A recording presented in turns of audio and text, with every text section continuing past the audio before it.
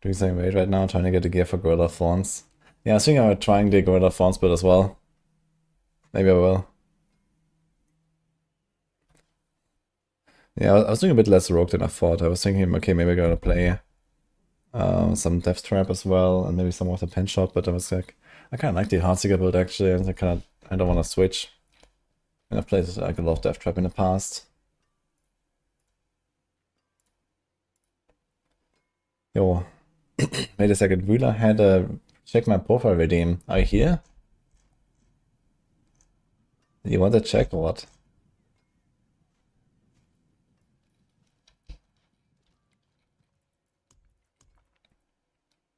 Okay, I have a Kaleki here. Let's look at that.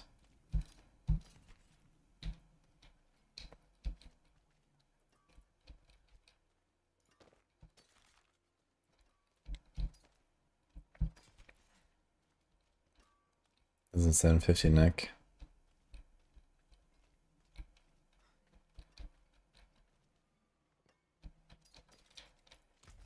Okay, let's do this. I had Temeri somewhere. We definitely want those. We want a Shroud.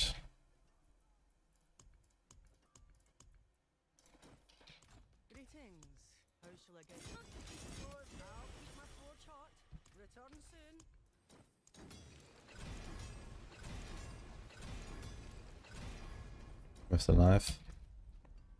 We have a loyalty that doesn't help us very much, but maybe we're gonna get something else. In the Midnight Sun. Okay. Hi, Avarankus. Hey, Mackie. The characters reset in expansion releases. Well, effectively, yes, because max level is raised, item power will be raised, like all the old stuff is useless.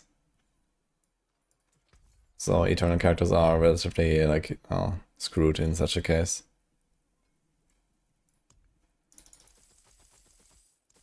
Okay, I remember we've actually found a scroll that we can equip here. Let's go.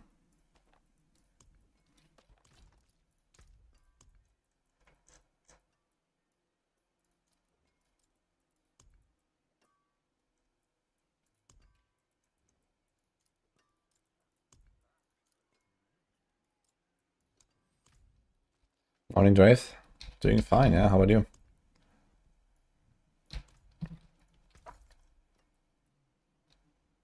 This team already has strength per kill streak here.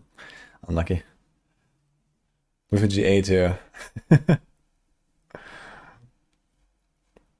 I mean, I don't really care too much about like a hit in the armor. So if I ever get one that has like a good affix and G8 life, then something, I guess I'll be fine.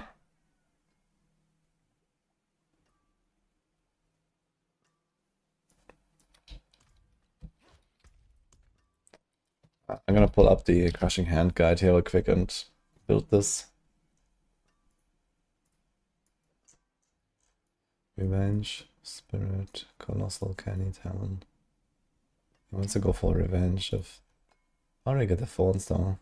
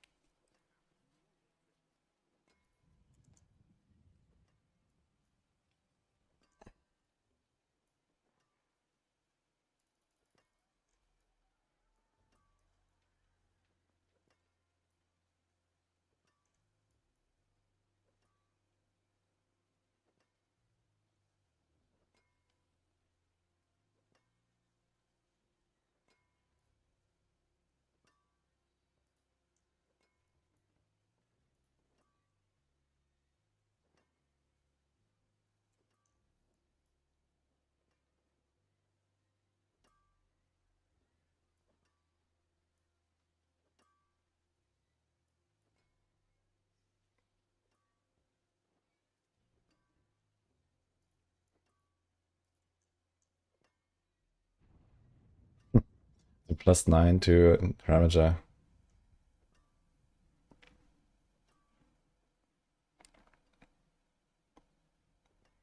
Where's the other ranks coming from? From the Prodigy, I guess.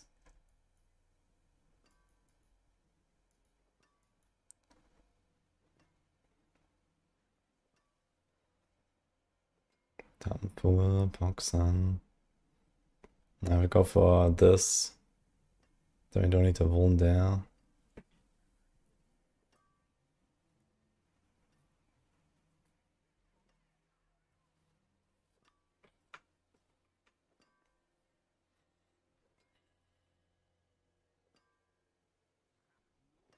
Everything's fucking unique here, look at this. It's crazy. There's 3 legendaries on this build.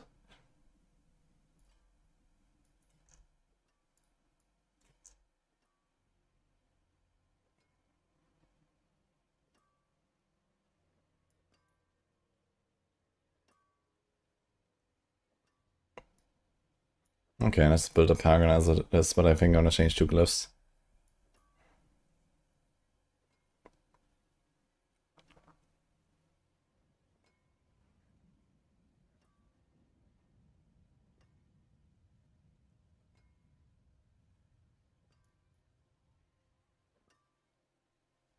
Do we have any fist damage or anything from anywhere? Resource. I guess we just accept that convergence is not fully kept. Okay.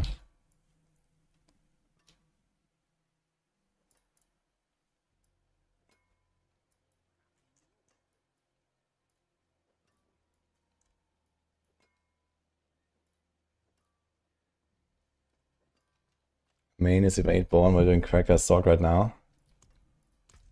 And I love Crackling Sword, it's very fun. I played a lot last season and pushed with it as well. That's kind of interesting. I think we're gonna get that armor here.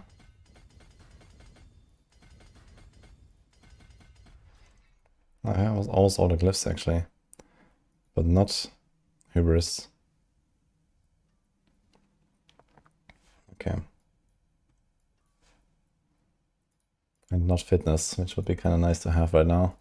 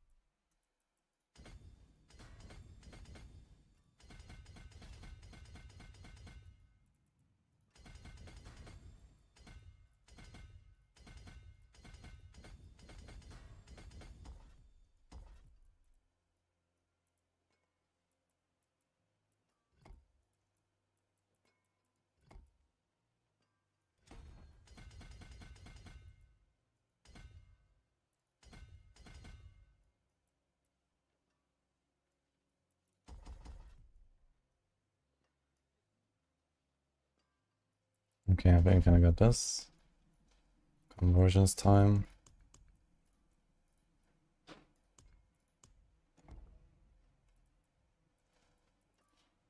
Yeah, I'm Torment 4 with Cracking Sword. Yeah, I mean, Cracking Sword is insane. Gonna melt everything there at some point. I think Cracking Sword also has like not really a big issue against the T7 bosses.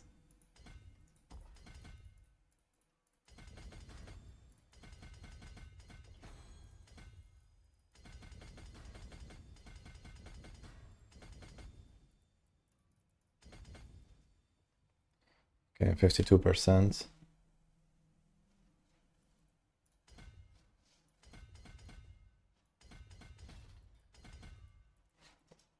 That's a colossal angle.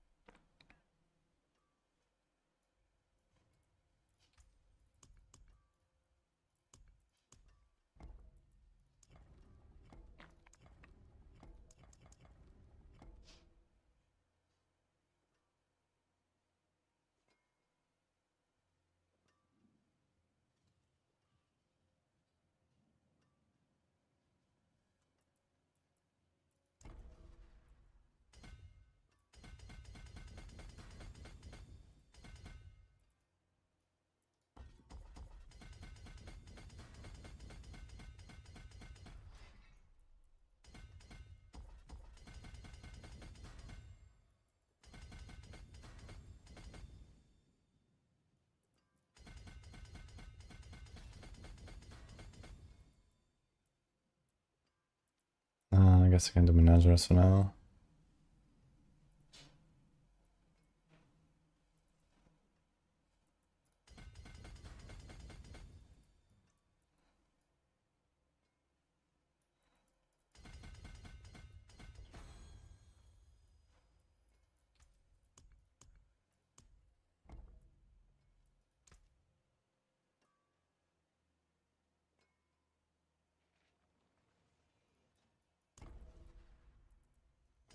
Nailed.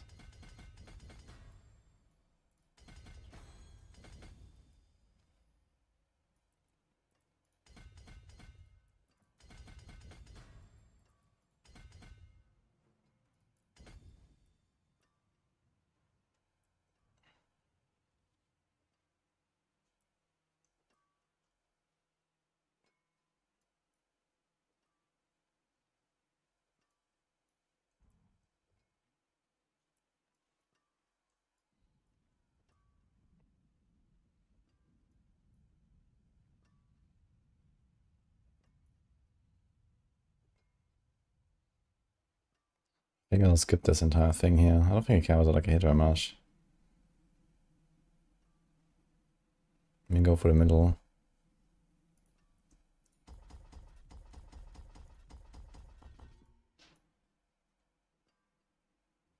Will there be a new season of the expansion release? Yes.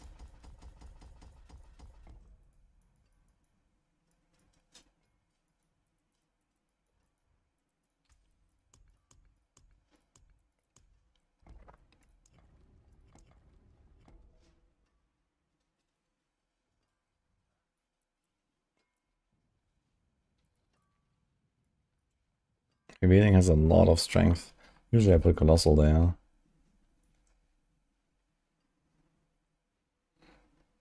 In both cases, we have like a 4 connection here and here, if you want to get all of that.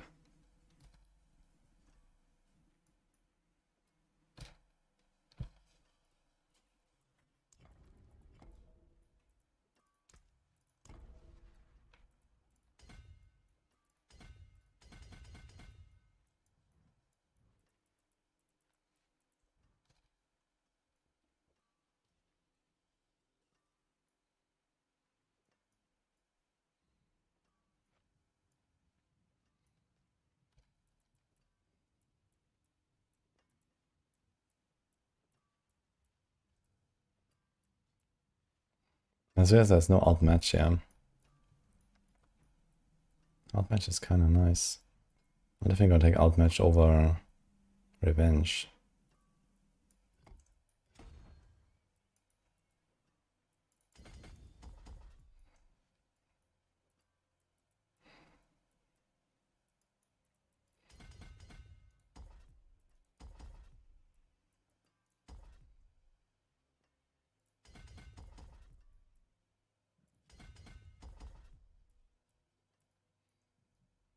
One, two, three. I think it should come online then. Okay. This looks fine.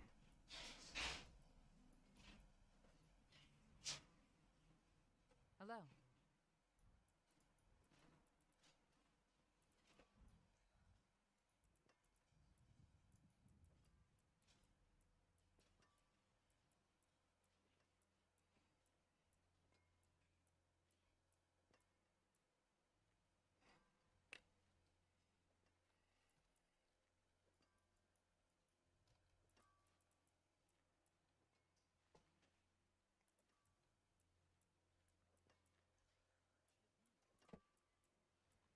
Okay. I think I'm gonna put the fitness down item.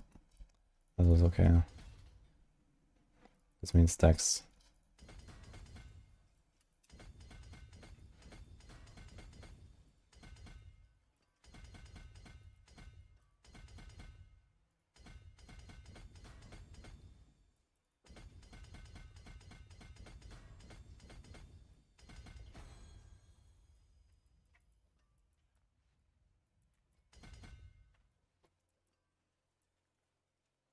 Can I reach this one? No.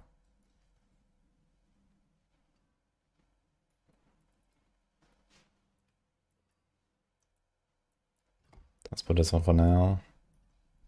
2 points. Can just put res and stuff, I guess. I think I have everything.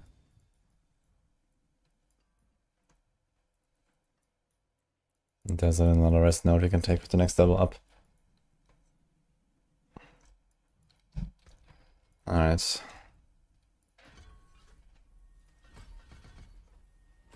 Morning, Jeff. Morning, Nini. You want coffee? Mm-hmm.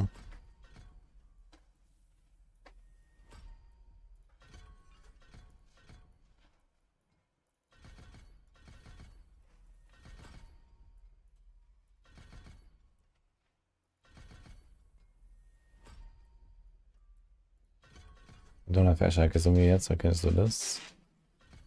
Apologies. It's a lot. All of this is there.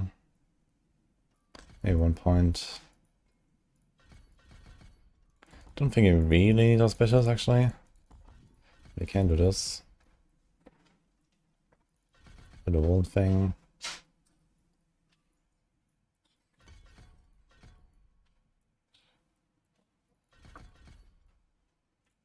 We have Kapaleka actually, so...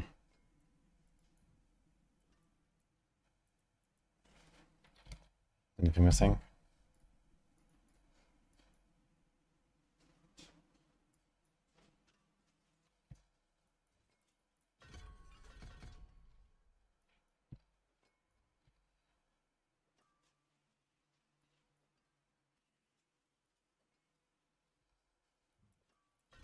I'll do this for now. Maybe I should put my points into my main skill actually. Okay.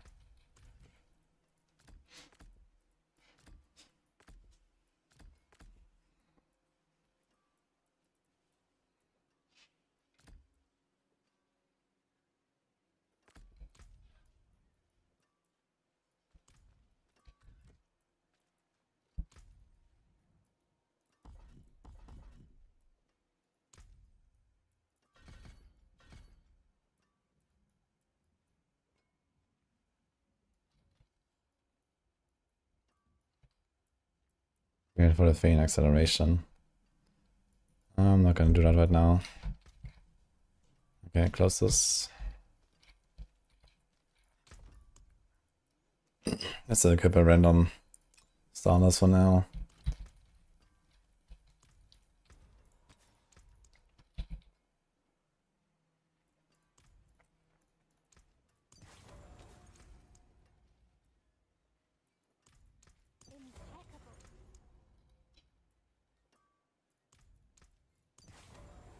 Actually, are we gonna go for Unrelenting over Unyielding, or which one are we gonna do? No, he has Unyielding and Adaptability, okay. Sure. There is power in these stones.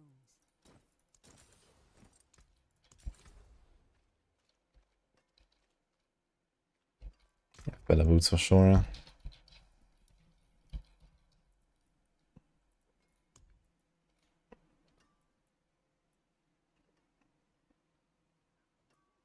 This is actually really good.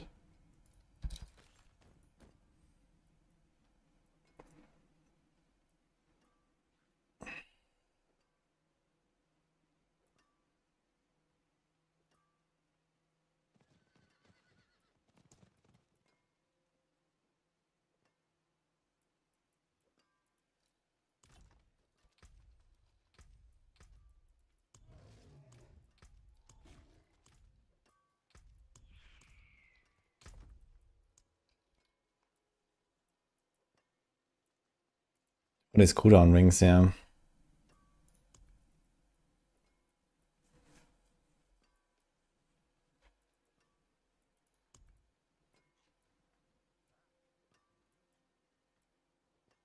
A lot of cooldown rings.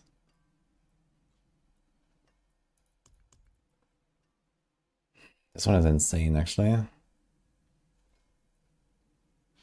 not sure if I want to have a life and hit roll. You also kind of want to have a dex roll and a resource roll, but it is kind of crazy.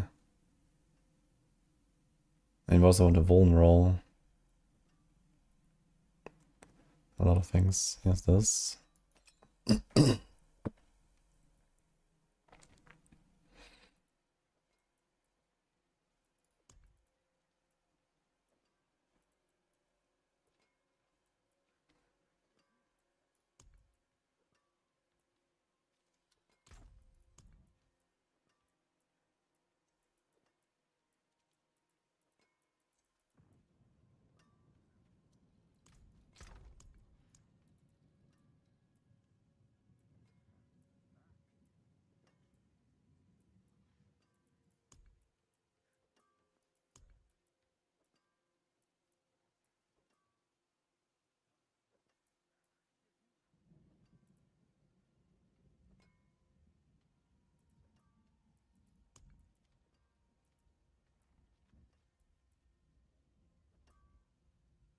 This is a good start here actually for a neck. Better than this shit.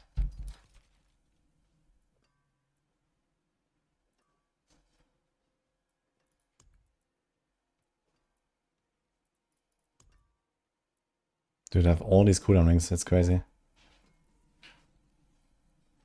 actually not happy with any of those.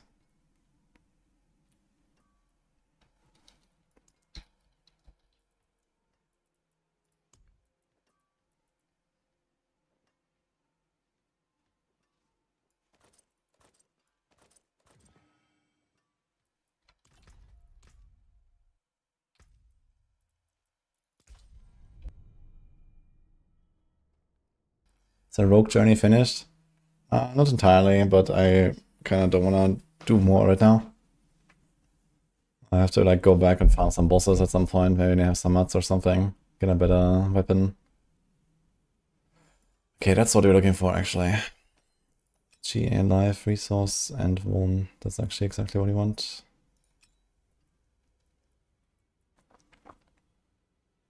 And there's this, which is probably even better, but no attack speed. So I could roll off the life and hit 4 attack speeds. We have more chance to make vulnerable here.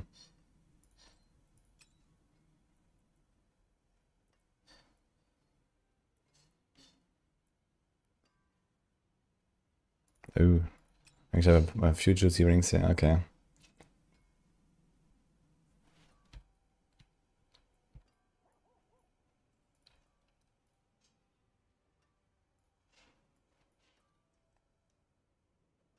What's our attack speed like here? 83. It's only ring, paragon, glove. With GA and roll. Yeah, we're not gonna hit that anyway. Okay.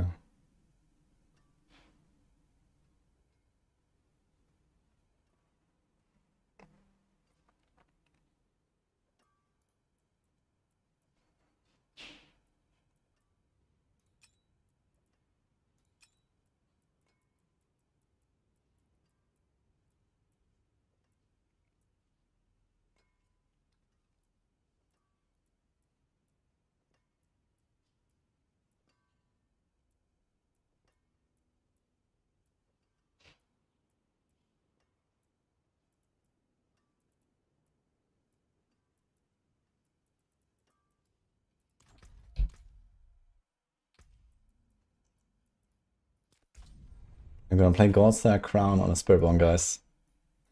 I don't have a harmony yet, so unlucky.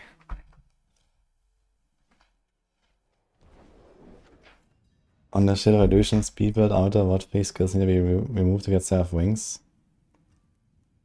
There's a slider on the skill bar, on the skill tree, you can check it.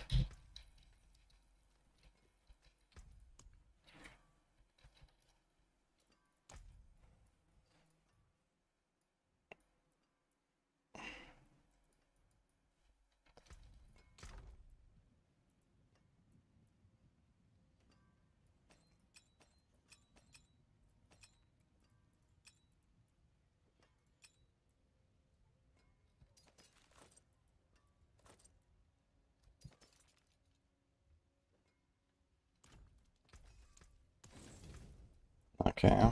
Do you have caches to open? We actually do. I mean, there could be a helm in there, I guess. Although they don't drop uniques, right? So I can open that later. 20 crown sacked our loot as well. Drop simulator. Just like everything goes to inventory. Let's go. Okay, don't have the attack, don't have the attacks for that. Not even close actually, holy. I have half of it. Breakfast, yeah. Uh-huh. Uh, That looks nice. Where are you? All your glasses of water? Far away. Or But I have coffee now, so it's fine. Thank you. Mm-hmm. Right. Hello, Damalios.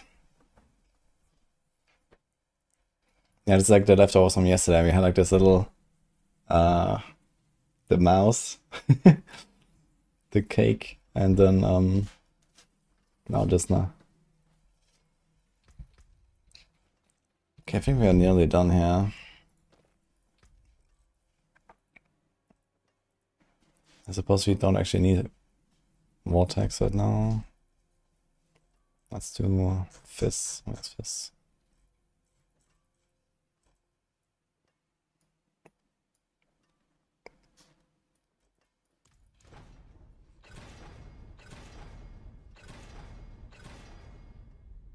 I'll keep my forge hot. Return soon. Let's do like a hit restore resource for now to get started, so I can actually spam.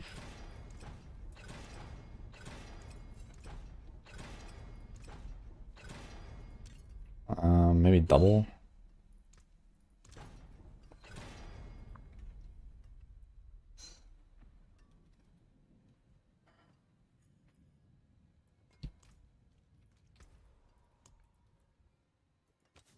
Thing also has like a hit restore, and I'm gonna take it actually. Because we have 200 vigor, it's a lot.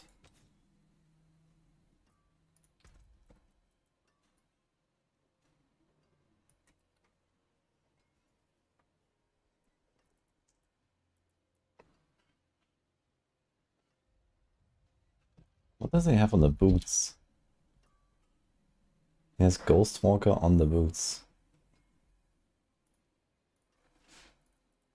Interesting.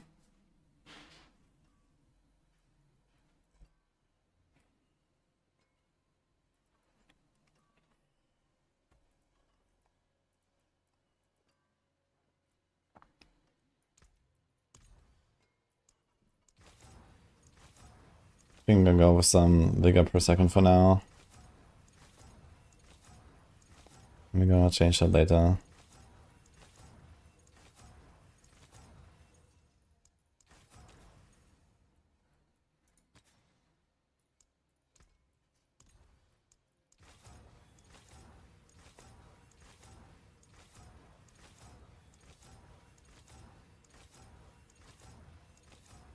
yeah. Thank you.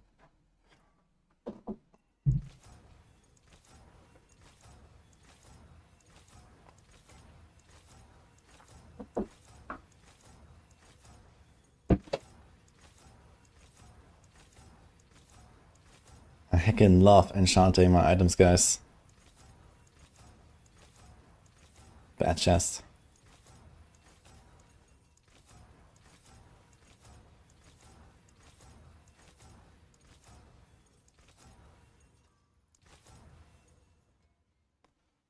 Hello, Kalame. Thank you, appreciate that.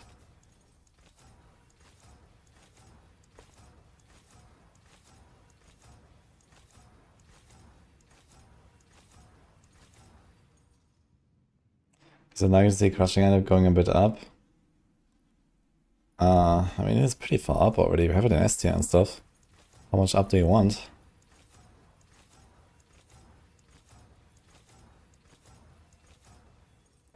Okay, there it is.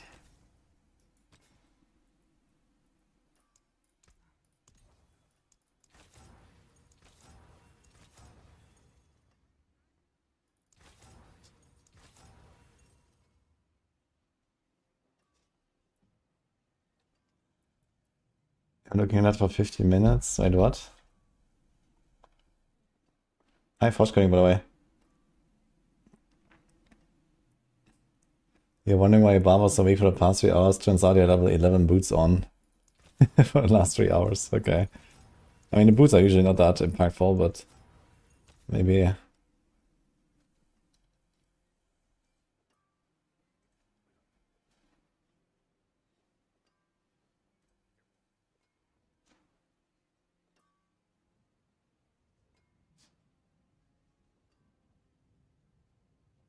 What did they say, Final Crisis, by the way? People that talk trash. Magic is neither good nor Okay, what's our movement speed situation? 160. Maybe we do a Ghost Walk after all. For now. Normal D4 best, okay, whatever. Yeah.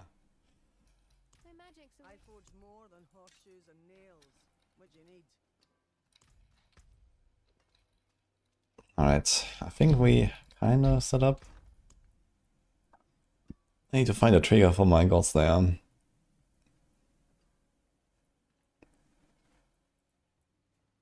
I can't really do Ahuk Sun just yet, I think. So. Or Pog Sun, I guess. So you can start with some wolves.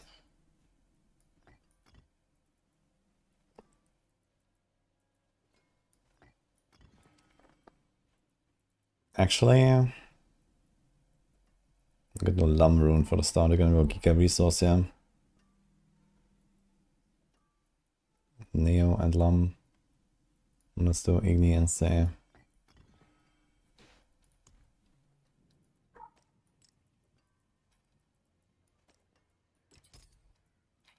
Okay, we do one ruby, there is power in these stones. Very well.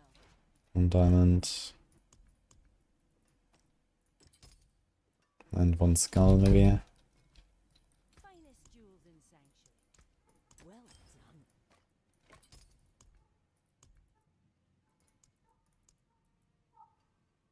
Fuck.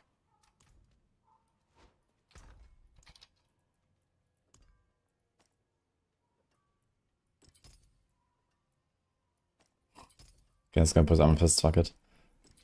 Let's do this for now. Can definitely masterwork this thing already. Because we're not gonna replace that thing like ever, most likely.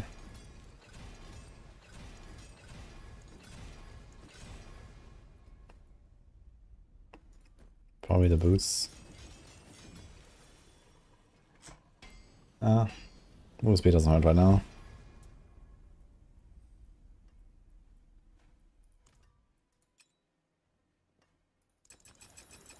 Solid bricks here. Not sure about the neck yet. My hammer. We'll see. The wonders of sanctuary at your fingertips. How may I help you?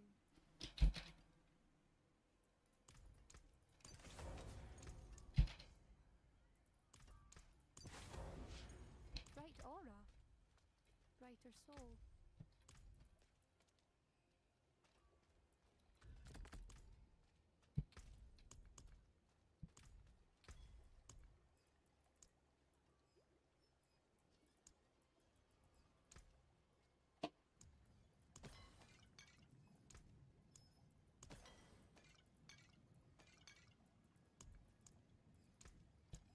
Excellent.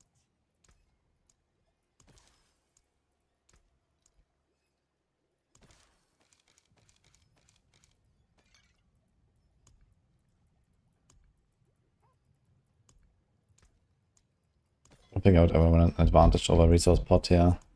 And resource is kinda insane. That's like too good.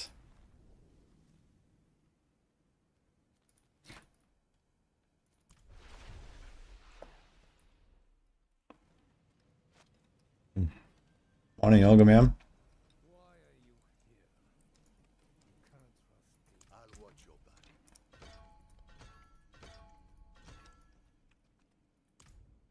We could use some help.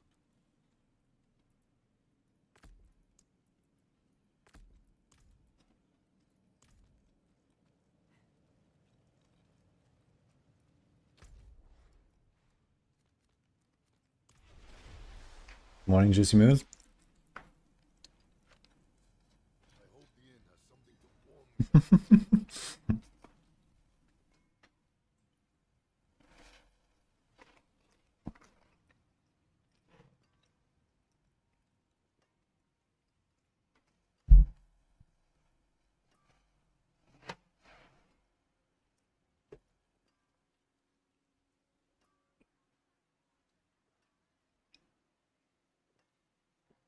Oh, quite hot.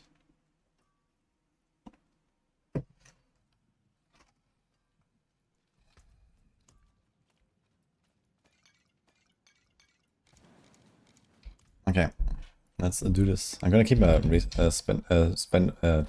basic generator on the bar here. Maybe we should put 1 point there though. Can do this.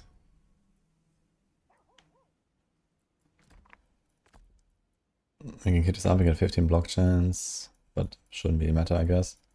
But also 11 vigor on block, which is kind of nice.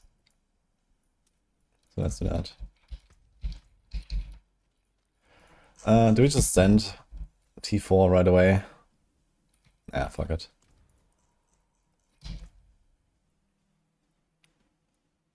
Maybe Kapaleke. This stuff, this. Shouldn't be a big deal, I think.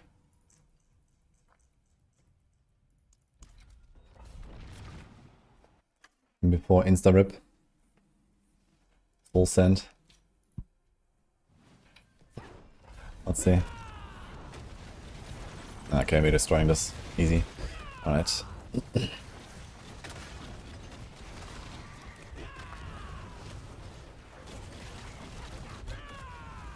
Dude, I'm gonna do T4 farming with Godslayer Crown. Who needs harmony?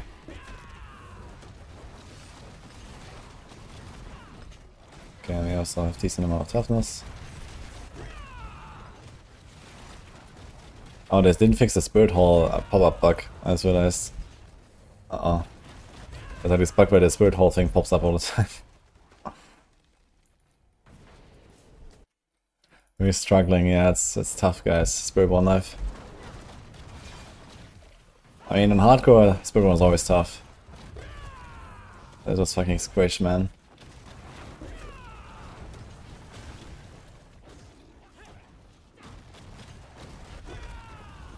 I hope they're gonna like rework the counter attack in the expansion.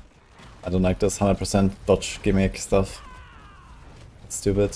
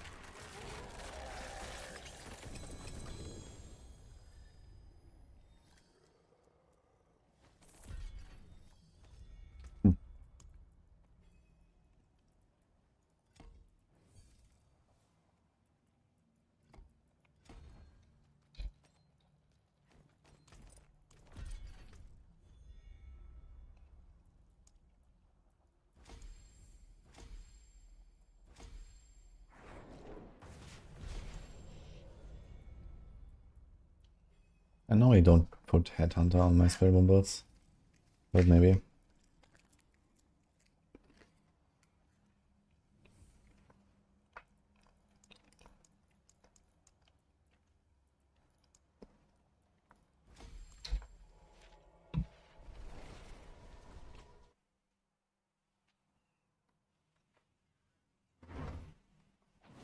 How are that tower changes actually? It has gotten a bit better, but you know, nothing really big. There's like new bosses. The globes look different and behave differently and stuff. They mostly fixed a bunch of the exploits. but not really. So I don't know. It's still pretty scuffed. I think most importantly, the tower needs to become faster. I think this 10-minute timer needs to go down to like 5 minutes or 6 minutes or something. Or I think the 10 minutes is fine, but maybe just make it like, okay, you need like double the progression or something. So you actually go through multiple floors. I think that would be more interesting as well. Like if you're actually forced to go through 3 or 4 floors or something and way faster.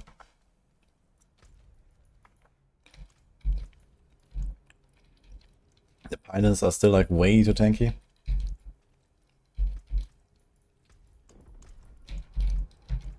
Okay guys, we have 1 million fresh meat, so I guess it's time to spend that at some point.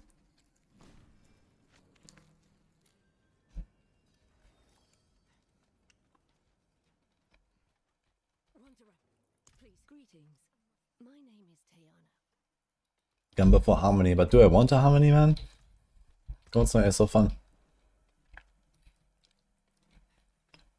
Rainfall Blacksmith. Yeah, that's gonna be like a Tuesday or some shit. Are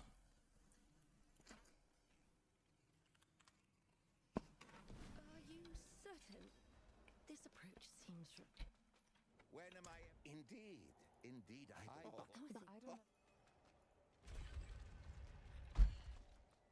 Demons! The shrine attracts them.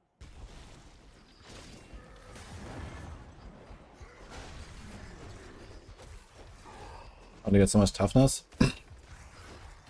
Just a bit of life. Barrier counts into toughness as well, so when the temerity is up, then it's doubled basically.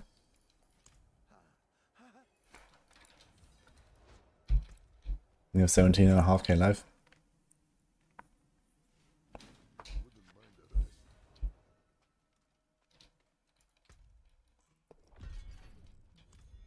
Dude, I've done 1 pit run, and I'm at T11 already unlocked. What the hell?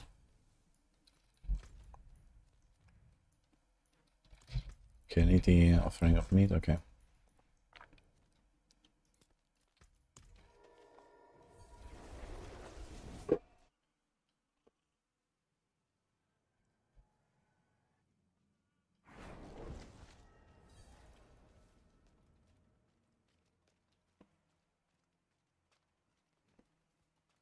What's the funniest, the best, funniest build in Season 12? Chat, what is the funniest build?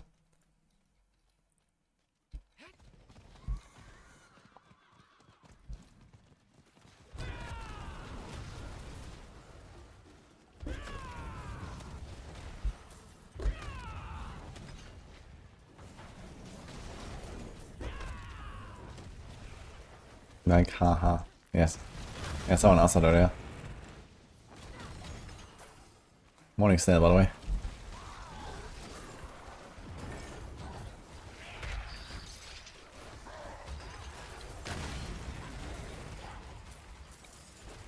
Kind of funny how on the Spiritborn I don't care about any temper recipes.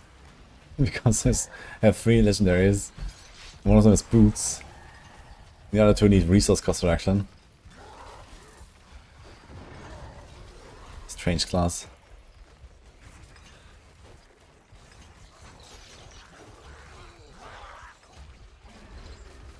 Goblin.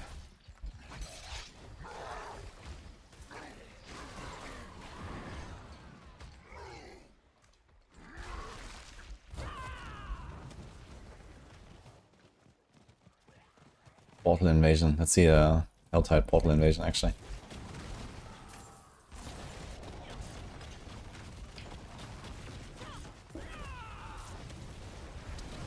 But you can say what you want, man. Crushing Hand is just always fun. Such a nice build.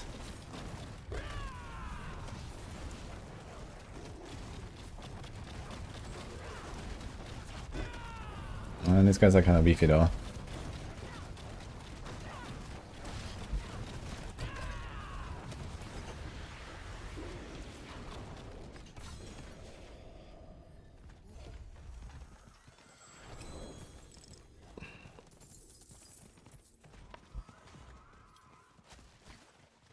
was able to collect reward caches from your main using another character. Did they change that?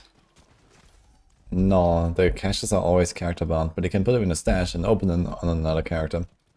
And then you don't get the blood-soaked sigils if you have those unlocked, for example.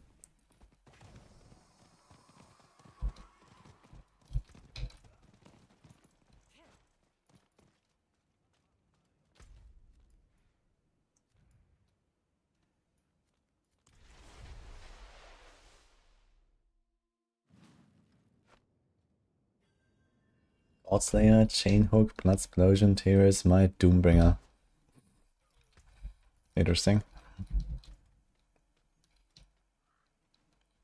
Heaven's Fury looks real nice sparring around you and it's good enough for T4. Heaven's Fury is a funny build, yeah. But we decided to nuke it for this season because you just can't really kill the bosses and stuff. On max roll at least, we don't have it right now. Don't concern yourself. Slaughterhouse time.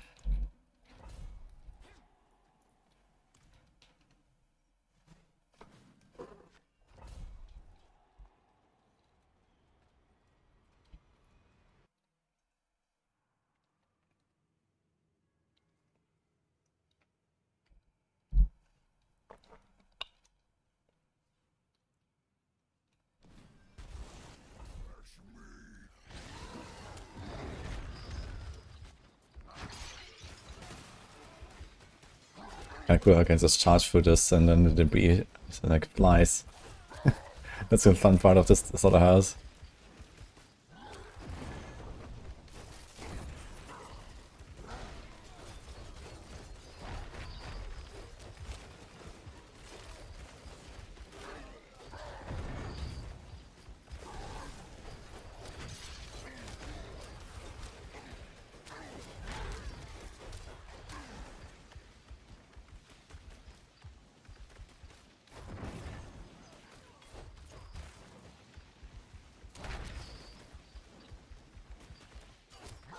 Man, imagine if they actually upgrade Butcher, like the real Butcher, to have all these abilities that that we are using. Oh man, he's like charging like this through the dungeon, man. Holy.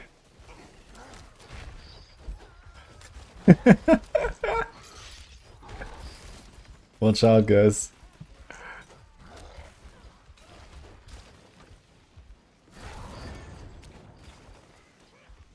Fresh meat, anything coming like this. Let's go, man. That would be funny, dude.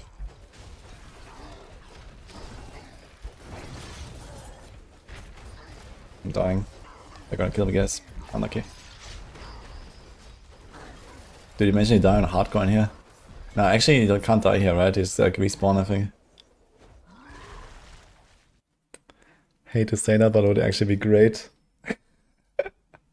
Like you open the door in the dungeon. You hear fresh meat and there's a butcher charging through. Exploding with fire, hooking you across the corner. Kinda anticlimactic since he dies in a split second. Yeah, he's just making Giga Chat enough, basically. So he's like really... Like, Butcher needs to be like, you know, on the level of like a lair boss or something, right? Where he's like actually tanky and you fight him for a bit. Or, I don't know. Like, you know, when we have like the new torment system, right? Like I want the lair boss of the torment you're farming in to be like half a minute to 1 minute.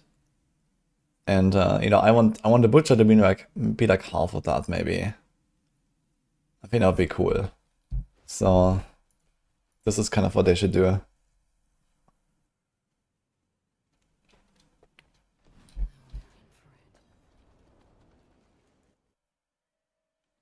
Wait, are we bamboozled again? Last time I walked in there and then the fight just started. Yeah.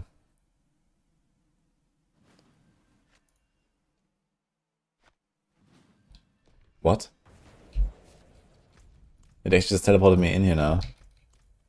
Interesting.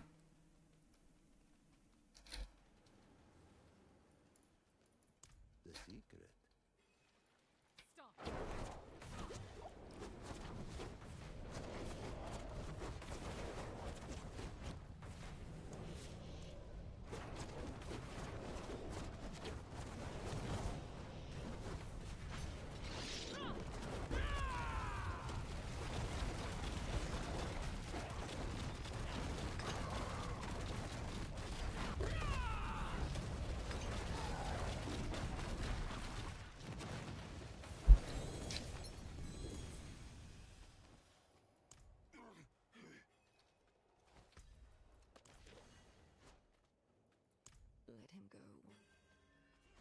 The shortest season questline ever.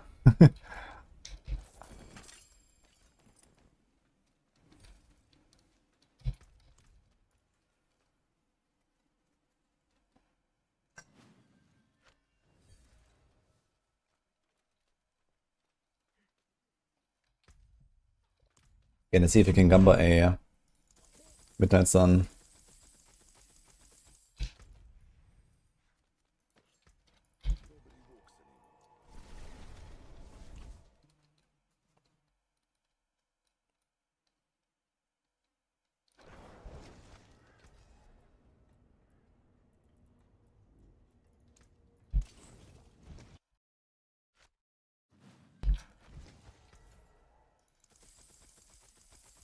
You got another grandfather? I'm retiring. What does that mean? I'm planning to go for rank 1 in each class at least once this season. I mean, on hardcore this would probably not even be that crazy hard, since the competition is relatively low. But I don't think I want to make every class. So I just don't want to play like, you know, a 4th round of Polarized right now or something. And I certainly don't want to play Necro at all until the expansion, so...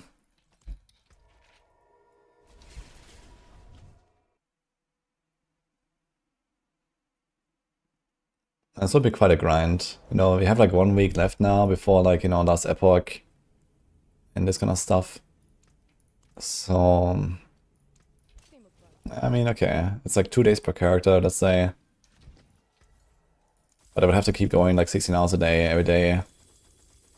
And even then there's like a relatively high risk of failure, right? Because someone might actually be really try-harding on, you know, some random class that I'm not ready to, you know, spend like 100 hours on to grind gear or something. Here we go.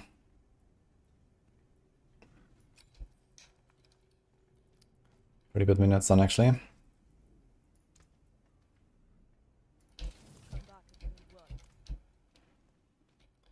What's wrong with that ring? I don't know. Somehow they bugged it out, and now it just always drops. Do we get an Esha Ikizungi while we're at it?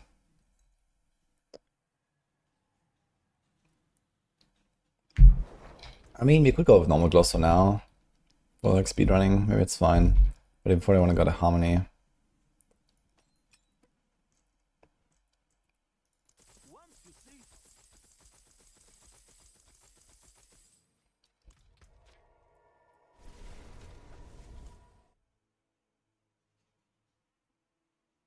Hardcore doesn't really look like they're trying. No one has even cleared 100 on Spiritborn. Yeah, I mean, last season was super funny, man. When I did the rank 1, I was like 7 tiers above rank 2 or something. And I was not even playing the correct build.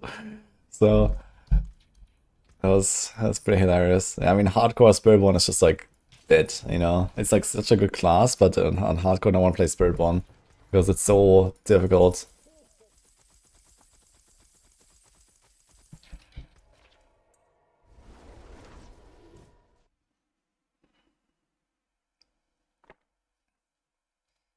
What's my favorite class overall in D4? Rouge. Yeah, Rouge is my favorite color, usually. But, since Eyes of Hated, I've been more on a Spiritborn, I guess, since Rouge was not as inspiring. I got a fucking Shaco. Oh my god, dude. Okay.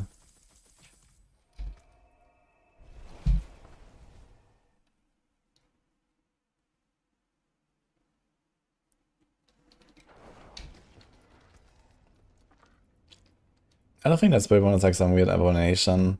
I think Spiritborn is a really cool design. I really like the class. The main problem I have with Spiritborn is like the squishiness and the inconsistency in defenses, thanks to the reliance on counterattack. So they need to nuke counterattack in the expansion and give us real defenses. And then, okay, they can make some cool stuff with, you know, some of their skills that are pretty underused right now and so on. We have too many copy pasta builds with Kepeleke. You know, Stinger and Swarms are not a thing, and this kind of stuff, right? So once I fix all this, like the whole Centipede kit and the defenses, I think it's gonna be super cool.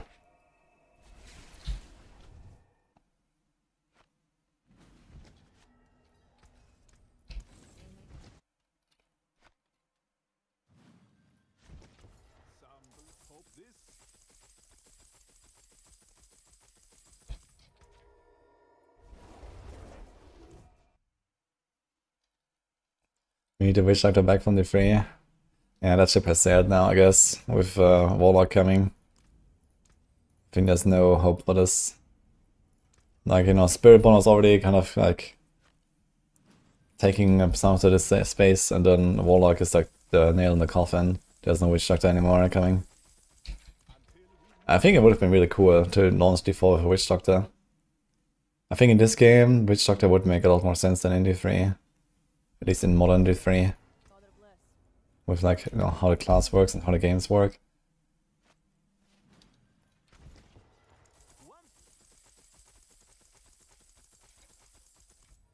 Like initially introducing Chicken Witch Doctor next expansion with the Warlock, so there is no Witch Doctor coming, guys. It's over.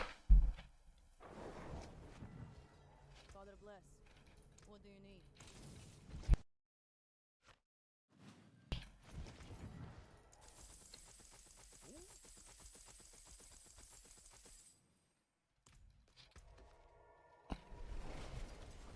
Okay, here we go. Do we go for the gloves now?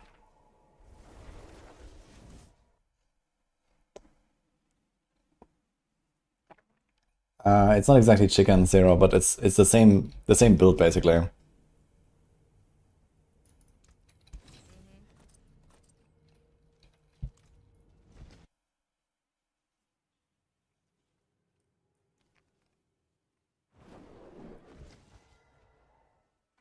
There's no way Warlock won't come out busted as fuck. I mean, everyone is gonna be busted, I guess, but maybe Warlock is only slightly more busted, I imagine.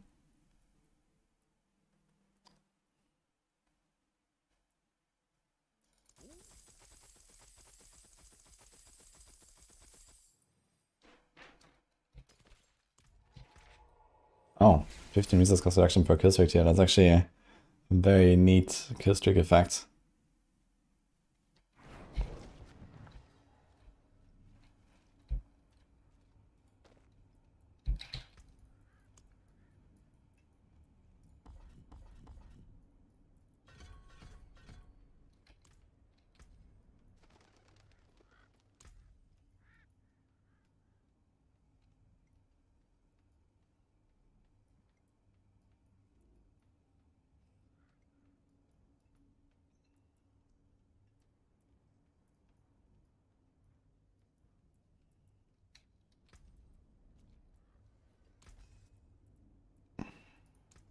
You can take what's left.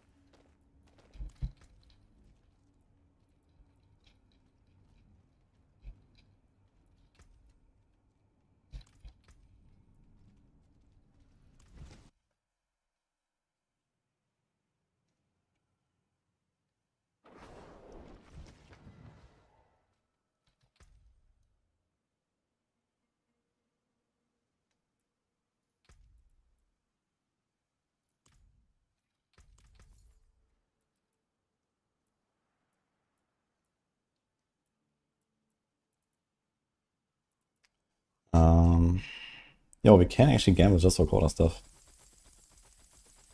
You're gonna get like a giga cap here, like, man. There's only 2 quarter stuffs.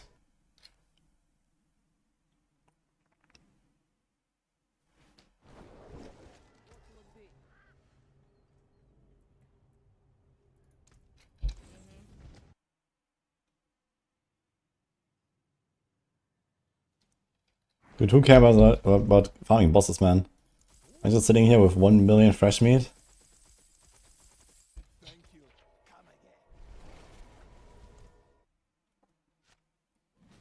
No point releasing something no one plays. And people will play the Warlock even if it's not like completely breaking the game, right?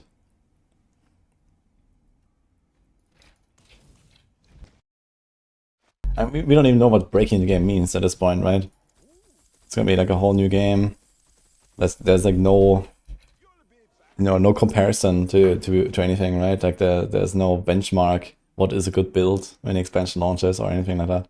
I mean, of course, after like a few days, after a week or two, we kind of know, you know, where stuff lands and whatever. But you know, on launch day when everyone's logging in, like no one has any clue. So.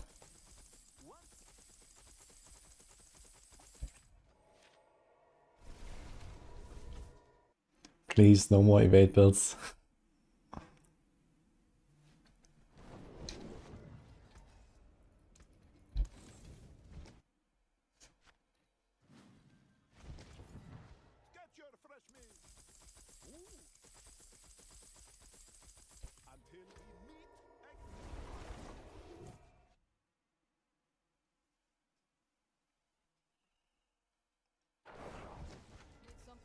I wonder if next expansion we're ever gonna use a normal weapon and not a unique on a Spiritborn. With unique charms, maybe. Put a Kapaleke into the charm. Dude, Kapaleke can roll Exile as 0.15% on the affix, I just realized. What the fuck, man.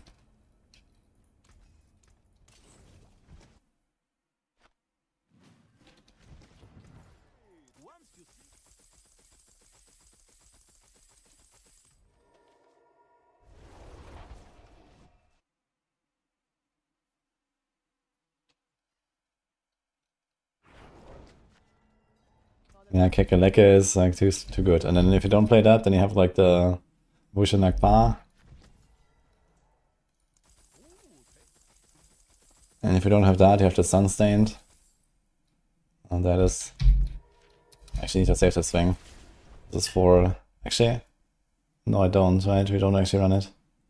We still run Kapaleke anyway on Payback. Who knows? So Razor Wings. Cope. Are we coping?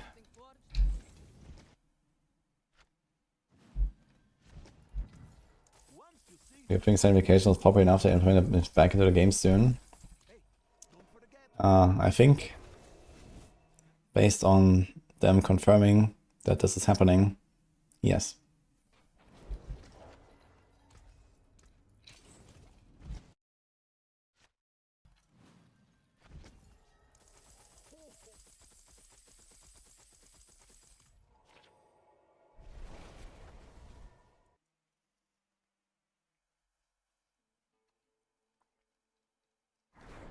I saw it, Mackie. Very funny.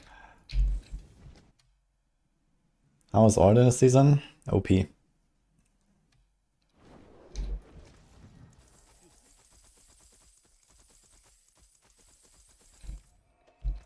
but he's, I just see a stash actually. We could gamble fee more.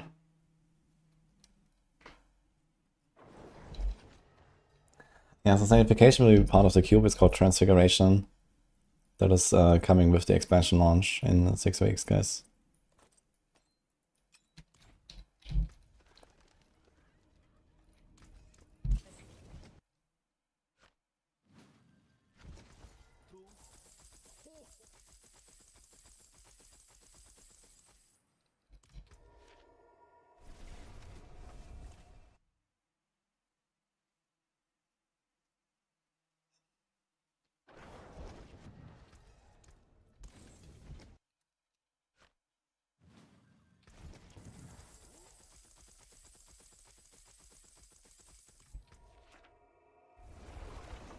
New player. Hello, Joshua. Are you asking for a build or what? On Necromancer, I would recommend Golden build right now.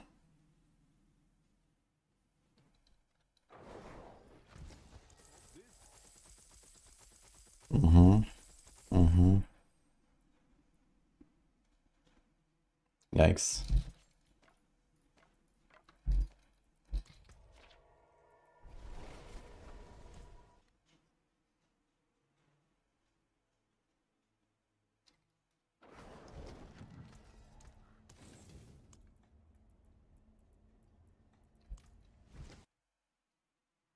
Worst possible place when there is one again by Blizzard. Yeah, I mean, if we didn't get like so much of the stuff, it wouldn't be so bad, right? If they give us just like 80% less of this fresh meat, I wouldn't mind. But it's like kind of a typical thing where there's just like flood us too much with all this shit.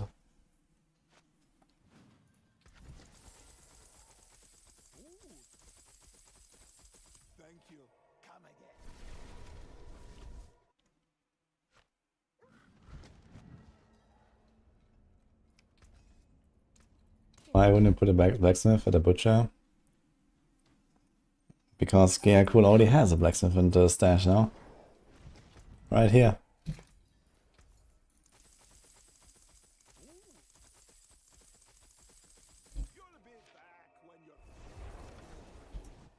Fastest way to farm fresh meat. Bloody Lair bosses. In particular, the Butcher drops a lot.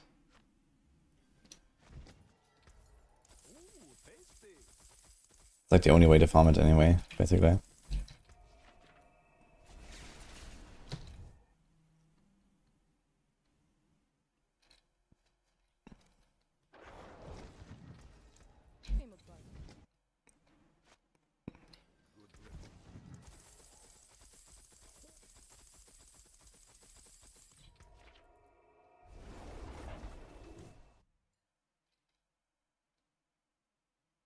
The meaty box on the Whisper. That, by the way, doesn't drop any fresh meat. Great.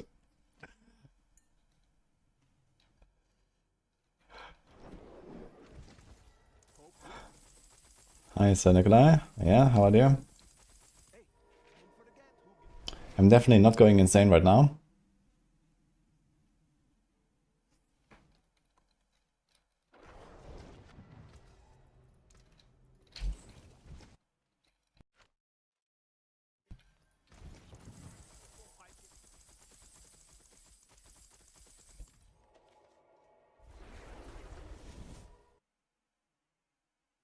Any bets? How long does it take to spend 1 million fresh meat on quarter stuffs?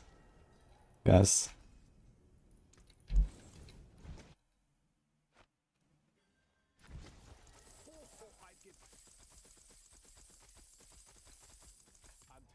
How many clicks is it? It's 300. So it's like 3 clicks for like 1k, let's say. We need 3,000 clicks just on the quarter staffs. Oh boy.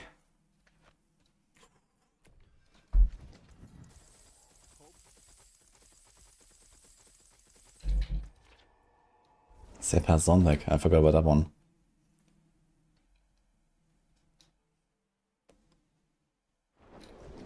Can sell items. Yeah, so not only do I 3,000 times click to buy them, but then I click 3,000 times to vendor them, man. Even better. Let's go.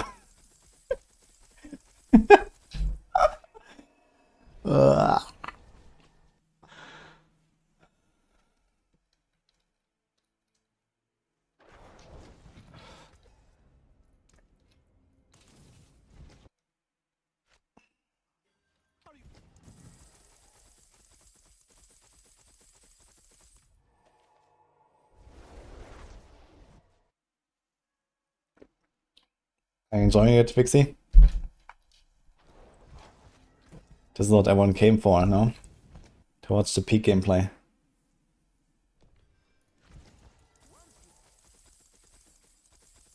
"100 times clicking a portal." Yeah, it's 33 items per inventory.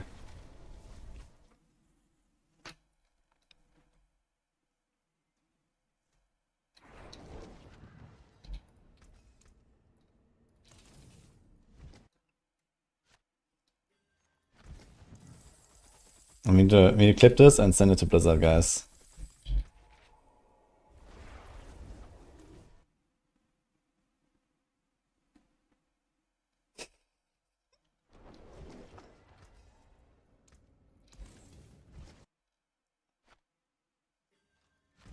What's the best way to farm loot?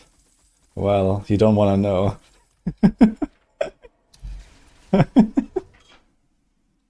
Trust me, you don't want to know.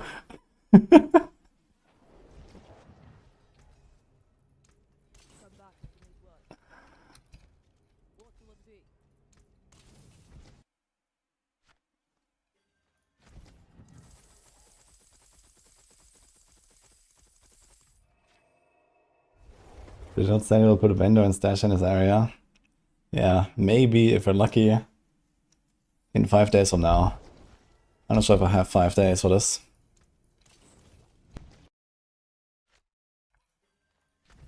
What happened? I opened the fridge, there was 1 million fresh meat. And now I have to get rid of it.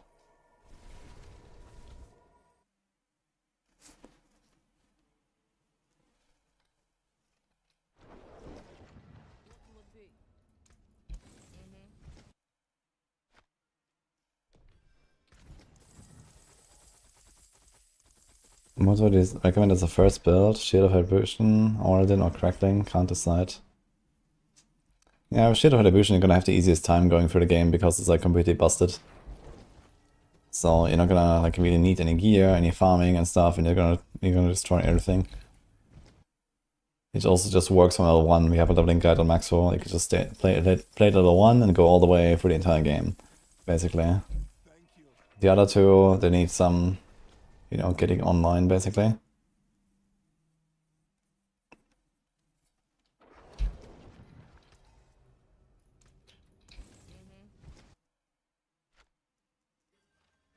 I gave you a recommendation earlier. For Necromancer, I would say Golem Joshua.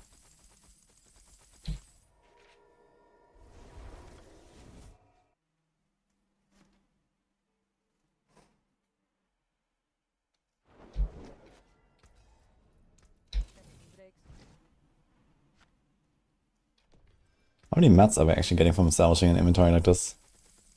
Not really much, right?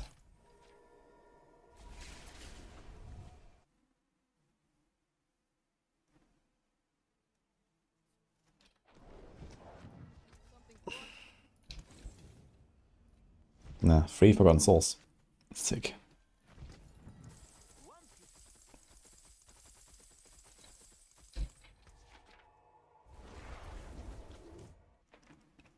Feels like best way to level is still playing West of Hatred expansion, so the Helltide feels bad.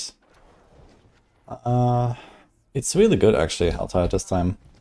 I did like only a campaign until level 15, and then I sold to Helltide and did all the way to 60, and it took me like 2 hours or something. It was pretty fast actually, the Helltide. I would recommend like just to Helltide.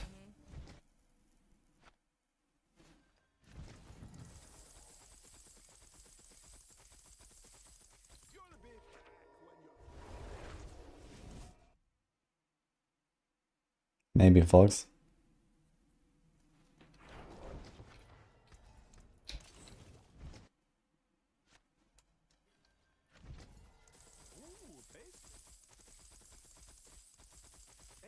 Don't forget who gave.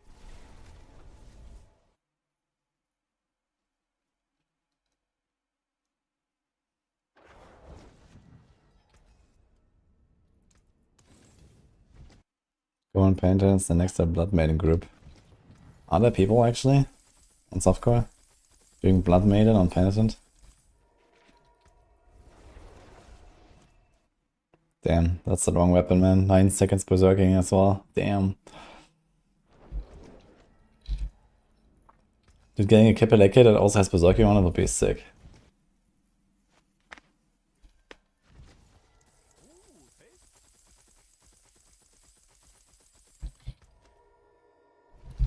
Ah, this one's getting close.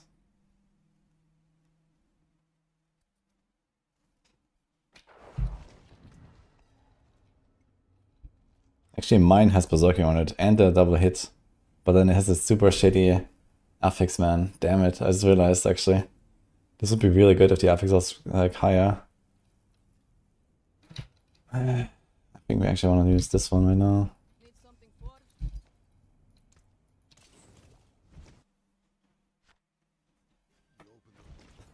Thank God the bloody gear doesn't give you fresh meat when you sandwich it. Yes.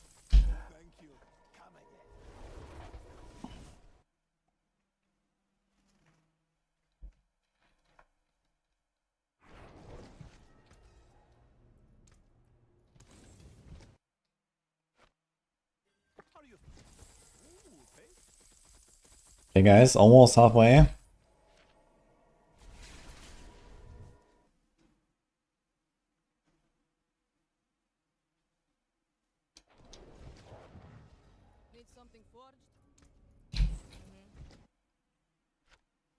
Doing some crushing hand and probably later the payback.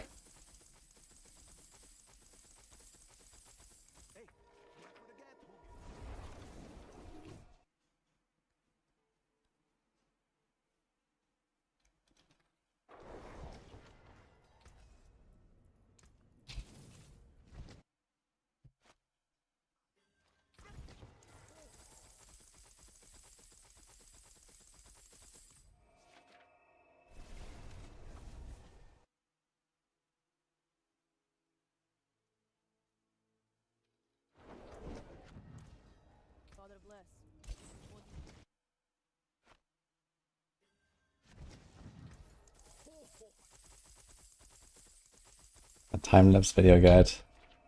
Let's go.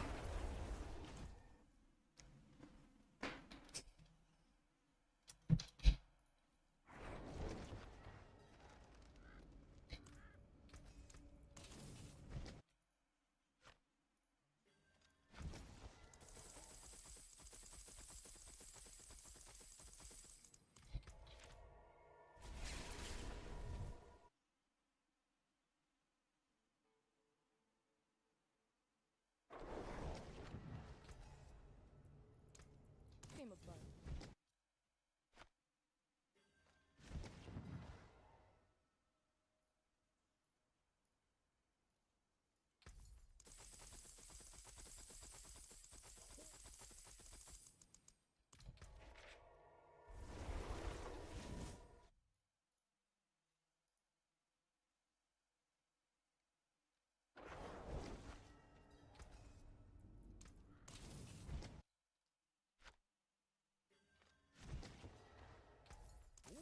I don't think I can sell the stuff faster to the vendor than doing teleport and salvage. I mean, it's also like double the amount of clicks. Look at all this here. I don't think it's even faster. Dude, what is this animation, by the way? Holy.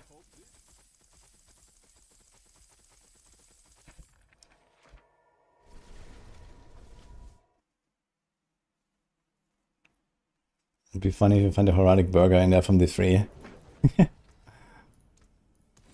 Made from fresh, locally sourced meat.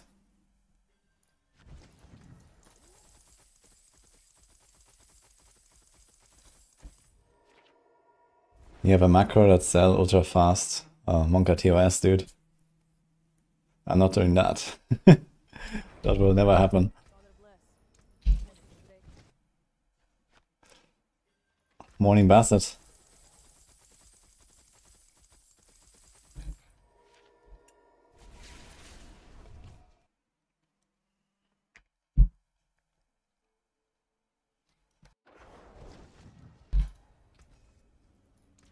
Good salvage.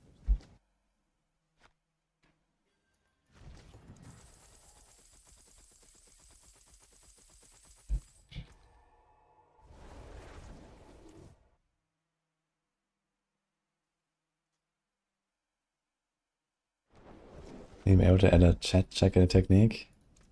What do you mean with that?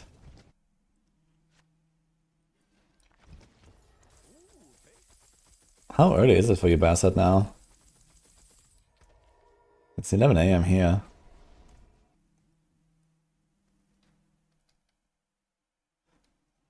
I just realized you actually wrote it in German. Nice.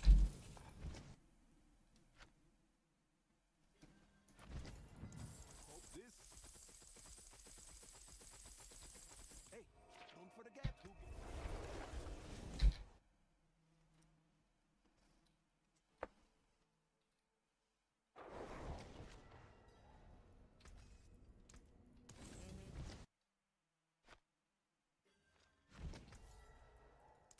Can I make a video showing my top 3 drips for each of my characters? I mean, I have a few favorites. But I often pick like maybe one, and most of the time not even any transmogs. Or when I do some random stuff. Although since we have the Spiritborn set up, I can show you my Spiritborn favorite. Like just protection of the prime set. No helm.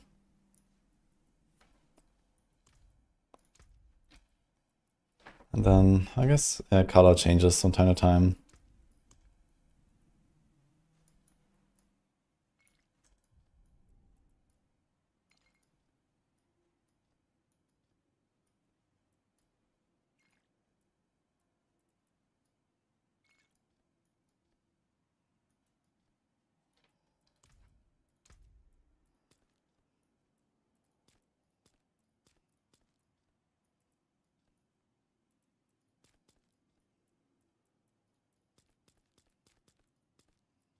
It's a big bonk weapon, man, holy.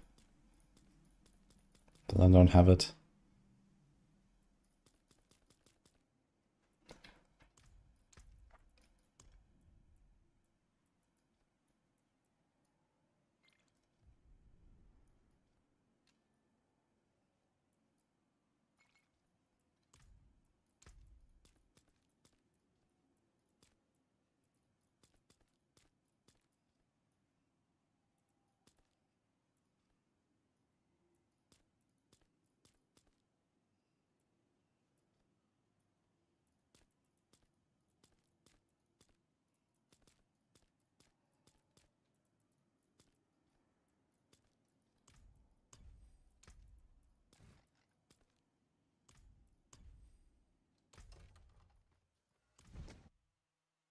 This is protection of the prime pants. And the full set for that, basically. Which is just like normal uniques and stuff. This is like not a paid transmog.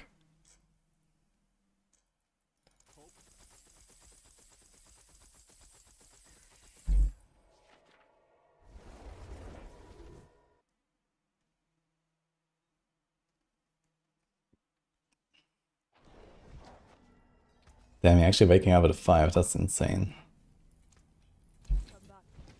I thought I'm insane for waking up at 8 when I do this streaming marathon.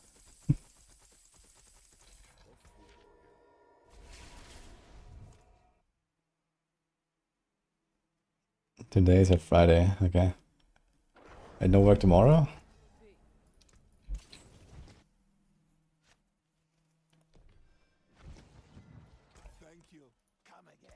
Any Stalker in T3 play Infernos can't do big damage. Any suggestions? Yes, go to T2. And then get better gear. The Infernal Hordes are ridiculous, Ronnie. They're like giga overtuned.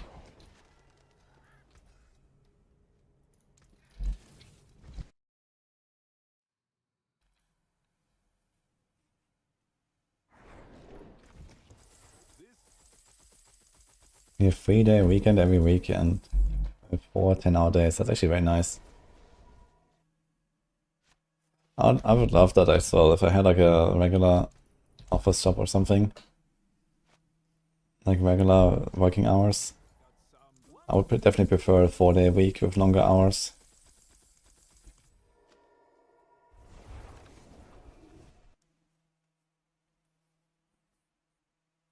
I'm gonna play Crimson Desert today or nah?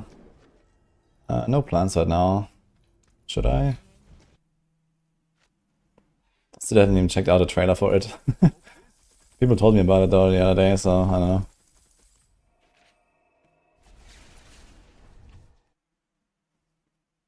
I mean, I don't think I really wanna like dive into like another game like this so early in the D4 season. Been only a week.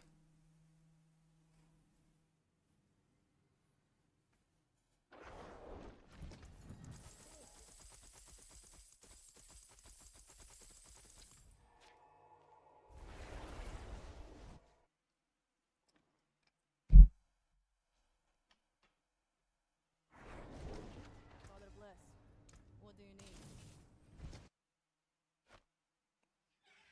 Work from home for Amazon 4-day week. Yeah, that sounds very nice.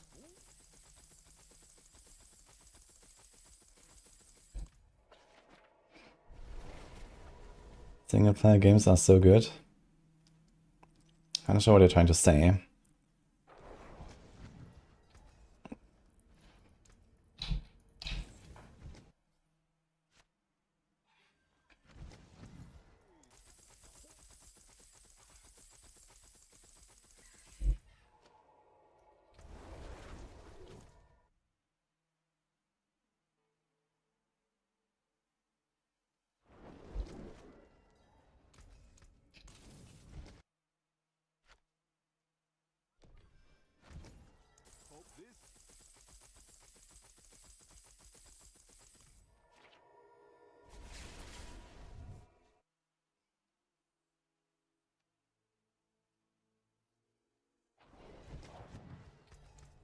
Good, Sammy.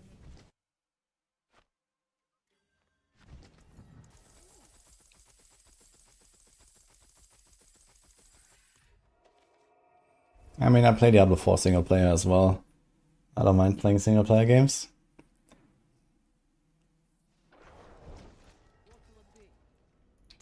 Drake.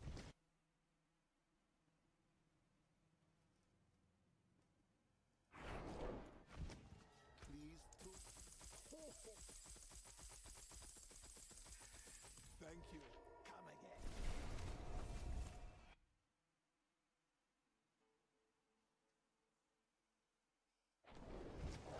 You impressed I'm still getting aspects? I mean, it's a completely fresh character.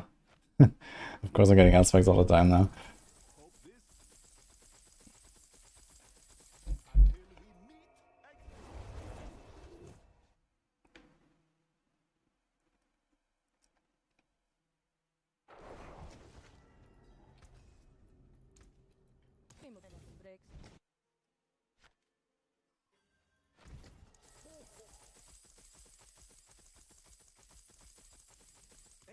Don't forget who get. I like drunk or something. Male chin.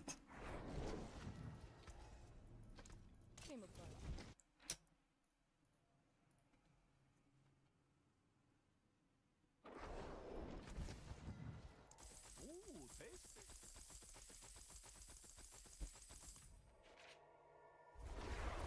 Slaughterhouses are not worth doing. They're kind of trash.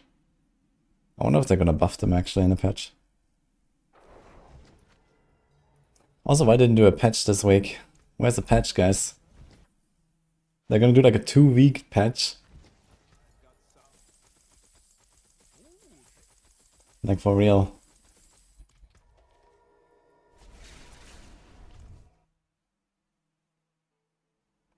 I got PoE Gauntlet 34x pack into PoE 2 into GTA 6. Yeah. For me, there's gonna be no Gauntlet. And no GTA, I suppose. And probably no PoE 2. I want to do PoE 2 in April, I guess, to actually play the league a little bit. Because I haven't done 0.4 yet. And then it's basically just like full-time expansion for like a few months.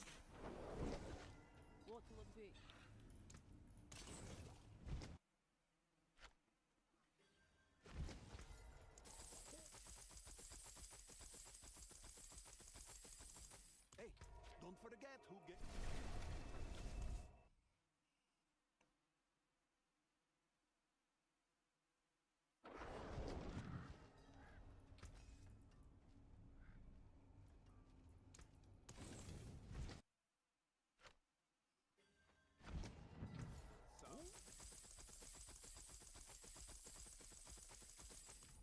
I'm really curious though, like even though I don't necessarily want to play GTA 6, I wonder how this is gonna go.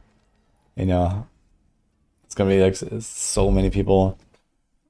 And you know, just what the game looks like and everything, right? Like it's like the craziest developed game ever, basically.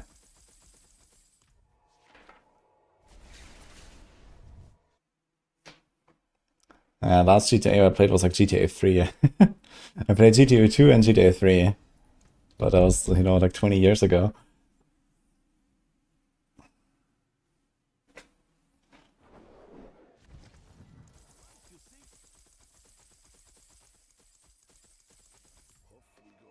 It was actually mind-blowing when GTA 3 came out. That was a crazy game.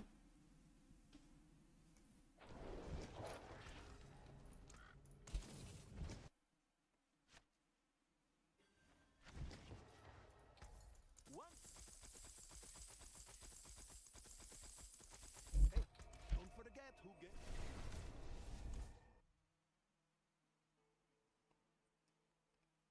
It's one of those monumental game releases where even if you don't like the genre, everyone will be checking it out. Yeah, kind of like that, I guess. Is there a date for it? I think it's in summer, right? But I'm not sure if they have a date.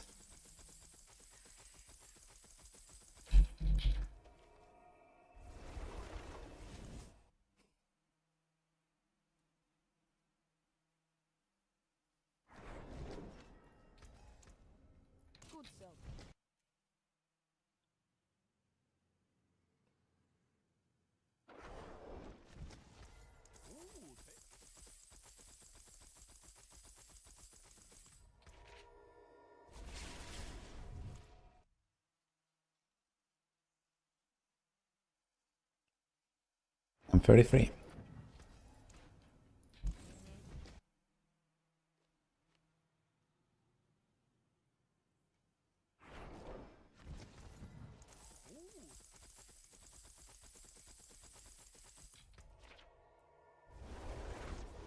Dude, I'm actually almost out of fresh meat.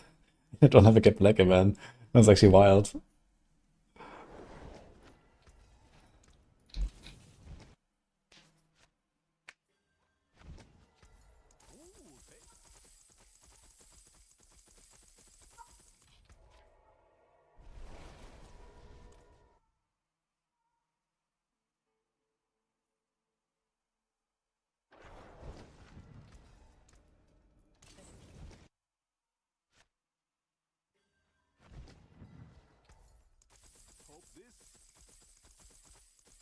Ruins are too expensive. Lucky for you, you can just run under city for free.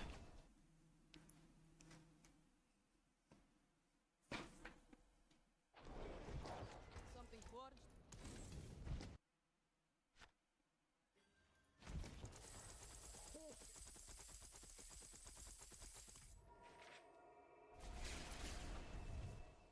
November 19. Oh, it's November. I thought it was in summer. GTA is in November. Did they push it back? Come back. I've gotten a Shaco earlier, yeah.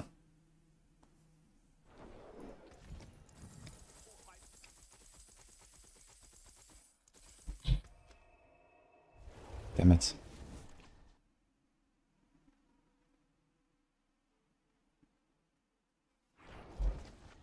They pushed it back 3 times, okay.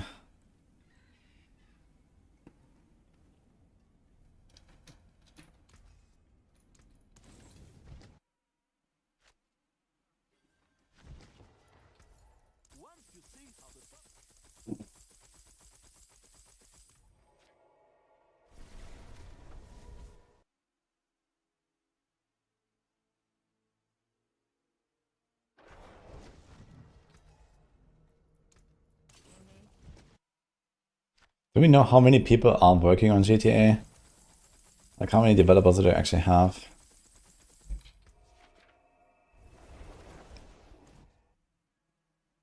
Because it's actually such a crazy thought, right? Like how long have they been developing this game? Like a decade or some shit? When did GTA 5 come out?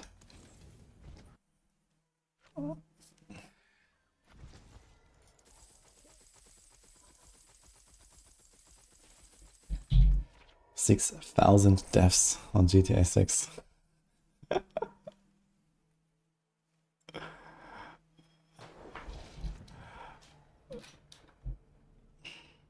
Damn it. Damn it.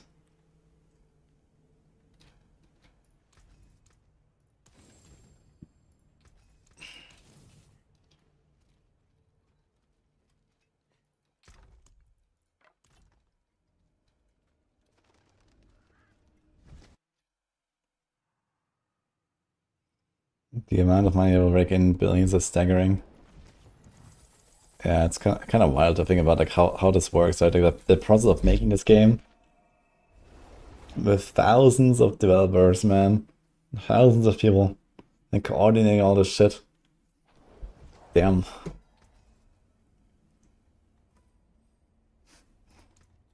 back. Do I stream GTA 6 and will D4 die? The answer to both is no, I think.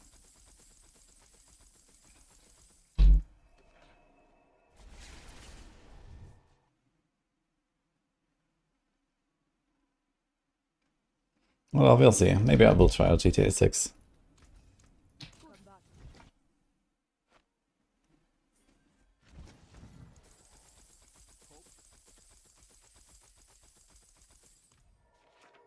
The real world impact that's going to have on release of everyone taking time off. Dude, I need to see like some, you know, like economy graphs or something, you know, on like on the timeline. That'll be very fun to see, like a dip, you know, when the GTA 6 launches or something.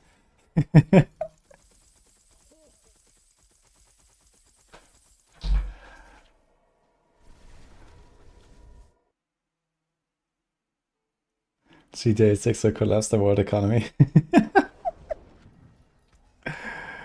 Oh no, man.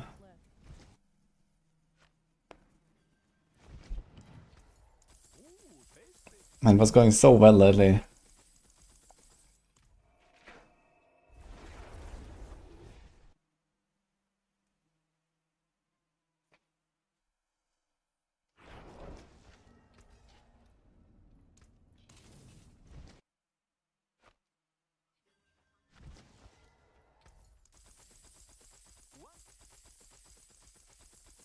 Hey, don't forget who.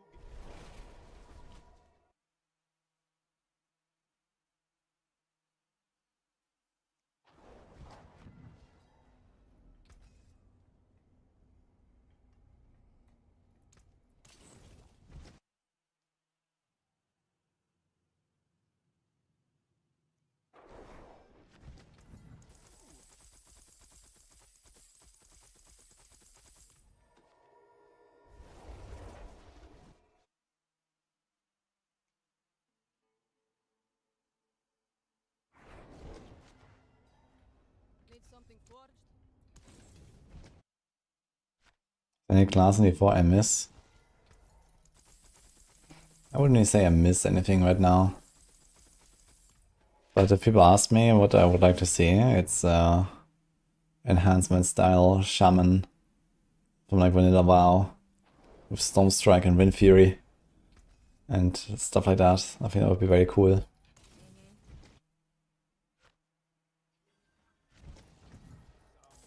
If you wanna play Monk, I mean, close enough, yeah, with the Spiritborn, I'd say. Okay, we're actually out of fresh meat, guys. We did it. It only took me like 1 hour.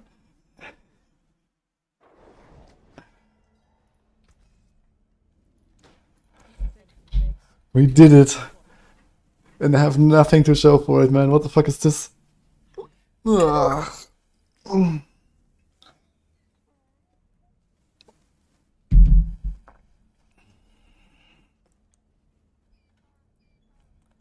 That was painful. And the real pain is still to come, guys.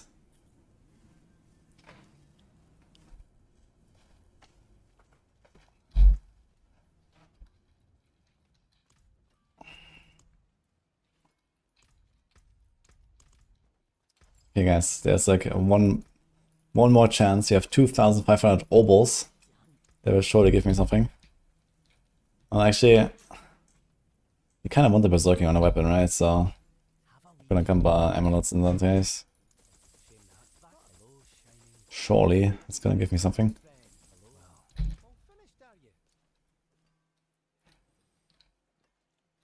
Close, actually. But I don't think this is better. Just to get the Bloodmad idol, guys, that's gonna be fine, they said.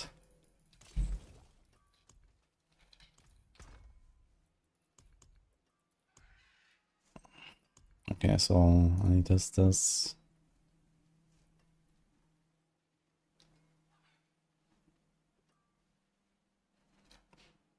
I shouldn't need the resource restore anymore, right?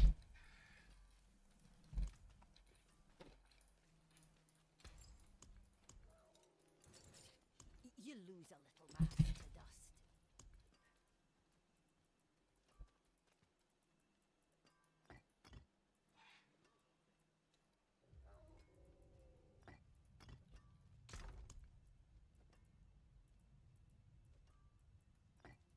Let's do Neo, Jar,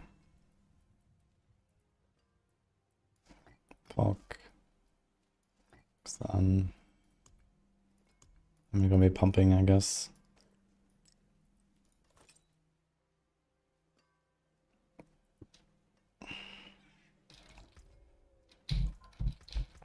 Okay, we don't need this on the bar anymore. But do we need anything else, actually? For speedruns, I don't really want to do Scourge anyway.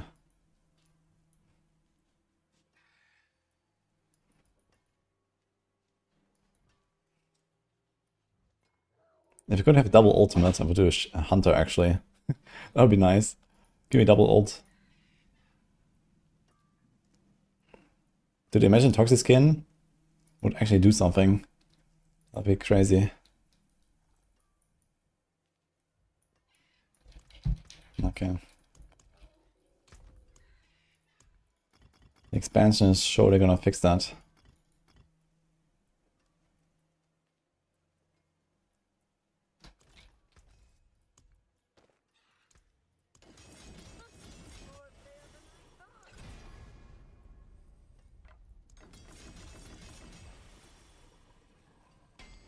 That's a lot of resource.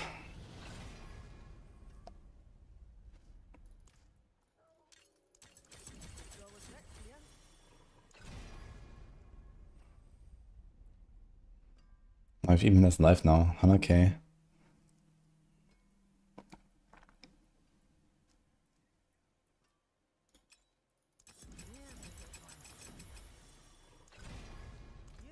Okay, how's this looking?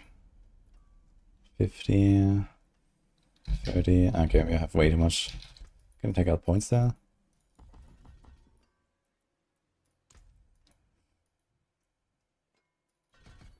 Can do more block damage reduction maybe? Or we can do acceleration.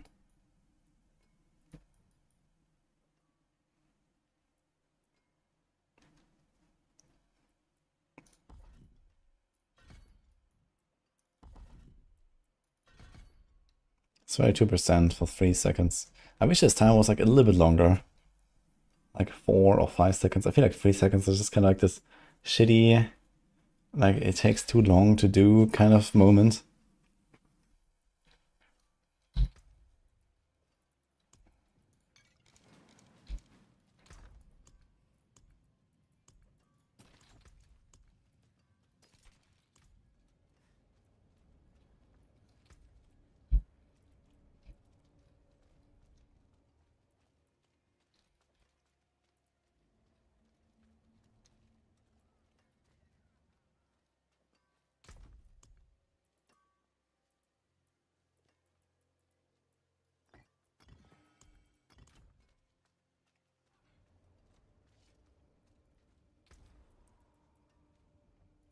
Then a 60. Don't even have all the cliff stage, right? No, okay. 286 vigor.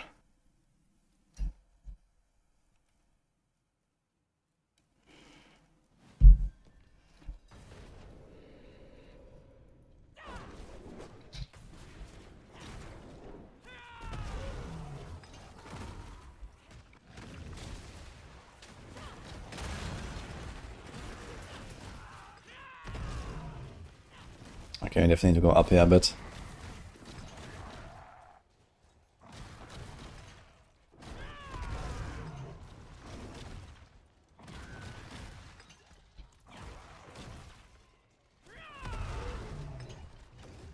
Quite a lot actually. Let's go straight to 70 after this.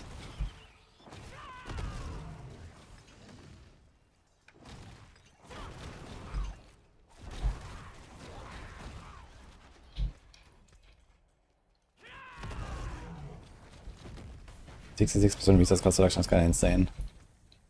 And I actually forgot to put it here on my rings. The Capelec builds are actually one of the builds that profit a lot from the season theme with the kill streaks. Because of the resource cost reduction. Because resource cost reduction is like a pretty big damage multi for Capelec. So this is huge. You have 18% resource cost reduction per kill streak here. That's insane.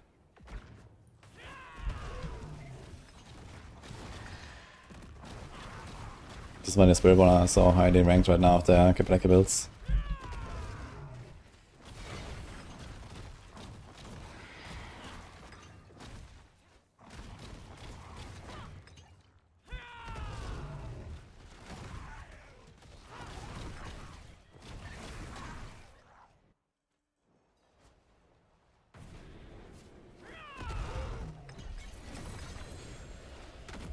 There we go.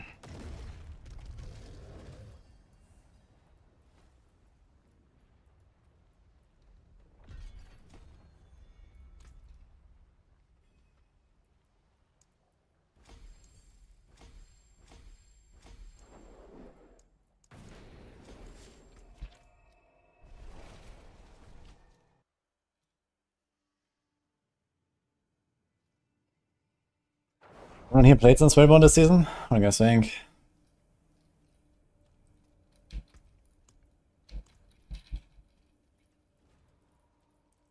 Tier 69.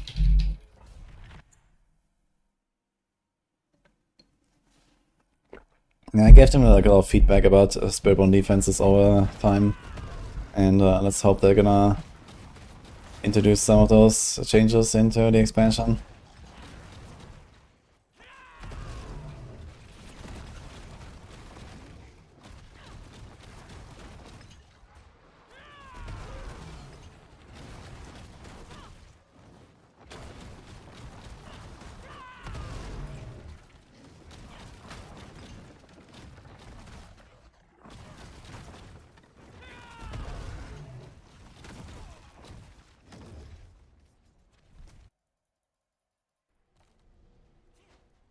GTA lost its charm after GTA 2. I really like GTA 2, but I did like GTA 3 a lot as well.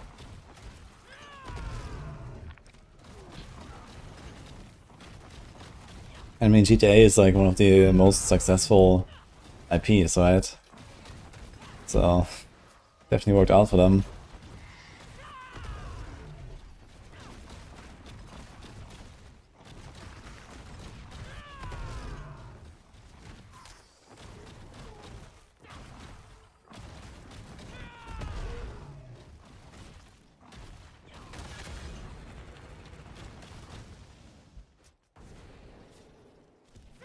Guys, you ready for patch notes today, by the way? Should get patch notes today, I think.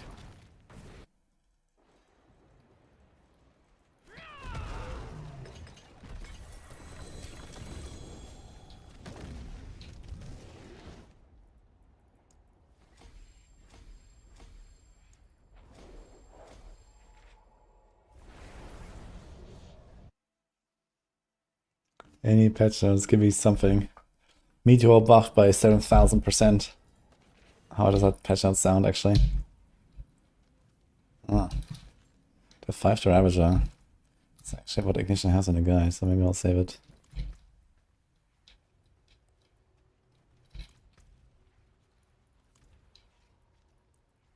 Let's do 75. How did it go with the Rogue? Pretty good. We got the rank 1. Did 109. I didn't do any of the T7 bosses yet, so I'm gonna do that at some point. But I would like to maybe push slightly higher, get a better offer maker at some point, we'll see. I guess I need to buy Belial mats. Should try to buy some. We have 5 billion gold that I'm not really spending on anything anyway, so might as well buy Belial mats.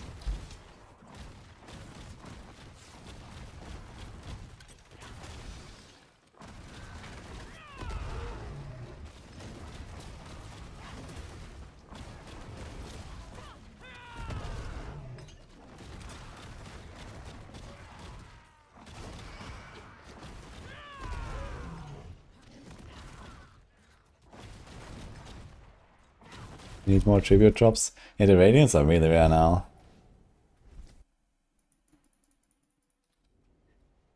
I like Rake better than Crushing Hands, but I wonder if Crushing Hands does more boss damage. And Crushing Hands is certainly more tanky because you have the barrier generation built in. I'm not sure about the boss damage. Crushing Hand doesn't have like any benefit on boss necessarily over Rake, I think. So it just comes down to like their base damage and stuff. I think they have relatively close output. But maybe Crushing Hand is generally a bit stronger.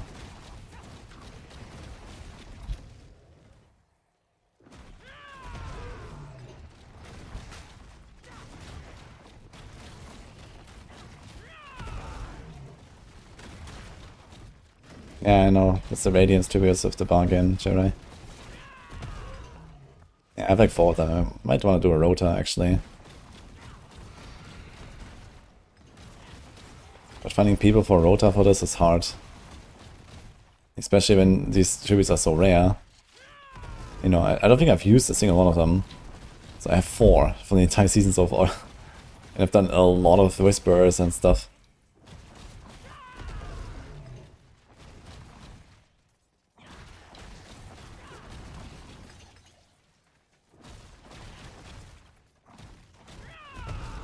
Morning, Crucible. I didn't take a look at the Ellie rogue skills yet, actually. But I guess we can check that out later. I mean, I will probably be logging into last Epoch sometime next week. Anyway, before the launch. And then we can maybe catch up on the rest.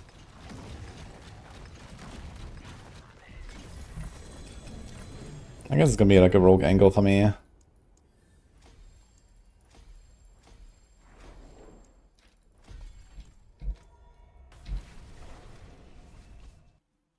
I have 4 Radiance tributes. Do you have a guide for Crushing Hands on my channel? Maybe from last season? But just like, you know, take the maximum one right now.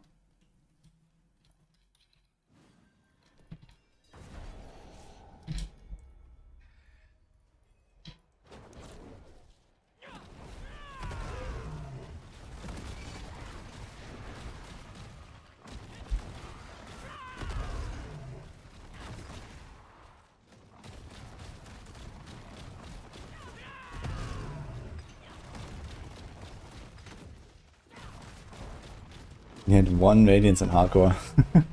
Yeah, man, holy.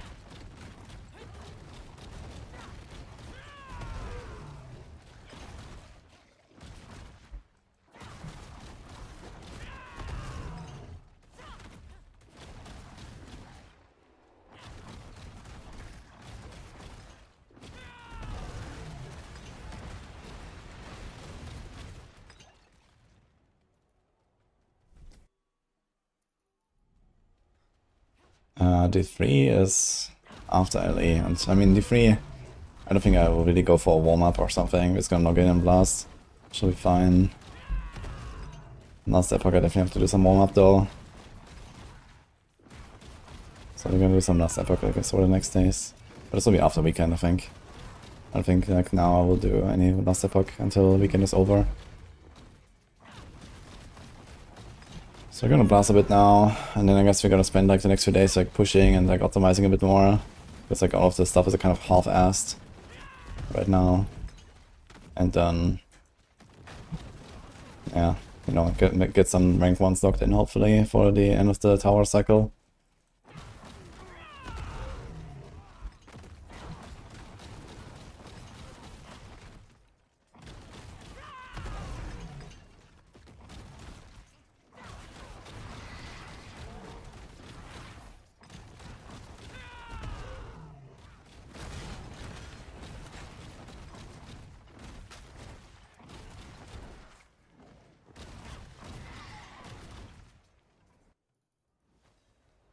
And if is next week, right after last epoch. Last epoch is Thursday. So maybe starting Monday or so I will log into last epoch.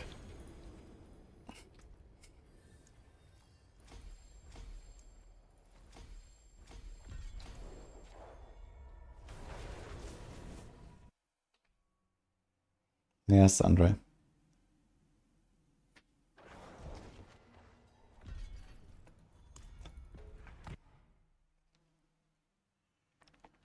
The comparison is crazy. World Boss 1 decision instead of 40. Yeah. Yeah, I mean, they just got rid of the seasonal stuff, right? The seasonal stuff was just like, I don't know, I guess either not tuned correctly or buggy or something last season, and then just like decided to not fix it. And there we go, right? Obviously it can't be intentional that you get like multiple inventories of loot from one single boss. And that makes you teleport around 3 times. So there was something completely fucked there for sure. And they just like rolled with it for the entire season.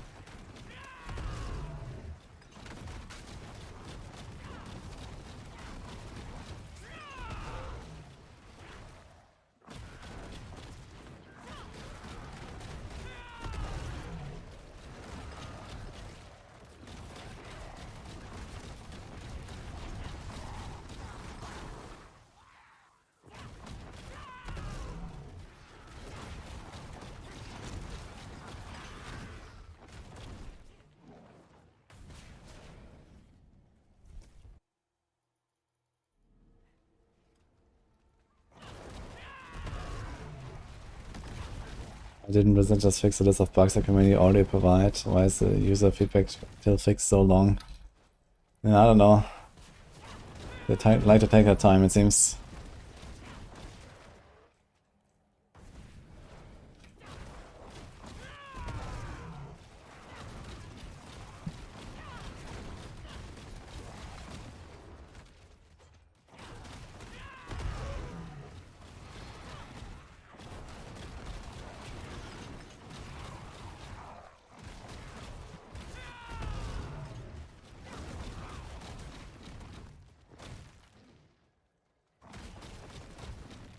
Nice, Purple and Brown.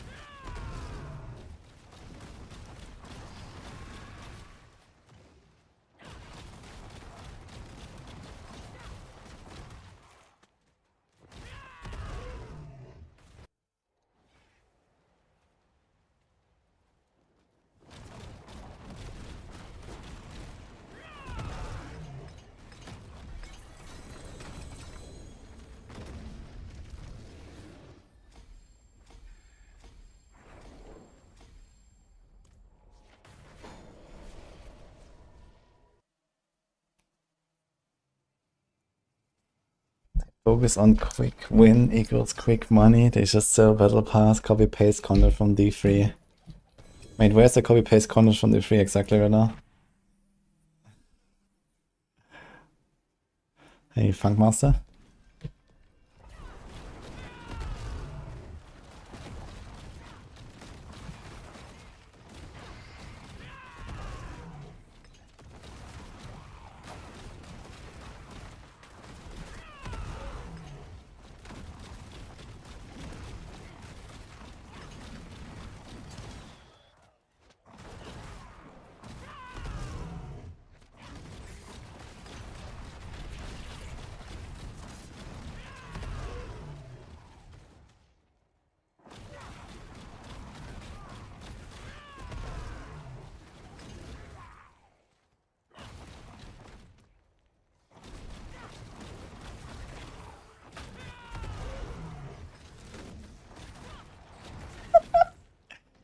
I remember spamming boss in the... Dude, I do miss the times of farming Uber bosses in D3 a little bit, to be honest. Like the vanilla Uber bosses in D3 were peak, dude.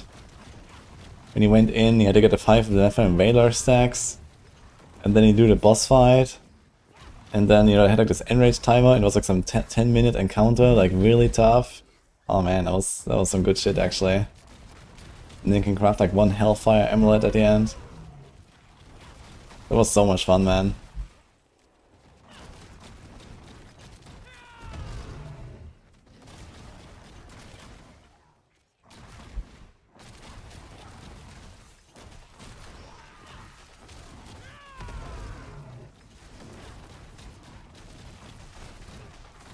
Very good.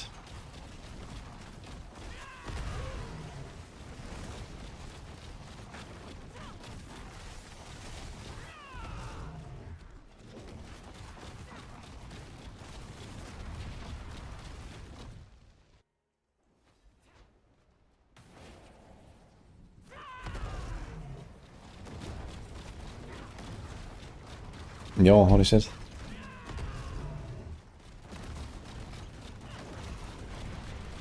Fabrice, thanks so much for the 10 subs.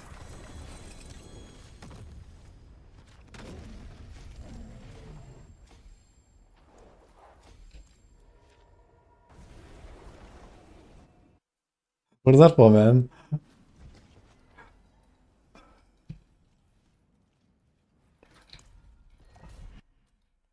Also, our stream out there actually, 47.4, okay. So we have 20 more minutes before the stream resets. Okay.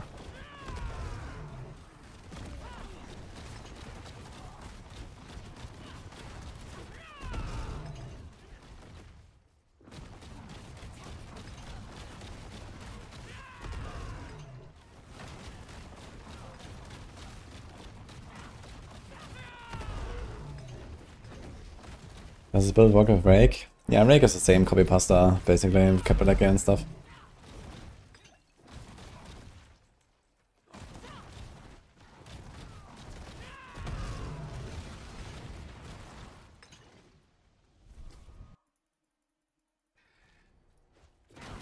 You know, I said I wanted to take the best systems from each game for the Diablo 30th anniversary for next season. So when do we see some things from all titles in D4? I mean, they are doing that, right? Cube is coming from D2, but also a bit of Kanai's Cube from D3.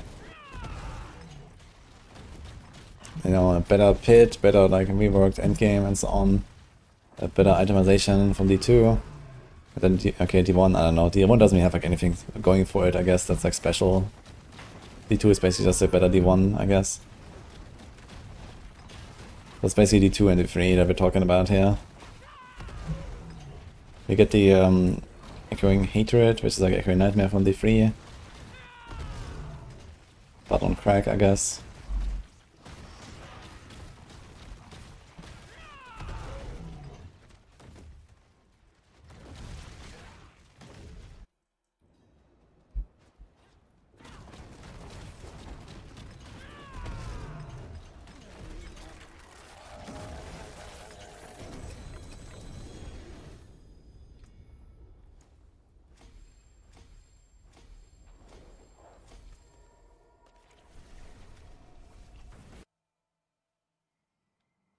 Remember the OG days when we faced mobs? Anti free help, water immunity, teleport. Yeah, man. Going through Inferno on hardcore for the first time, that was really cool. I like that in D3. It was like really hard and, you know, every monster pack mattered and so on. It was cool.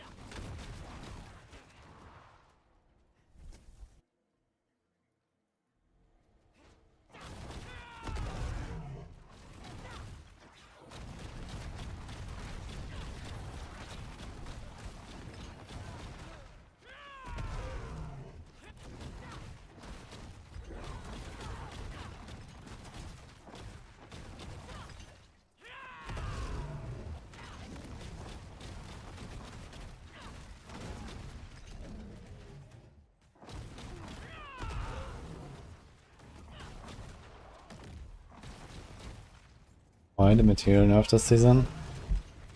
We're just kind of like back to normal, I guess.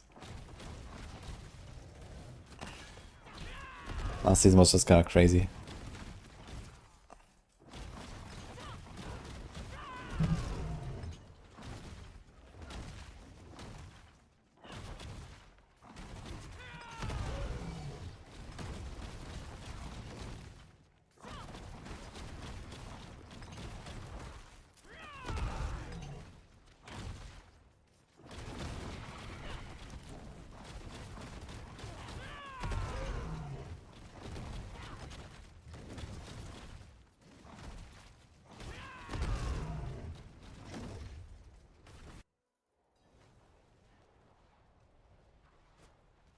Well, I'm not sure if like Blizzard was aware of how OP Shield of Retribution would be. Yeah, once they fix all the fawn stuff. I mean, I told them, okay, you know, you have to nerf this. Yeah, you can't just like leave the numbers the same when you fix all the bugs. But they fixed the bugs and didn't nerf anything, so here we are. If Shield of if like the fawn stuff on Paladin was nerfed a bit, I think it would be fine. I think in particular Shield of Retribution probably needs to go down. Or the Defiance Aura. I think Shield of Retribution should do something like, it should pulse for like 25% of your fawns per tick and not 100% of your fawns or something like that. This would kind of like bring it in line with like, for example, also other fawns build like Shield Bash or Shield Charge and like the Fortress stuff and so on. Like the fact that you get 6 pulses of 100% of your damage, and then you also have stuff like Ward of the White Dove and so on. Just makes Shield of Retribution way too crazy compared to all the other fawn setups even. Not just Fawns is ridiculous, but it's like Shield of Retribution in particular is OP. So they can easily like lower it to a quarter and it would be okay. And would still be probably the strongest build anyway. Or at least not by such a margin. And I think the next thing is like Defiance Aura, or like at least Aura Potency, I think is something that should probably just get nuked. Like, you know, support Paladins in party, they like way too insane. They do like, I don't know, 1200% Defiance Aura Fawns buff or some shit. Like in party that also goes completely bananas. And this doesn't just affect the Paladin, it also affects like Spiritborn for example or something. They have Fawns builds.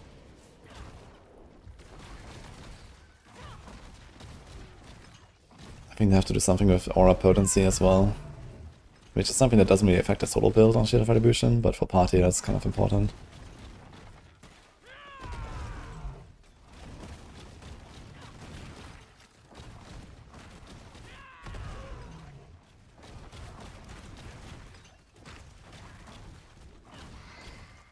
Does Bloody Strength have a cap?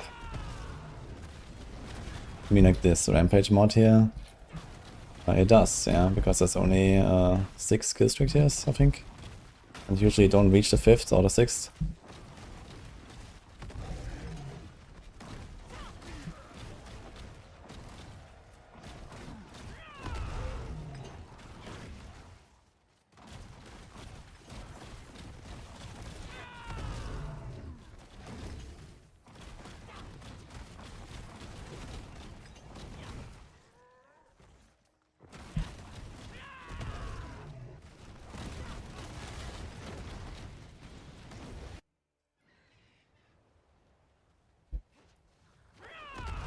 Your pieces are showing 2% even when your master item to 5%. What do you mean your pieces show 2%?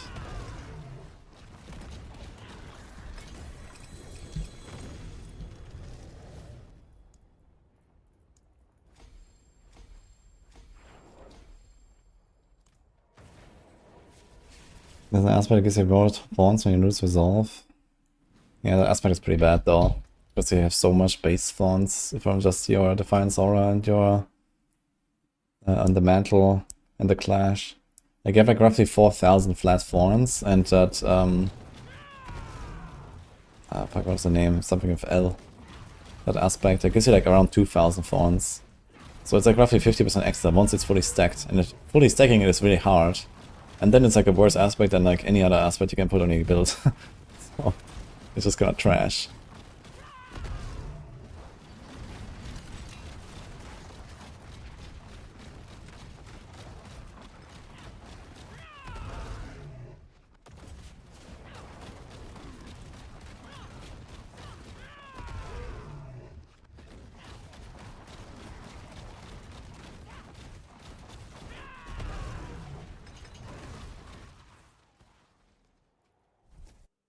It will actually blow your mind to find out how many dead gamers and casuals play D4. It is a lot of people, yeah. D4 is a crazy market.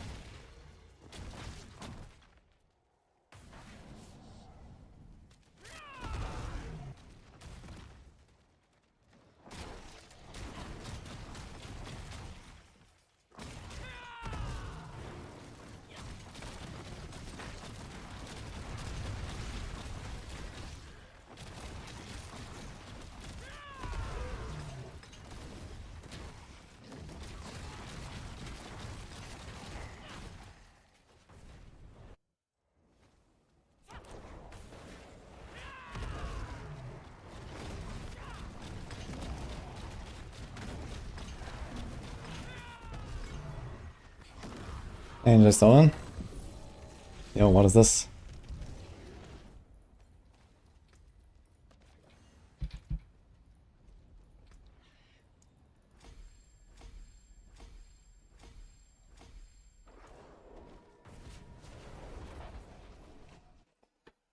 You just handle it like the free, play the season progress, and then wait for the next. And what if like the season journey next time says, you know, kill Lilith on turn 12. Let's go.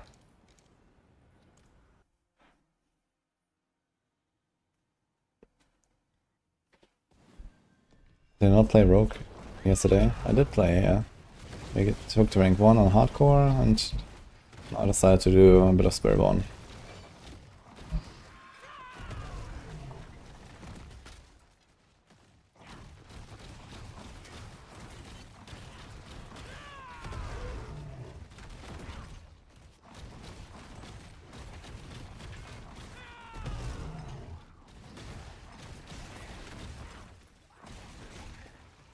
Do one shot T12 letters on hardcore, on the Warlock, yeah, let's go. I don't know, I mean, we'll see how the Warlock will be and how the torment progression will be and stuff, right? Yeah, expectation is definitely that, you know, it's gonna be way harder and a way longer journey. And I don't mind if I actually get to the point where I basically one-tap Lilith. If it takes me like 100 hours to get to that point, then I'm okay with that.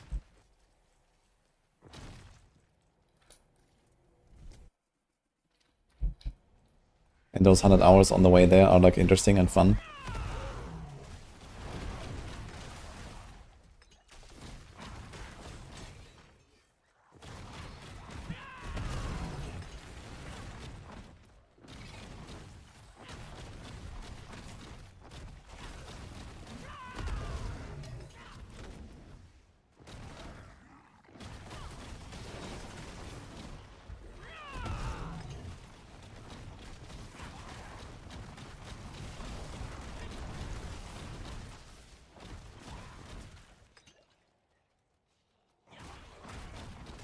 Meat offerings are from Helltide mostly.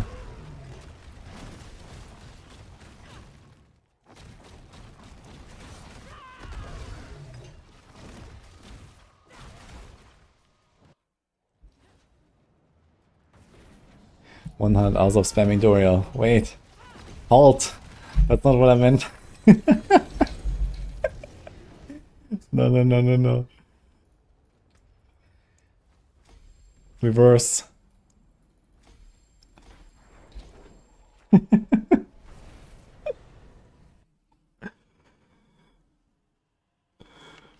Oh god. How's our stream timer? 47 hours, 50. Okay guys, I'm gonna reset the stream on Twitch. So you're gonna have to press F5, maybe? Before everyone gets like kicked out here and stuff. What's still got some good in it? 307.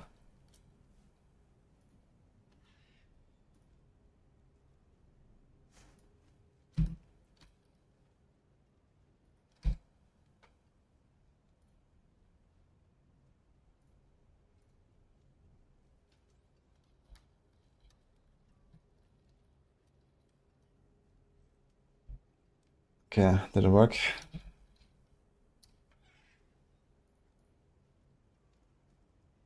No.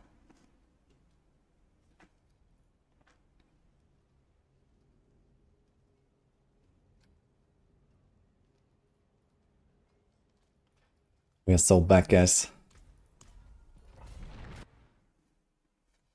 And actually F5 signs on. Okay. Yeah, for some reason it does that, but it does definitely kick a lot of people. Like, you know, if you look at the viewers now, whenever the number updates, it's gonna be much less.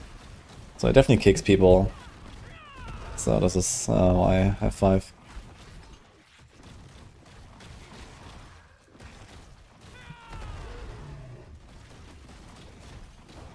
Maybe it's like the mobile viewers that get kicked or something, I don't know. Press F5 guys on mobile.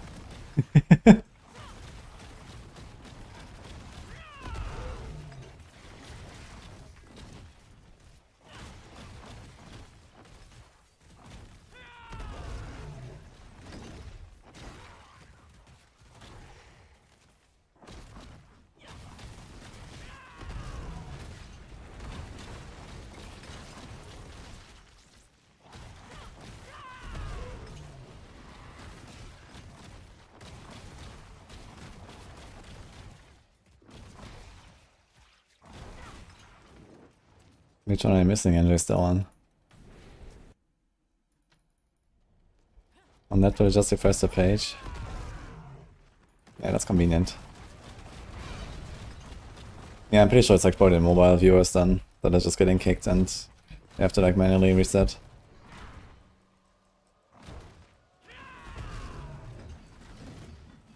Now there's no random Woody talking into the void anymore. In some room on the forgotten phone. The PvP Butcher things are impossible to do. Yeah, watch out man, they're gonna buff the PvP Butcher. Do like 100 times HP and damage and just one-shot everyone.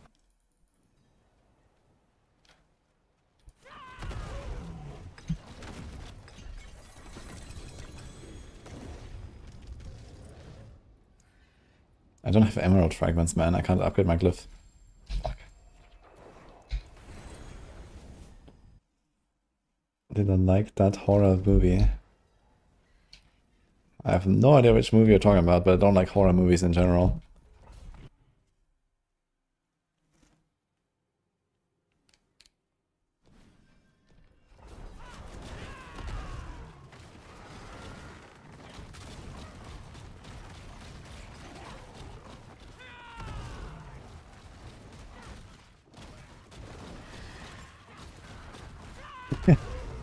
Not necessarily that I'm scared, I just don't like the genre at all, and I don't really find enjoyment in it.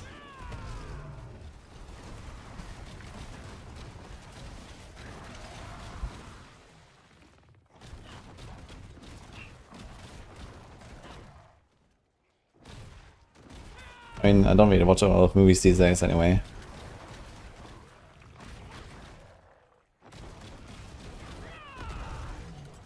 It reminded you of a horror movie, that kind of exact plot. Okay, I see. No, I don't know what you mean.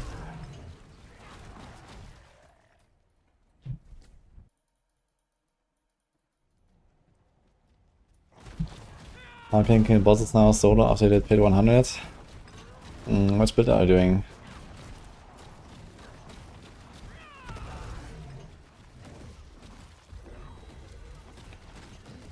But you can put the caches on another character and open them there, and you get the lower sigils again. Did you do everything on Rogue? I did a rank 1 on Rogue yesterday night before I went to bed. 109. And I'll probably go back and push a bit more, but yeah, it was kind of like a good start for now. I was gonna leave it there for a few days maybe, and you know, do a bit of Spiritborn now. Then we'll see kind of like, you know, what I will do with my remaining enough materials and whatever, you know.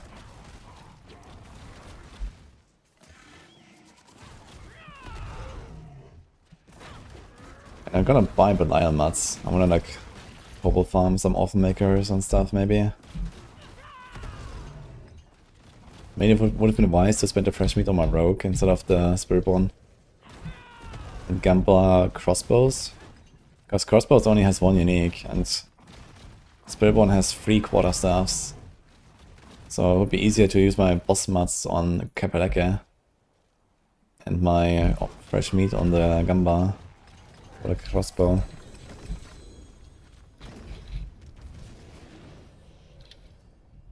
I was gonna try my luck. Husks 20 million each. Let's see if people sell.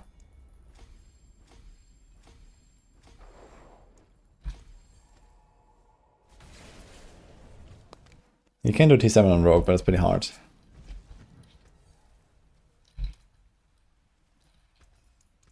And definitely not like farmable, I would say.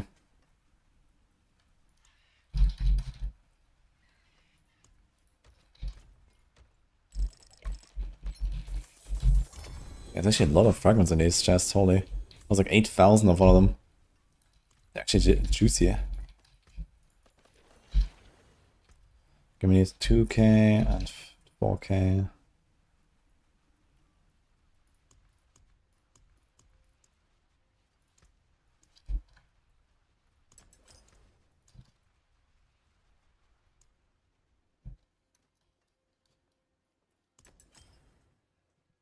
I think it's caused too many amethysts. Oops.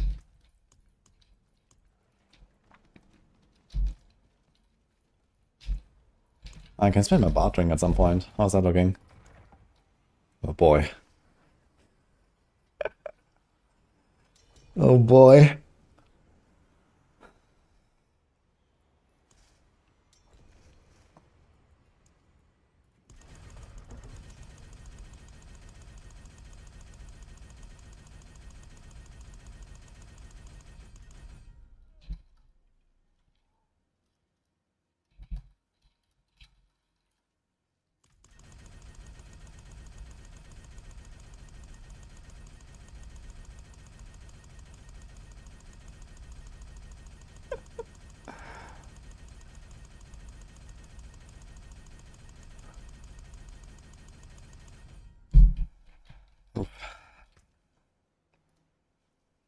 Okay, so he has 100. I said 20 million each. So that'll be 2 billion. 2 billion for a stack kill. I need to start selling some runes.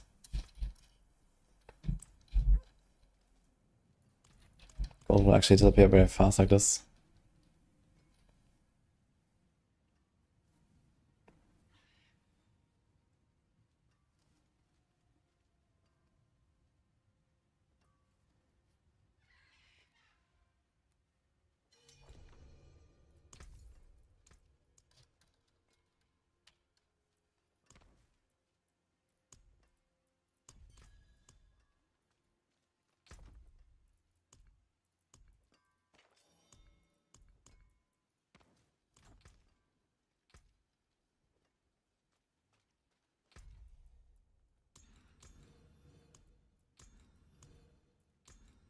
Great.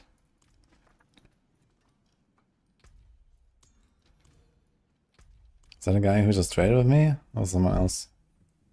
No, it's this guy, okay. I guess I should try to sell some. I have a lot of runes, to be fair.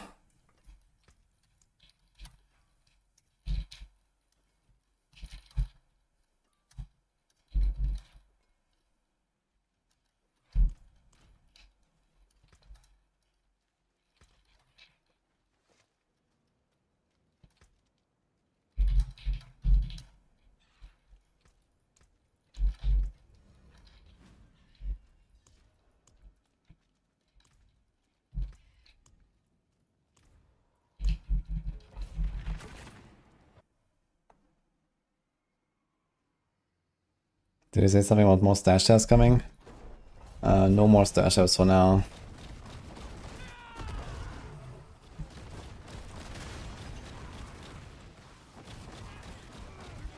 Maybe it's someday they have the technology, guys.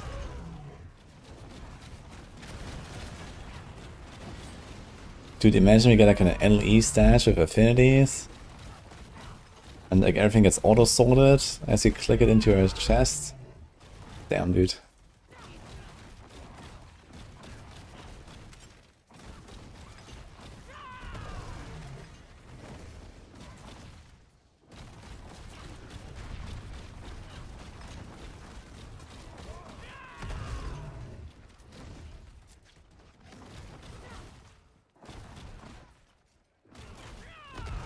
The build plan for this build. And this is Crushing Hand, Spiritborn. You can find it on Maxwell, there's a full guide.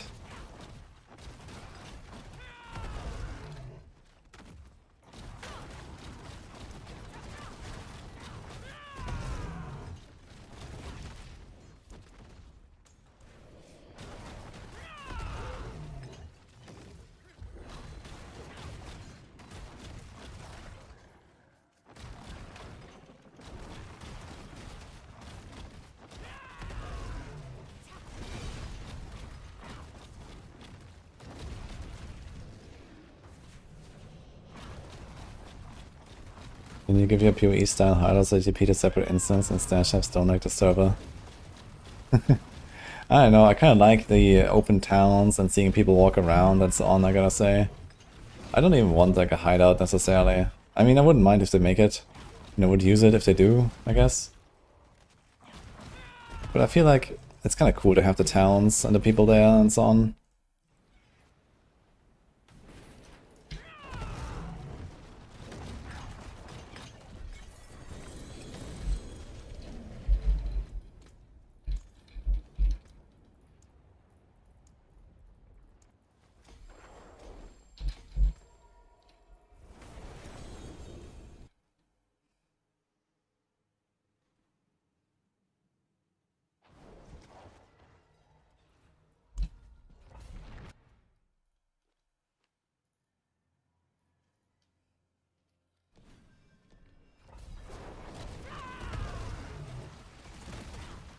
Like, what do you guys think?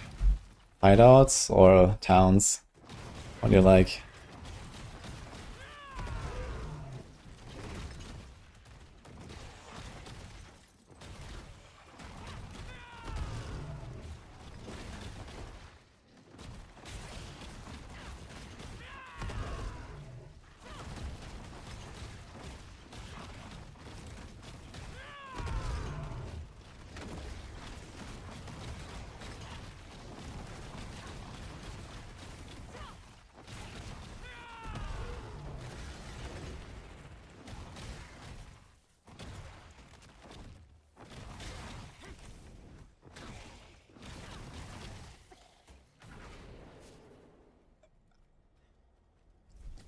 Dude, the trade chat.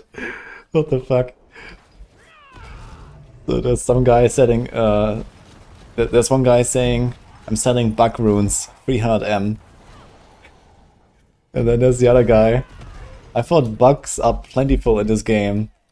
Why so expensive? And he wrote like this. Like, that's great, man.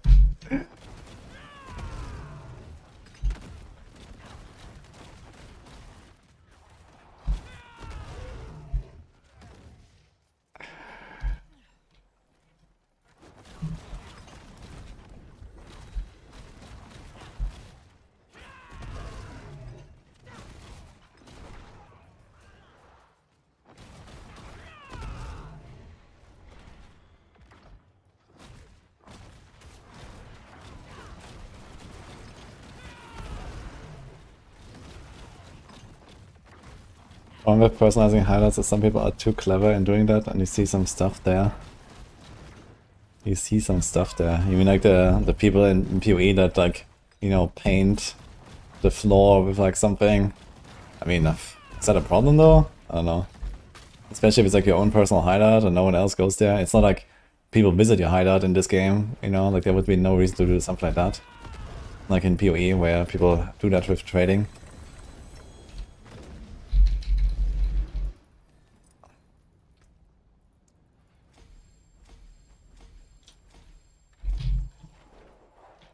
I don't really see such a problem. I don't even see such a problem in PoE with that, to be honest. People just do whatever they want to do there.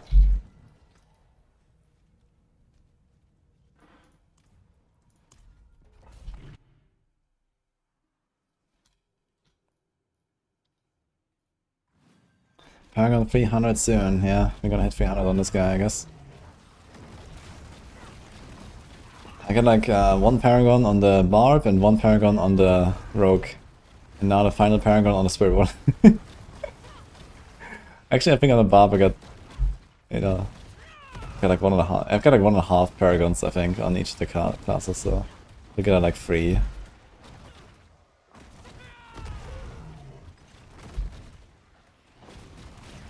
You know, Silent Thief on a bar, where is the max or holder speed variant, or did I make changes similar to what was running? I have no idea what Rob was running. The only thing I really changed was I did normal boots with Fury per second, Ghostwalker, and then I had a tech rune to get the earthquakes. Because, you know, I didn't like this, like, you know, getting drained while in town. You know, if I ever forget about this, I walk in and then one shot, so I didn't like that idea very much, and I just like made that concession there.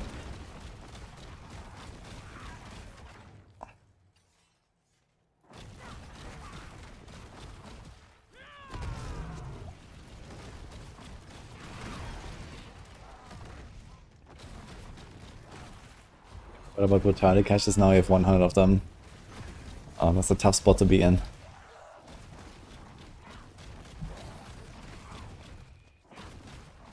You want to put it on together, but unfamiliar, Sadic and hardcore. Yeah, for Sadic you need to know that you need to have no life. Like, you don't want to have any life rolls anywhere. And when you do, as little as possible. Like, you know, Goldslayer Crown or Chain Scourge Mail. You want to have non-ancients. And not masterwork them. Nothing on the Paragon board. And so on. Like, your maximum life should be like at most 300 or so when you play Static. Better like 200 or something.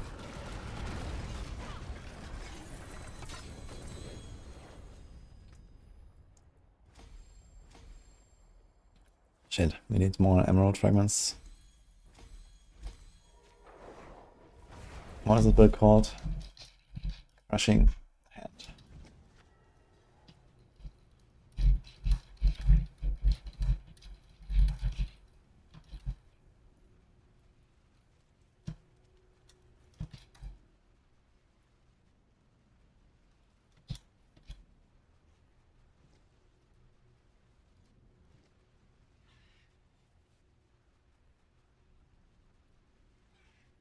I think I have Crushing Hand also in the YouTube. Okay, it's on YouTube as well.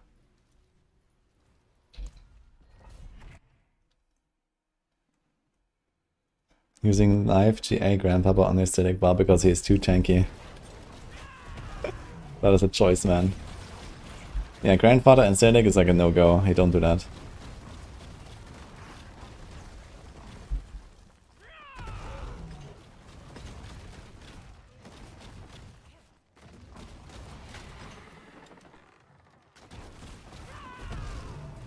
How much is coming expansion changing things? There's a hype around it high. The hype around it is insane. And the changes are too.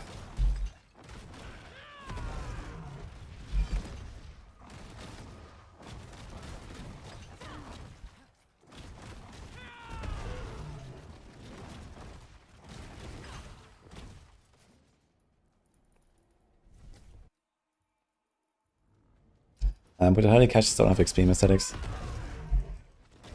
They give you 3 keys, one starter house, 1 boss, 1 dungeon, and I think like 1 GA bloodied legendary or something. Or maybe 3, I'm not sure. A lot of items. But they more importantly get a lot of keys. So unless you're willing to run out of bosses right now, maybe you should leave them there for a little bit.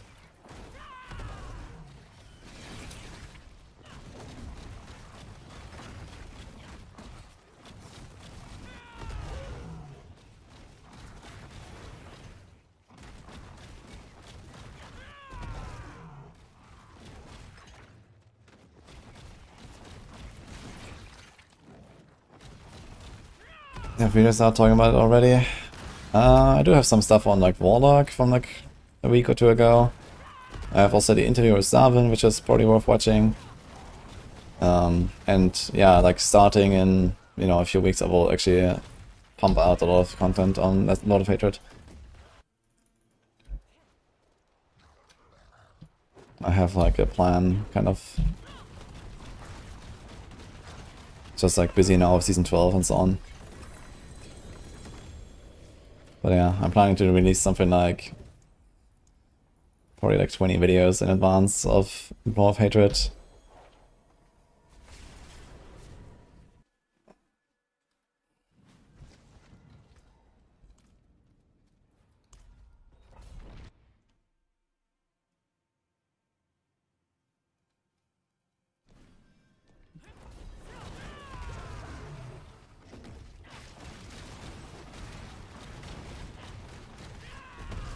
Good luck, Mystetics. Get ready for pain. 100 caches.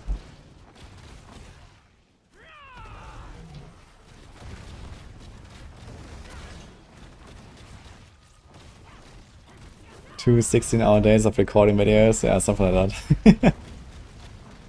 I mean, there's obviously a bit of like research and so on I have to do. Like I want to make some, you know, a bunch of videos on Warlock, beer crafts, builds, concepts, and so on. And then I'll probably do like at least one video on all of the other classes. And then it's gonna be like a lot of like game changes, so we're gonna talk about, okay, what will happen, you know, with the difficulty, with the progression, with like, okay, returning player guide, like what even happened in the last 3 years. Like what's all the info we know about Lord of Hatred. What are like, you know, expected changes that they didn't talk about. You know, there's like a lot of stuff basically, right, that that we can defer.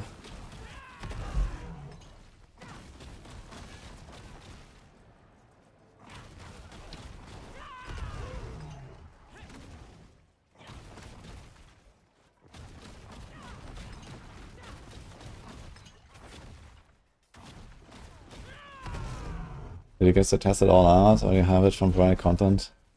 Yeah, I mean, I did play the Warlock like the other people. And I mean, I also saw some things, you know, way back in like August. So obviously I can't spoil anything that they have not previewed, for example. But yeah, last August, for example, I visited them. And, you know, I saw expansion things. I saw the Paladin. I saw the Warlock, and so on. So, you know, like the things that they have shown publicly, I can obviously talk about. So there's also things I cannot talk about. But there are also things I can speculate on. you know, or just like, you know, like when this thing happens, this other thing must also happen, you know. So I can do that.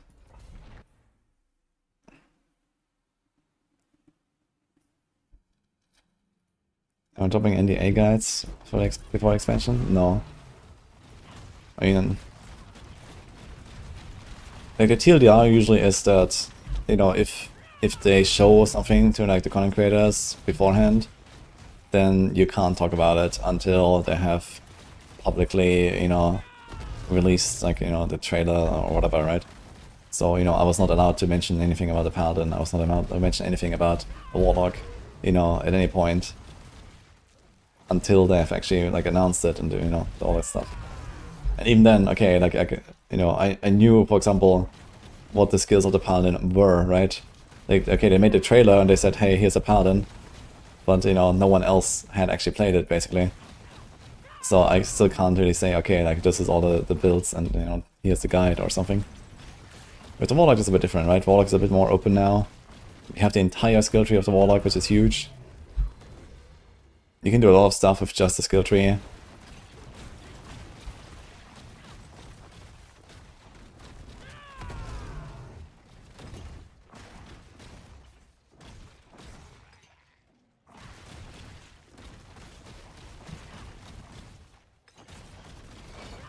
But yeah, I mean, you know, some of the things that I've seen about expansion is all really old now, right? Like, you know, when I was there, like it was in August last year, you know, and it's dropping in April. So that's like 8 months in between. So obviously, like, you know, a lot of stuff is like completely different.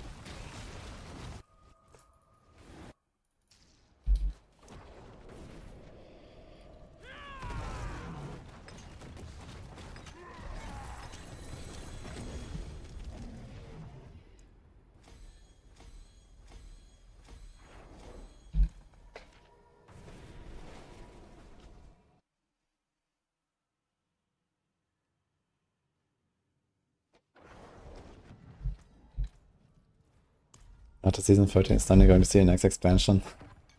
I mean, that would be pretty soon, I guess. I mean, I saw the second expansion stuff 10 months after the first expansion, right? There was still 10 months in between. And, you know, like the expansion, like expansion 3 is probably going to be, I don't know, like end of 2027 or something, maybe?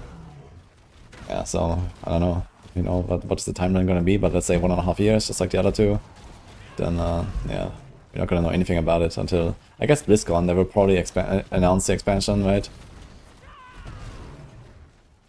BlizzCon is 5 months after launch.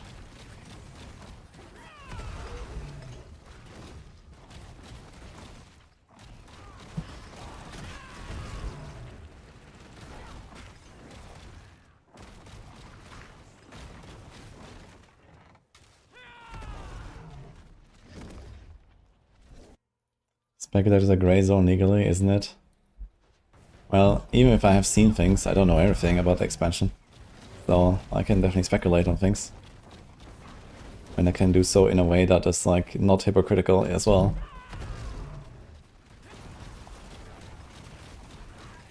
Obviously, it's one thing to like, you know, see everything and then speculate, maybe they'll do this. I have a slight suspicion, right? And it's another thing to like look at what is actually, you know, publicly available information. And then you can go from that, right? With logic and reasoning.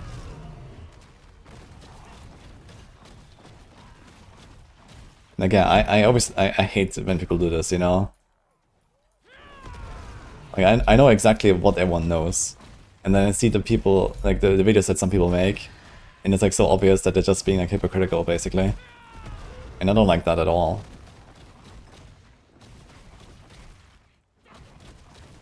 So I'm not gonna do that.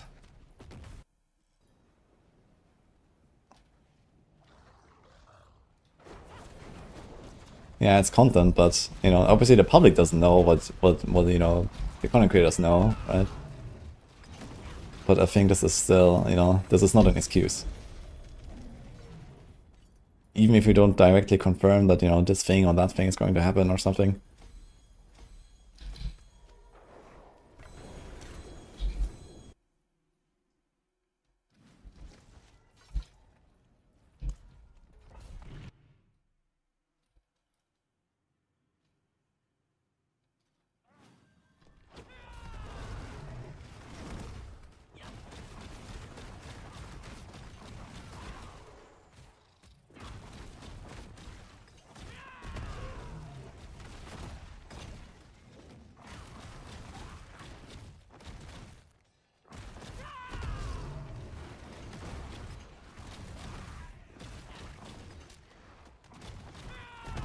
45 caches, I can't.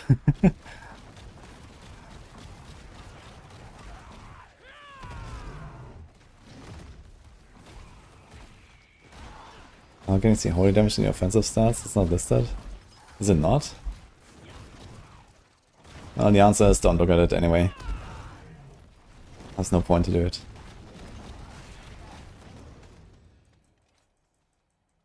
Why does hardcore and softcore share season progress? Good question. I guess the technology is not there. Or maybe they just said fuck it, you know. I mean, I don't necessarily mind the shares, to be honest. It's not like someone is gonna start a softcore character to win a race on hardcore or something. So as long as that doesn't happen, it's all good.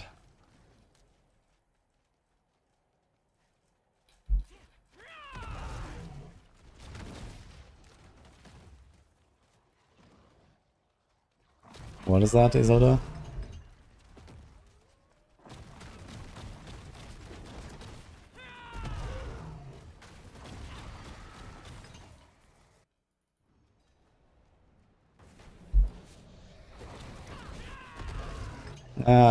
That's not a problem, Daniel. As far as I know, there's no problem with holy damage.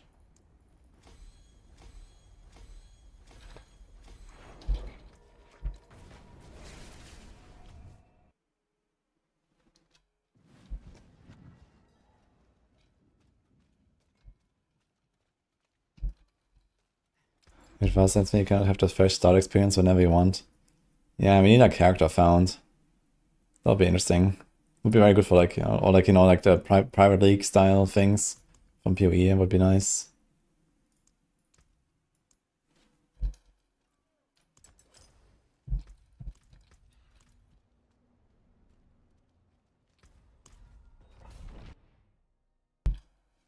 Rob my plug. Yo, thanks for the subgift, man. Appreciate that.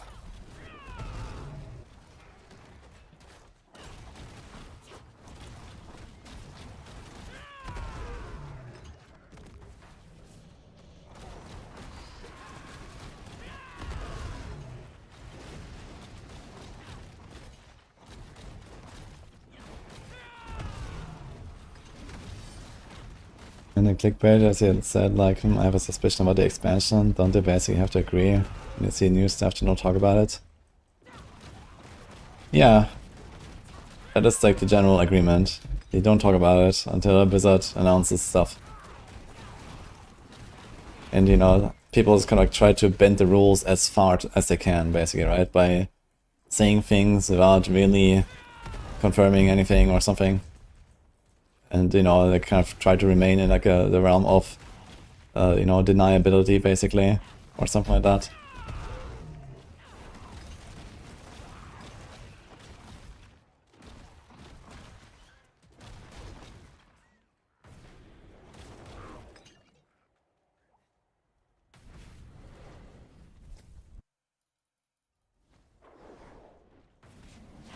Gonna play DP next week? Yeah, I kind of want to. I will see how Last Epoch goes, though, and how I feel about Last Epoch before I make a definitive decision, basically.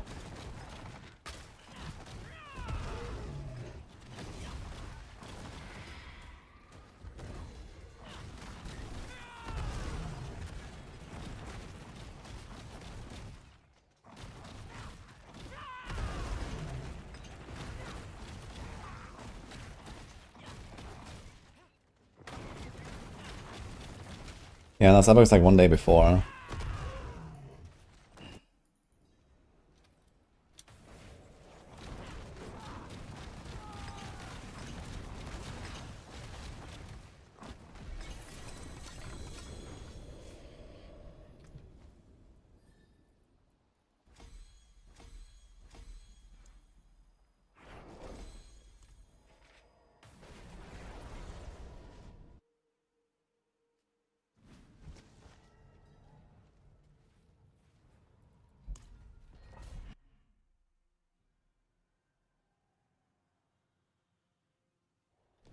The company that bought Elite got fucked in court because of Subnautica drama.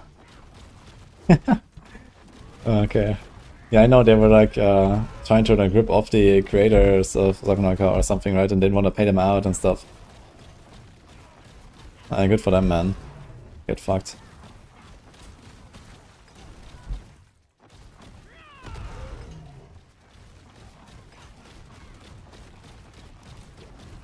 Yeah, now Epoch is definitely looking very disparaged.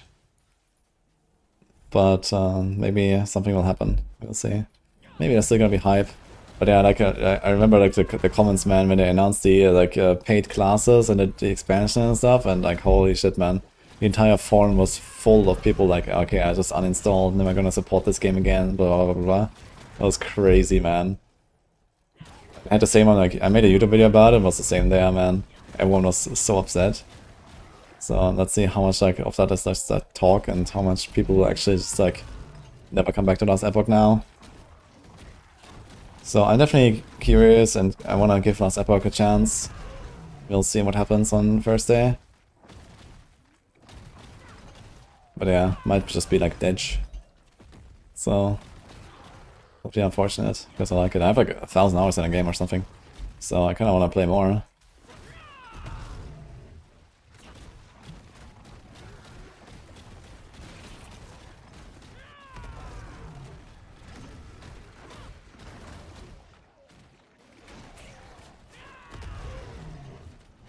This is not bugged, Ecovax, it just forces you into pit 100 difficulty and it doesn't go down when you go down into torments. So we are expecting it will change that, but right now this is how it works. So when you turn in caches, turn them in on, like, open them on another character and then you can get the lower sigils again.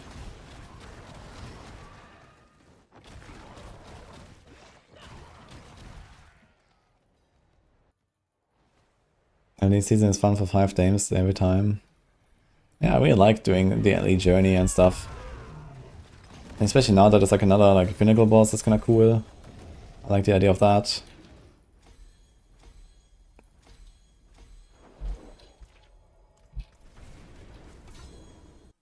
Oh, you had a primer earlier from Dark and Can.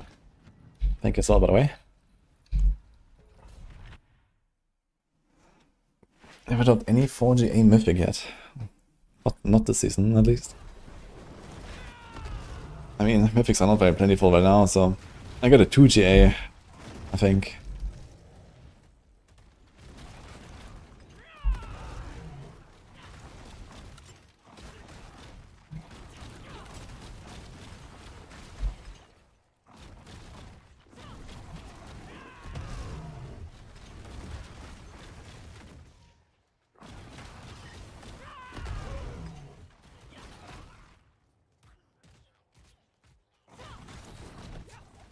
I imagine Death will eventually leave and build a new RPG, seems to be the trend in the genre. Yeah, that usually doesn't work out though. You don't just go and build a new ARPG in this day and age.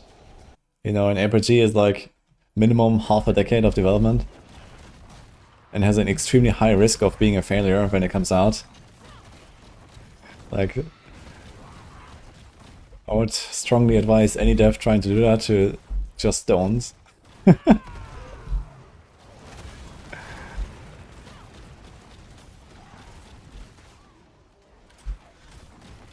Actually, how's it looking with the Kickstarter for Darkhaven? Oh no. It's not happening actually. Guys, someone needs to drop 100k real quick. They're missing 102,000 and have 42 hours to go. Any orders in chat?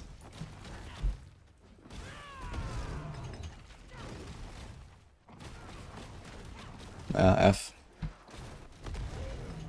Too bad, man. I got like 80% of the way there. This is for Darkhaven.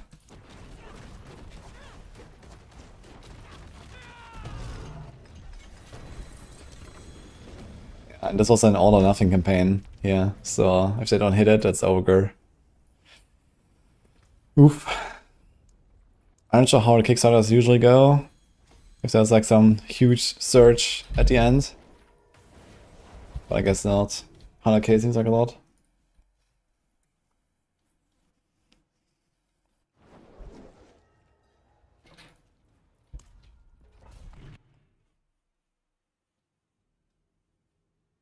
Can they extend that? I'm not sure if they can extend. Maybe they can.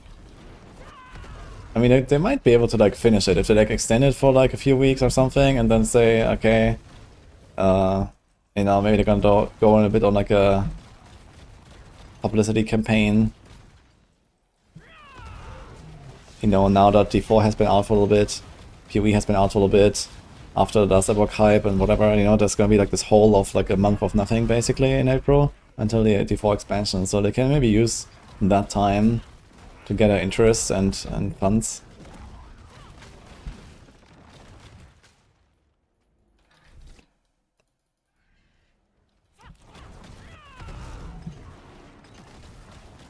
But I'm pretty sure they already set their target relatively low of this 500k goal there, of what is it, 430k. I think they were like kind of like calculating, okay, like what can we expect, how much do we need, and I think this is kind of like the bare minimum to even like keep them afloat. Because I don't know how many deaths they have, but you know, a bunch, right? And then, okay, the launch of that game would be like a year from now, I think, or something. Like they've been working on it for a few years now. And basically they you know, need to pay out like all the people, right? So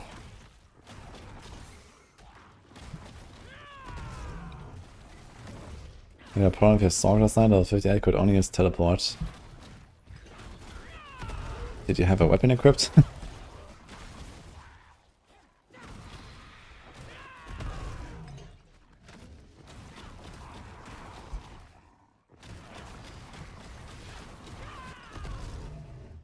It's gonna be PoE 2 season, TLI season in April. PoE 2 is gonna be May for sure. They're not gonna come out before the expansion. Like PoE 1 is still pretty fresh and stuff.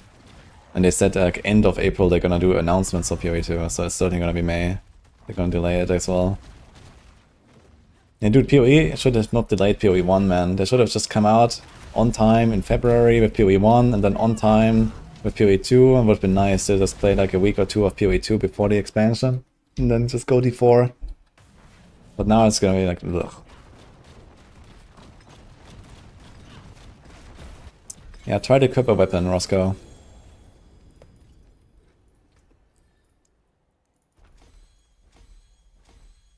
The way to boost people in the pit? Yeah, pit boosting is pretty common, I think, and pretty fast.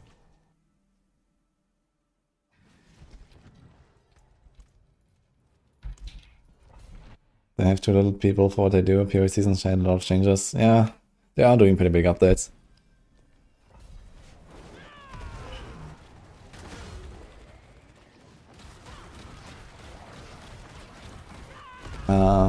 I will do I'm not sure about 48-hour stream. I guess I might do like 24/7 streaming again, like I was doing now. I was like test running this a bit. We're gonna do Cyberphone again for the expansion and this kind of stuff. So there's certainly gonna be some action. But yeah, besides that, we're gonna be blasting like D4 for a quite long time, I guess. Non-stop when it comes out. So right now it's just kind of like warm up. I will probably sleep though at some point. Like if the expansion comes out at a typical time, usually it's like 8 PM my time when Diablo 4 launches. So this kind of like naturally leads into like a 30-hour session. Because then I just go until the next day midnight and then sleep basically. If I do 48 hours, then it's just gonna be like too early to sleep, and on you know, 2 days after that, right? It's gonna be like, I don't want to go to sleep at 8 PM. That's kind of fucked.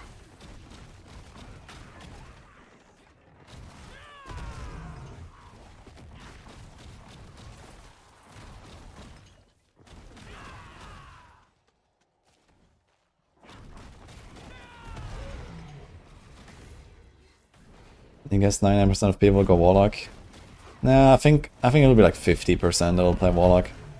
It's not gonna be like like Paladin. I think it was like maybe 90% or so, but yeah, it was like Paladin, right? That came in when everything else was very stale.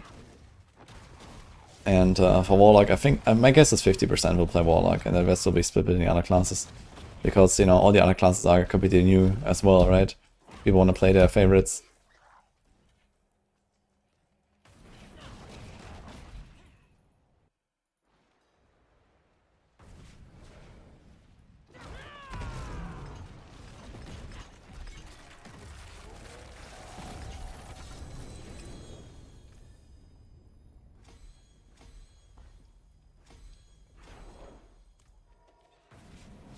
It feels so squishy this season. What are you playing, Jared?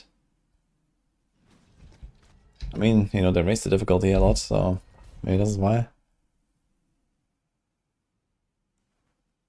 Paladin was the return of the God King, not comparable.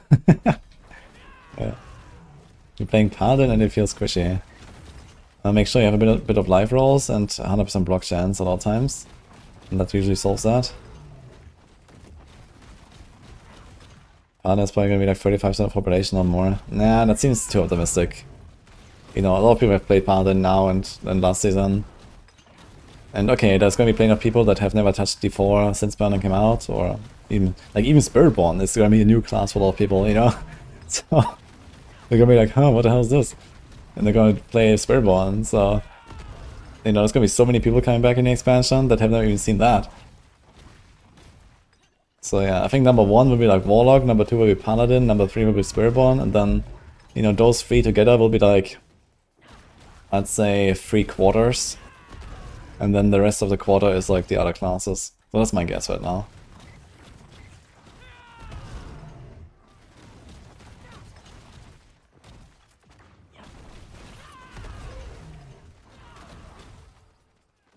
They are adding 8 more Washington. That's gonna be fun.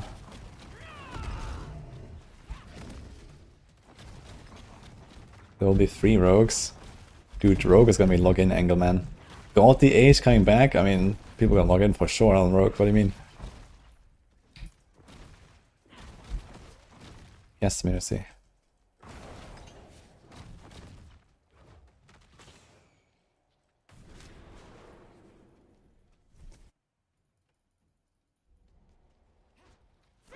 We need a new Uber boss fight like Lilith. Yeah, man, if only there was like some, you know, Prime Evil or something in the expansion, that would be kind of nice.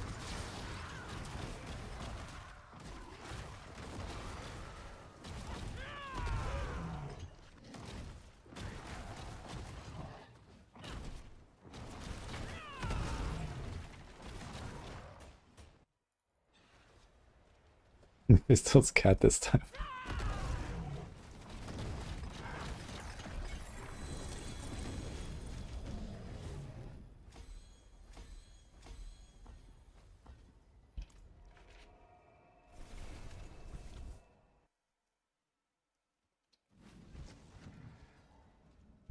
Was my favorite and least favorite change to D4 they made this past year? Oof.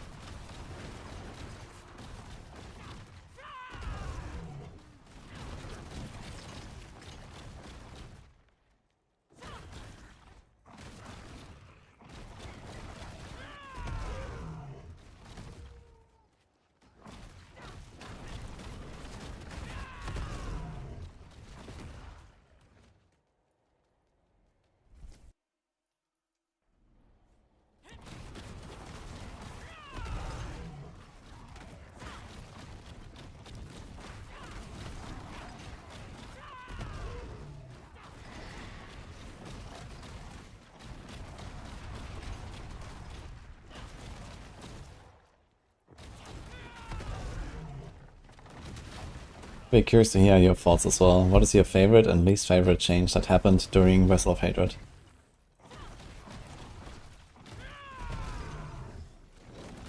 I think one very good change was Overpower change.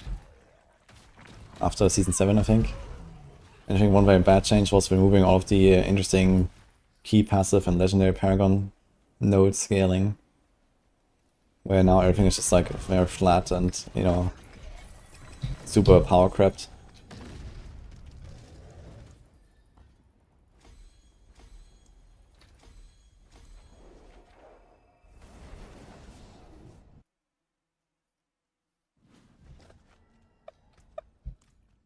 Next experience is gonna be called Brother of Hatred. Bro. It's Bale. That's great, man.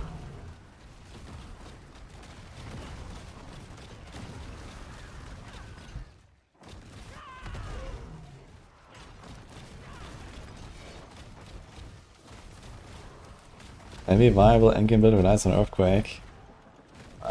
He should try Hoda.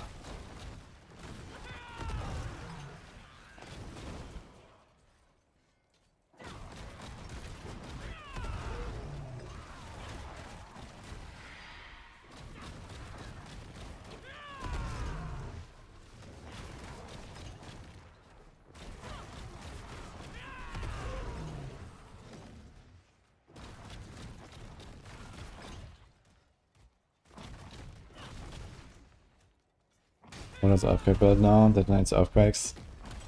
Yeah, okay. I mean, you don't actually care about the Earthquakes really doing anything though. They're just there to buff the Hoda, I guess. But yeah, technically you have Earthquakes, but you know they're like not really the star of the show, I'd say.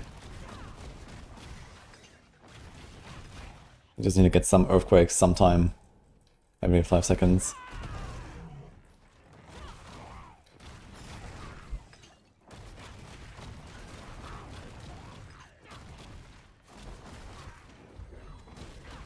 But it's kind of weird that I have this weird like Earthquake like combo there with the Hoda.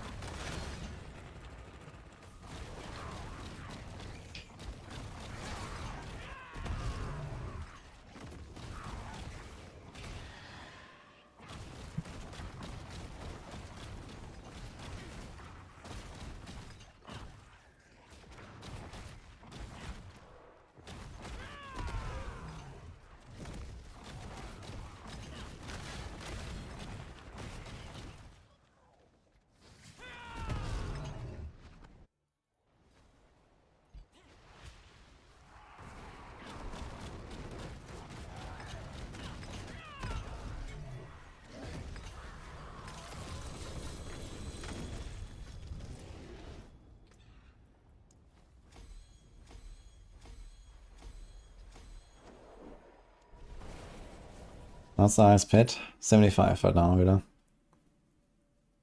Welcome back, by the way.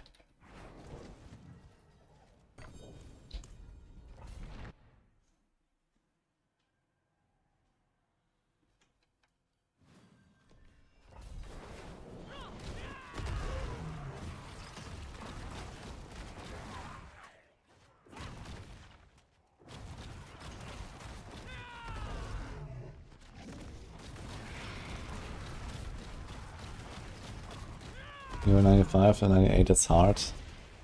Yeah, once you reach your limit, it gets very hard very fast. Going like even like a few tiers up can be like ridiculous. Are you playing Spiritborn as well or what? Who's a Spiritborn enjoyer in chat, guys? This season.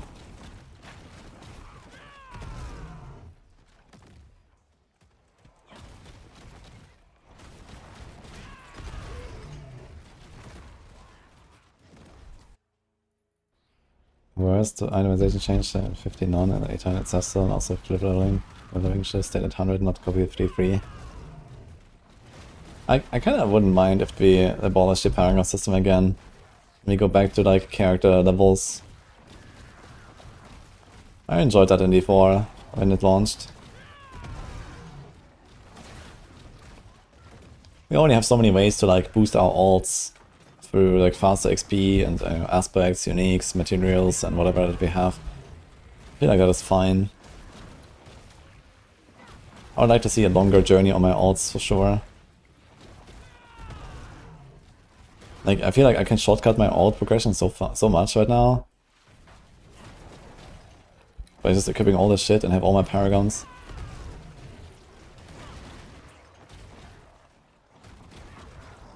I'd like to see a bit more of like the actual progression when I play another character.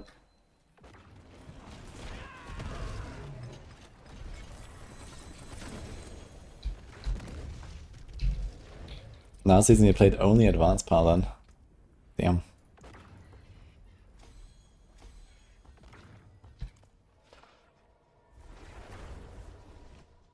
Golem Necro Enjoyer. Are you enjoying actually?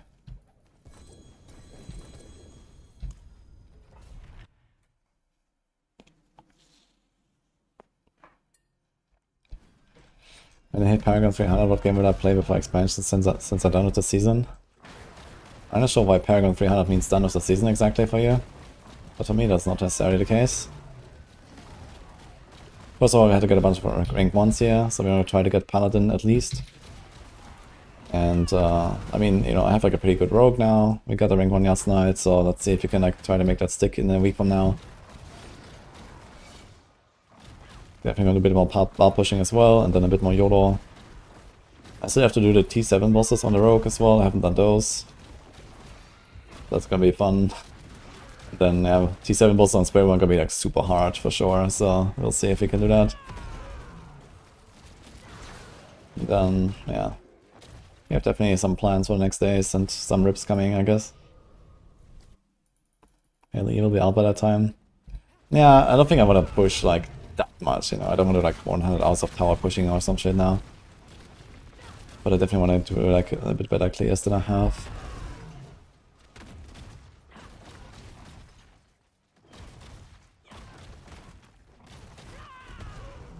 Yeah, I did the T7 bosses on Hoda Bar. It was okay.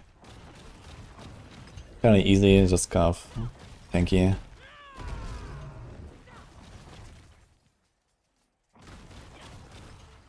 Six Hellhorde on bloody near 300. That sounds about right.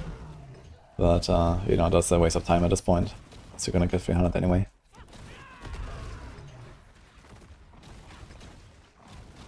I think the time for hordes is over.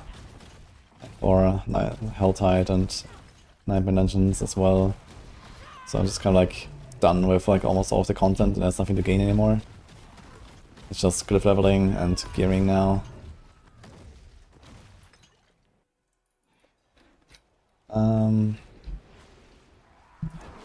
That is not really a bet. That is just math, really. So you see I'm almost half the bar. And at this level, each compass is approximately 1/6 of the level.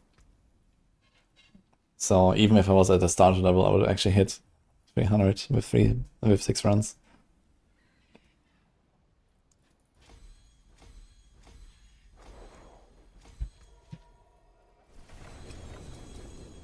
Like, you can only bet on things that are uncertain.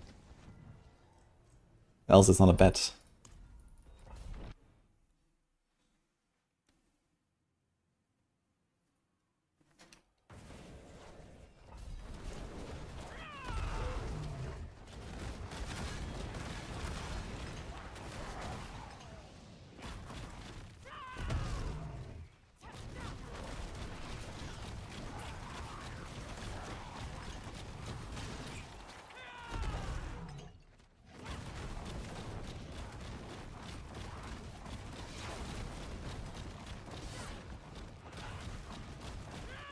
My damage and Hoda inconsistent for some reason. Maybe you have too much downtime on your ancients, so make sure you have them permanently up. And the other thing is maybe you're just not attacking too long, and then you lose some buff drops or something, or your status buff drops.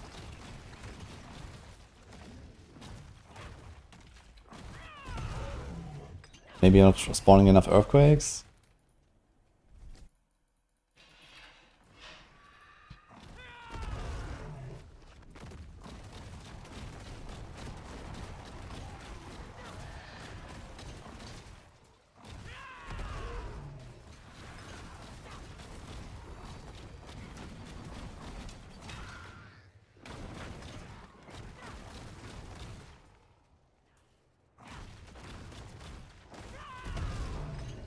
Or the other thing could be that you just like let your buffs drop from the Walking Arsenal. Okay, just keep holding and then don't press the other buttons.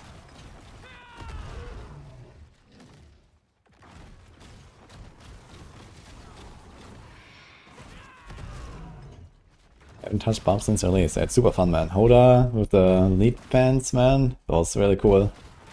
I might play a bit more just for fun.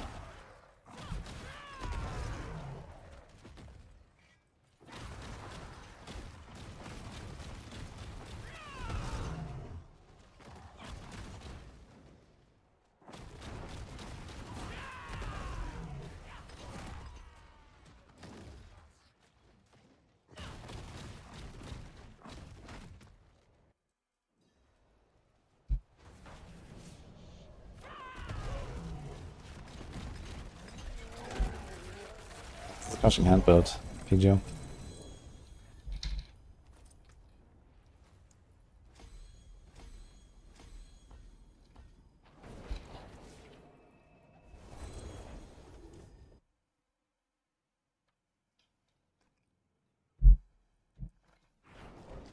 Butcher see me and just stand there flying in the air, can't do shit. Is this actually just a Sorg bug? I had this last season as well when I was pushing on a Sorg, when I got a knockback and then I was stuck in the knockback animation. I haven't noticed this on another class yet. Maybe it's a Sorg bug actually.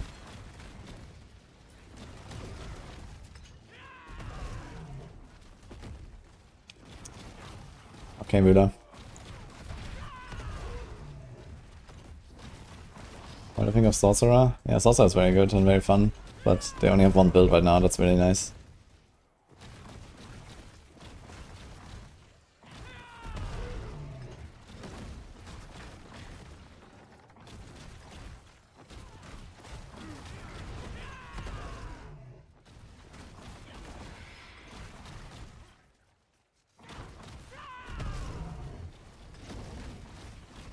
Everyone else has this problem with getting knocked back forever when you play a Sorg, and where does it happen to you?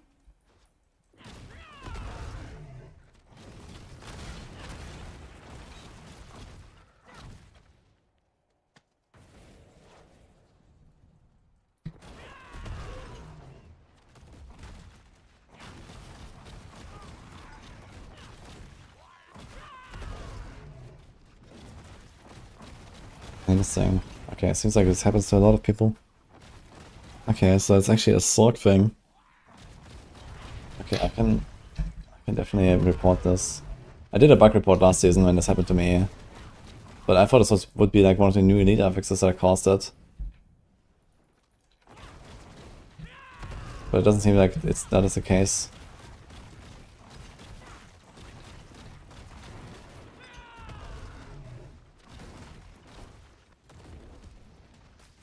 Yeah, Belial, okay, Belial has this... Yeah, I think this happens to everyone on Belial. Belial has this knockback slam, and then you just get permanently stuck in the knockback. It's like, there's like a Belial bug, actually. I know that. One of the slams can do that.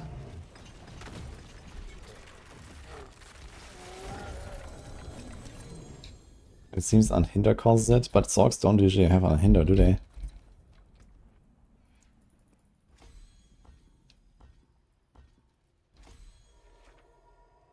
Hey, Luciferus. Okun gives it. Ah, okay. But I think that Belial bug happens pretty consistently just when you get hit by the slam.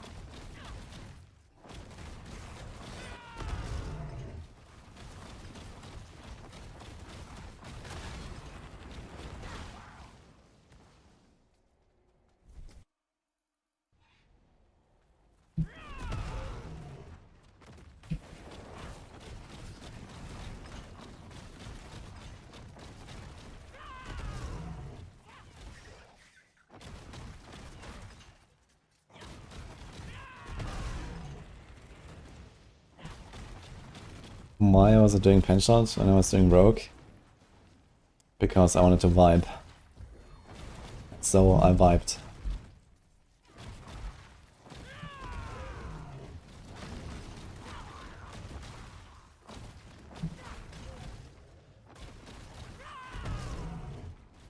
And this bit is crushing hand, epic.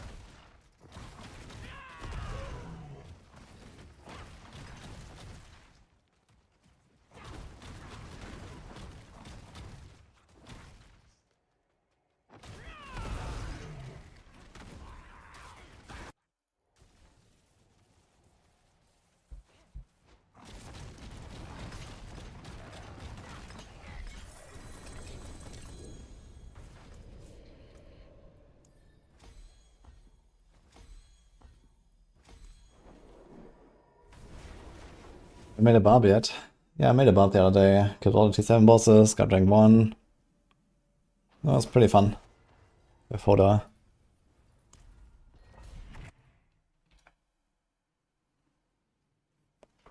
Spiritborn's going pretty well too. I think it should be no big deal to level up close to 100 here. 57 bosses on the other hand, I'm not sure about that.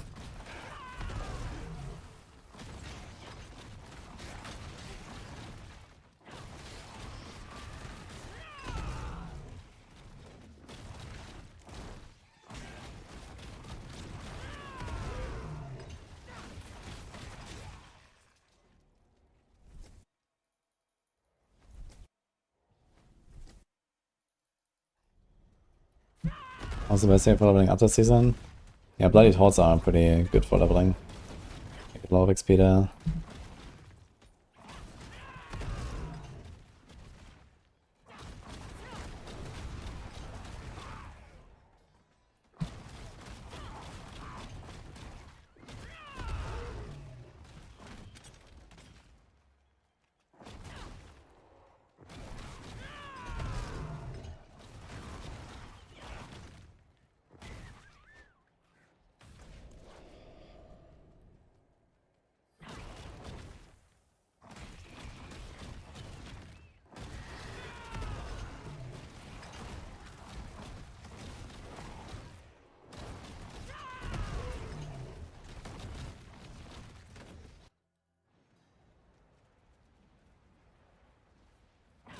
I'll get a Bloodied, or can you craft it?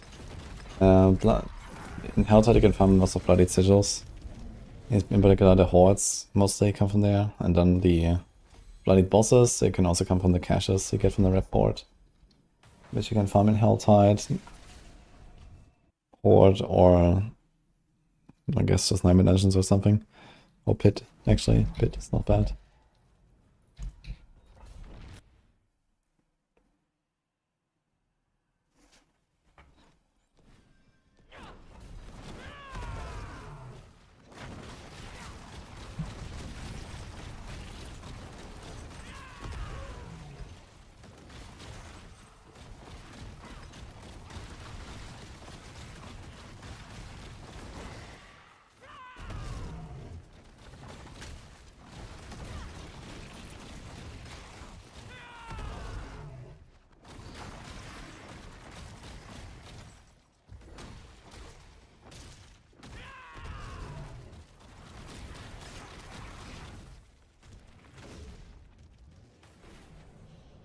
We're gonna play a race in D3. Yeah, we'll see how last epoch will go. Then make a decision. I kinda wanna do D3. The Ethereal season is fun. But if I'm like, you know, vibing in last epoch, then I will probably stick to that.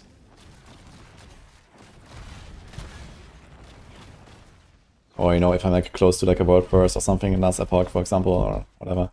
Not that I think I'll get a world first this time because I'm kinda rusty.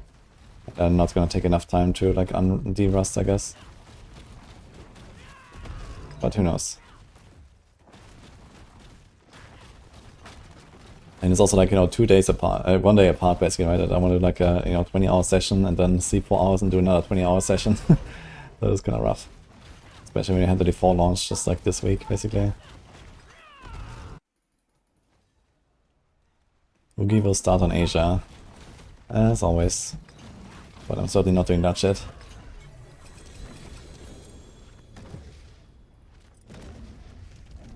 Why does he like to play in Asia so much?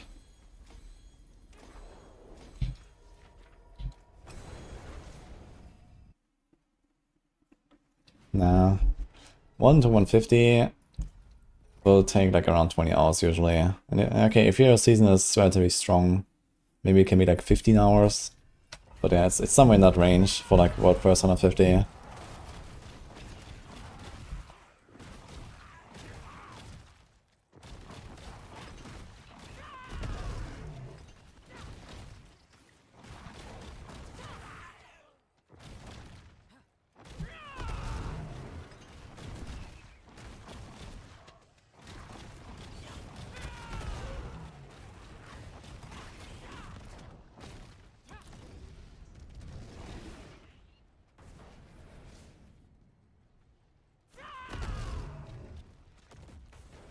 You can't get specific sigils, Sin of Greed.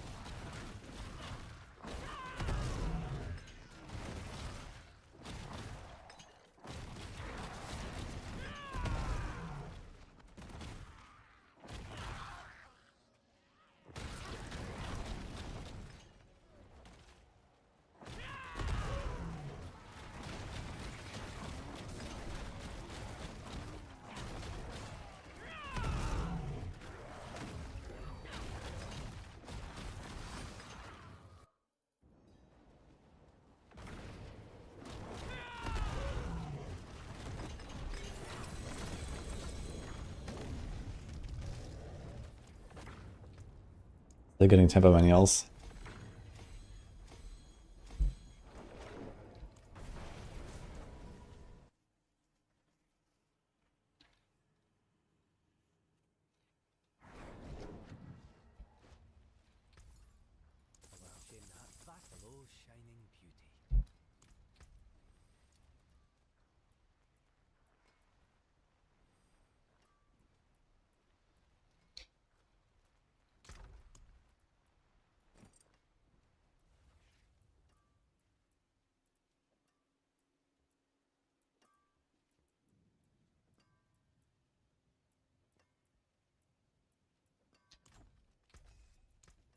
My hammer sings on your return.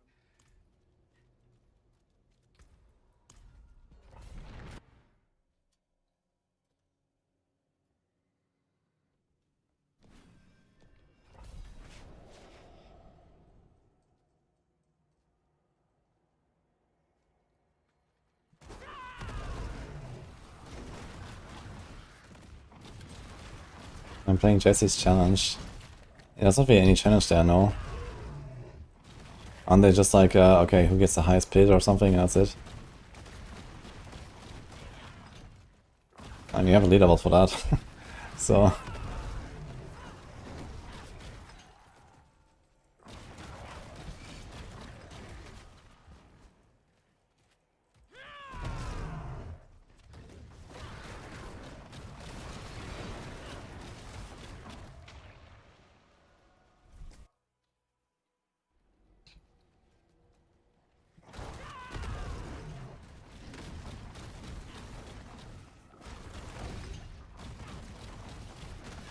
Any advice how to push high and what to do in a Sork? Yeah, I pushed a lot of Sork last season. I did 117. It was very nice to have Ghostwalker on the boots, I must say. But I guess that was only a simplification thing. Because now you have the Paladin conduit there. Yeah, I just need to learn how to like properly zap only the rares, basically. Only kill the rare monsters and nothing else. That's the strat how you push a Sork.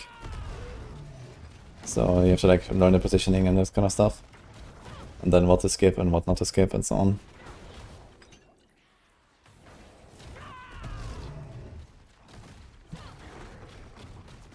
Will I upload this build to my profile on Maxwell? No. You have the Maxwell guide already by Ignition, you can check that one. It's in the description. There's like a crushing hand link, Epic.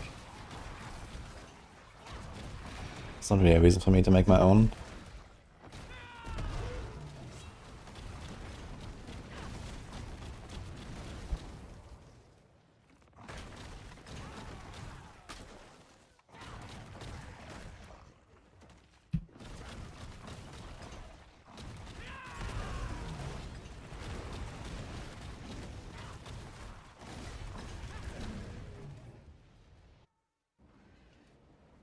Yeah, this build is like 90% the same as Payback, Hangun.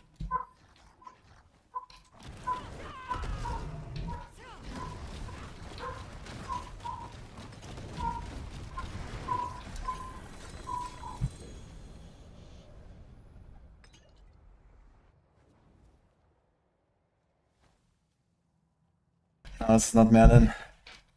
I gotta mute a little bit, I guess, when that happens, though. So if you go here, build guides, Spiritborn, endgame, there's A lot of stuff. Including Crushing Hand. Quality is also fine. Quality is like a bit weaker. If you like Quality. I mean, this is like basically copy pasta anyway. So Rake, Crushing Hand, Quill. Payback is pretty close as well. So they're all like kind of copy pasta. And then builds are a bit special, like the Beast Strike. Although Beast Strike is not that strong right now, there were some bugs. Gorilla is a new build we made for the season. The fonts. Evade is obviously OP, and Rock Splitter is very weak right now.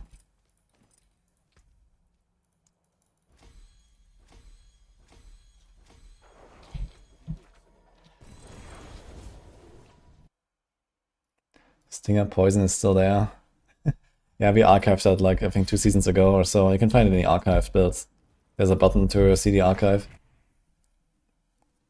But I mean, in this season, with like Tone 5 and Tone 7, and you know, such a strong bossing focus, like you really don't want to play Stinger, man. But it's technically still the same old build that I made back in Season 6, so if you like that. For Tone 4 it'll be fine, but that's it.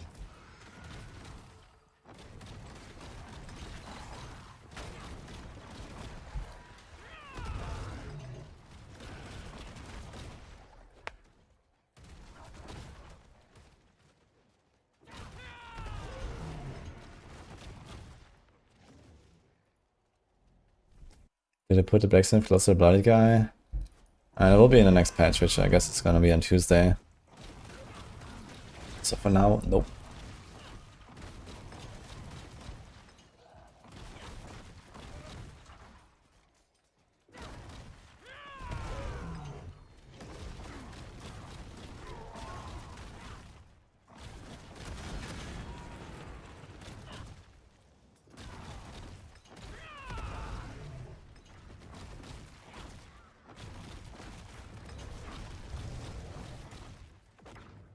Did I give my thoughts on Evade Paladin?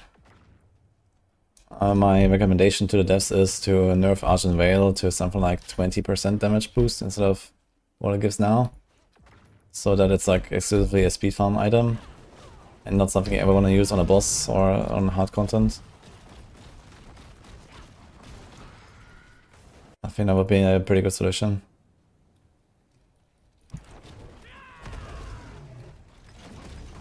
Because it's pretty horrible to try to do anything that lives longer than like 3 seconds on an Evade Paladin. You can't even aim the stuff properly.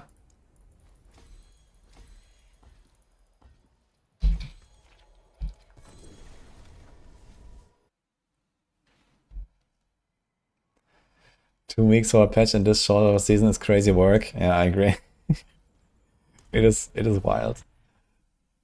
And that's what like I don't get it, you know? Like they're starting the season like middle of the week.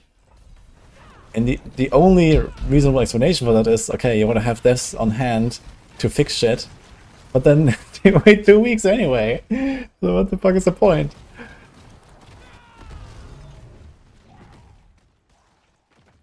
It's crazy.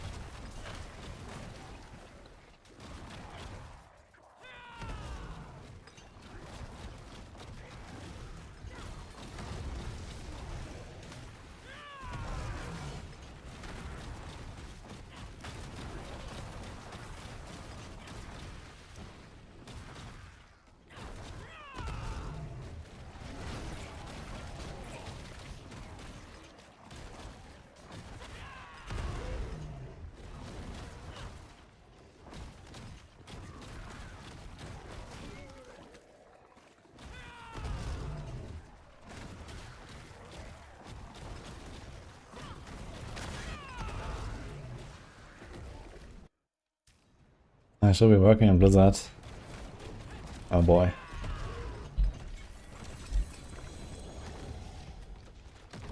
Then I have to ask myself these questions every day.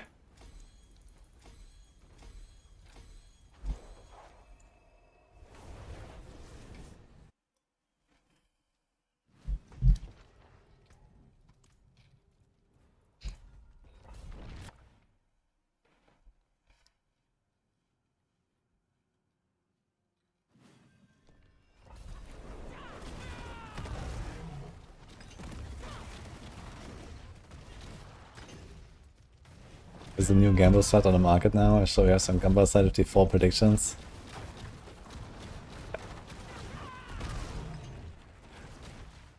Like, what are you predicting? What are the next changes? What are the next bugs and features? Especially bugs.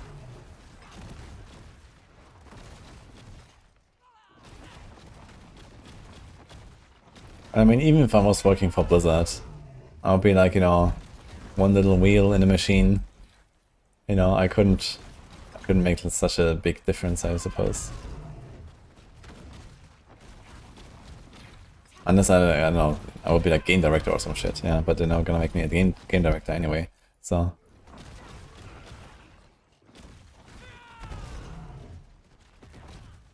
And even then, you know, like so many like constraints, I guess, in such a big company with the development. And for many things, the ship has kind of sailed as well to like change the system for how default works, right? You have to build it different from the ground up for like the next game or something if you wanna do something differently. Like I'm sure, for example, like part of the reason why the patches are so slow and so delayed, and like 2 weeks into the season they patch the first shit. I suppose also just because of the crossplay and so on, right? There's like it's like one game for all the platforms. That just makes it super hard as well, I imagine. They have like in every fucking language as well. You have to fix that and so on. So it's just like how the game was designed in the first place.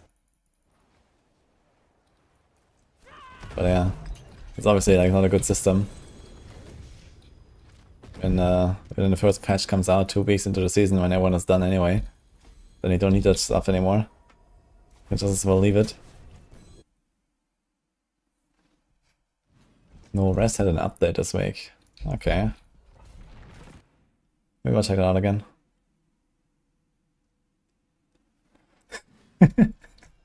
When Epoch launches on consoles, we get 1 patch per 2 years. Oh god.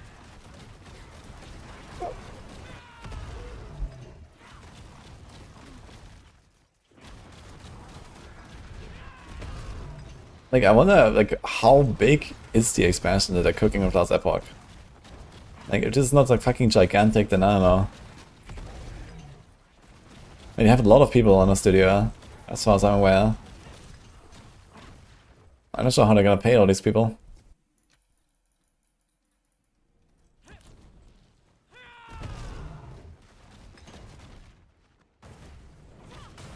How was Barb? Really nice.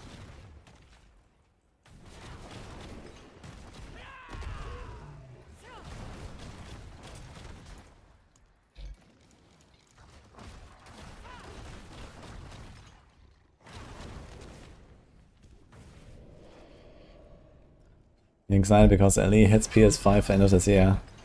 And just in time for the entire community to declare the game dead. Let's see. Maybe that's gonna be a miracle.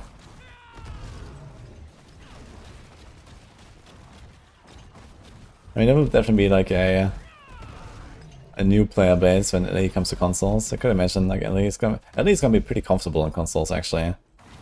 I could imagine for RPG standards, it's probably like the most comfortable it can be. With like the stash system and the loot filter system and so on. It's like very advanced. To the point where you will barely have to do any of the shitty stuff on console, like the loot sorting.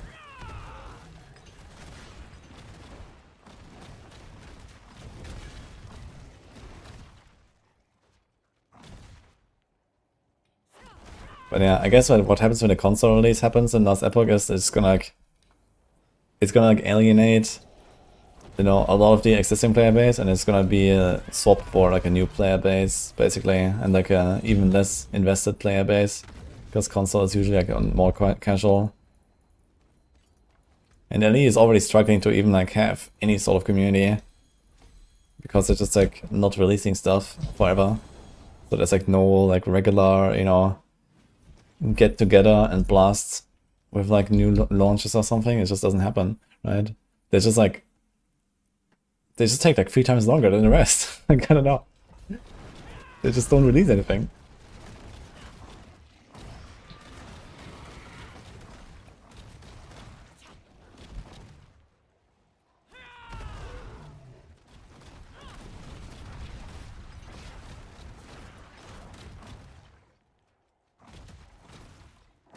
I wonder what is the player distribution. Yeah, I mean, like, you know, next week, last Epoch, there's gonna be some action for sure, I imagine. I imagine some of the streamers will hop on. I could imagine even like some of the PoE guys will hop on and so on, right? PoE has been out for like a little bit longer now than D4 even. So, you know, it's gonna be like, I don't know, 2.5 weeks or 3 weeks into... It's gonna be 3 weeks into PoE, right? So yeah, that's definitely a time for people to like go do last Epoch or something. So the window is good. But I don't know how many people really play last Epoch a lot and then stick around and stuff.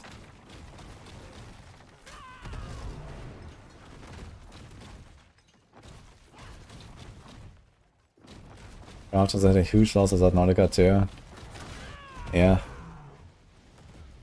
I heard they were trying to like rip off the like previous studio heads or something, right?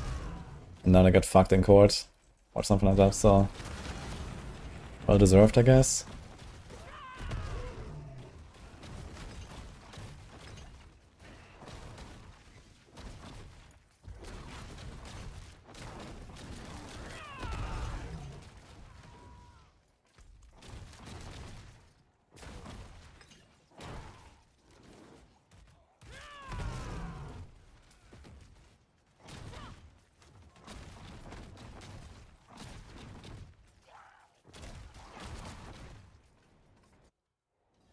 Exclamation mark on a tab icon. How do you get rid of that actually?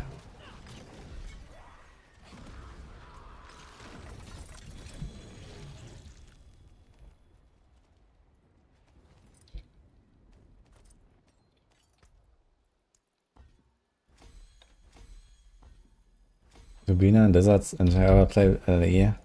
I know that Lizard is warming up already. I saw him the other day. Like a week ago. And obviously, you know, there's some potential there. You know, maybe Last Epoch is gonna be good, or maybe there's gonna be like a new audience, right? With what I explained with the console players coming in and so on. But you know, the console players are usually not the people that watch streams and watch videos on YouTube and stuff. So in terms of like, you know, trying to be content creator in Last Epoch and trying to like make that your like your income and stuff, like that is just like not happening. Like even with like, you know, Lizard and Bina, like, you know, they're working for Maxroll and so on. I mean, with like the really slow and infrequent update that Last Epoch is doing, like, you know, there's only so much that can happen there. So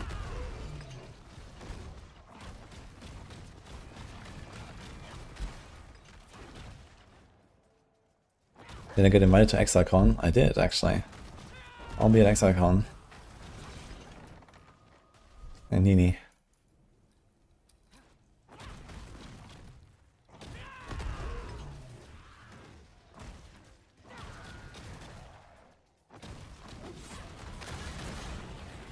Any ExileCon enjoyers?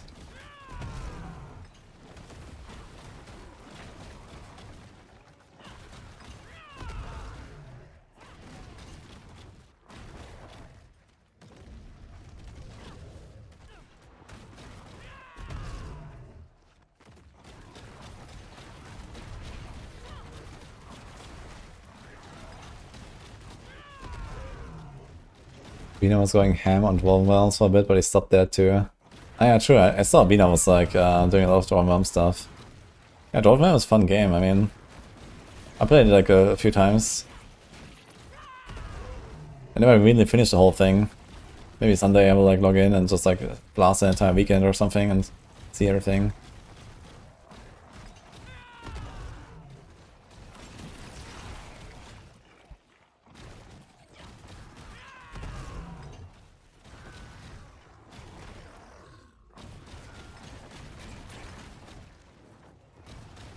Crimson Desert later today.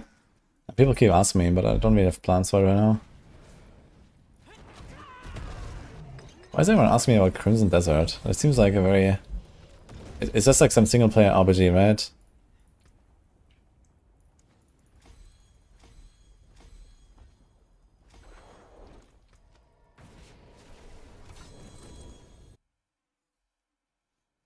The last change to graphics was terrible. Gameplay is a bit better, but looks horrible.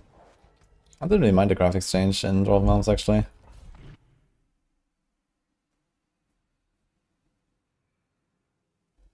It's new hotness game. Lately people have been waiting 7 years for it. Oh, interesting. So when does it launch?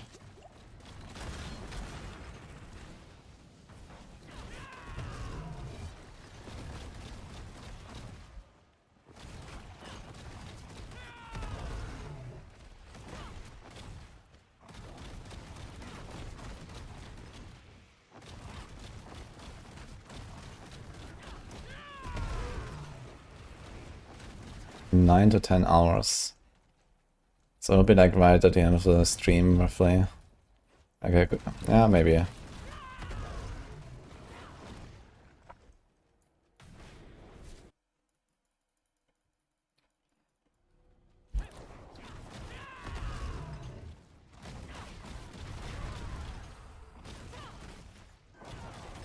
need to check if I have a key, actually.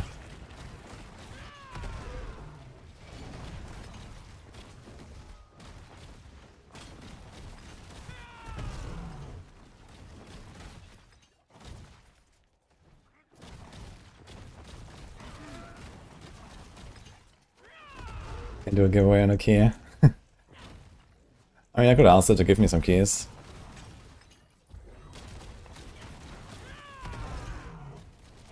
I actually, like, I started collecting like Steam keys that I get sent in like a document. So I think next time I do Subathon on like expansion launch, I was gonna like give away random game keys to like all kinds of shit. I have like, I don't know, 30 different games or something that I just like put into a document.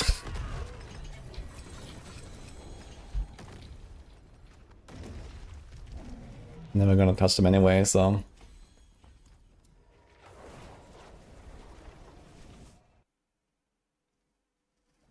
A lot of people are saying Crimson Desert takes like 8 to 10 hours to get interesting. Okay. Better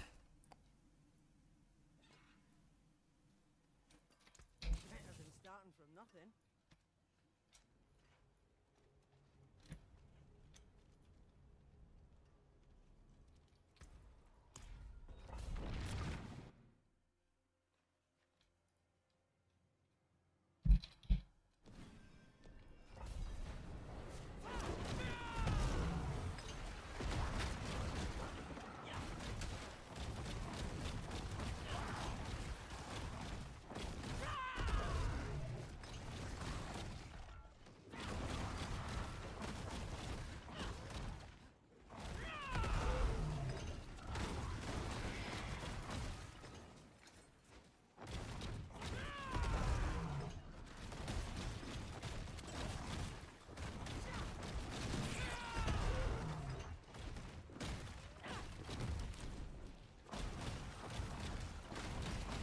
Reviews are quite unloving on Crimson Desert. F.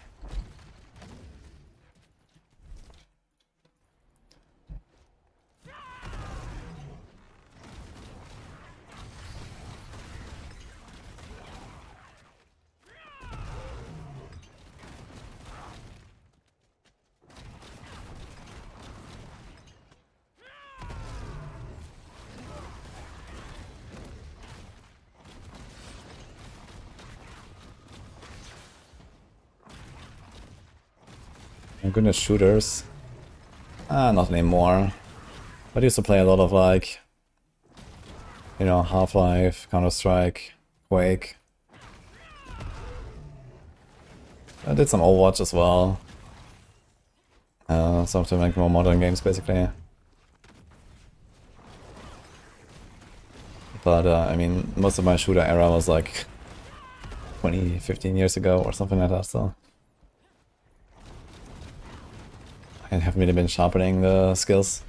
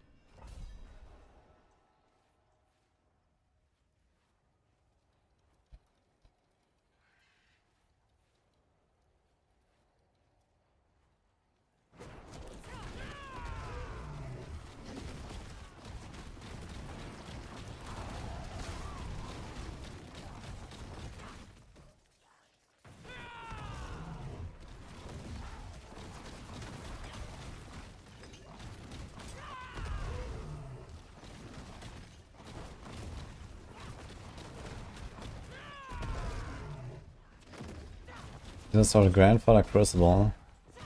There's like a few builds that want it on Barb, but that's Barb is the only class.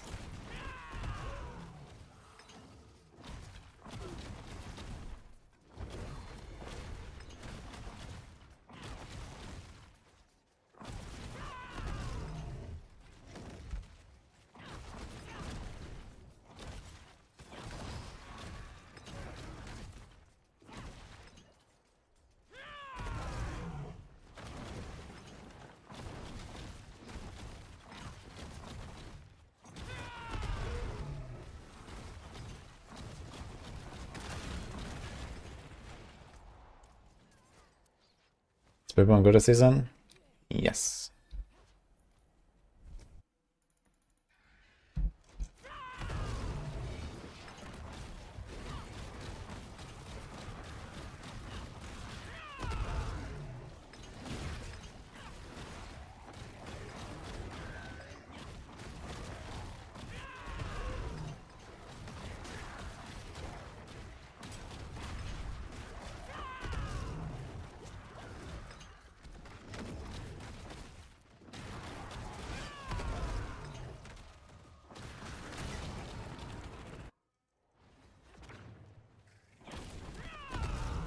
Good luck, Martina.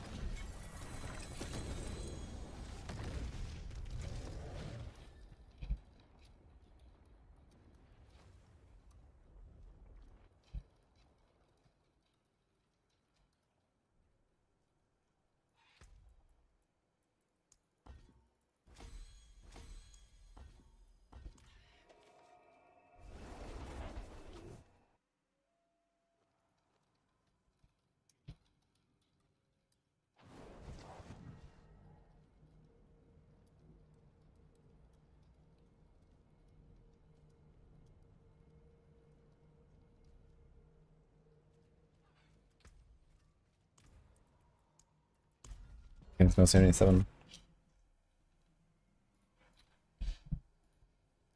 Is the gear the same as the current Maxwell build?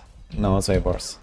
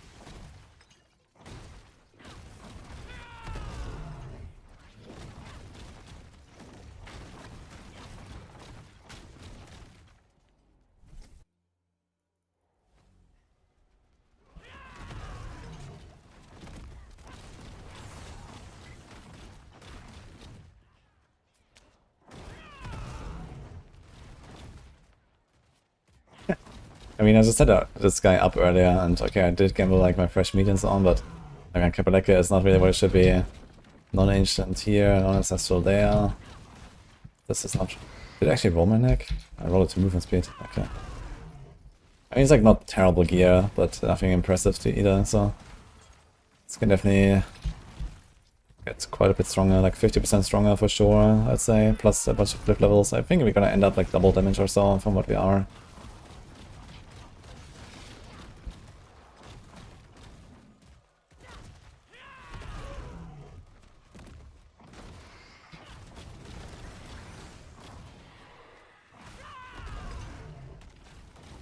Got double Uber drop at Borrow. Nice. I got 2 Ubers from just the Harbinger once. That was crazy.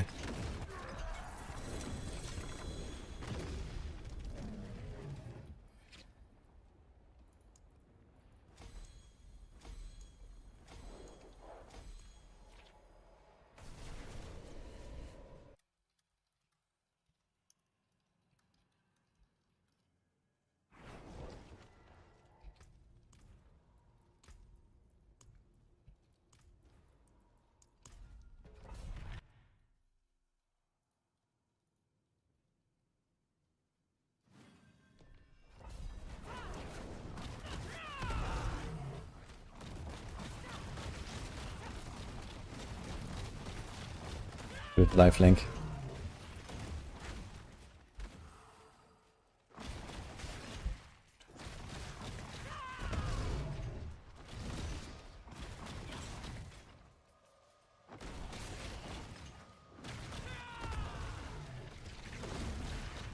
I actually need to check if I have boots that have the resource cost reduction mod on them. I actually need the resource cost reduction mod on the boots. It's like so strong for this. Wait, did I ever change my tempers? Oops. Actually missing a lot of damage, turns out. You think about using Dark Shot? Yeah, Dark Shot is kinda comfy on Spiritborn. Unfortunately, the damage reduction doesn't work while you have Barrier. And we have a lot of Barrier, actually. I think maybe I should just go Exile Rune, actually. Neo Exile might actually be a better play than a Dark Shroud. It also works against dots.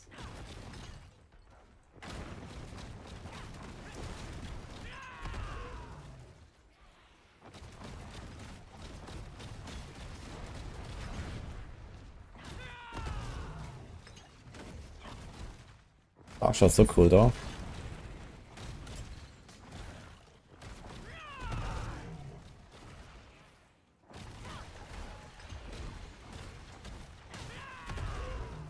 Nah, it's the Dark Shroud itself that's bugged. So while you have Barrier, Dark Shroud doesn't work. So that happened last season, I think, and it still wasn't fixed. And yeah, that's just making it like not as effective as it should be, basically. Else Dark Shroud is like very good. Yeah, I might actually put Exile Rune after all.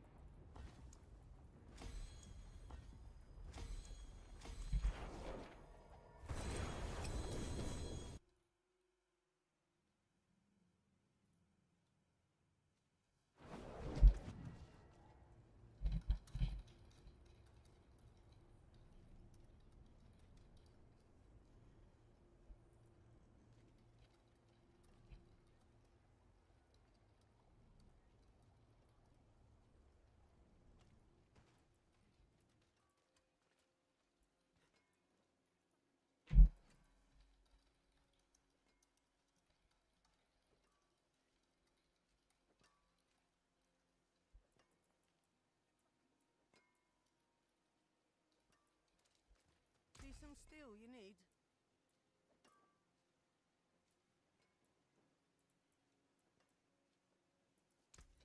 Use it well. Okay, let's fix this here. Resource cost reduction. There we go.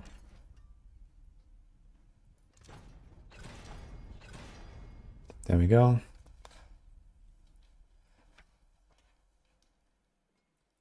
So those two tempers are probably like a 40% DPS boost or something, I think. And I never tempered this thing actually. Oops.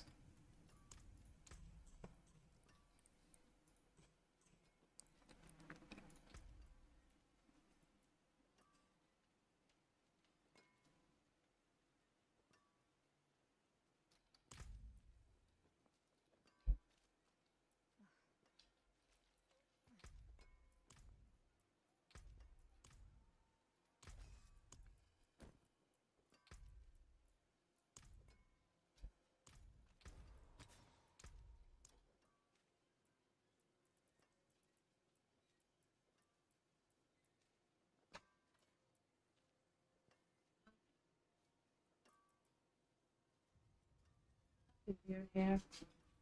Hi. Thank you. Okay.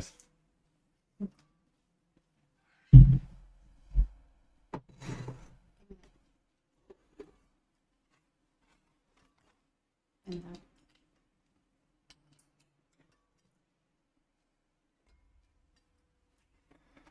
that.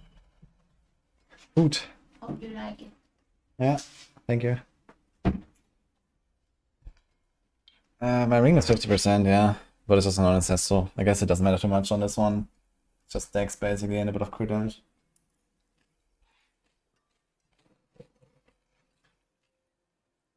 Okay, let's see this. And we have Cuckoo too, guys.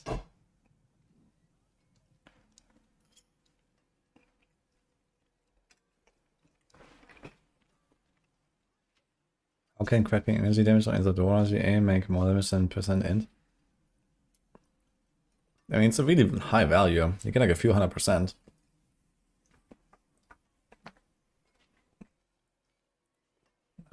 So I'm not sure exactly how much additive you have on Crackle. You have a lot of additive damage on Crackle, like 4k, I guess. But you know, if you have 400 more, that's 10% damage.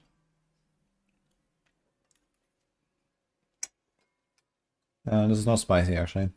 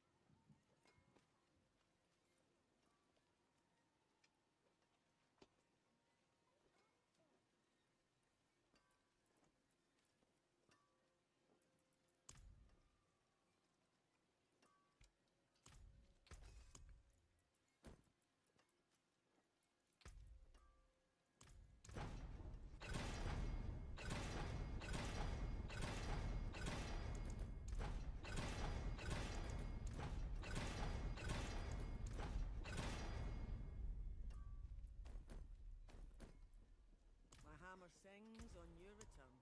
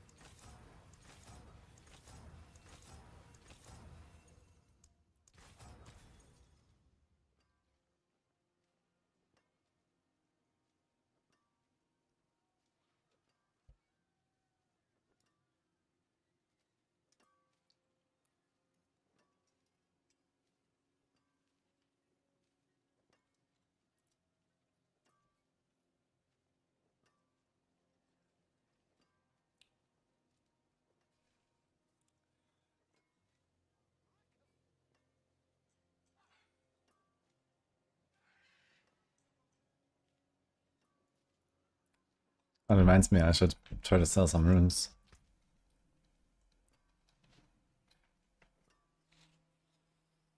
What the fuck? Here's a guy saying, I buy Lilith Boost T4 for 800M. Who the fuck pays 800M for a Lilith kill? What?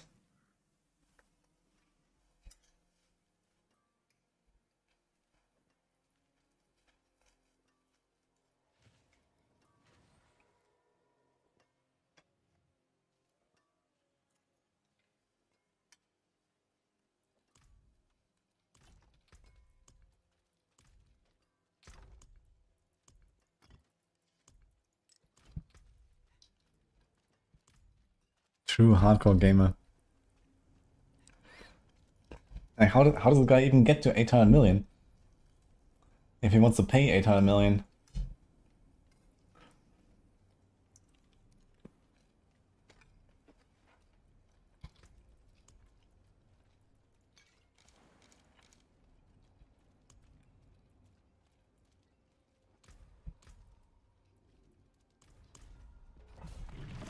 I wanna change the rune, right?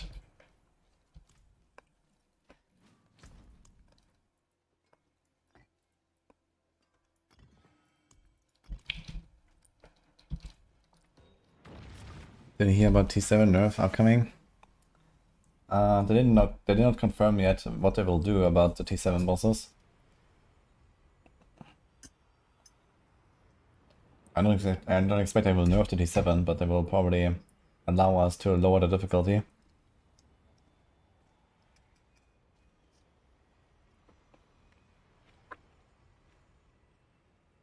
And that's gonna be Stash and Vendor, yeah.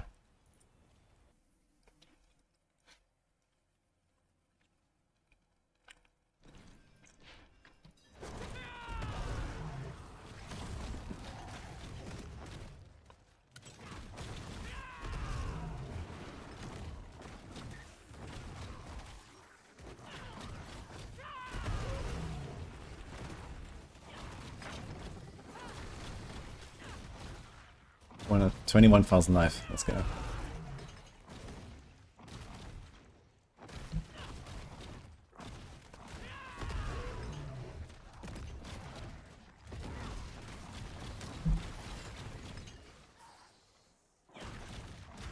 Yeah, I'm not sure if like people really team much in hardcore. Maybe this guy just has 800 million, but it's crazy that he would pay 800 million for a Lilith kill. That is, like, I don't know, that's just way too much. It takes like literally 30 seconds, you know?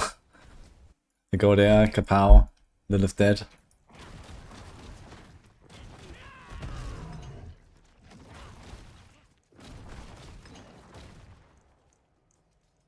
Treasure breaches are still a thing, yeah. They're like a roughly 1 in 100, I think. They're not that crazy rare, it's just that you don't get many sigils anymore compared to last season.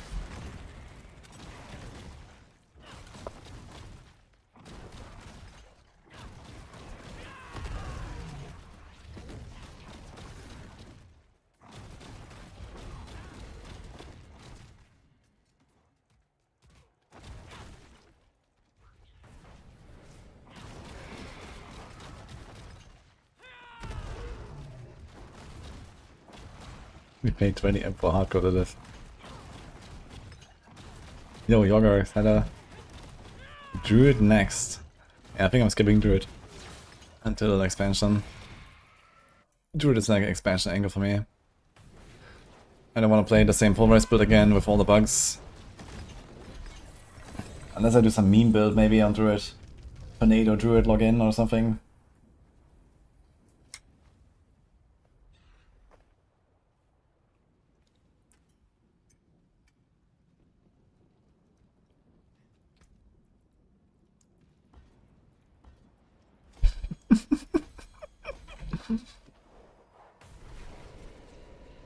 I love that idea, Crucible. Okay, we killed Lilith. Hey, want to pit 100 carry too?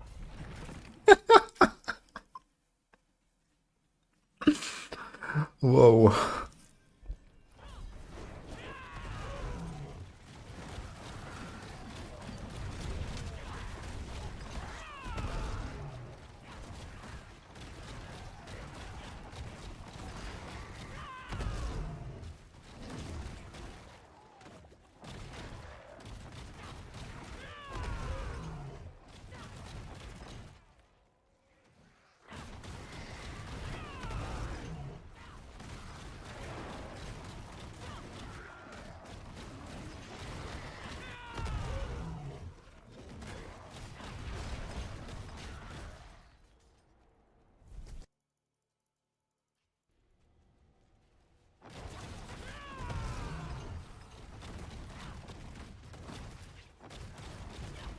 He's a very hungry looking dog.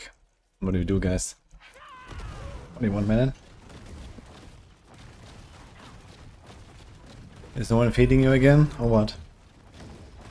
You have to eat my food? What a poor dog. I'm sure he doesn't have a bowl of food sitting there.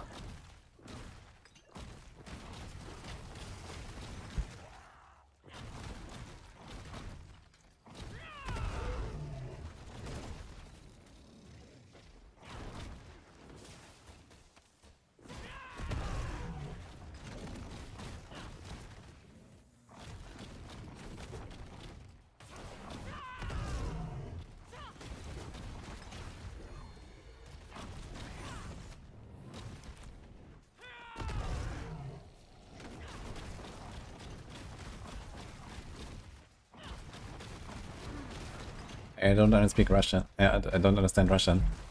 Can you try it in English, maybe?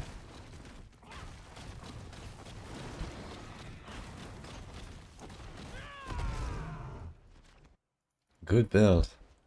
Yeah, that's good. I mean, you can see it.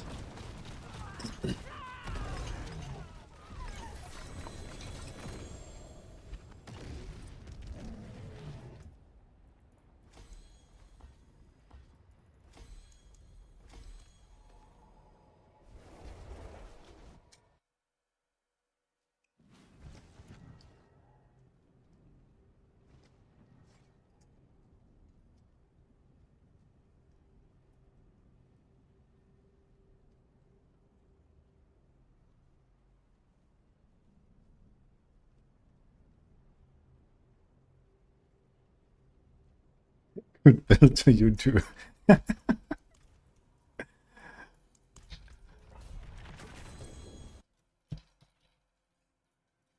it's this build if you're looking for it.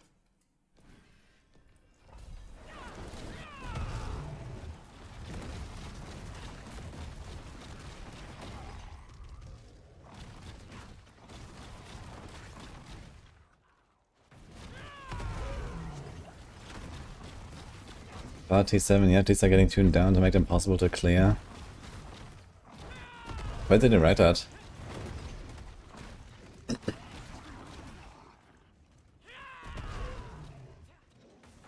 Was it on Twitter as well? You have a link for this?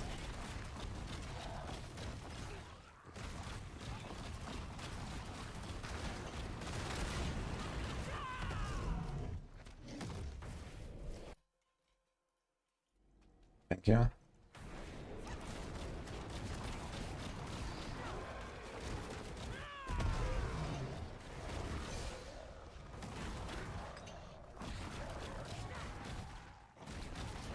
That was actually 2 days ago.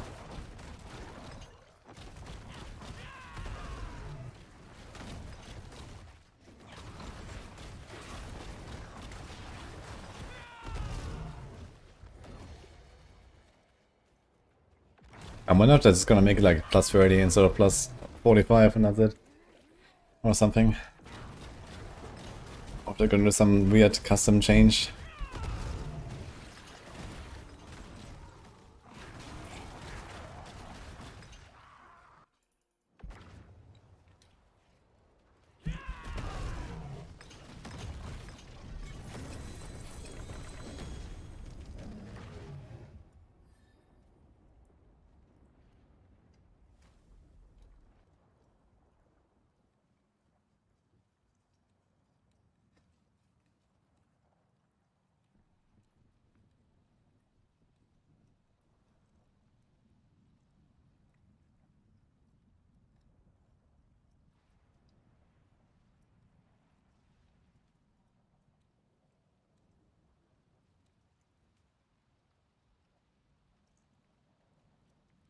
I think it would also be like an option to just like allow you to like exchange them for different sigils or something.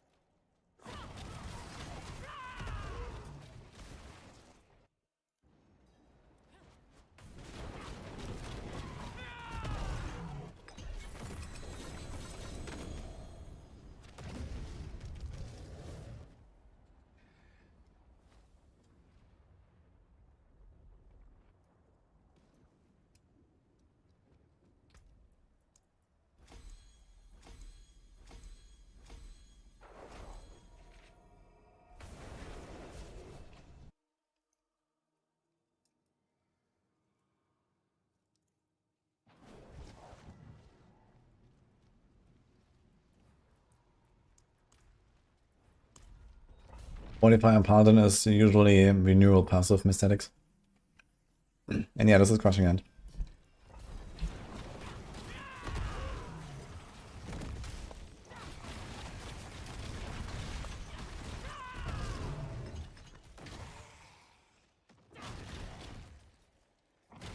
Yeah, Arcadia is one way to do it, but it doesn't really fit on a lot of builds actually.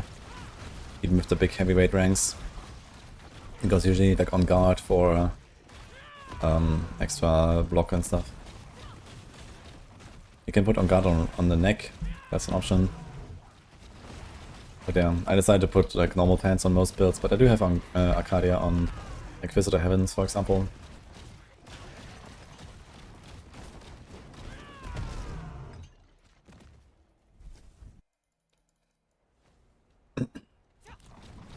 Do a strong one, 9-dimension, escalating 9-dimension loop. Yeah, people keep telling me that, but I tried it and I just don't get any sigils on him. You do get lucky to get the sigils from Astaroth.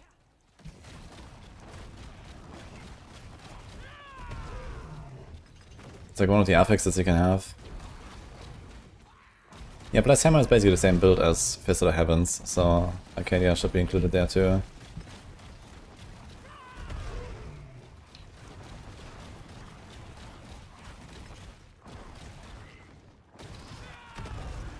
I did not have Fortify Generation. No. Usually just like 2 free points in renewal, it kind of does the trick.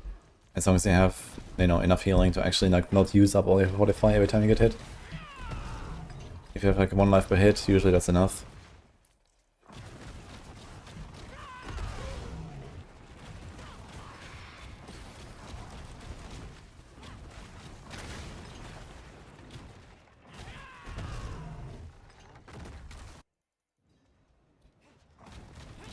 You never get 6 on strong rooms. Yeah, it's pretty tough. You need like a good run there and a fast build. If you don't have like some nice like, you know, Idol of Doom or some shit for the 25% bonus permanently and stuff, it's kinda tough.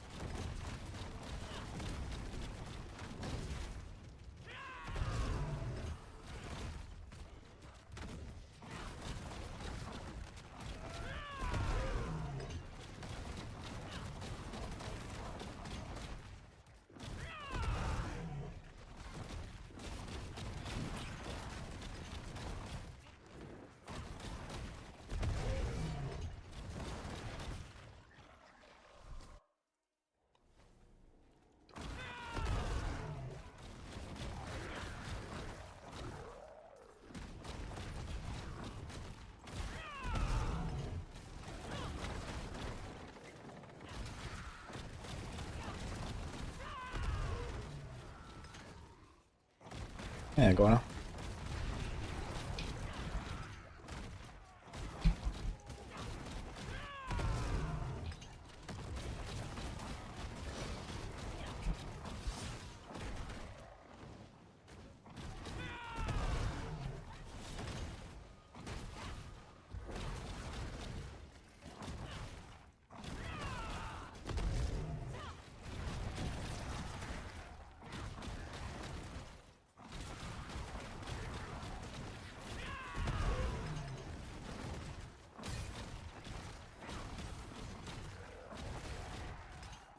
How's the build? Extremely fun.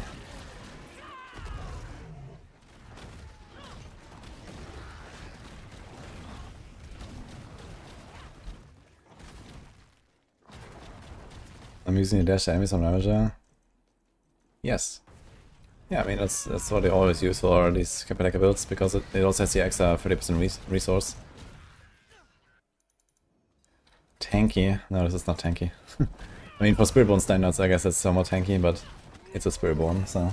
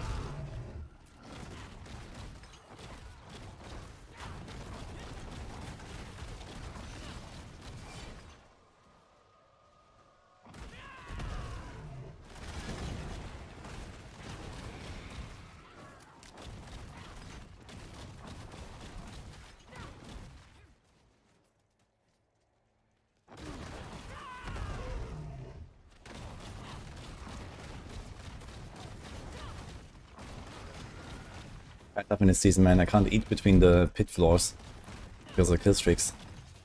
Kill streaks are pretty important on this build. So I can only eat after each run. F.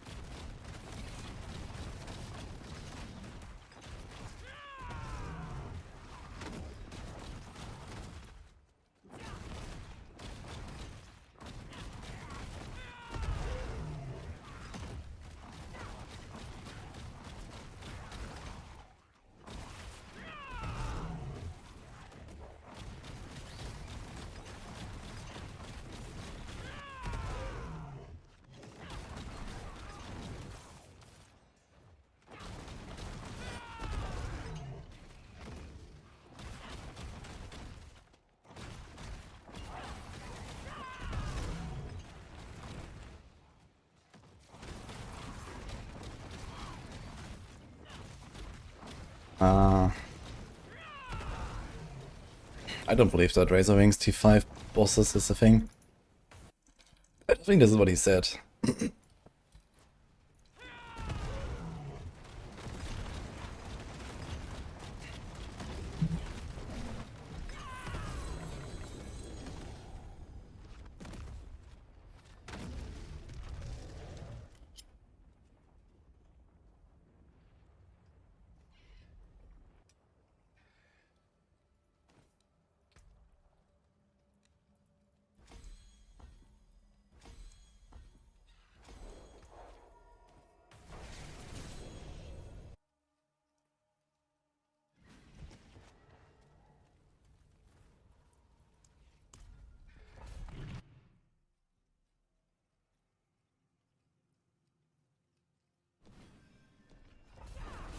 Good night, dude.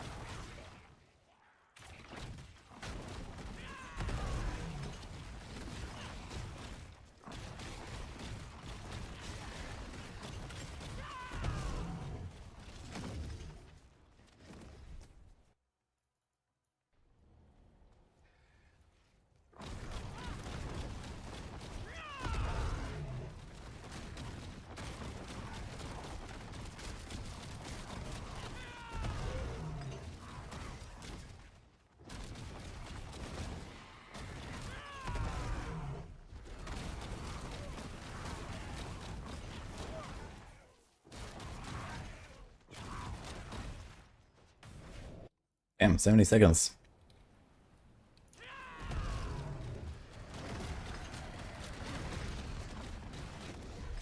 That's good.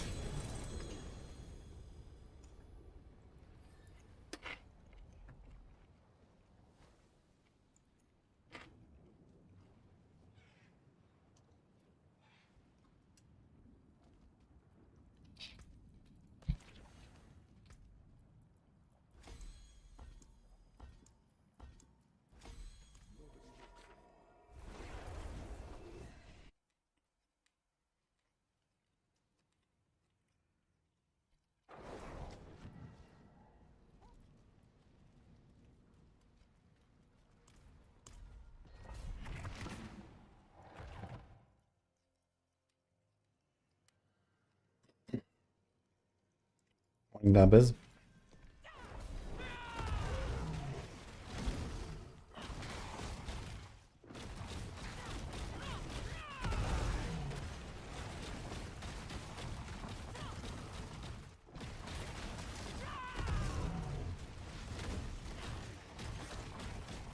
Spiritborn feeling. Ah, OP as always.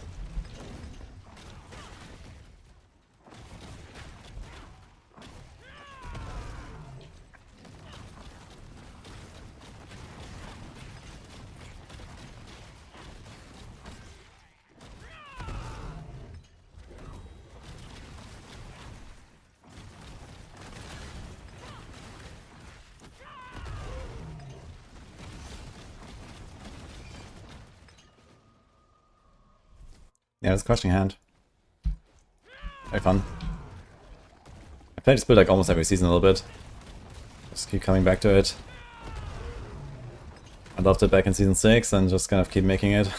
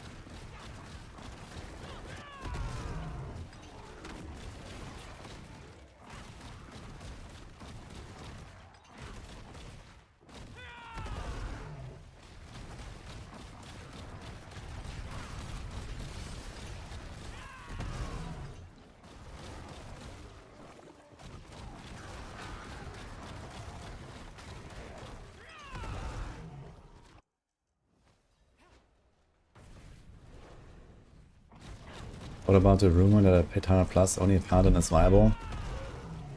That's not a rumor, that's just like bullshit.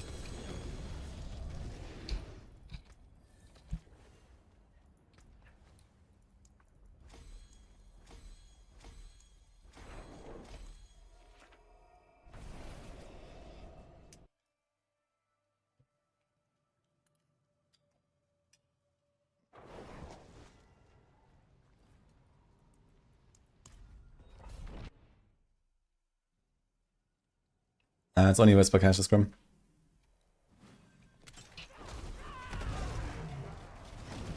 Surprised to see that Razor Wings is so strong. Like 100 pits.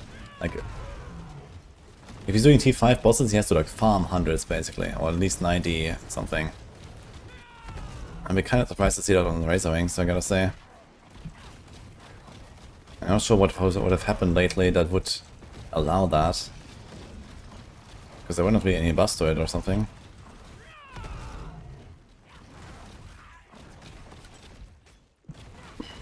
It's good morning anyway, Cloud 420.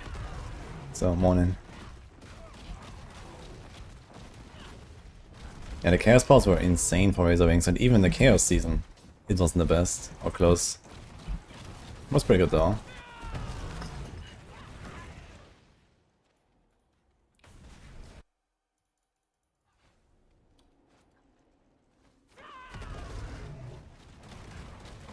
I think it will be 1.5 hordes I need to do for Paragon 300 right now. One is probably not enough.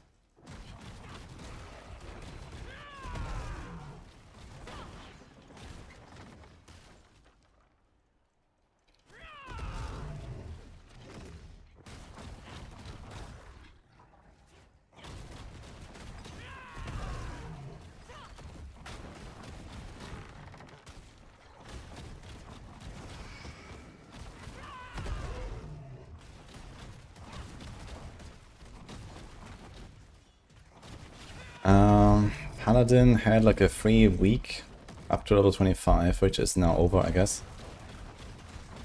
So I guess you have to buy the expansion now if you want to play Paladin. I mean, you want to buy the expansion anyway, because there's everything in there.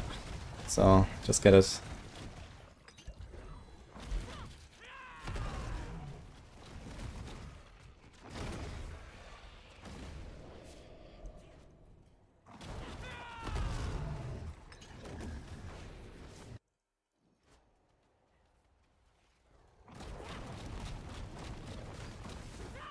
And let me see what Immortalizer is doing now.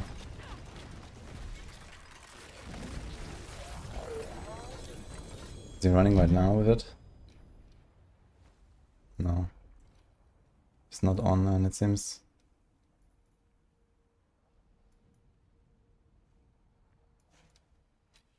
He's also playing Crushing Hand.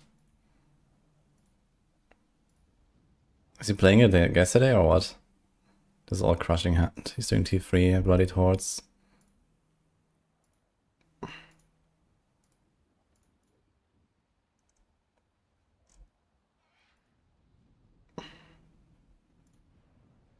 Crushing Hand, Crushing Hand. Wait a second. Does he have thumbnails for his Twitch VODs? I didn't know that's a thing. Interesting. He's doing a lot of Crushing Hand here. I don't see any Razor Wings. If you have a link for one of his VODs where he's using Razor Wings, I would like to see it.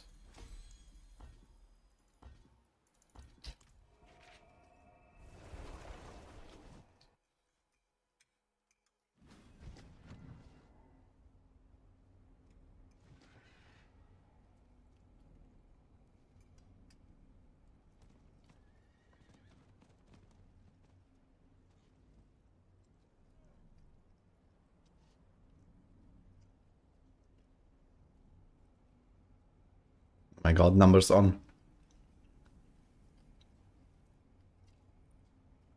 Yeah, okay, it's relatively slow.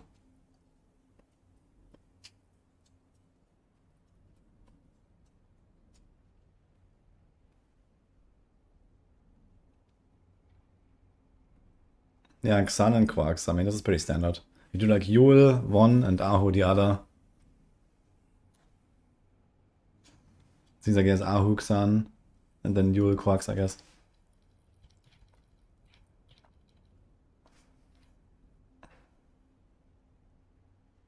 Yeah, okay, in that case it's like pretty much as expected, I guess. This is not very strong.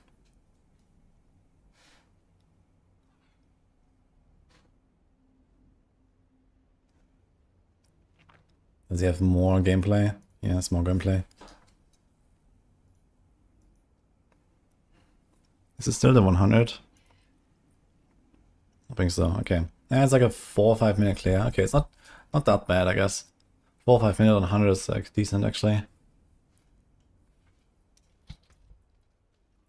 But that setup seems to be really standard. Why do we have it ranked?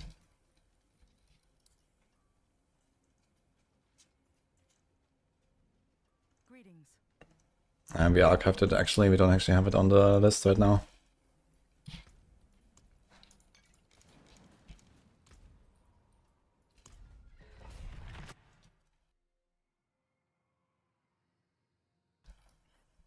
Was Xan standard? I think I played Ahu Crux and Yul Xan or the other way around as well when I played Razor Wings last time, yeah. Because you can like, trigger it very easily, and I mean there's no reason not to run Xan when you can trigger it so easily.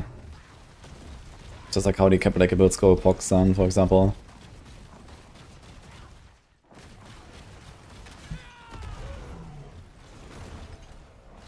I guess there were some buffs. There was, like, Harmony was buffed at some point, like I think a season ago.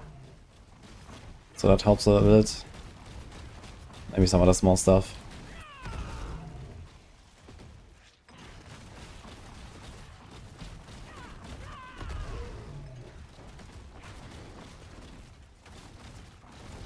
Season 10 they pushed 109 with Razor Wings. I don't remember what I was doing in Season 10 with it. It was pretty strong in Season 10 because you had the extra weapons and stuff.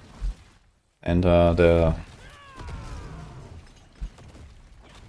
Chaos perk was like really strong for like the ranged playstyle, right?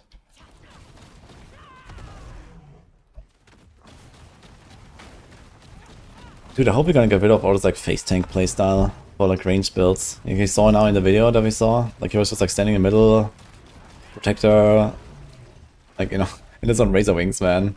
He's not even doing this. He's not even doing the spiral of Razor Wings. That's like the other one. Kind of stupid.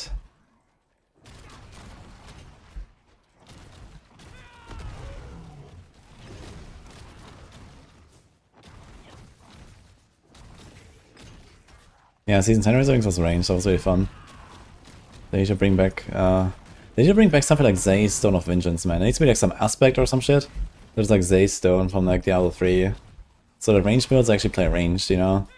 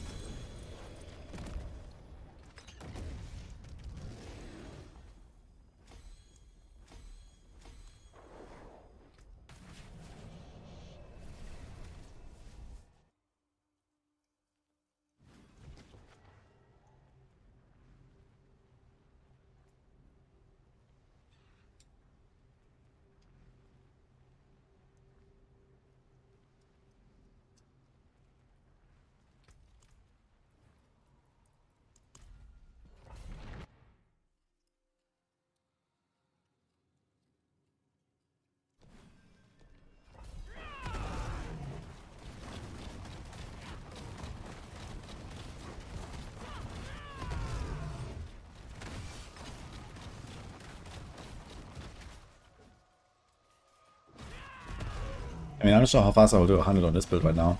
But it's also not min-maxed yet. There's more stuff to do. My Crushing Hand is expected to clear like in the 110 to 115 range. So like 100 speed farm should definitely be doable. Maybe not like 2 minutes, but a few minutes.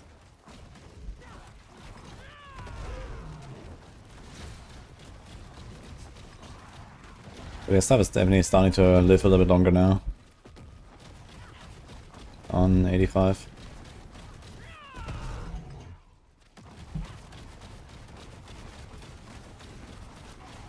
Maybe Risings will be something like an 8-tier build actually. So like really awful now. I had it sometimes where it's like one individual run is like really bad, but then I go next run and it's fine.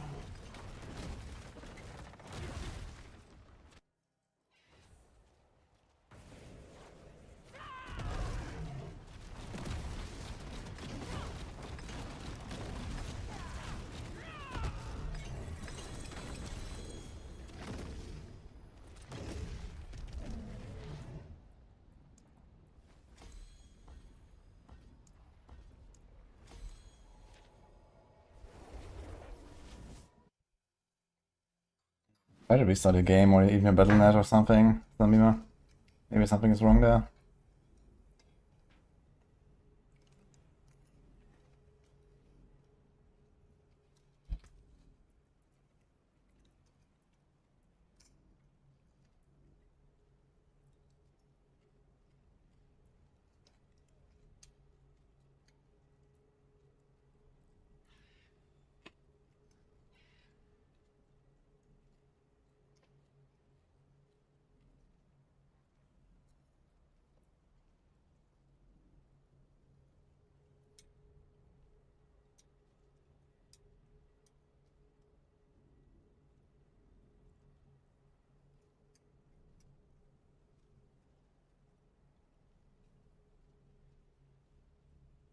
Yo, you did Marshan and Xeon T7 on the Zork. Nice. How long did it take, by the way?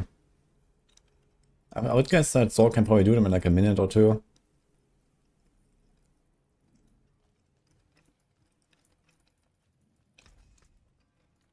What's left, you ask? Yeah, crushing it is feeling fun, and it's really strong. Even if I have very scuffed set up here, and it's still going fine. We're almost at 90 now, farming.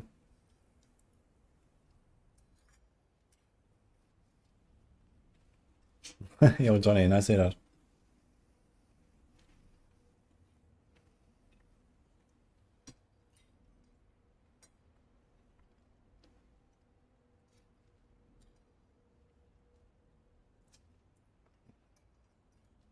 Okay, guys, I'm gonna be like just 2 minutes.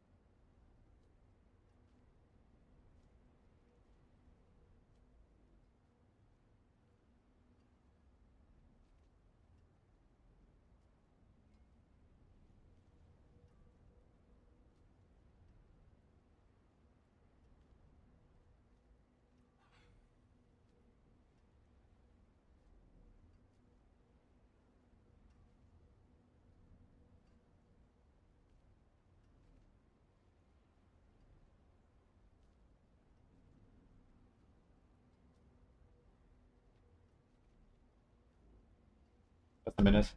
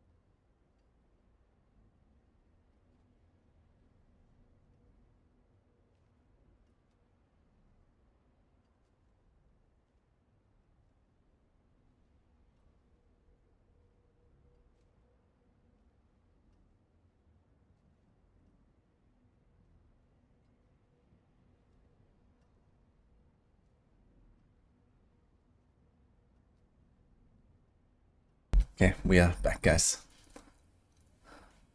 Thanks, by the way, and big hands. Interesting. I would like to know how long it took you to do the T7 bosses on Zork. What's the kill time?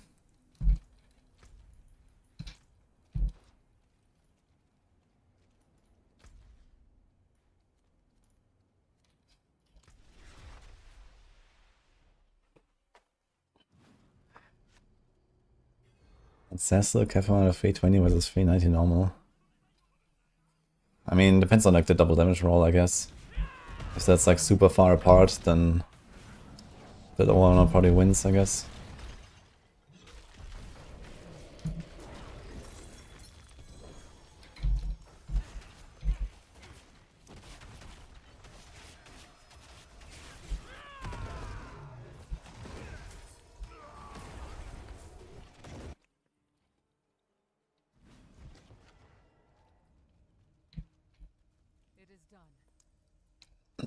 The Doom, the Dark Ages downboard looks amazing. It's like this big red one, right?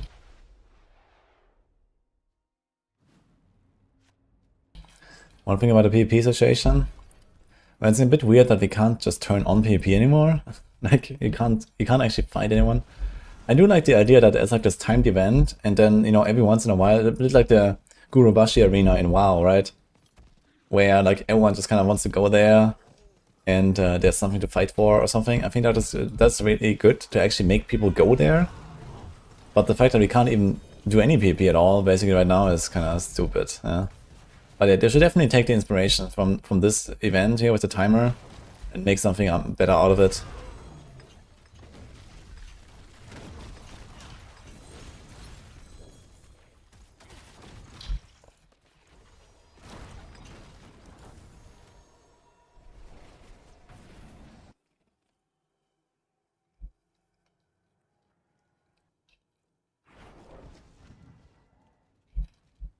Over time to purchase all the cosmetics in PvP shop.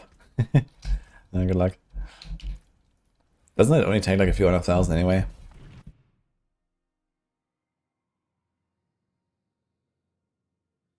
Okay, 6 minutes on a Sork. I think I would be faster. Because Sork has really high single target damage.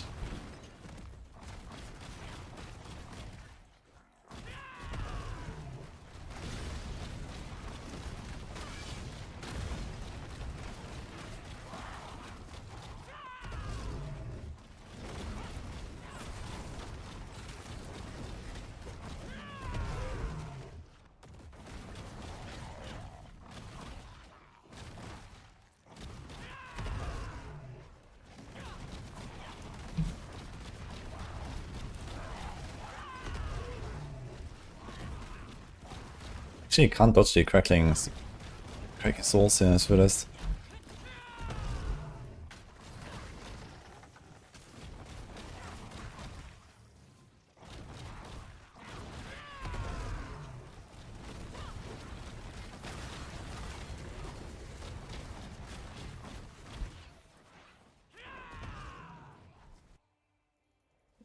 The build is Crushing Hand, and there's a link in the description.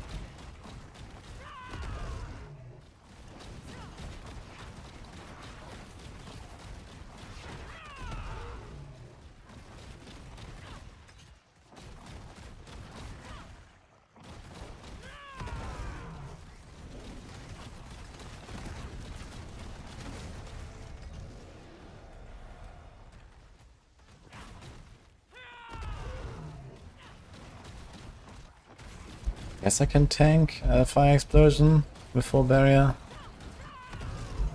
I don't know. I mean, right here I can tank it, I guess. I just stood in it.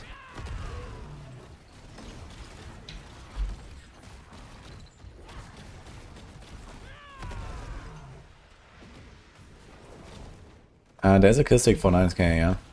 There's a title you get for it.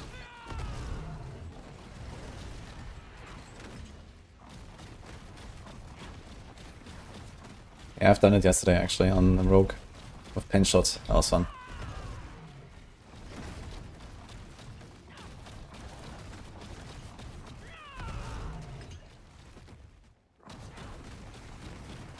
Yeah, I was in the dry steps outside.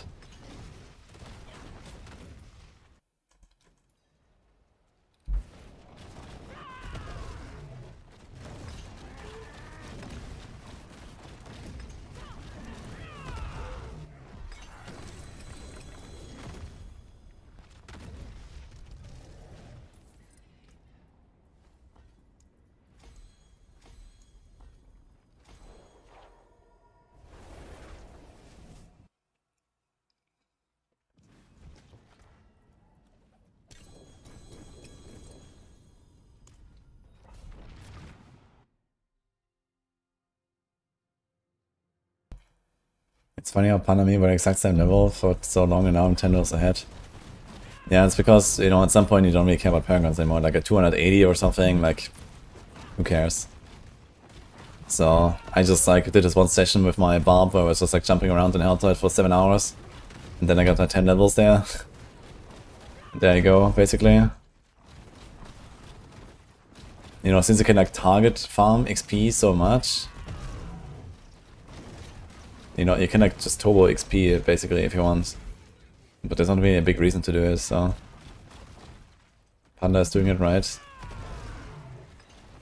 You see, I'm gonna hit 300 now, and then I will play the season more after 300, and all that XP will go to waste, right?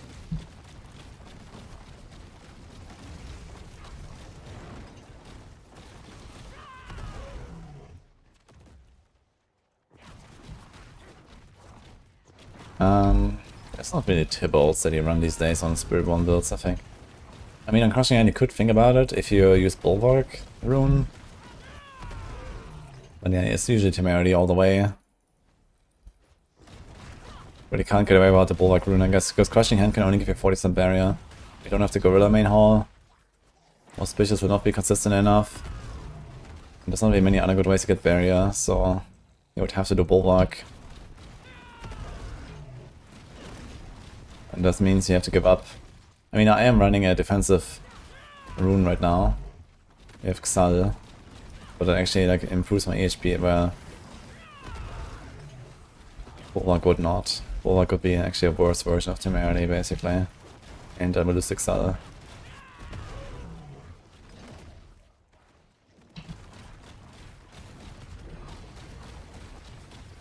I'm taking no damage and enemies are getting pulled towards me.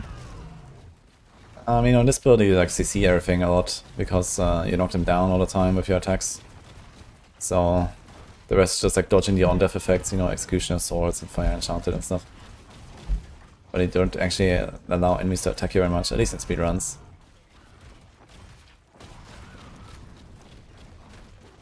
Yeah, Blessed Shield doesn't really have like a lot of like built-in CC. Although, I mean, they have the wolves in the build. With the wolves, everything is frozen, so you should be kind of chilling on Blessed Shield. Are you not running the wolves or what?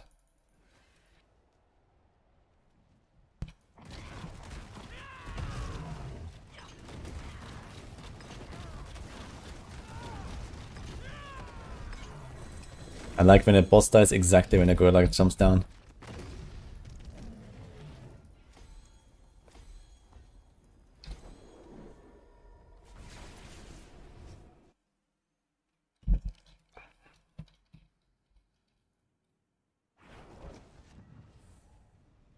I know, if you're looking at the Maxwell rate guide, I mean, there's also Temerity. I think they all pretty much have Temerity. Temerity is just like such a staple on Spiritborn, like you don't really go without it on almost any build. Temerity.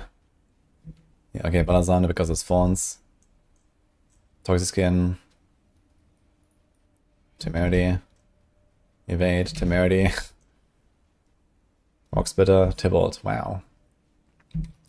Yeah, okay, you have Gorilla, that also gives you barrier, so you can... If you have a Crushing Hand and Gorilla, you can kind of get away without Temerity. But even here we go with it because of Escher Kazungi, so...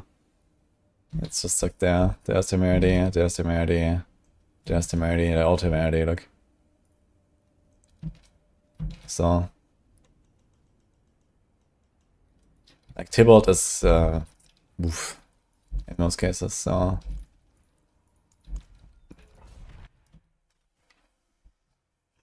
Patch notes when? Yeah, I expect them in 5 hours.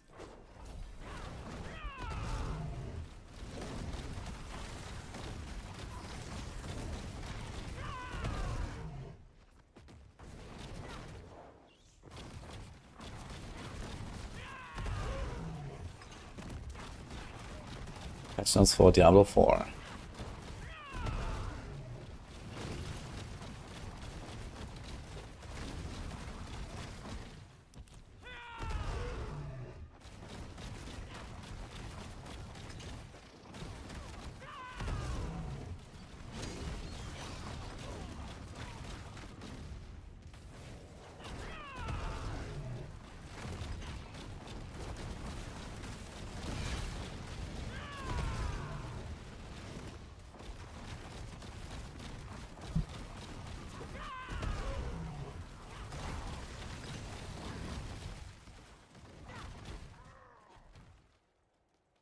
Yeah, Tuesday is the patch day, and the patch notes are usually out on the first day before.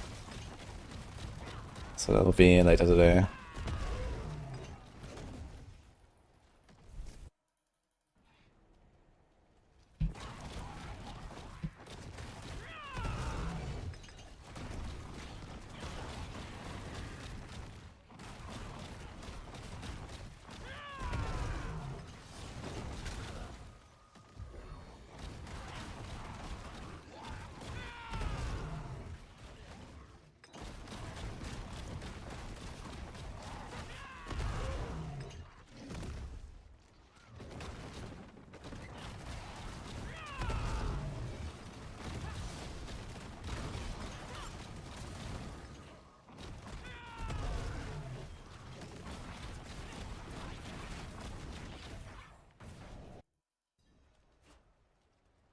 I mean, if one uses Tybalts on a Spiritborn, first of all, you need to have some serious barrier generation somewhere, which is basically just a Crushing Hand thing. Because, okay, the Protector, it's 30% barrier every 1.5 seconds. So it kind of ramps up, but you need to, like, not take damage basically for a long time. It doesn't even stack anyway. Okay, so let's say you have the 30% from this here, right? And then you have a Bulwark and a little Barrier Generation, and that would kind of do it, I guess. I guess on Rake you would maybe also have the Gorilla main hall that gives you a little bit. So that stacks up. So you can do this. But it's definitely, you know, way less ability, especially for like the stuff that actually goes through your counter attack. Like you can't dodge everything. And the stuff that you can't dodge usually just instantly kills you, and in order to prevent that, you have to melee basically.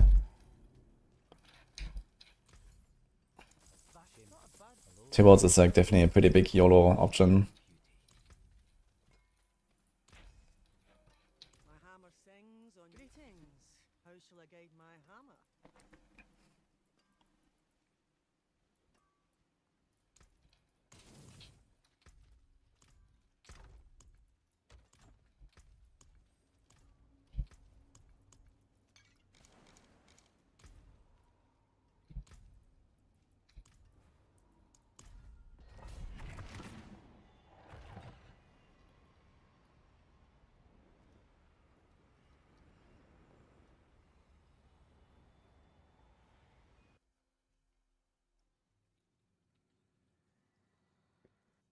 Decrease on Friday. Next week. And yeah, I want to play it. But I will decide after starting last Epoch. Seeing how last Epoch will feel.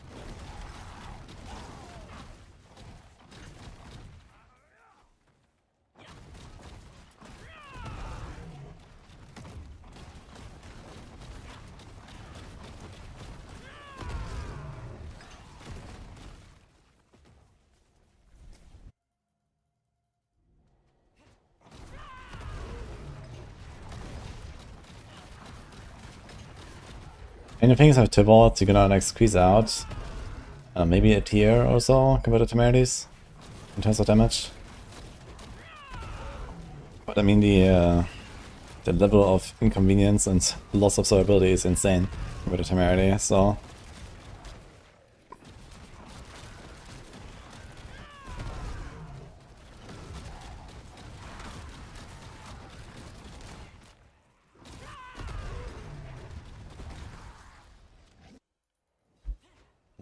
It's up too.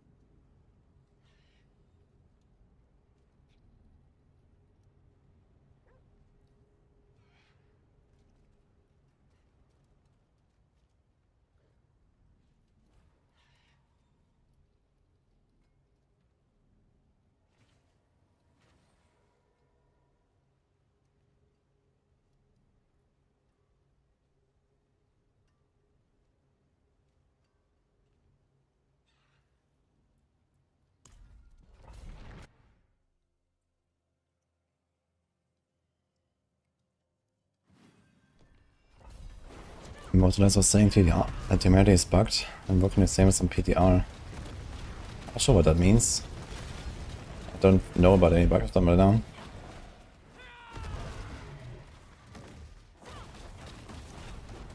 Hello, Xiao.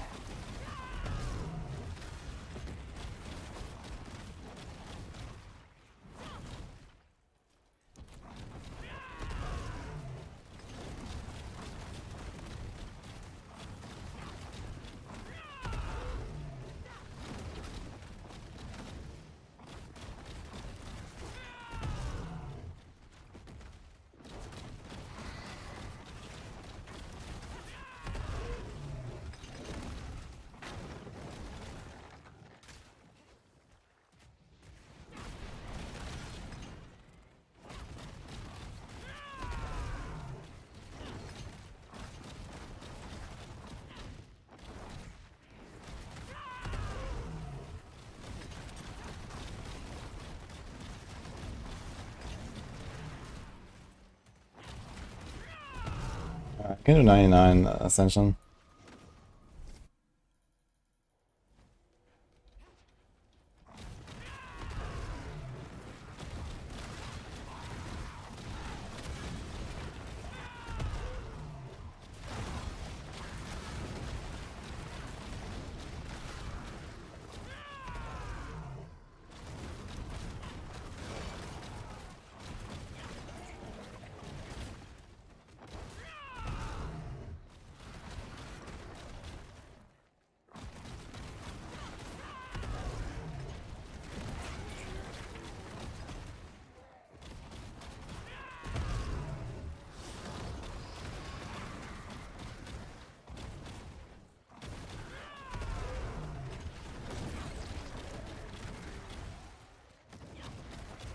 $99 is safe, 100 not safe.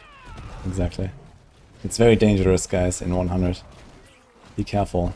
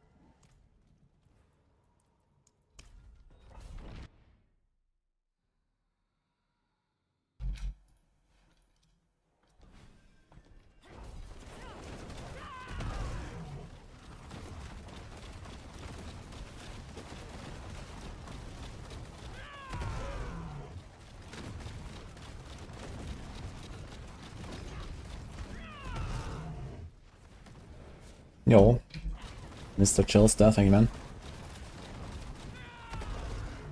The creators build on that page. This guy is done by Ignition right now. Like I originally had the crushing hand guide back when Spiritborn came out. I did the crushing hand and the quill volley and so on. But I passed it on at some point.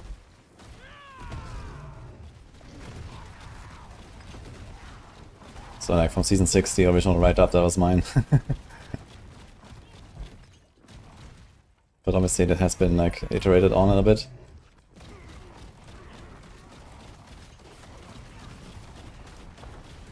Gave it to the intern. I mean, Ignition has been with Maxwell now for a bunch of seasons and he's doing a pretty good job. He's one of the like, you know, biggest like Spiritborn theory crafters out there. So I mean, crushing it hasn't really like changed in a big way, I'd say, besides Gorilla over Hunter and, you know, some other things over the seasons. So like the same old build. Good old crushing hand.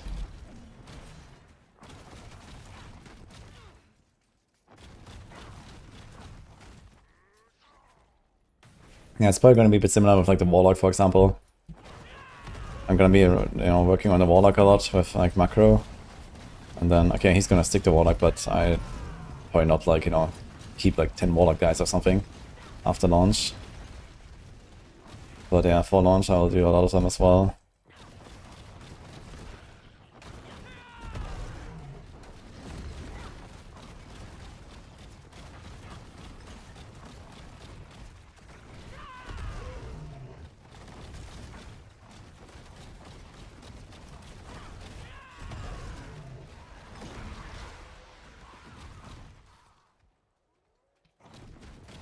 He served enough direct necro jail. Yeah, I have to keep him there though a little bit. He needs to at least keep one step in the jail.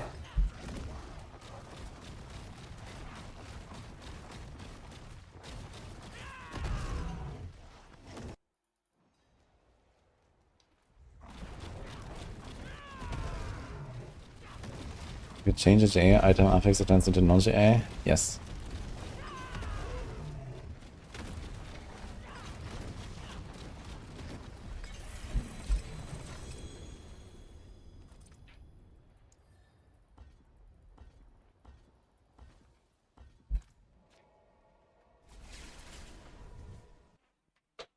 That sucks. Well, I mean, that's the idea is that you get excited about the loot dropping with the right stats, right?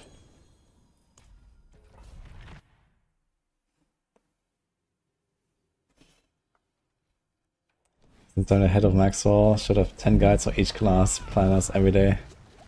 Well, I mean, I certainly had my hand in many of the builds on Maxwell at some point. I mean, okay, I never touched the Sorg and the Necro guides. And also not really Druid. But I have done like a lot of the original Rogue guides. A lot of the original Spiritborn guides. Basically all of the original Paladin guides. Some Barb at some points. Yeah, but I mean, I can't like update all of them like every season and so on, right? So at some point I just kind of like move on to like a new project. Like usually I'm just kind of like on a new class basically, and kind of get the ball rolling. And you know, it's like much easier to like update a build than it is to like, you know, create a whole new one from scratch, right? So especially with like, you know, the whole Wild West, that's gonna be the expansion basically, or you know, something like the Spiritborn launch.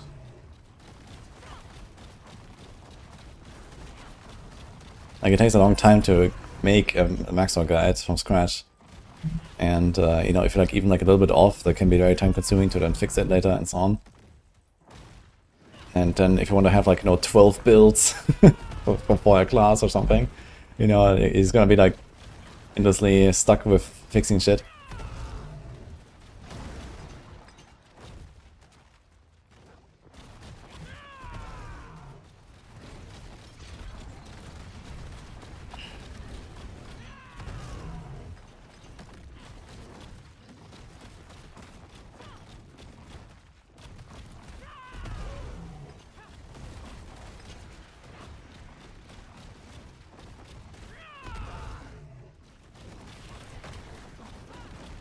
Wingstrike, Paladin with Bloodstock was an AFK build. I'm not sure about the AFK build, but you can definitely do T7 bosses on Wingstrikes in like a decent time. For like a 1-2 minutes fight or something.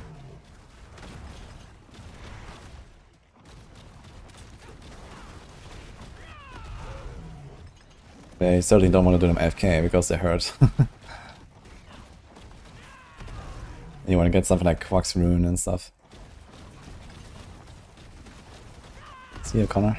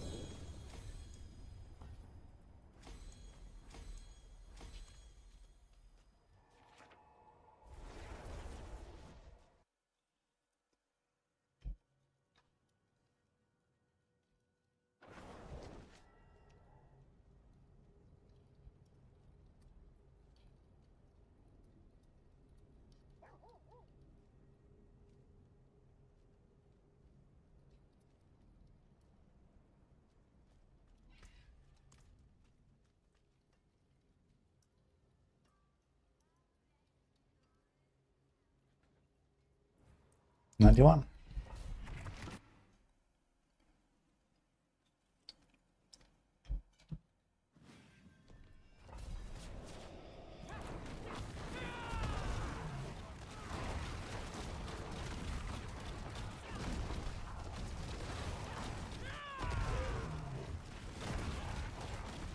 Nice welcome here with like a yellow goat with shielding. What does this? Yeah, good start for my pit run.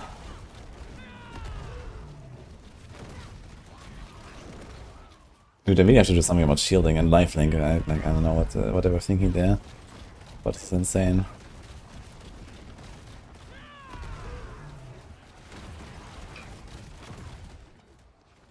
That class is Amazon. Not quite.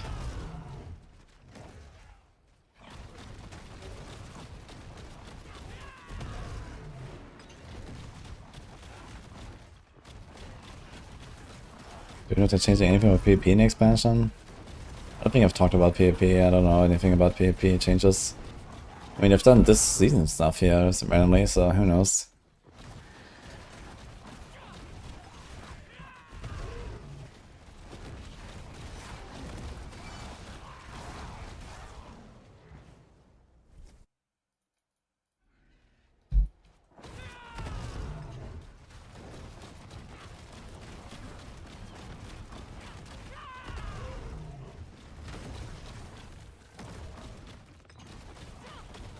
Necro is super high to Warlock. Wonder if he's going to break up with Necro.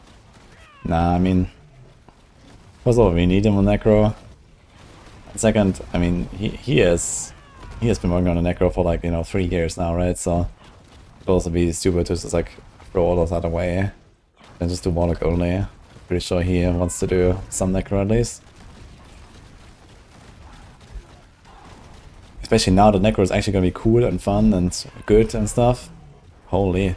So why would you not do Necro in that case?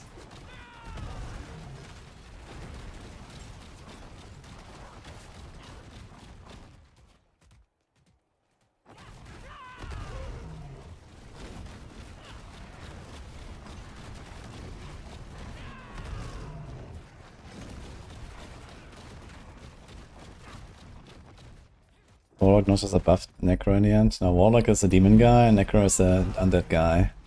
They have like very different themes, I guess. You know, Warlock has like the fire stuff, Necro has no fire. Necro has blood and shadow and okay, they share shadow, I guess. But there's no blood stuff. I guess there's okay, there's a bit of like physical attacks and bleed, I guess, on the Warlock, but not really like the whole like blood theme that Necro has. The bone theme is not present either.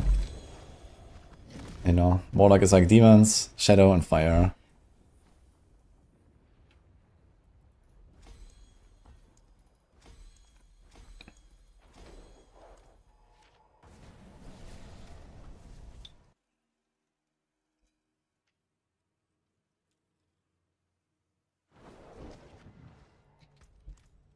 Ishan has small of us nerds to help him test stuff.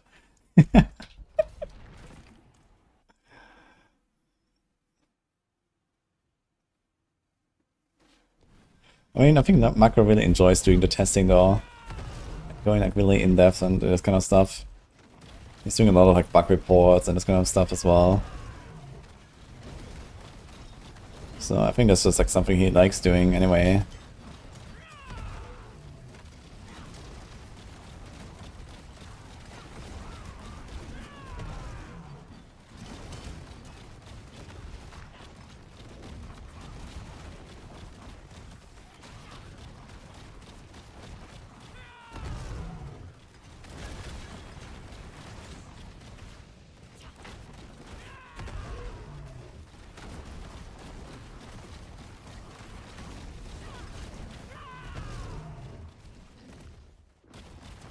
Like how I ever lost the training room, exactly.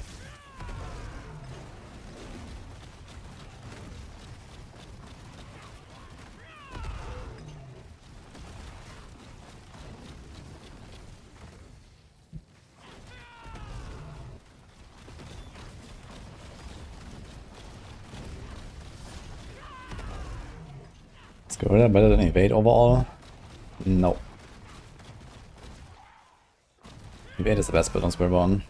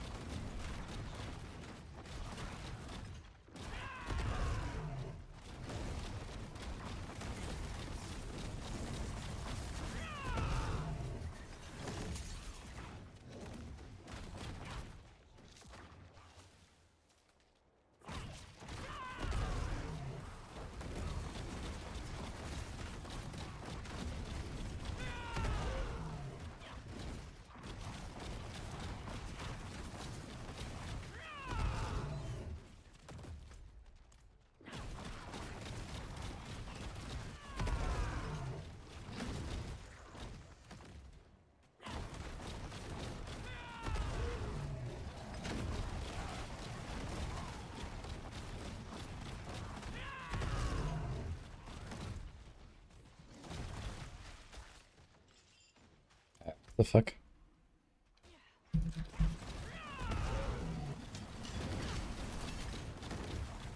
Dude. It was like perfectly not explored this one corner there.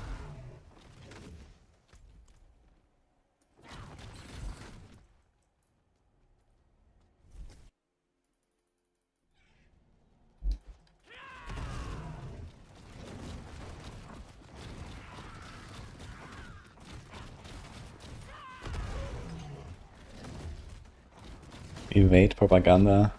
Nah, evade is not propaganda, man. Evade is insane. So.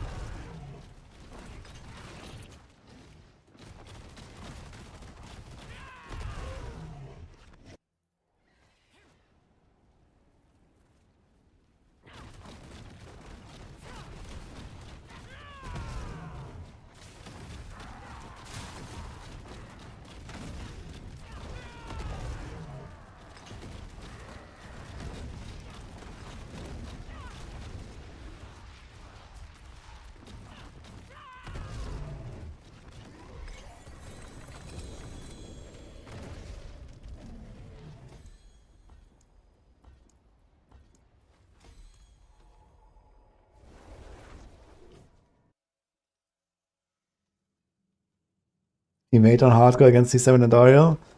What if I told you there is no phases? The T7 bosses don't have any phases. Sanitizer. You can actually just evade around and kill her.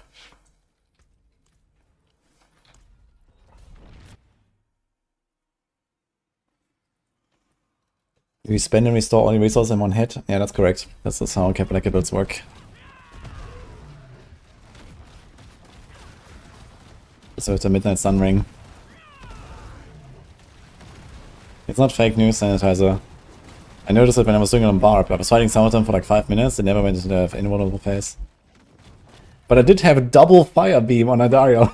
She just spawned the beams and I had 2 fire beams rotating. That was funny. And one of them disappeared when she was staggered, which was even funnier.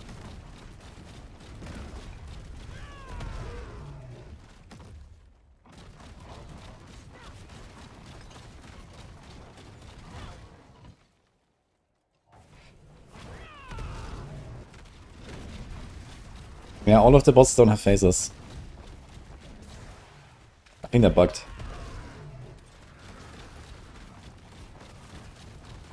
It's kind of lame actually. I was really like ready to like the cool Harbinger fight and stuff, but whatever.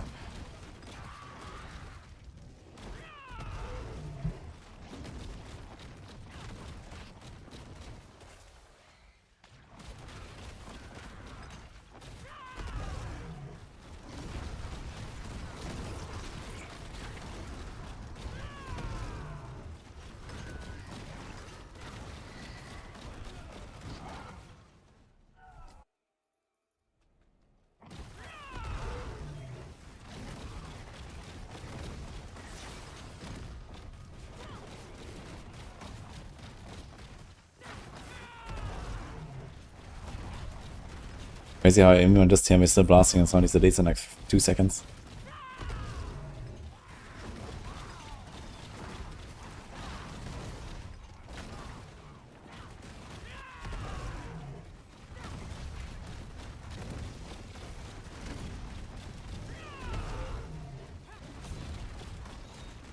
Has anyone seen like the 20 Saw Blade elites this season, or did they fix that?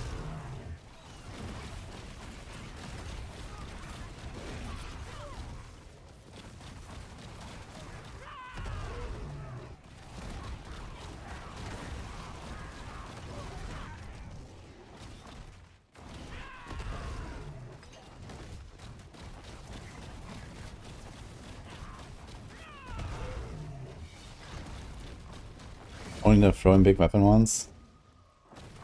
Okay. I can also drop like 20 of them. I mean, this can happen when it's a blue pack. They can like throw it simultaneously. But Soul Blades is not on blue packs. It's only yellow.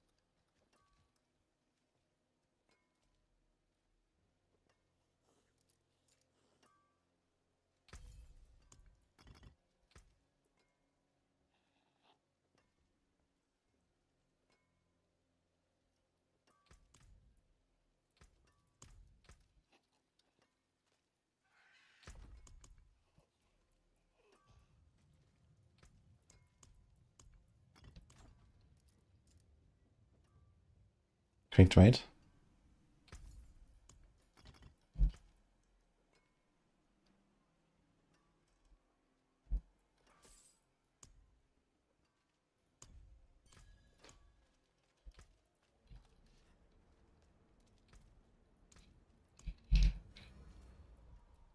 Good place for us to regroup.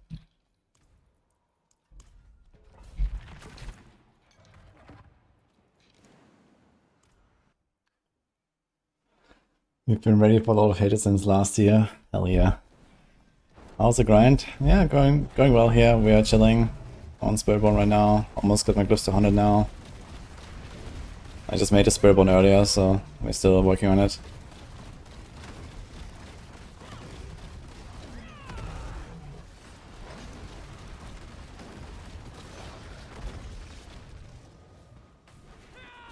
How much RCR do I need? Ideally get to 75% RCR, but you usually don't do that. So basically you want to just try to get RCR where you can, which is like usually Amulet Temper, Ring Temper, Amulet Roll, maybe Amulet Roll, and then Ring Roll.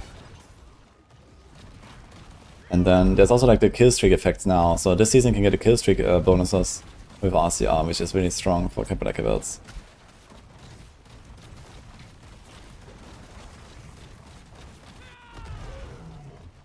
You got a glitch to 100, died to 25 extortions covering the screen. Oof.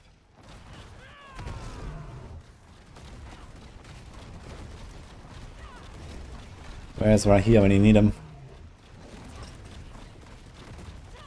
Yeah, the fire enchanted cannot be dodged, right?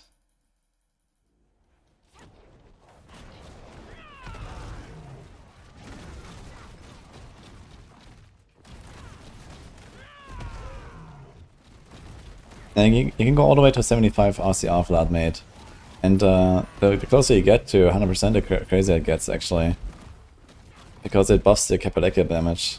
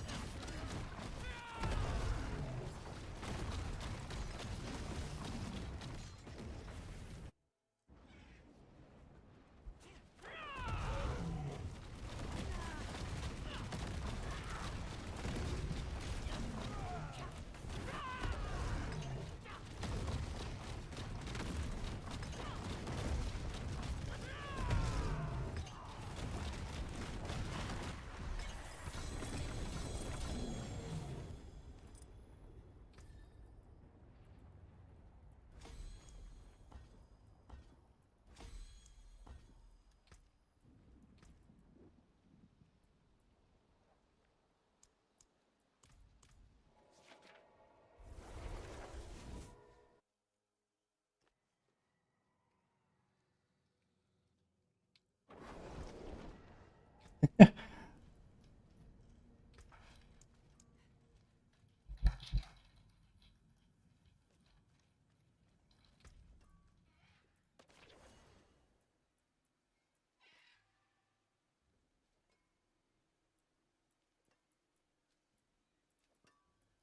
some steel you need. I'll keep my forge hot.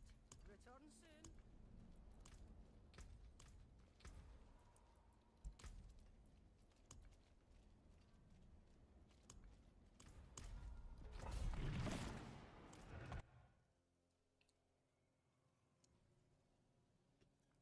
Centipede at all viable for Spiritborn?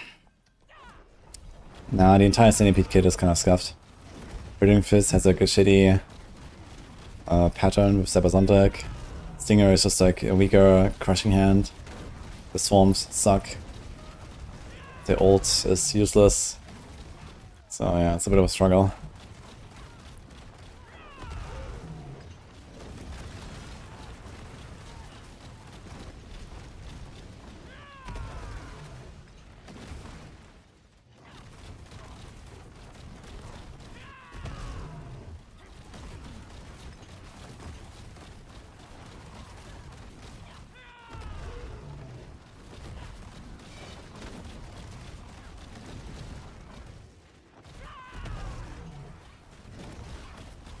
Developers in 4 minutes. Am I gonna go there? I don't think so, actually.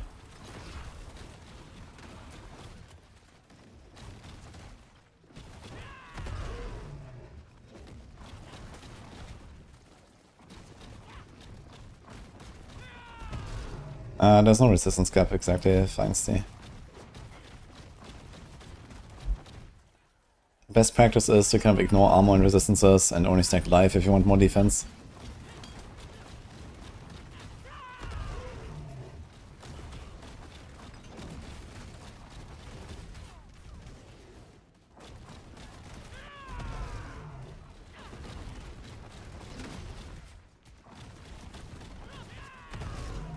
Fantastic gloss, no GA with 120 item power. I heard about this actually. And I think it's exactly 120, and maybe some quest reward or something. Maybe for the season quest? Or where do you get it?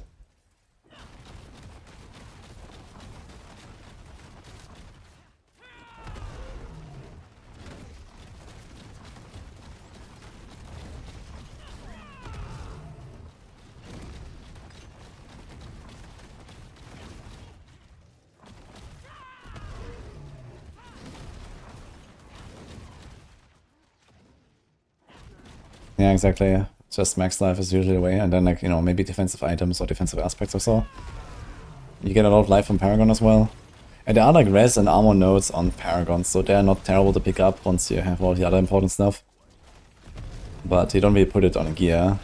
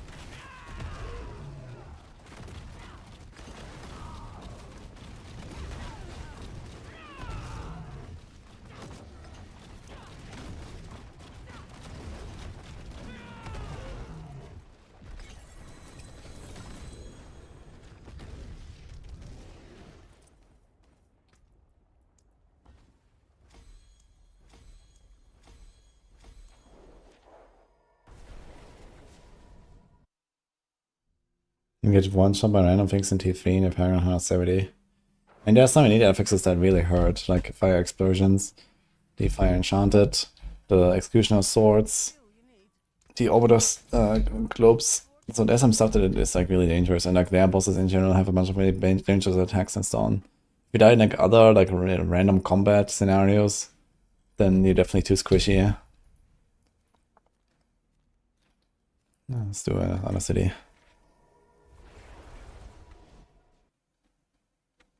I think 3 transformative choice for a skill next expansion is enough for the game, or need more?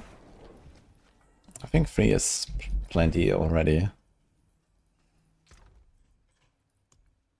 Just need to make sure that all of them have a reason to exist.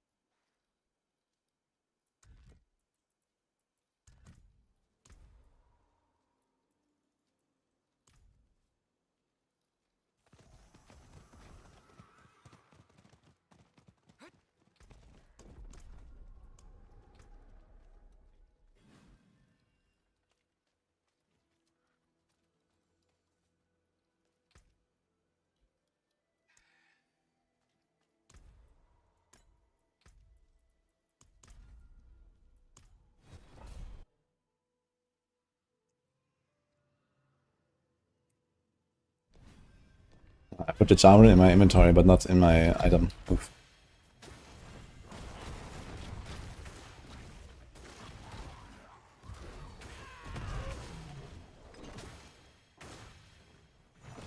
It's kind of funny, man, in T4, how everything just like instantly melts. Crazy. I should definitely run. I should do Binding Morass and Godslayer. Wait, is Binding Morass offensive power now? I think it's offensive power now, right? I think it used to be utility.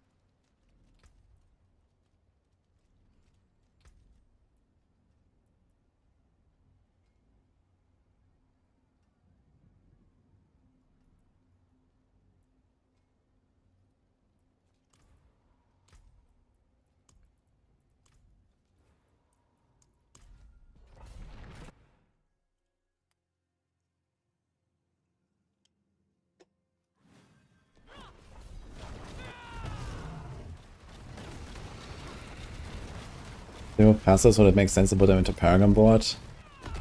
I mean, I'm low-key hoping for that. That would make Paragons a bit more interesting. But only if they actually, you know, give us fewer points or something. Like, I would like to see, like, smaller boards, less points. And then, like, more impactful rare nodes. That, you know, some of them could do stuff like the passives do right now. Because a lot of the passives are also just like class identity, right? Like intricacy, supremacy on the Spiritborn, align the elements, a mana shield, protection on the sword, you know, these kind of things. It's just like, just part of the kit that every build has on that class. And that will just get deleted. So it's gonna be kind of strange for sure. But yeah, maybe it's just like, you know, like a reset as well, and like, okay, these things are just gone now, and now they can make the game a bit more like streamlined and whatever, so I guess we'll see.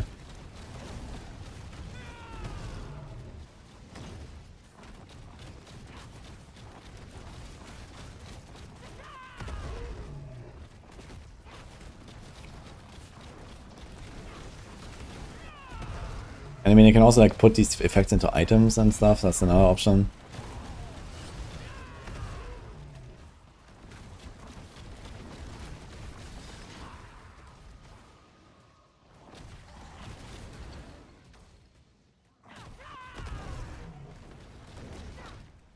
Kind of crazy that Necro just isn't strong anymore. Yeah, I mean, at some point they just decided to throw all of the original class design out the window, right? Where Necro was like slow and powerful. And then they decided to like ignore these sort of designs. And just made other stuff powerful. And so, you know, Necro remains slow because how do you make a Necro fast?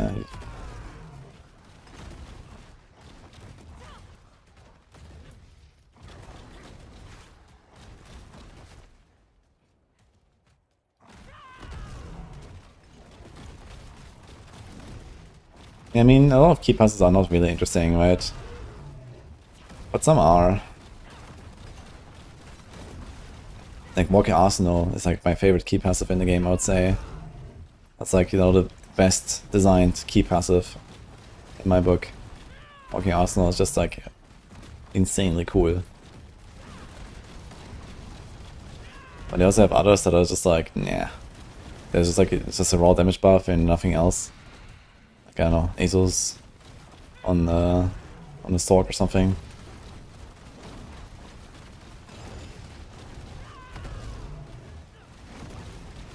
I don't know, coat of arms on the Paladin, like in all these key passes, like, whatever.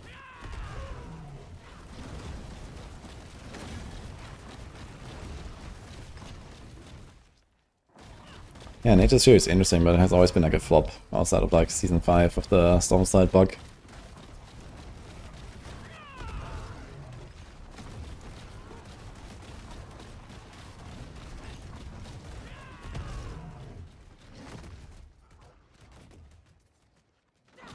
What has been the most fun build I've played this season? Probably Hoda, actually.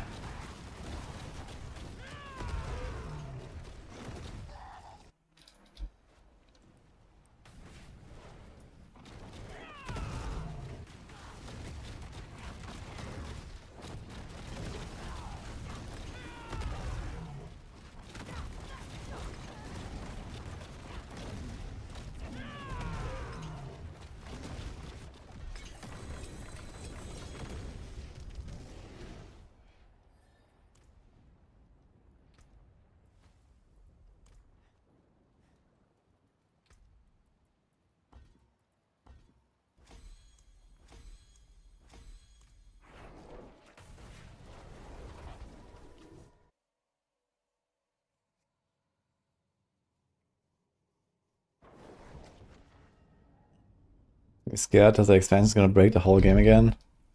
Yeah, that's guaranteed to happen. Well, it'll be fun.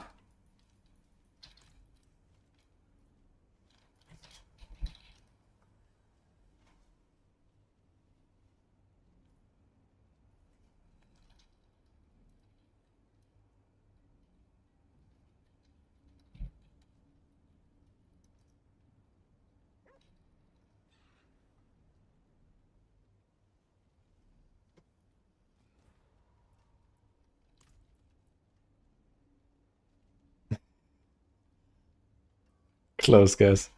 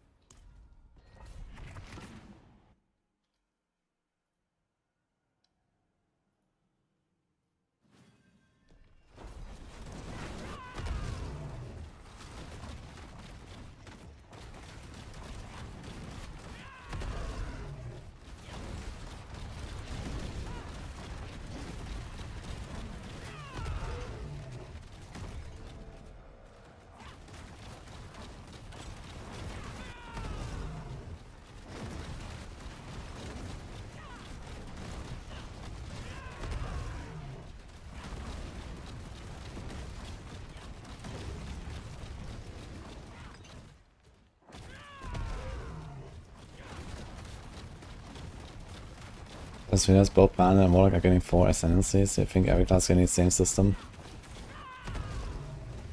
I mean, I had like 4 archetypes, I guess, and that's how they designed the classes.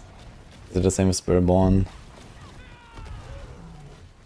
I mean, other classes have 3, I guess. It kind of depends on the class, I guess. It doesn't have to be 4 every time, I think.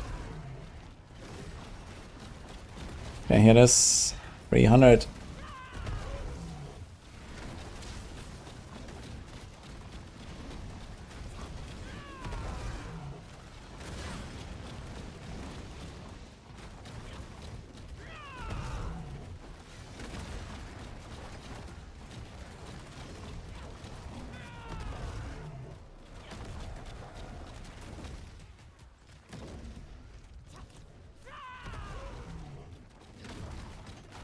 What now, guys? Plus 1.5% armor. Let's go.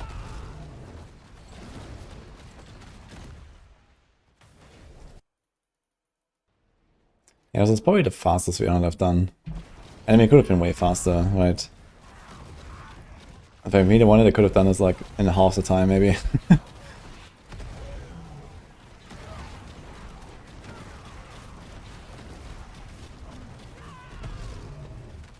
So I can dare say fast how quick you can do it this season. 300 on softcore now. How about no? Actually.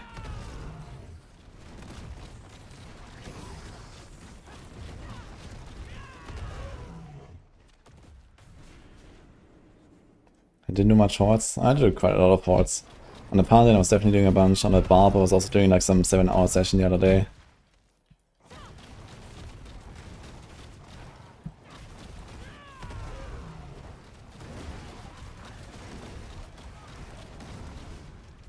Softcore 300 speedrun. I mean, we could do 0 to 300 in party before the end of the stream. But I don't really want to.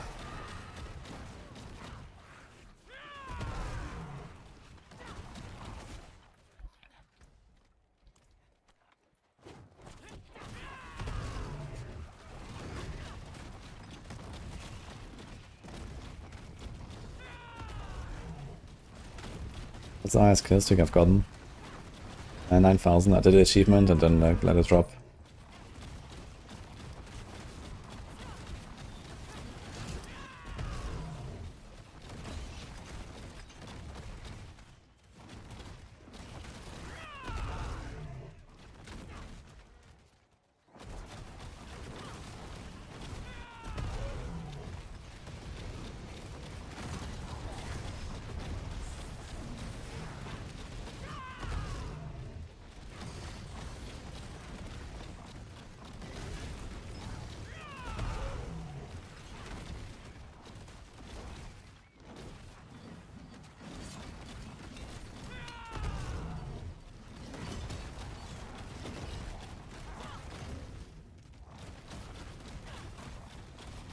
Best class to start in hardcore, you don't want Paladin. Well, the best class doesn't care what you want, it's Paladin.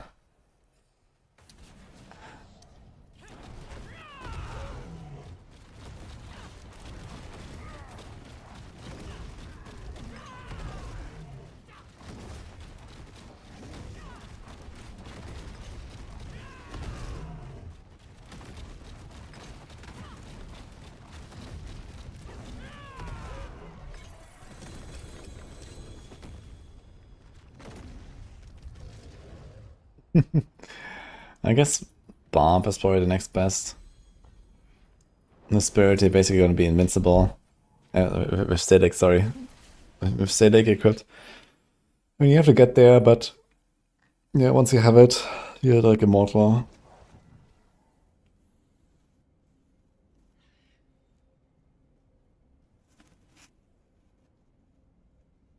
At least you will look cool while ripping.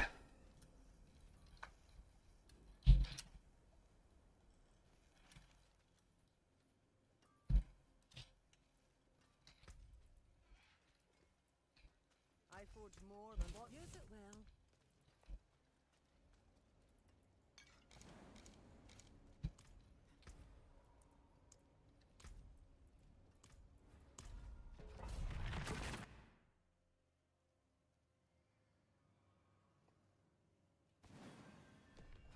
I used Penshot Rogue to do the 9,000 kill streak. I just went through like Helltide for a while, then did it. Yeah, I was trying to do it without Subo and without Umbra Crux. And without the Blood Maiden, jeez. So it was fun, but yeah, it took me like a few attempts. I dropped it like one time at 6k, one time at 3k. Okay, we're talking to Panda now. I asked him if I want to go on a Blastcast call. Heck yeah. Hey, heck yeah. How you doing? Doing good, and you? I'm still hunting a mythic. What is wrong with this season? Wait, you don't have your mythics. I've gotten like 5 or 6 Tyraels now instead of the Shroud. What the fuck? Well, at least you have a Raymond, I guess, but oof. Yeah. Well, yeah. I think normal chest is maybe, I don't know. It's hard to say. Raymond's like a little bit oof. You want to do a shared chat and stuff? Yeah, sounds good. I don't remember exactly how to do it, but sounds good. Yeah, just in the middle of a run, so I need to set it up afterwards. Just take a few minutes. I'm doing kind of high runs right now, so it's like 5 minutes.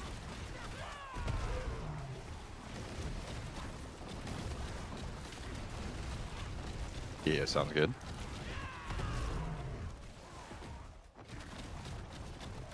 What's your Paragon now? Like, how's your progression going in general without the Shroud? Yeah, it's going fine.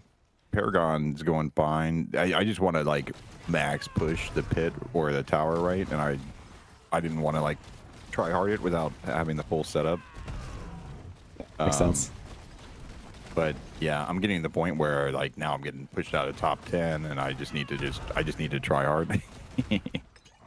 Okay, guys, now is your chance. If you ever wanted to be above Panda, use his bad luck to your advantage. Heck yeah. Yeah, we did well last season. But last season we had all the gear, or eventually we had all the gear. Not in the beginning of the leaderboard, which is crazy because it was like over a month of preparation, right? But the sanctification grind was much worse. I've just gotten unlucky. Honestly, I should have the mythics. Almost everybody I know has the mythics, right? It's like, and somehow I just don't. Even with how much I play, right? Yeah, I mean, what's your Paragon now? 280 something, 281, 282. Okay. Yeah, I just hit 300, actually like a minute before you called me or something. Oh, So, heck yeah. Let's go. Yeah, I've been grinding quite a lot. But yeah, I mean, I have so many like mythics and stuff. I have 19 sparks I just checked, and like I don't know.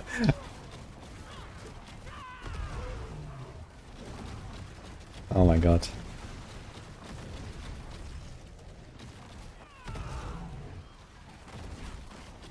19 sparks, that's a lot, yeah. I do not have them. I've gotten tons of mythics, but I've crafted them all and then broken them down, and then I've gotten nothing. I mean, this time, at this point, just like get the buck runes and like, how's your buck situation? Yeah, well, see, that's the thing is I also haven't gotten an air yet. But I did get 6 jaw runes, so I did craft the air. I'm at 3 box.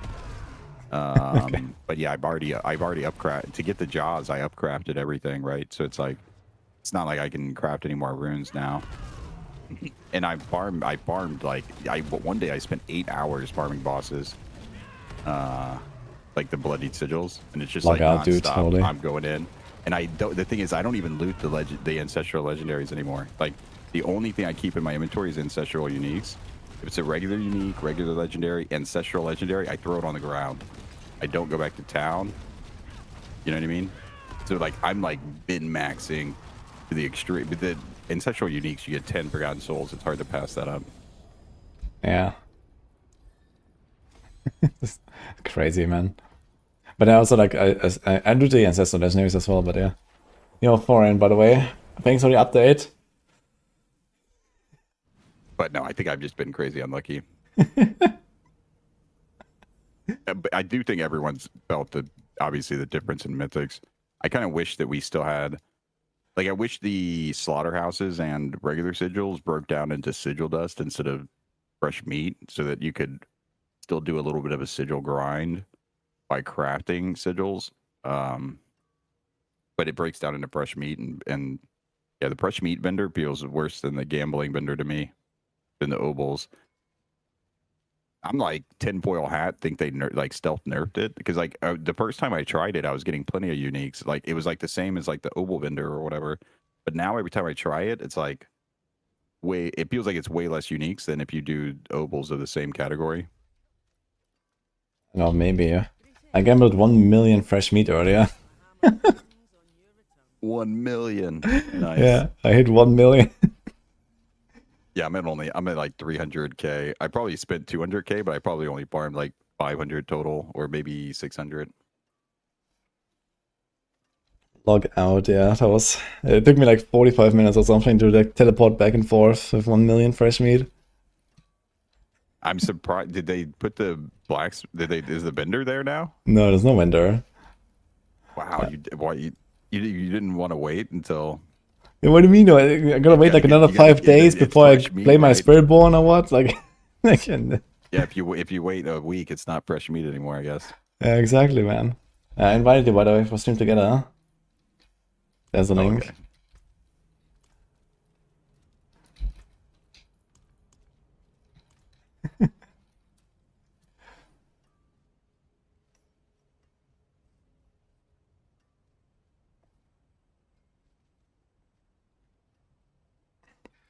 Okay, fine. What's your plan now? How are you gonna solve this problem, by the way?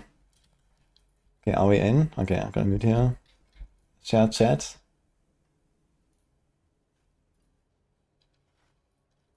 Okay, here we go, guys. Heck yeah. I think it worked. Yeah.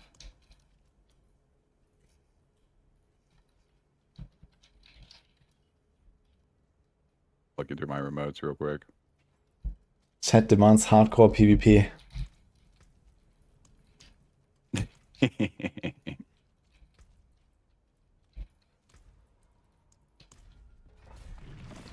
It's crushing and strong. Heck yeah.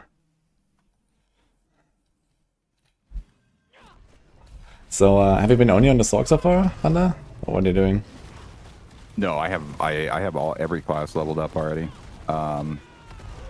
Okay. Yeah, I manually leveled everything. I used caches to get everybody to 40, and then I manually leveled everybody the rest of the way. So I have all the classes leveled. Everybody's on T4 except for the Rogue. The Rogue I got a little lazy and just farmed on T3. Yeah. Okay, so I've been doing like a lot of stuff actually. Alright. Yeah. So I did, well, I wanted the sparks, right? It was like, that's the fastest way to get sparks, probably.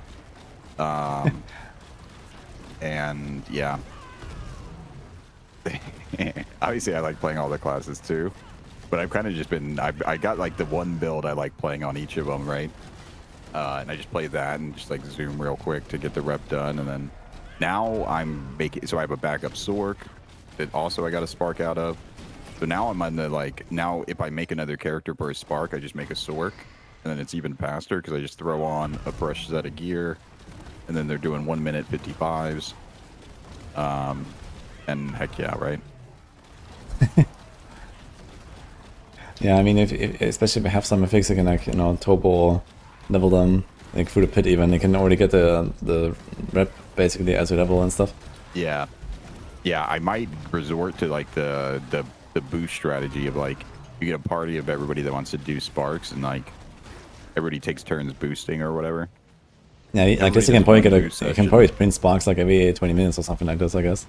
Yeah, because it'd be everybody gets one. So the strategy would be you get like 4 people, right? Everybody does one boost round themselves with their main, and then everybody also gets 3 characters boosted from the 3 ones that they just leech on, right? So you get 3 sparks, and I'm sure it'd be less than an hour, yeah. If everybody's got like a fast character and you just speed run 55s. Or just like whatever tier you can do minute 50 on, or like minute to 2 minute. Yeah. So in which order did you do the classes that you made? Oh, the order. Yeah, that's a good one. Paladin was second for sure. Third was, and I want to say it was Druid was third this time around. Heck yeah. Heck yeah. Boy, that right. Yeah, the pulverize, of course. Trying to whip our mouse around to get our extra puddles. Yeah, PPs is able in general. There's like this new butcher event there. And then I think I did Spiritborn maybe next. Just evade. Or no, Rogue. I'm sorry. It was Rogue. No, I'm sorry. Rogue was third. So it was Paladin and Rogue. So Rogue was the gambler, right? So Rogue has the best odds at gambling mythics.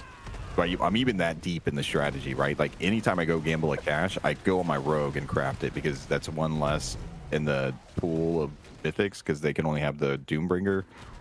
Yeah, I mean, I do that every time. So I was at my Rogue already made on like day 2 or something. And I started making my first spark craft. So I was like, okay, let's just make the Rogue real quick. So I just spent like an hour. I mean, it's no reason not to, really. Yeah. And you make a Rogue anyway. Yeah, no, I like Rogue a lot anyways. I just was a little lazy with the gear and just did like Dance of Knives on T3. See, chat, there's no reason not to make a Rogue. The poison trap aspects.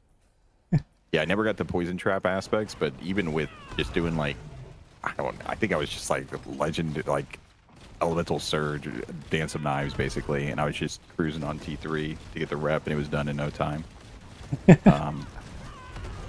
So it was still fun to play the Rogue, but I never got any of the poison trap aspects to do the poison trap Dance of Knives. So I just kind of like stalled out in T3. I was playing pen shots. And that was fun. Yeah, you know, I saw some of your pen shot gaming. Heck yeah. Yeah, that was so much fun, man. It reminded me of like season 9. Did you play it back then in Vevsharov? Oh yeah, when there was one season where it was just so crazy. The pin shot was going everywhere too. Yeah, and it was the season 9. I think it was the Vevsharov season. Yeah, that was pretty sweet.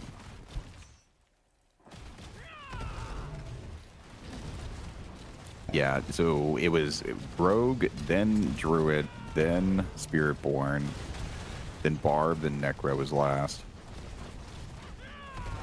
Why would you do Necro last, huh? I mean, why did you deserve it this? just happened that way. I mean, there's no way I'm doing Necro before Barb. Come on, let's be real. I mean, like, I don't know what to say. Golem is really fun though, so it's like I shouldn't throw too much shade because Golem is actually really fun. And you can go like with the Godslayer now with the Golem build. It's so much better than last season.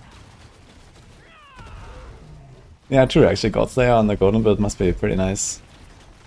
Yeah, like, in general, the Godslayer makes like all of these like slower builds. Golem, Jod teleport to the next thing. Everything gets sucked. Golem, teleport, dash, whatever. Right?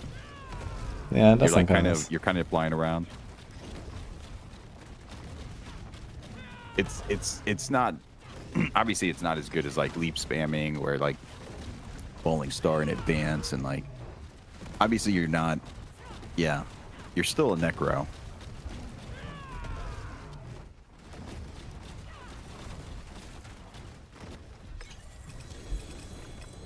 You're still a Necro, guys. Do you hear that? Factor. Yeah. That's like the sad realization. You're still a Necro. I mean, now I feel even worse for Necros because we got Warlocks coming. They're just like a better Necro with abs and stuff, right? It's like, nice. Well. Yeah, I keep hearing that actually. People think that Warlock is just a better Necro or something, but I'm like, yeah, I mean, you've seen Warlock, but you haven't seen Necro, you know? Like, yeah. Like, imagine how crazy Necro is gonna be. you know what I mean? Can't really speak from how it's actually going to be. I'm sure Necro is going to be sweet in the expansion. All the skill tree changes and stuff. It's the same thing I feel about like my class, right? Where it's like I'm sure Sorcerer is going to be sweet, right? No way we just have a cooler caster coming in making me look bad. Man, I log in. Meteor is good. Let's go. Dude, I was watching you play the Meteor Paladin. How is it that Paladin has a cooler looking Meteor build before Sorcerer? Yeah. I mean, you were playing like Fist of the Heaven or whatever. Yeah. It looked really cool, and I couldn't help but think like, man, Meteor could look this cool, but It could, yeah. yeah. Yeah, I played some Fist of the Heavens last season already, and I decided to do it again. It was just really fun. No, But yeah. I liked what I thought it looked really cool. Plus, I get to make jokes about Meteor, so it works out. All we want is like a good Meteor build, man. Can we do that? Yeah. Whenever I first saw it, I was joking about how it's like the tornado twister treatment, where it's like barbarians got a better tornado build than druids. Is like the end result. Yeah, exactly.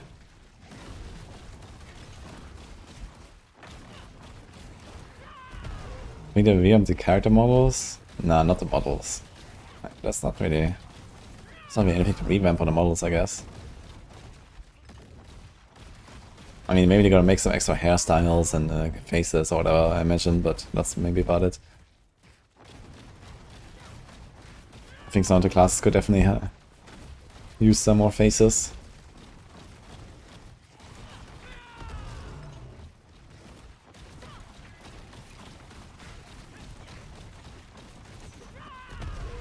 Sorc has been a worse spot than Rogue, as Meta or Useless or Isadora. Yeah.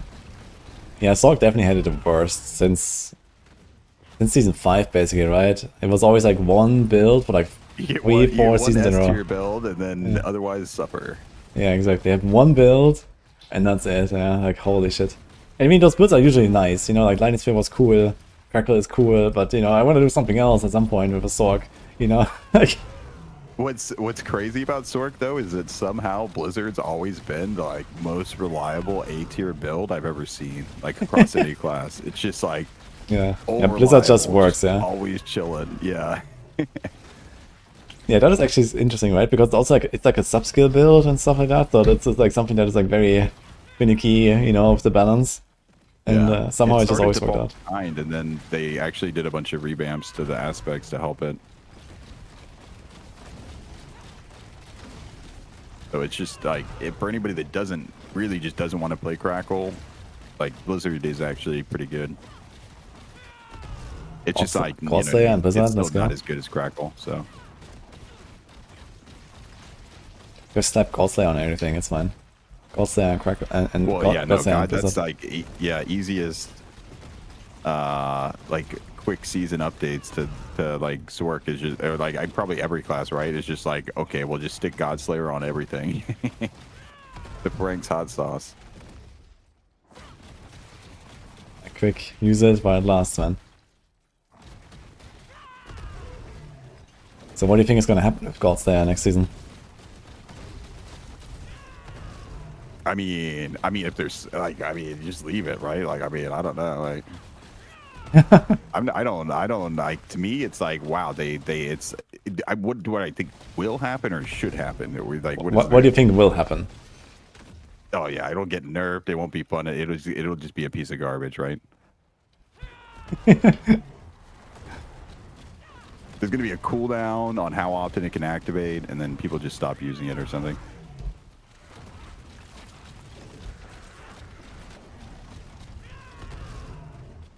Yeah, my suggestion would to be happen is that they just don't touch it. That's like they did something great here, and it's like everyone's having fun. It's nice.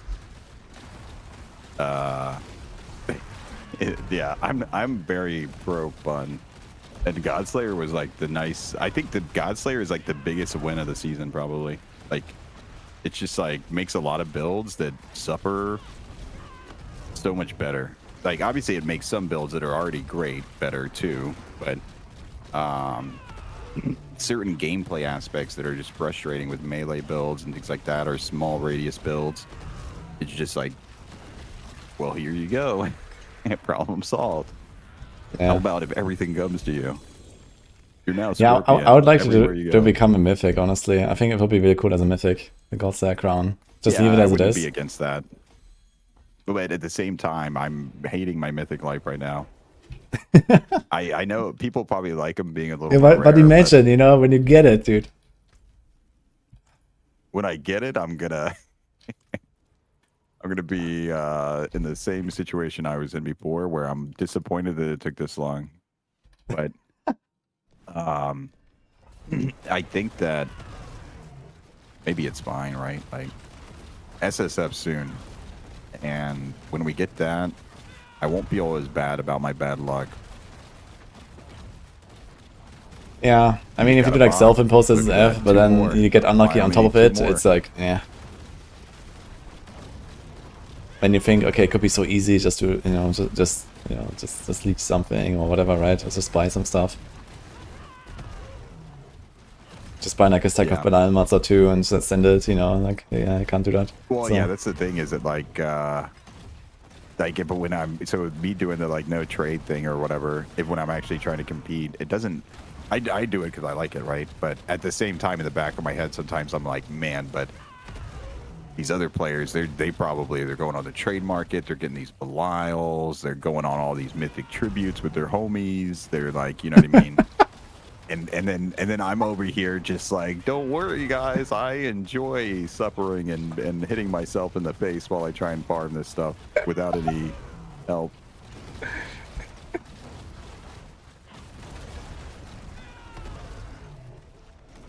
I do like it though.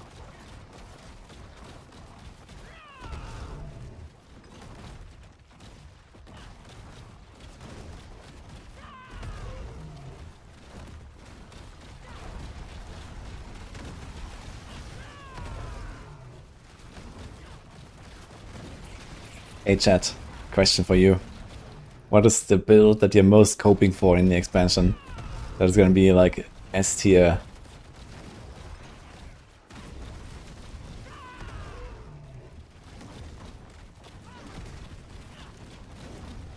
Tornado Druid.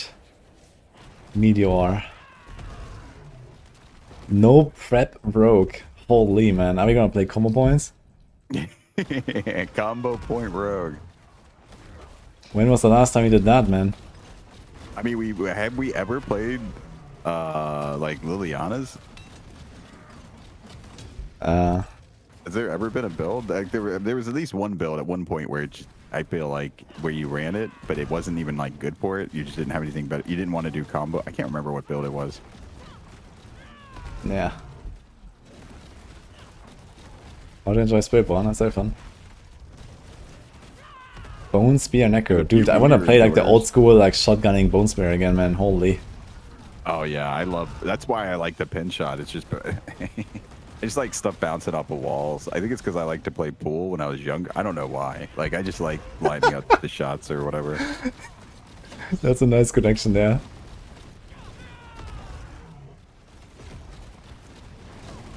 It's like why I like the skills where you like move and redirect and like or when stuff orbits you, like boulder, ball lightning with the Okuns.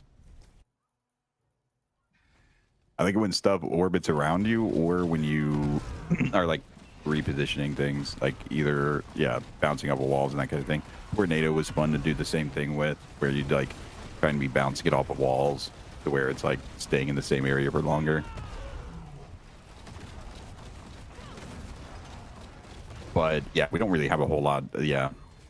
If you don't like, most of the time you don't really play builds like that these days, because I think that they factor in like the like mechanical, like the benefit of like that is like kind of factored into the damage. So then if you aren't doing that, you're doing like Yeah, I don't know. Right, I don't know why Tornado can't be better than it is, but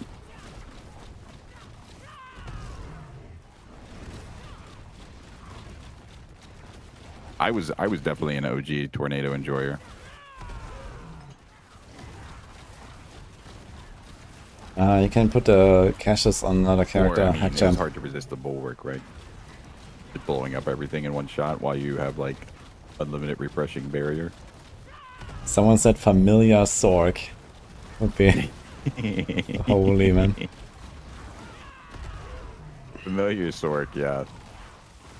One day, surely one day we'll get it. Companion druid.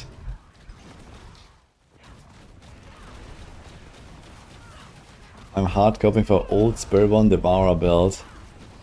Holy.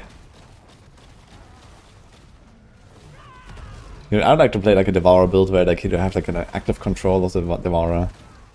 Like you become the Devourer, man. That would be cool. Oh, true. That yeah. Like an Archon playstyle. You know, it would be badass. Like, you know, like you mentioned, like the animations and stuff like that, you know, you're like slithering around. Like, that would be badass, man. Yeah, yeah, I agree. I like the transformative stuff, yeah. Warlock. Warlock definitely looks like it's going to be so much fun.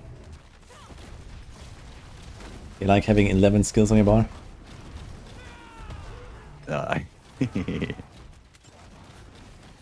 I don't know what you're talking about. I saw one skill in particular. Hmm?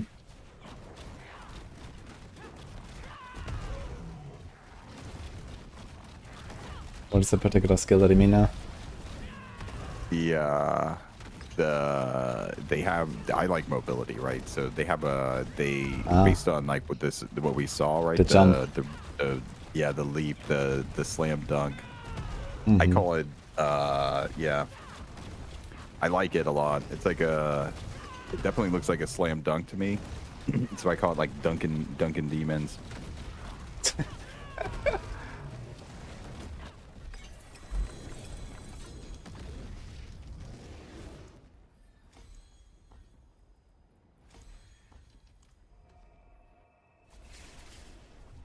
Used to it by now? What?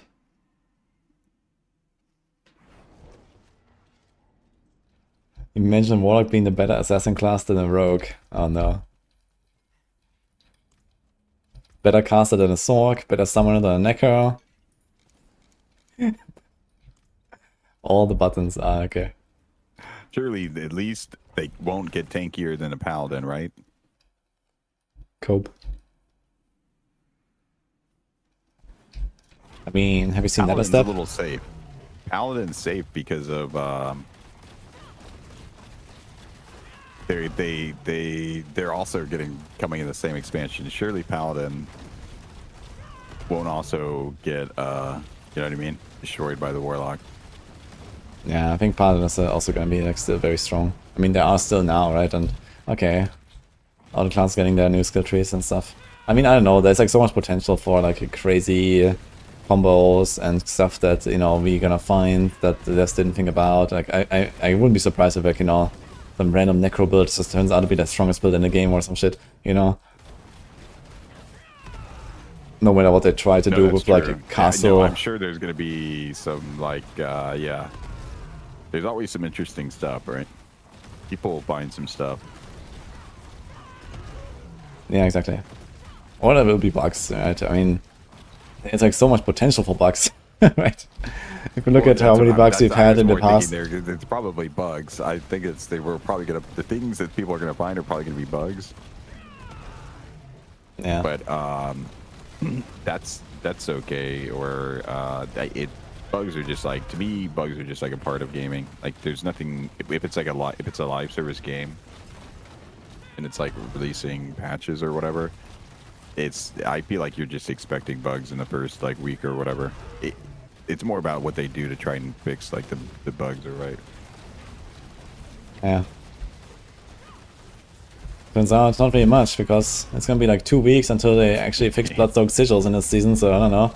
Yeah. 2 weeks without a blacksmith vendor next to gambling session. Just teleport back to town at while in a town, teleport to another town.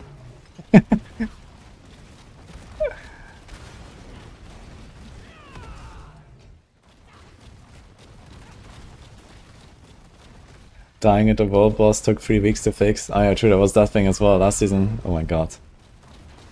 No, yeah, that was actually ridiculous. That was pretty ridiculous. But they did turn it off before the Christmas break, so that was pretty cool. Like, or I mean, like, I guess like just before their Christmas break is what I mean. Before they went on holiday, they at least just said we're turning this off. Yeah. It could have been worse. They could have waited until January to fix it. Yeah, my first Paladin was very happy that it did that, yeah.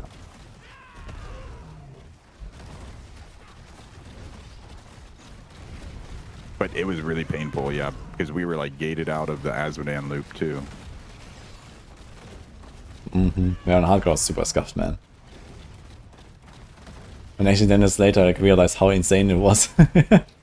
Like after like a week or something. No, it's like people are like, yeah, Azmodan's really good. It's like, well, that sounds nice, but I don't want to die. Like, I don't care. Doesn't matter how good it is. And then you I remember like, I made like my 30 second sigils. Paladin. No, actually I had my second Paladin after the first one died to this bug. And then I made like a third Paladin, and I made like specifically like a throwaway character so that I can go to Azmodan and try this.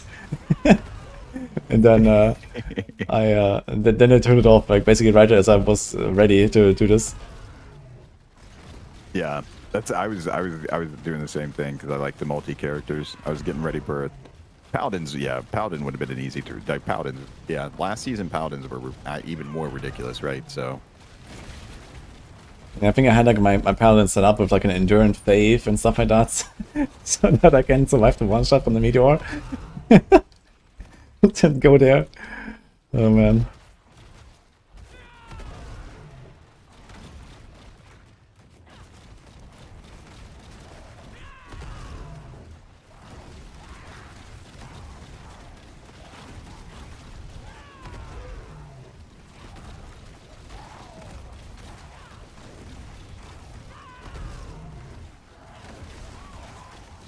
The entire dev team works on the expansion. The cleaning lady needs to fix the bugs. It takes time. Yeah, I mean, I understand that. Obviously, like, you know, they're just doing like the last minute shit for the expansion and so on, right? It's obvious. But on the other hand, you know, they still have like a live game that people are playing, and that, you know, gives people that needs to give people the confidence in the expansion as well, right? Like, you can't just say, okay, we're gonna do this and neglect everything else. You don't want a fiasco right before the launch, like. Yeah. And I mean, this whole Bloodsoaked Sigil thing, I mean, that's like a season killer for most people, right? They get there, and then they realize, okay, like my season's over now. Don't make Thanks. more than one character. Yeah. I make a lot of characters, right? But I also understand that most people just want one character and for the season, and that's it. Exactly. I mean, this is like straight up a season killer for people, yeah. So that needs to be fixed like day 2, you know, like something needs to happen there. Not week 3, you know, day 2 at the latest.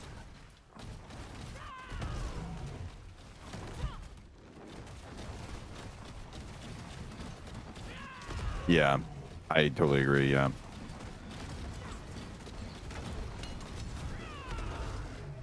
Like, and then the bloodied sigils, like people getting mythic. Can you imagine a mythic prankster bloodied sigil? Did you get one by chance? Didn't get a mythic prankster. Apparently the goblin is just like immune and just auto teleports out as soon as you get to it. I had some people in my chat tell me that they got a blood-soaked prankster, but they did kill it, but with much effort. Oh, okay. Well, I had one group. They said that they like as soon as they found it, it was just like already immune and doing its teleport out. But it could maybe they just got unlucky and somebody chased it for a second without seeing it. Yeah, maybe they accidentally hit it or something. That could be, or I think it can happen that it can bug out. Like a goblin can just run away when you go like invisible, for example, or something like that. When you I've disengage. had some dungeon layouts where the far side of the dungeon is like on the other side of the entrance, but then it takes like it's like way longer to get to that point, even though like your lightning spear can go over the gate. Yeah. I've seen one goblin in like a treasure breach. I had that happen where I just like pressed my lightning spirit to entrance. It went over the wall, triggered a goblin on the other side, and it was like a Nahantu layout to where you had to like go around and then back. It like backtracked back to that point. Okay. I don't quite remember the layout exactly, but we lost that goblin. Yeah, actually, I had the last season as well, where like no one ever engaged the goblin, and no one found it, and it just said at some point the goblin has escaped, and we went through the entire dungeon, and yeah, and this was not even such a weird layout. So I don't know, sometimes they're just buggy. Yeah.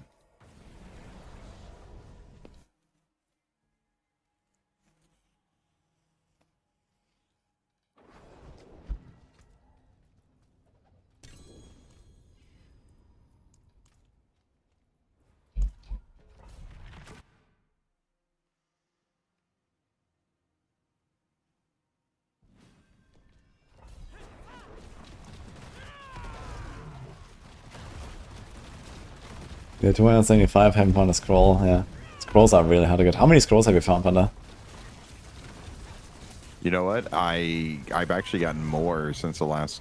I was like in your chat the other day, like maybe yesterday even, and I said that I only had 2, and since then I've gotten like 2 or 3 more. I got really lucky. What the Last hell? like 24 hours, last 2 streams. I think I have found 5 now the entire season. Yeah, I think that's about how. But I know you've played more than me, so it's like, yeah. And I've done That's all of crazy. Helltides, man. Like, I have like an entire stack of compasses in my stash. So, like the I don't blood think I've ones. gotten. I don't know if I've gotten like any from Helltides. Now that you mentioned, I think they all came from other locations. I got one as a dungeon reward. I got one in the Nightmare Dungeon reward. Like it shows up the rewards on your screen, right? And Holy- one of the things with a That is scroll. I insane, was man. like, What the oh my fuck? goodness. That is insane, actually. I've not seen that. Yeah. That's and then I got hilarious. one from Butcher. I was just killed like I had like 200. I had 111 reputation caches to collect, and afterward it gave me like 200 something pounds of flesh to go run Butcher. And in that I got a scroll from Butcher. What the fuck? I got one actually from the bloody boss yesterday as well. I was like, what the hell is going on here? But I think it maybe from the bloodied bosses it kind of makes sense because they drop legendaries, and I think it probably replaces a legendary drop or something. I'm not sure exactly how it works. I thought it's like a chance just like for a monster to drop, but apparently like, even the Nightmare Dungeon reward can give it to you, so... Like I know that in general, like Yeah. the bosses don't really give you scrolls. Even though they drop a lot of loot. But yeah, I got one yesterday from like a boss. Yeah, mine dropped. Yeah, mine dropped from like straight from Butcher, not from the chest. Ah, okay, yeah, in that case, yeah, maybe it was just like this Giga Rare kill drop, basically. Yeah. I'm pretty sure. Maybe I have to rewatch it back. It dropped in the middle of the room. I'm fairly certain. Like,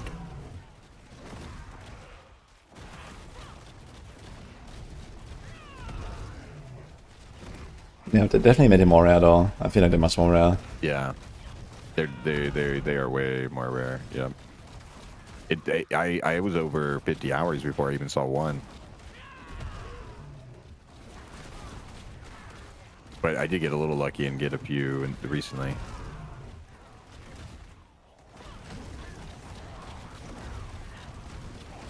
Would I spend a spark to buy a scroll? That's an interesting question, actually. I think a few, Yeah, probably. I think that would actually be. That's actually a good idea. Yeah. Yeah. I don't mind this idea, to be honest. Like right now, they're rarer than mythics. Like I've gotten more mythics than I've gotten scrolls. Yeah, way more for me. As I have 19 sparks, and I already have like 3 shrouds, and you know, like 4 shakos and whatever, right? So I have like everything like Yeah. triple. So like in total, I probably had like, I don't know, 40. I don't know, yeah, something like 30, 40, like, you know, sparks / mythics, and like 5 scrolls. Yeah. And I don't mind that they're rare, but it's kind of wild, yeah. Like imagine you actually have like some unstable servers on the start of the season or some shit, and you actually like lose a scroll or two to like some DC, and then you're just like, okay, nice, I just don't have a scroll now. I'm here with my Giga decked out, Paragon 290, you know, I have no scroll, no disconnect protection, like, nice. What am I gonna do here? Load up a fresh guy and farm Helltide for like 10 hours or something, maybe. Yeah. Like do you want to go around with such a character, you know, like fully decked out? Yeah. I would be okay with the scrolls being this rare if they just. I think they kind of have tried to implement the disconnect protection without the scrolls. Like I don't know if you actually need the scroll for it to try, but they should if they haven't. Like that should be definitely a thing. Like, because that's the problem with the scrolls is that people see them as disconnect protection, so that's why they shouldn't really be that rare, in my opinion. But there's also a little bit of thrill in them being a little rare, right? Because I don't particularly like scrolls as a concept. I do like that. I would rather that we're able to teleport out of any fight.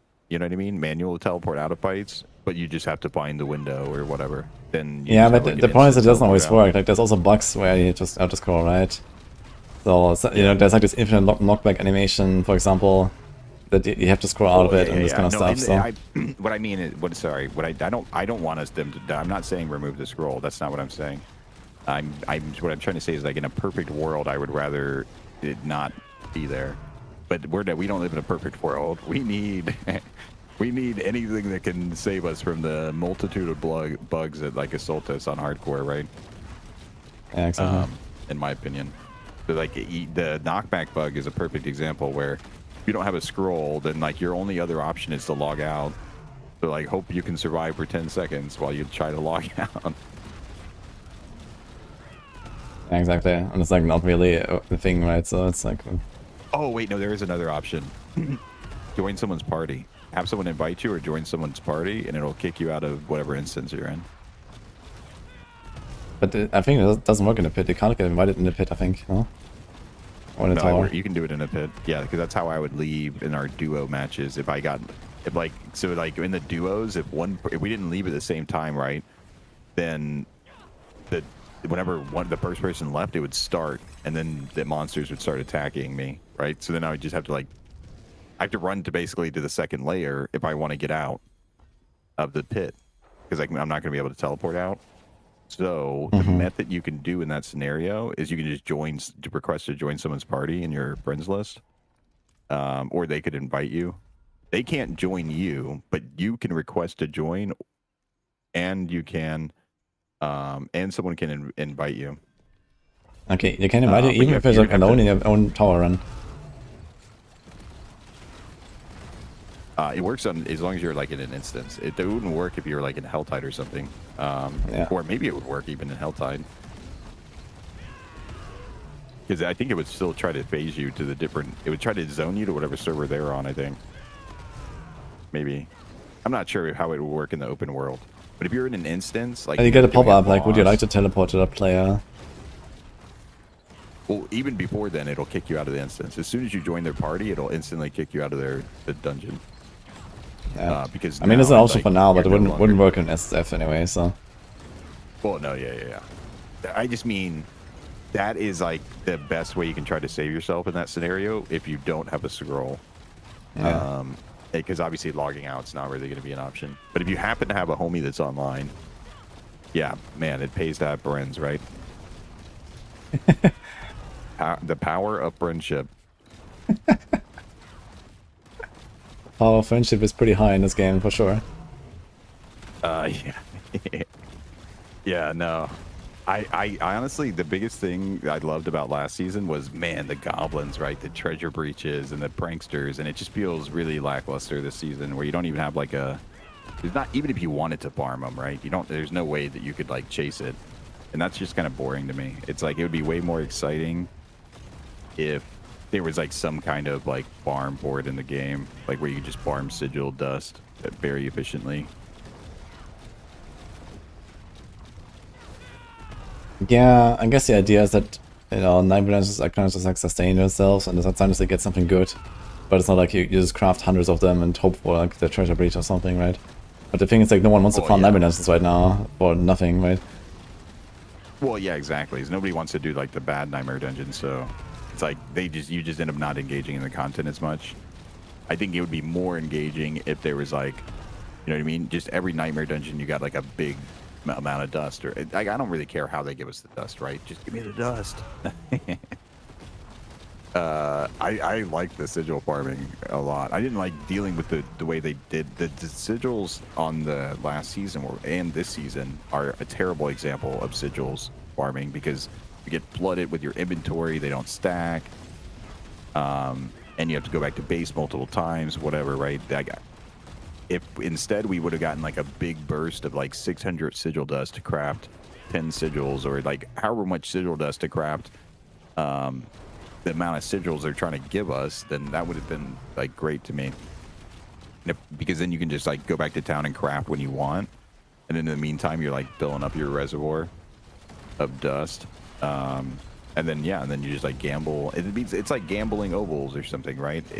I just feel like it's a missed opportunity to not have a loop for that, and for it to be balanced around the idea of someone farming that and that being like, okay, this is like an avenue of how I'm going to try and get a mythic or something, or how I'm going to try and get my Obdicite. Even if you're just doing it for strong rooms, right? It's not even like you have a good method of doing it if you wanted to get some strong rooms. There's the escalation sigil thing, right? But that's not guaranteed either, from what I understand. Yeah.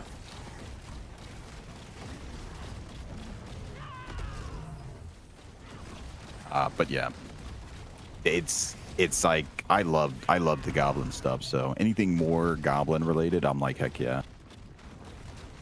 This season, technically, banger season. We got 2 new goblins, right? There's the meat goblin, and then I don't remember what the other one's called now. Like junk or something. Wait, what is the other one? I know the meat one. I don't remember. I remember seeing its name, but I can't remember it now. I should have clipped it. Wait, is this like a normal goblin can appear in the world or what? I don't remember. I don't remember where I saw it. It had something junk. It was either something junk or junk something.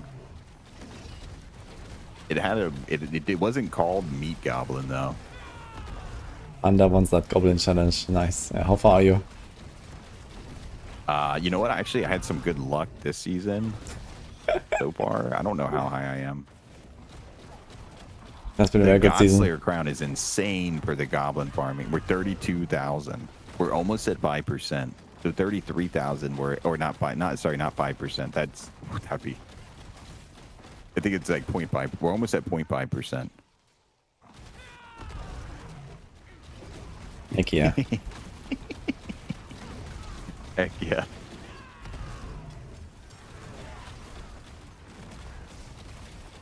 Okay, guys, another 500 seasons, and we're gonna get there.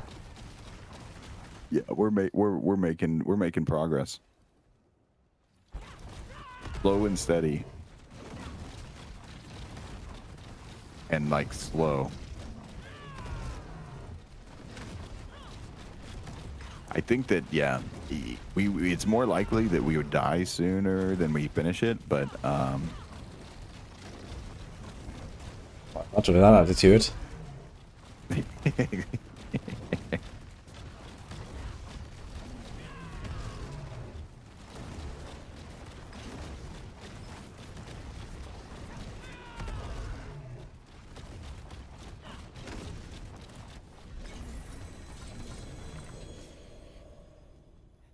Oh, these bots are getting tanky, man.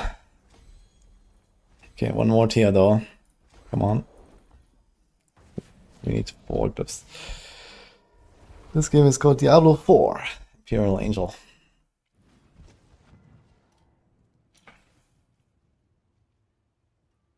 the doom chests come from the bloodied boss sigils.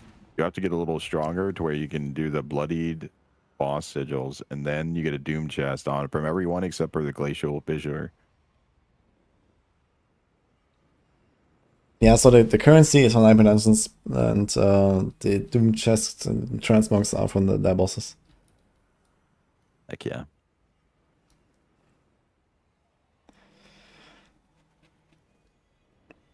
What is a goblin type that you think is still missing in this game?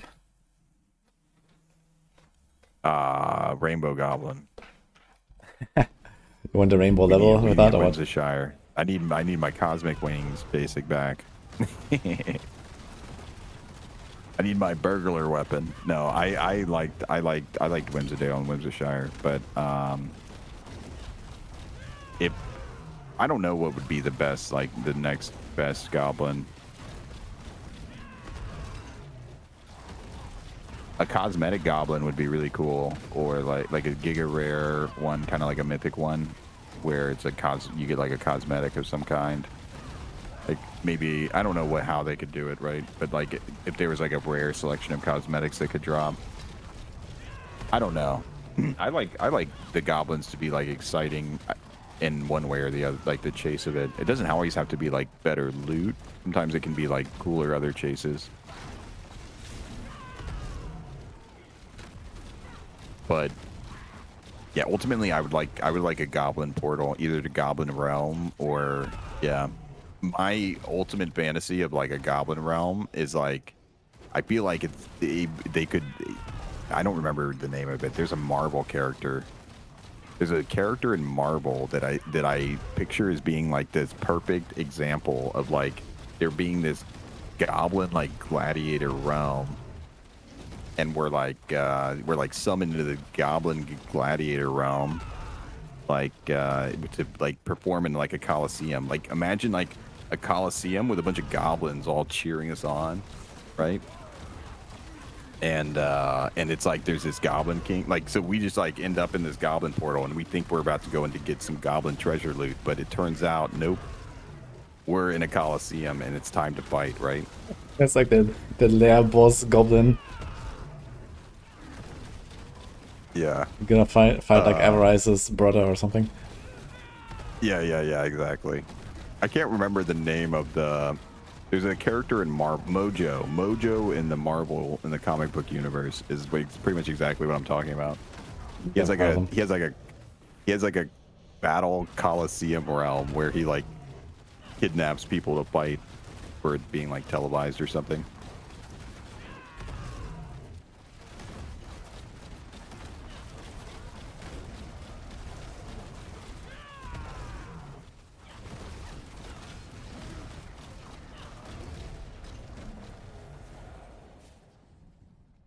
I would love it.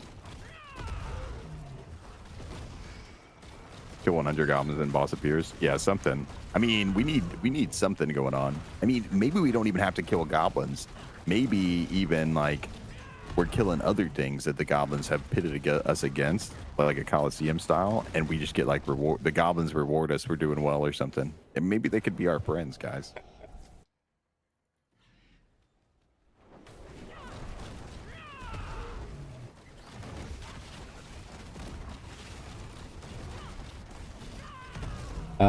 I made a video on the Hoda Barb, and there's a Master Guide as well, Spider. There's it's in the Hoda Guide. Check the Speedborn variant. So that's basically what I played for the most part.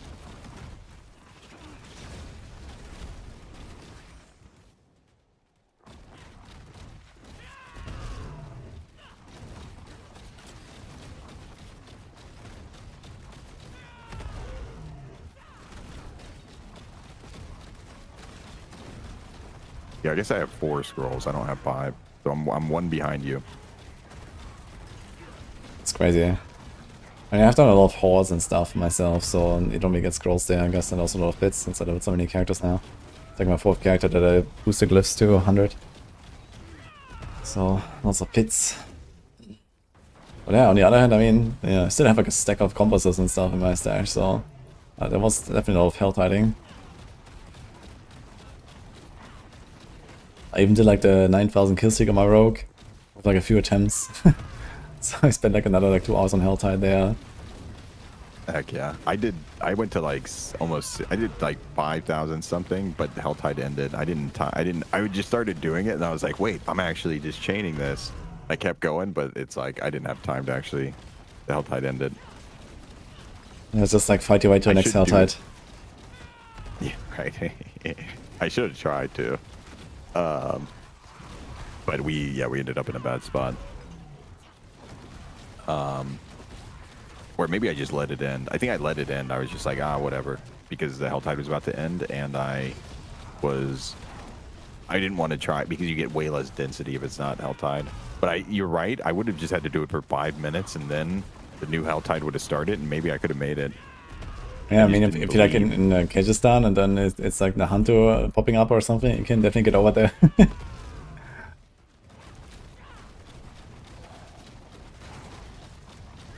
I'm not sure if the kill streak refreshes the timer when you go to a new zone though, like in the pit, for example, when you go to Fall 2. Or if you actually have to like, carry it through the zone and try to hit something, that could be tough.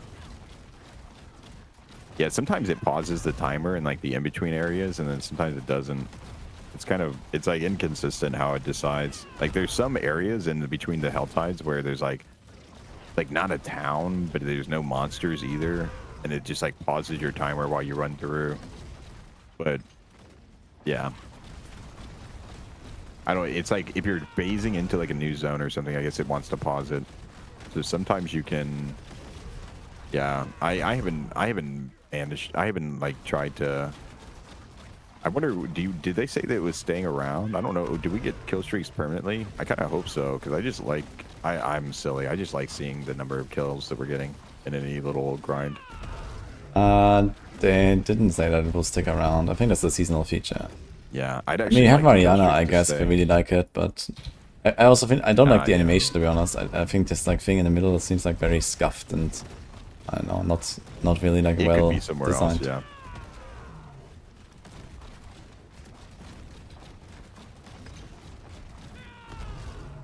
I agree. It could probably be better.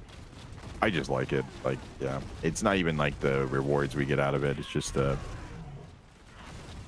like drives you to keep going. You know what I mean? It's like a little motivator of like, okay, just get to the next monsters. It's like a good grind motivator. Yeah, I see that. It's kind of a cool little thing, but you know, if there's also like power involved, like, you know, like my character actually does like all this damage when I reach the boss, and somehow my kill streak dropped on the way. Like it's also kind of weird. So. No, yeah, I know. Definitely the power part of it is not actually what I like.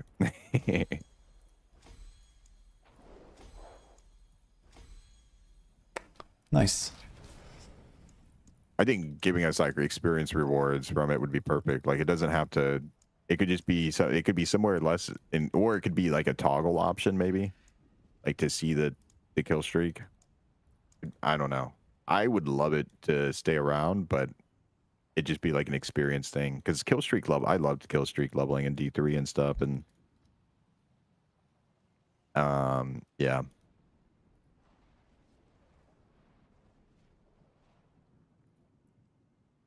But with it being like you're gaining a lot of power, your build is like bricking because you don't have enough cooldown or resource cost anymore.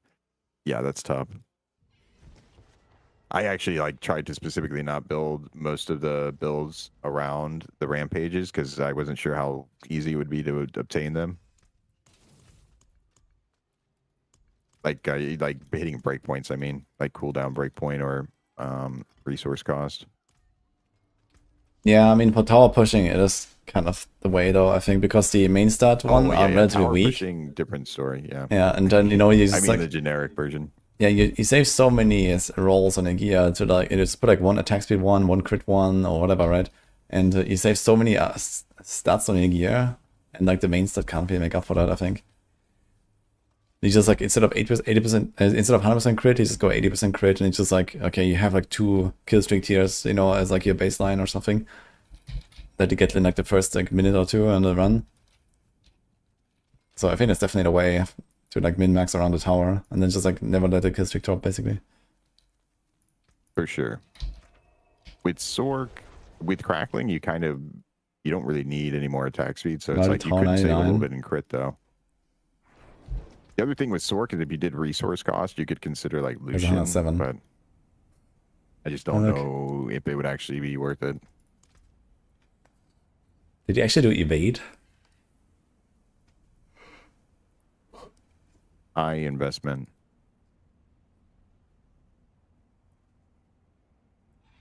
Dude, what is this here? Front page 85.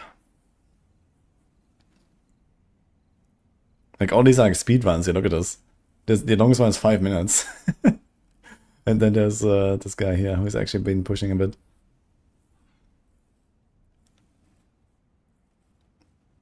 It does feel gamble. I can't wait for the blacksmith though, because gambling does feel really scuffed.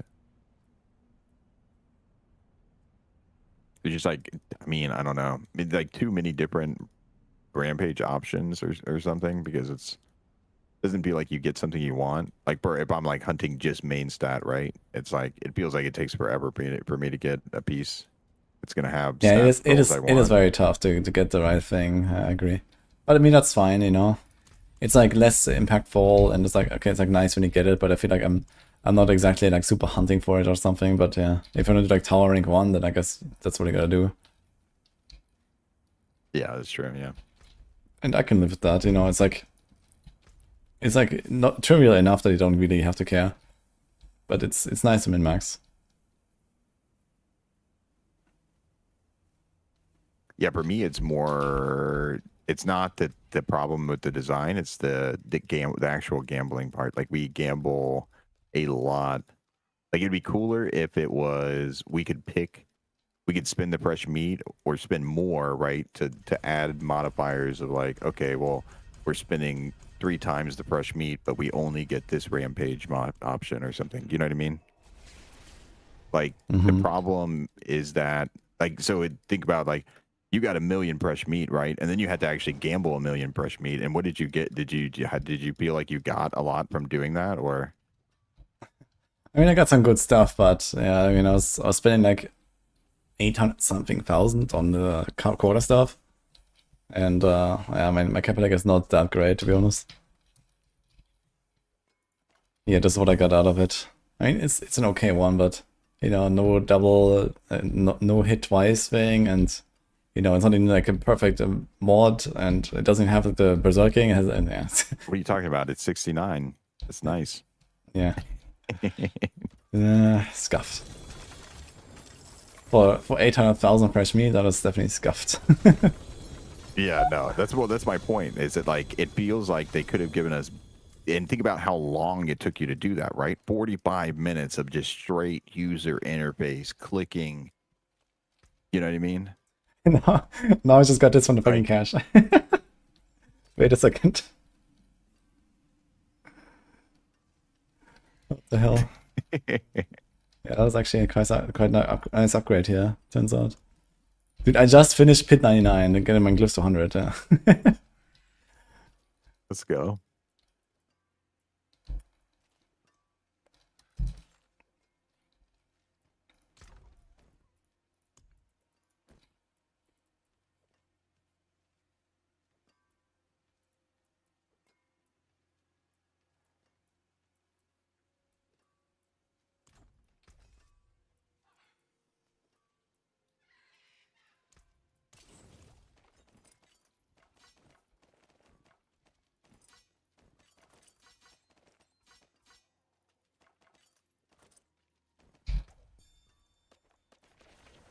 And I'm still getting all these manuals here. Dude, what the fuck? Like, I just got like 5 temper manuals as well from these chests. Like, what's going on? Like, when Spiritborn has 5 to 100 glyphs. Yeah. The temper manuals feel like they could come from more sources to me. Okay, I guess I didn't really do anything where they come from. Like, I didn't really turn in any whispers or something, but yeah. It's like whispers and bosses, and I didn't do much actually. Consuming. I mean, I kind of like actually that like you keep getting temper manuals kind of as you go. Like for a while at least, like on season start and stuff. I like that. And also like now that, you know, the temper charges are infinite, basically, like it doesn't matter if you like use a shitty temper recipe first and then upgrade it later. So if you have a good item, you don't have to hold on to it or something. Yeah, but sometimes you're just looking for the legendary one anyways. It's not, you didn't get the rare or blue one. Yeah. But you just end up without a recipe for a while. Yeah, and I like that actually.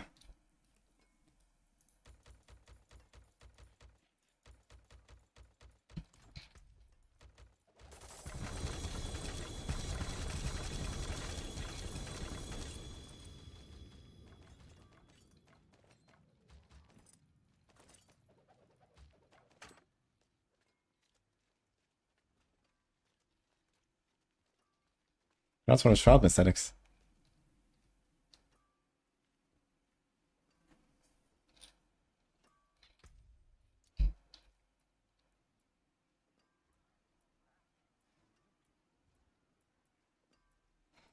I guess I'm looking for resource hands or something. Resource boots. I guess resource boots there, but I had the wrong evade mod. So that's kind of bad. I'm planning to do the T7 bosses after you've done like some tower push. YOLO. I don't. Maybe like by the end of the season. I don't plan. The thing is, I literally don't even have my shroud yet, right? So it's like, yeah, no. And they're gonna nerf them not soon, plan on- though. I kind of have to do them. Well, I know, but there's nothing I can do about that. I didn't get the loot, so it's like, I don't really care. I mean, You know what get your Like, they didn't shroud and balance the game around then them. get rank 1 and then do the bosses. So that's the strat. I mean, yeah, I guess I don't really care that much because it's like they know they need to nerf them. So it's like I agree that like it would have been way cooler to do them before they nerfed them, but I'm not. It's like content that was balanced around Paladin. I don't think this was balanced for anyone. They weren't really balancing anything there, man. Holy. No, I mean that's a better way to the content that is not balanced. That's a better way to put it. Yep. But that's exactly why it would be cool to do it. It's like, yeah, I did it even when it's like busted and I shouldn't have been able to. I get what you're saying. I should be more hyped about it. But this mythic hunt, it was like it just normally I'd be like, yeah, let's do it, right? Blaze of glory. But it's like this mythic hunt is like yeah, it's over a week now and I play a lot. It's a short season, you know what I mean? I'm just not really super motivated for it. Doing the bosses. If it's like I'm just gonna lose the mythics that I just spent the whole season farming.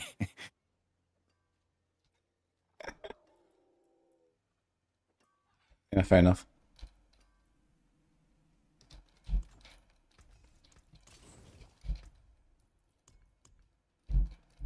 I think some of the bosses would be fine. Wait, you said they don't do their mechanics though, right? So maybe all of them would be fine actually. Yeah, I mean, you still have to survive their phase 1 and they pump, yeah, so. But, yeah, I mean, as a Sorg, I guess you're relatively safe. You know, Sorgs are really good against bosses, so. Yeah, I mean, you could like give up some damage to get tanky enough to withstand the one shots. It's like usually the big one shots were in their phases, Yeah. like Harbinger's leap in his phase 2, or like Endariel's beams, and like Endariel probably does their stomp still, right? The stomp is really deadly. Yeah, the circle on the ground, I mean, yeah, that one is there.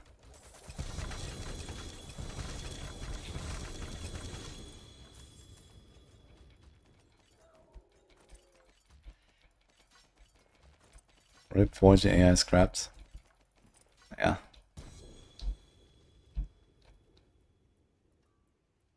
Yeah, it's like, yeah, you can do it, but it's like I don't think it would be worth it.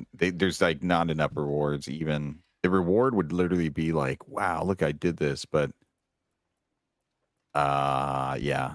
I mean, the loot is actually good enough that I would say, you know, if you can reliably farm them, let's assume you're not gonna die. But I wouldn't be able to reliably farm them, right? I would just be trying to go for like a single kill on them. Yeah. But yeah, let's say you're not gonna die. I think if you can farm them in like 2-3 minutes a kill, it's actually worth it. Like they're that rewarding, I think. So it's pretty good.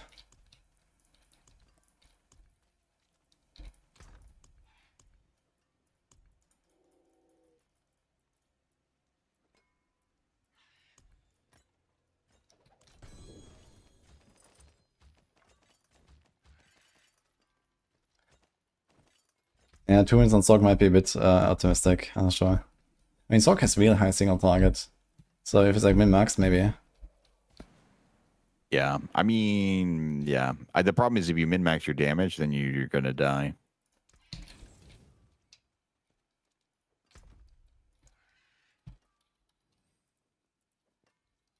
it's like you have to give up damage to get tanky enough to not just fall over, probably.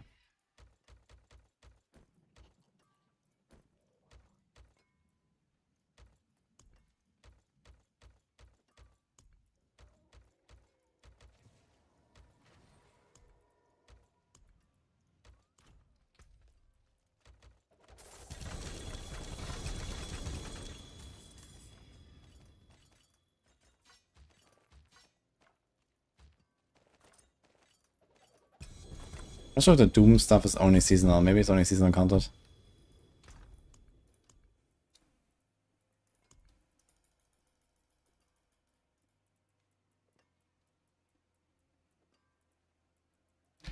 Yeah, no. Realistically, if I wanted to do all the bosses, just say I did all the bosses, I would just get my Paladin geared to do it. But I don't. I'm not really. I'm okay with just not doing the like the T7 bosses or waiting for them to rebalance them. Weak.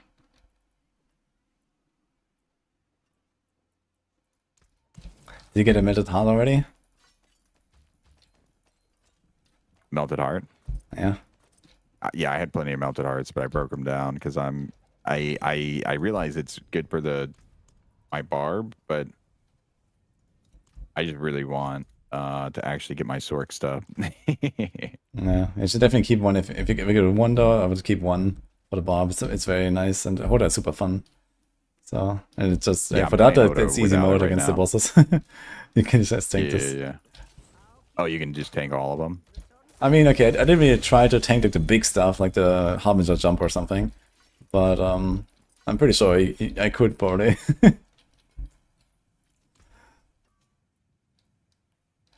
You're really fucking tanky. Yeah, I wasn't sure. I watched you play a little bit of it, and it is interesting how it works. But I don't, man, I don't like that. I can't help it, but like the idea of just like, okay, well, just guess how tanky you are. I just don't really like. Yeah, I mean, you can test it a little bit by looking at the resources when they hit you and so on, right? So I was doing that. Yeah, but yeah, like it's like okay, like it doesn't really it doesn't compute with the toughness, right? It's just like oh, I have 2000 toughness, nice. Yeah, So- no, I saw your character sheet. Yeah, that's what I was saying. Like, you just guess how tanky you are. Mhm. Obviously, once you know how tanky you are, and you can. The problem is that first, like figuring out, well, okay, well, how tanky am I to where I'm not getting one shot or whatever. Yeah, I was actually going to try and test this in the target dummy room, but then it turns out Sedic is just like not active in the target dummy room or something. Like they just hit you straight through this thing, and like yeah, nice.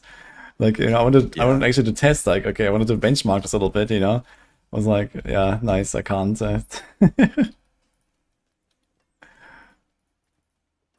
That was funny. How shall I gauge my hammer?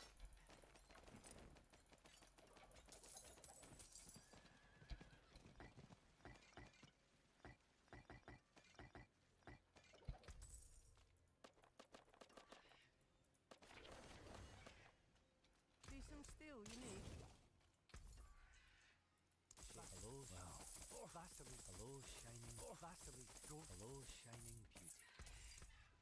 Use it well.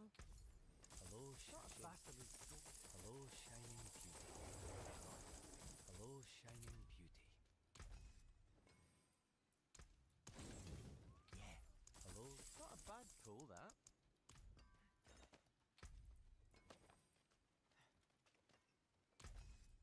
I've been starting from nothing.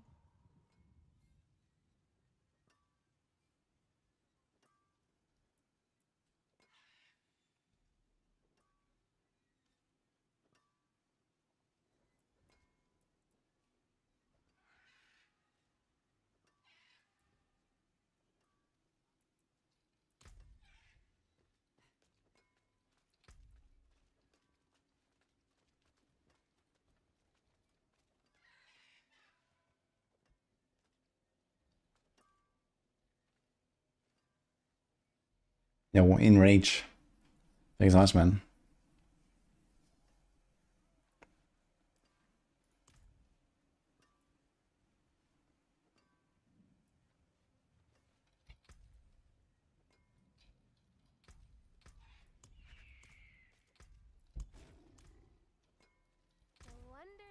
sanctuary at your fingertips. How may I help you?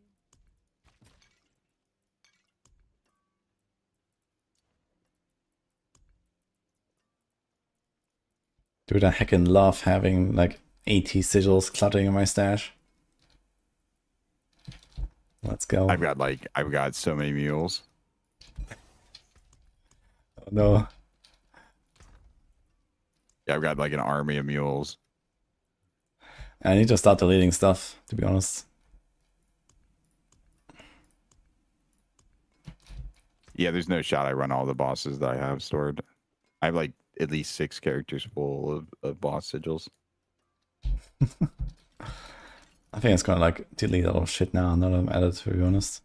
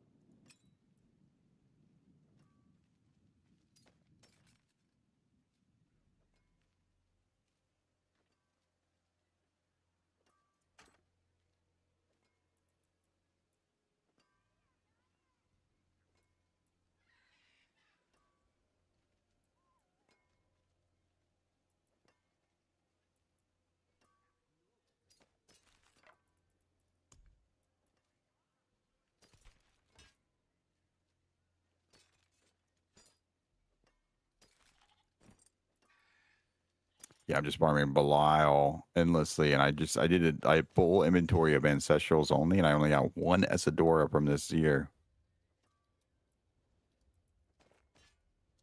From Belial, the Vizier Belial.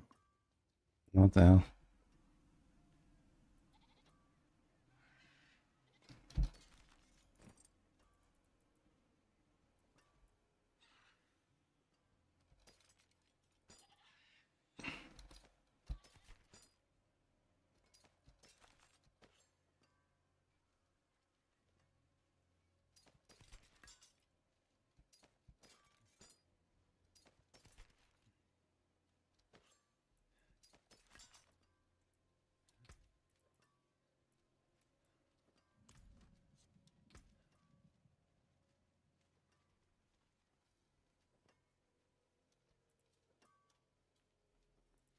Giveaway?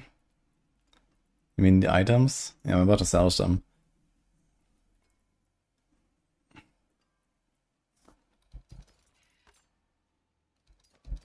Macaroni Sunstein shenanigans.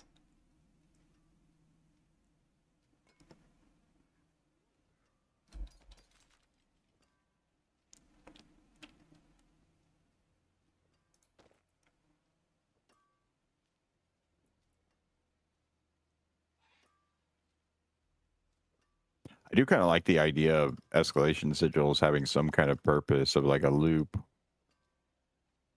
even though it doesn't quite work the way it sounds.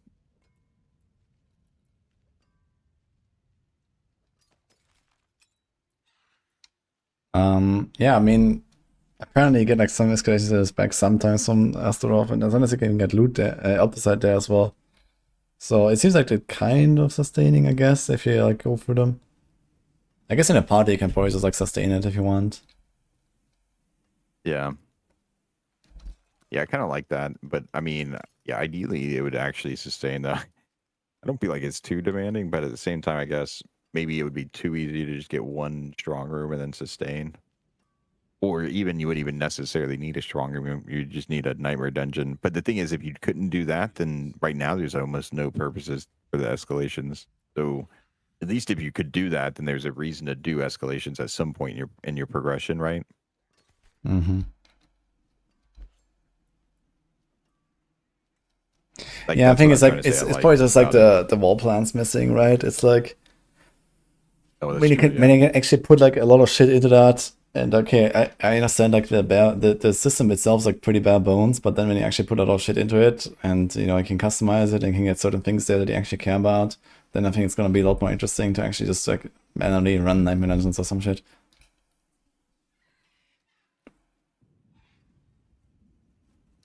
So that's just kind of like missing right now.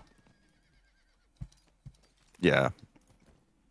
Yeah, or if they just saved and it didn't randomize every time, then you could like craft your own like kind of cool escalation. Try to get lucky with like second and third affixes on like on something crazy. Mm-hmm.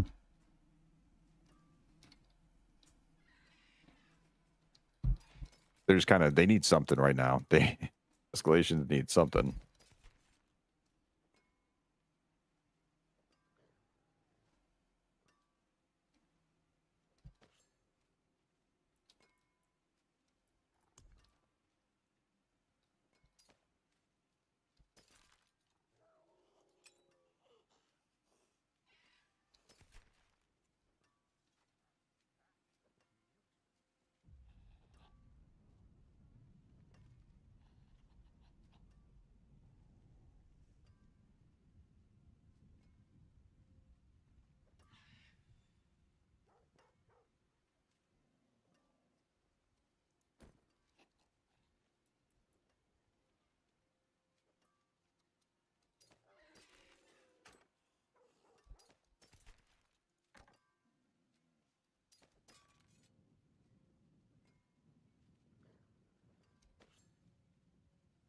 Is this a better off maker actually?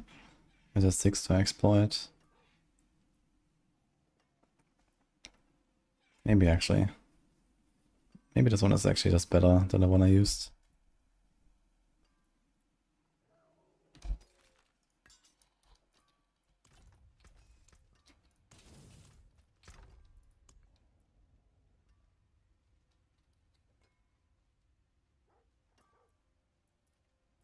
What was your you know what I never got? What was your opinion on the slaughterhouses? Were you a butcher enjoyer? Having Log a good out. time running around slaughtering, or were you very judgmental? Definitely log out. Yeah, me I mean, too. I it's was fine very to do like logged here out. and there. Like, I would like if it just get like, you know, 95% less of these sigils and then like actually kind of good, you know, you go in there like maybe 2 hours at once, you know, and then you get like, I don't know, like 5 ancestral legendaries or some shit and like, okay, that's something, you know. But yeah, as it is, like it's completely worthless and I don't know what's the point. I'm glad they're worthless because I would rather just so for me it's like at first I was very like man these are the worst things. I don't like them because I want to play my character right. I like teleport. I mean it is kind of fun. I don't hate it too much. It is kind of fun playing as the butcher. I don't think they did a terrible job with it, but it's just not really what I'm looking for. And then on hardcore too, right? Like you have no way to heal. So like there's moments at the end where you're kind of low and it's Yeah, just like, actually okay, they well, if I die as butcher, do I die? Do I actually die? Or no, I you don't actually don't die, yeah. It resets the run actually when you die as a butcher. So it's okay. not that bad. Yeah. Roguelike. Yeah, that'd be kind of cool. Yeah, with the slaughterhouses, the problem was that like you said, they're way too common and but it's nice that they're not rewarding because that means we don't have to do them. That's like Yeah, to but I have me to that's salvage like a them. That is win. already annoying enough, you know. Oh, yeah, they could just not exist. Yeah, that's a good point. It could have been like just something you would do in the quest as like a one-time thing. I mean, I don't know. I don't think I'm sure some people enjoyed the slaughterhouses or like right, but for me, it is nice that we only had to do like 6 for the season journey, right? And it's like, okay, well that's not too bad. Hmm.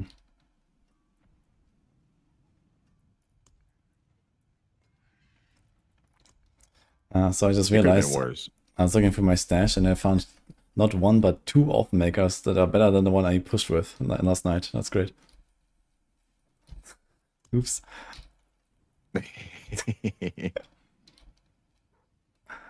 How do you like the Orphan Maker build? It's actually surprisingly fun.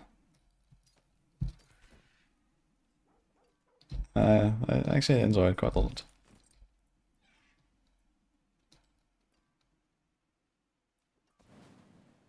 Heck yeah, I still need to play it. I almost put it together last season. I was like in the process of doing it, and I just like, yeah, I ran out of Neath Iron, and I just stopped caring. I stopped upgrading all my gear on my alts, and just only logged in to up my goblet count. Do my weekly tower run, and then just run some hordes, and then do some variety at the end of the season. This thing actually has Arbiter's Sphere. That's funny. Oof, man, this is still like the saddest amulet But here. this with season, the maybe I'll two actually build wanted it. fortitude. I don't know. It's kind of hard. What do you mean? It's not actually hard. What I mean is it's hard to get motivated to gear up all the characters Why? with the mythics. Mm. Some of the gear is not that bad to get, especially with the reputation caches. You do get kind of flooded with ancestrals this season. Yeah, for sure.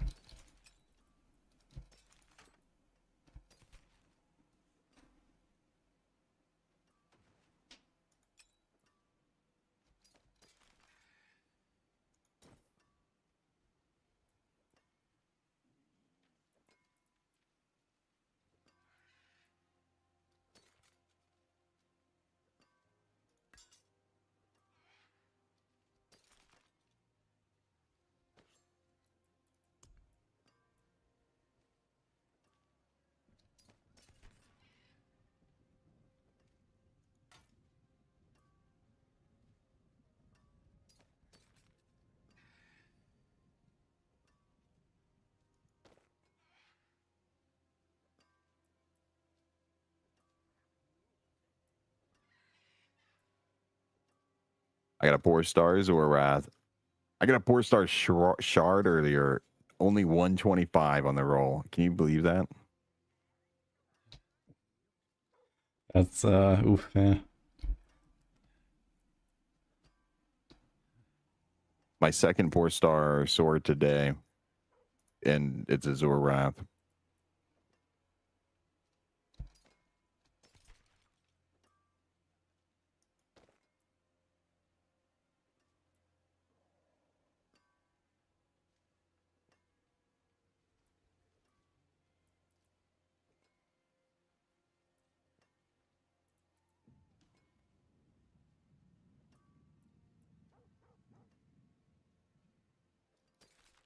This thing's insane, man. Bull life on hit berserking. Ugh, we don't need to bull on Heartseeker, dude. And neither do we need to life on hit. For Death Trap or something, this would be ridiculous. Well.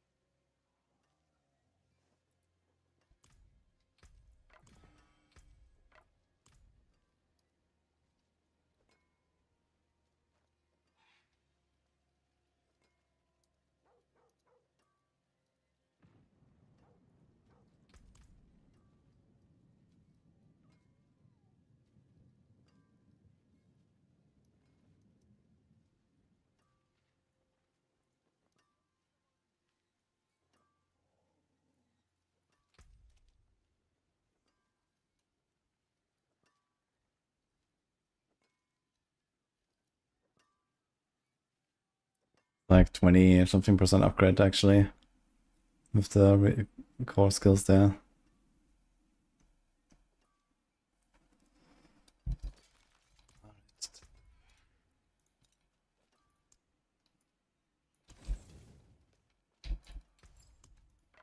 What colour and brilliance.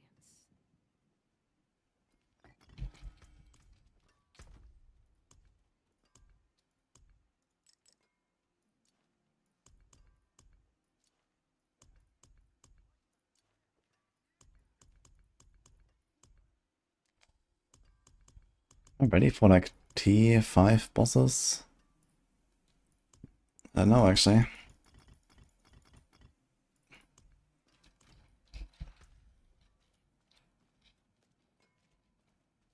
We got a good ring, though.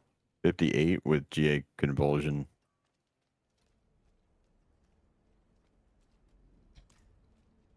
That's very good actually, yeah. Now slam it. Yeah, right. My hammer sings. Oh, Sora's here. Hello, Sora. Yeah, I was just chilling. I was like sorting out my stash, so I was a bit focused on that and like not talking. Now we are hanging out. Yeah, I just deleted like 100 items on my stash because I couldn't bear with it anymore. Let's go. Feels good, man. Hey, heck yeah, Sora. The blast cast. Hey, Ignition's here too. Heck yeah.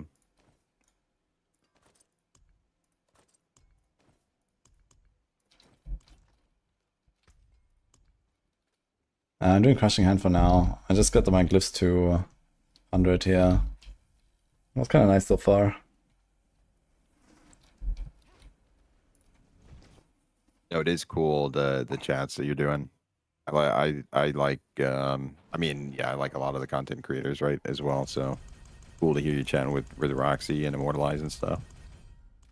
Were you like listening as well or what? Not to like the whole thing, but some of it, yeah. Okay. I know Hysteria. It's kind of funny because Roxy and Hysteria are, but definitely more the like hardcore gamers like you. So it's like, you guys definitely. I could tell that you guys shared a lot of similar opinions. Like they are big in time enjoying the T7 bosses, right? Where me over here, I'm like filthy casual, like, but my sorcerer. Hammer sings on your return.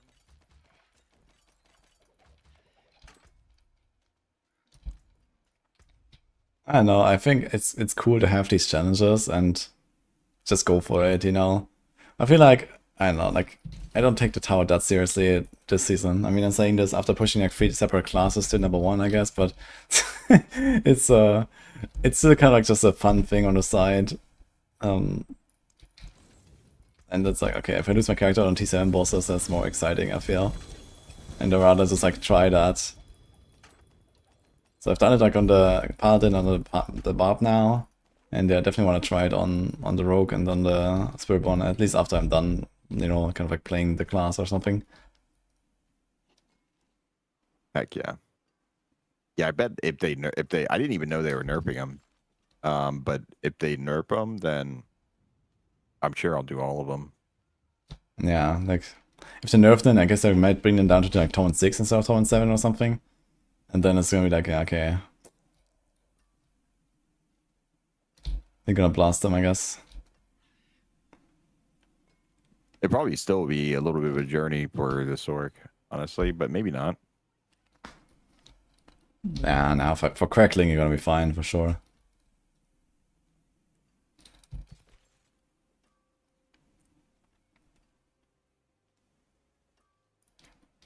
I'll keep my forge hot. Return soon.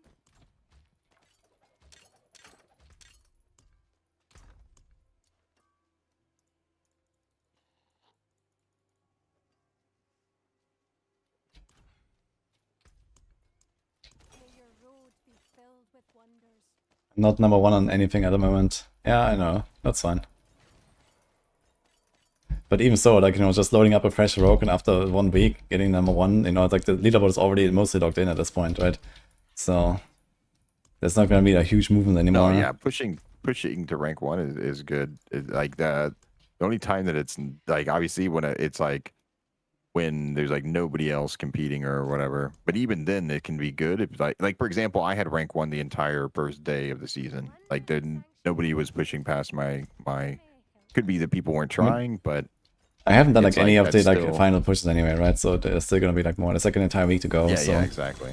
I'm just kind of chilling now. It's still fun even if it's not locked in yet. But the lock in, nobody's like guaranteed rank 1 until the lock in. But even then, to me, the leaderboards, like you said, they're more of just like a side fun thing, anyways, because they're not recording any of it. Like it's not. There's no records, and they took away the last time that they said that there was going to be records. They took those away, right, with the gauntlet. So it's like. Yeah, it was actually Ooh. it's kind of wild to see. Like someone told us the other day, yeah, they can't actually see the leaderboards on like last season or something. And then I looked it up and I was like, yeah, what? Where's my record? Where's my number 1? Like, why did I do this? Yeah. That was weird. Yeah. Yeah, that is definitely a decision for sure. Like at least like the front page, like the top 10 should be recorded. I think or like yeah, no, all of there's it. no reason not to. Like the reason why they don't is because they don't want to moderate it, like for people that actually cheat, because there's obvious exploits and stuff, right? Yeah, maybe they will But a lot of do this people once the don't beta cheat, is so over, it's like basically, right? When the beta is over and like, Yeah. okay, most of the stuff is figured out, maybe then it's fine. But even then, people are gonna still find some stuff. So it's like I feel like they should just like, you know what I mean? They shouldn't just let exploiters and cheaters ruin it for everybody. Like people would still like to be immortalized even in the beta. Like I don't know, right? Because like, what's the difference? What is it gonna say? Whenever it's still gonna say like season whatever, right? For like the burst. I don't know, right? To me, Oops. the leaderboards without it being like locked in, it just like for example, I was rank 1 the entire last season, right? Nobody would know that unless I told them, because there's no way for that like there's no way for that information to display in the game. So it's like yeah, that's like to me it would be cooler if it like the way the gauntlet worked where you had your previous leaderboard, but they took away we don't have that either, so 'cause I like to show off. That was like the whole reason of doing the gauntlet, right? Was like you didn't get great rewards from doing it. You just got to show off your Hall of Legends or whatever. Masterful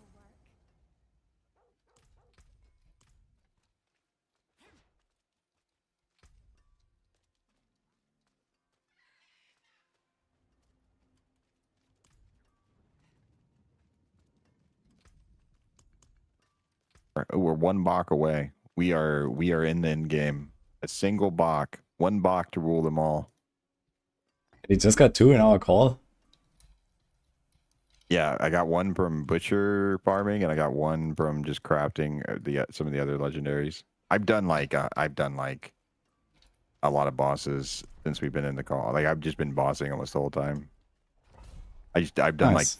I've done like 50 Belials and like 30 over 30. I had like a stack of butchers when you first called, and a stack of I've done a lot of bosses since we've been on the call. Maybe I didn't do all the. I was doing in the middle of doing the butchers when you first called, and I switched over to the shards. I think the Durials. Crucible says, to date, the most prestigious thing in D4 is the Ashava trophy from beta. Yeah. I've got the trophy. Wait, it closed the thing now, right? I can't remember other things that were I know like it's not- limited time.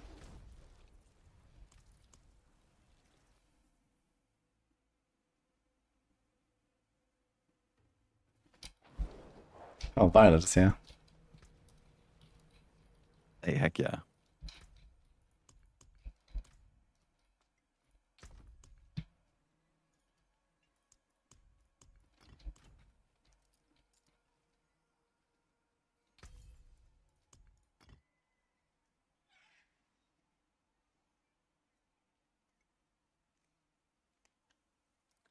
Legacy Razorblade has no thorns and a max aspect. Wait, what did it have before?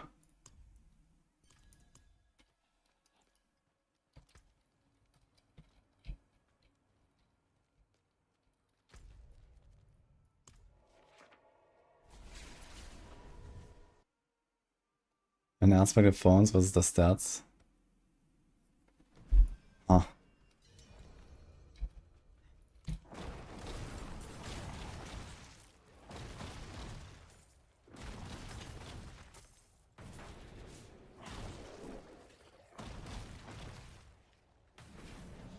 I see a T3 Harbinger. Let's see what happens. I guess you're doing like the T4 Bloody Boss, no problem, right? If you're a Zork. Yeah, well, so Butcher's a little scary. Yeah, Butcher's a little scary because I was using I bet if I put on the air, it probably wouldn't be as tight, but he like almost phased, he almost went into his immune phase. Using the Harlequin. So Butcher, I did him and he didn't go into his immune phase. So like I did kill him quick enough, right? But he did start blowing up the ground. Yeah. So I'd probably just farm him on T3, to be honest with you, so that it's instant and he doesn't do any mechanics and I don't have to worry about getting one shot or something. I don't think that he'll actually one shot me though. But like, yeah, it's hard to test that, right? I can try to Vendor and Faith.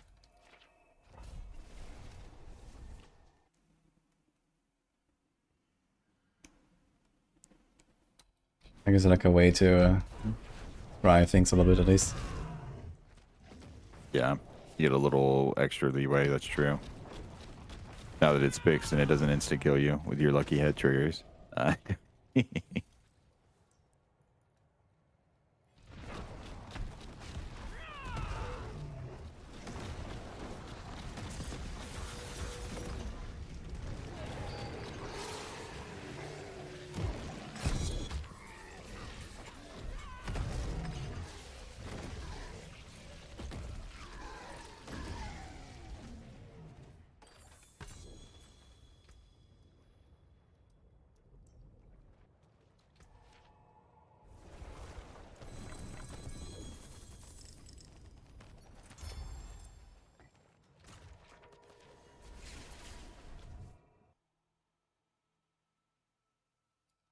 I was asking if you have Lucian.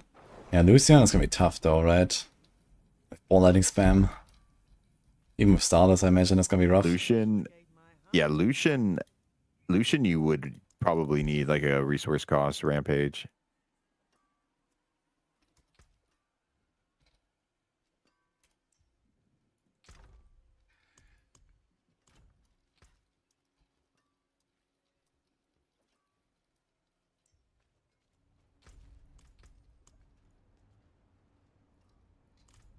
Let's try T4, I guess.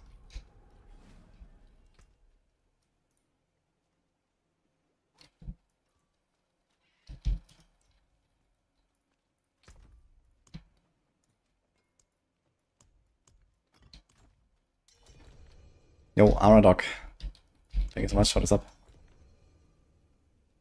What's the best build for T3 and for a Horde XP farm on Rogue? Probably Death Trap. Death Trap on T3 Horde is easy peasy.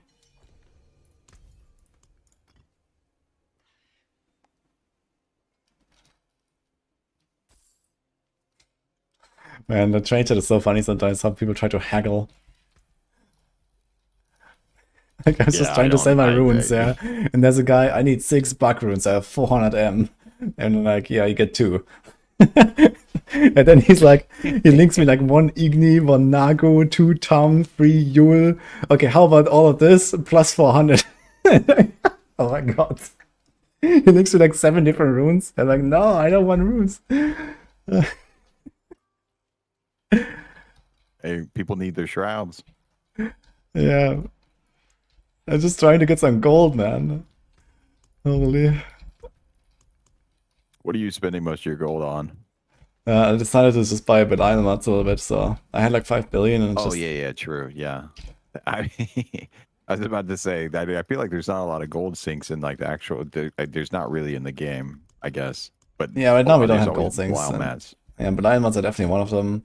I might buy a few gems actually, because I'm just not really doing more hordes and stuff, and I don't have enough gems for all my characters. without swapping the gems around, so I'm just gonna buy some. Yeah, mostly that, I guess. Okay, let's see a T5 Andariel on the Spiritborn. Spiritborn is. Yeah, what are you playing? Crushing Hand. Heck yeah. Yeah, it should be relatively chill, I think. Epic is even better, but I'm just doing this for now.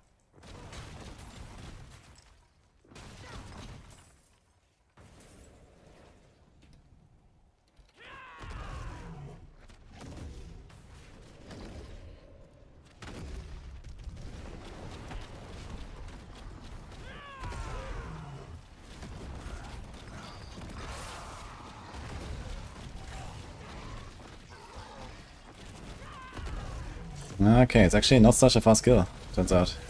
Holy.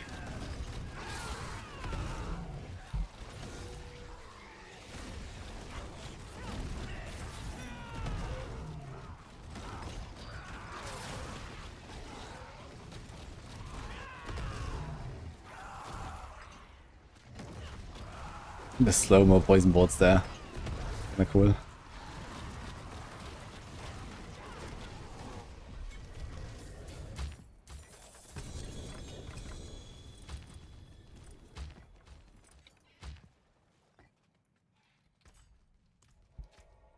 Maybe I should try to see what happens when I go payback.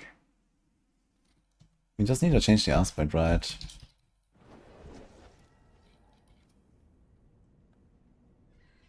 Bristling at the builder. That's mostly it, I guess.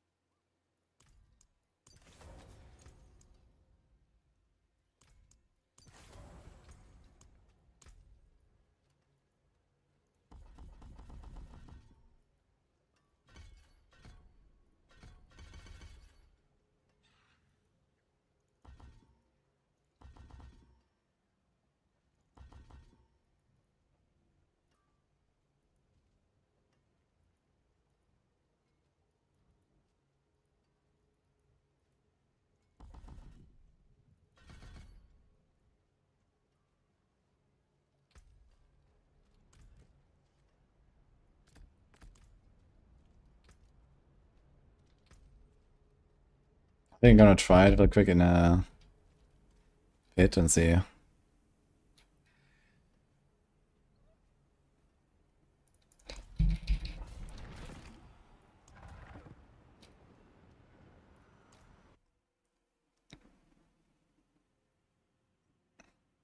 Ah, true, actually. We don't need the payback ranks. Ah, you're right. Okay, we can take them out again.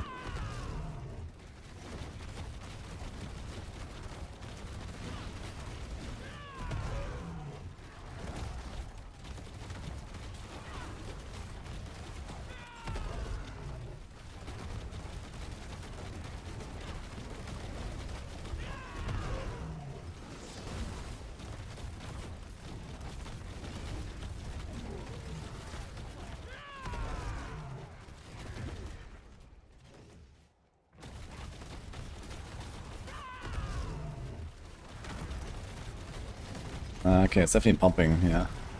So these elites.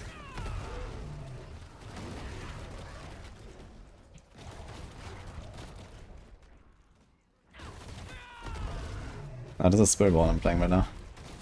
Let's pay back.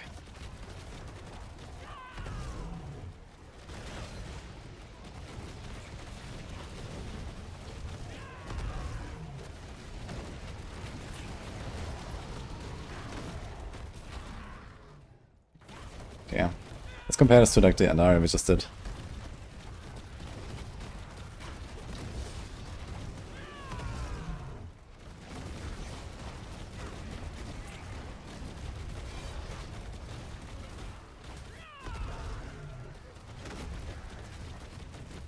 I mean, the original impact of the payback still does damage, but I guess the ranks are probably not worth it anyway.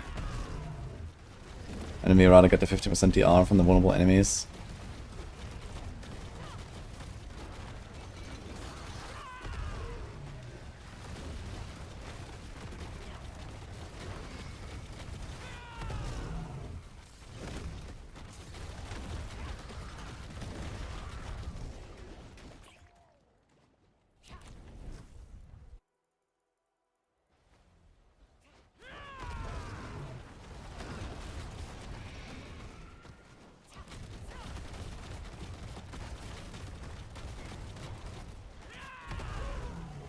I think if I get a bit more resource generation, I can probably play ranged payback for push. This might be actually preferred. No Ravager. Could be kinda nice.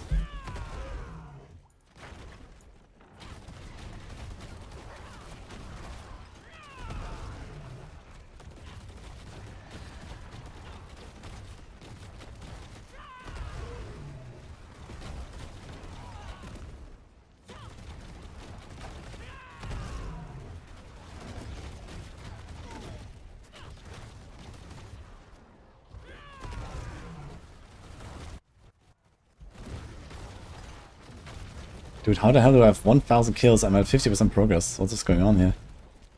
What?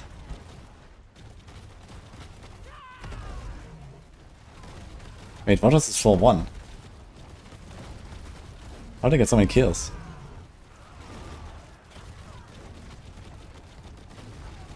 Wait, something is not right here. How did I get 200 here?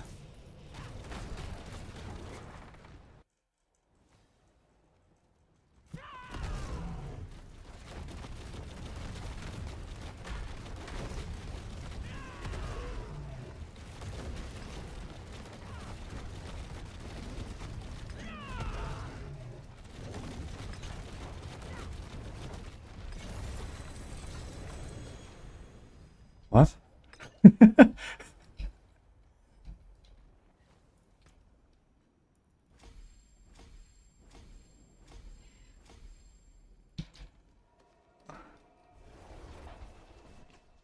Oh yeah, too, I forgot the toxic skin. What do we remove? I guess Rock Splitter.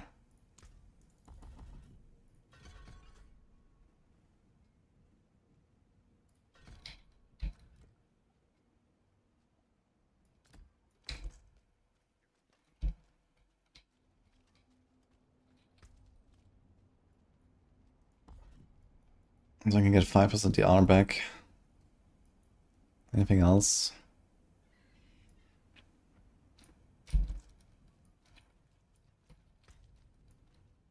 Why should I do Eagle main hall though? Greetings. How shall I guide my hammer? Does it not work or what?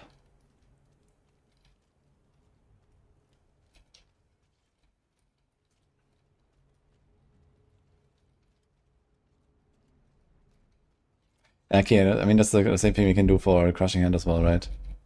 You go Scourge. Yeah, I was thinking about just putting Rallying in Reversal. I would like to drop Ravager anyway, to play ranged. What's my all-time favorite game? Warcraft 3. An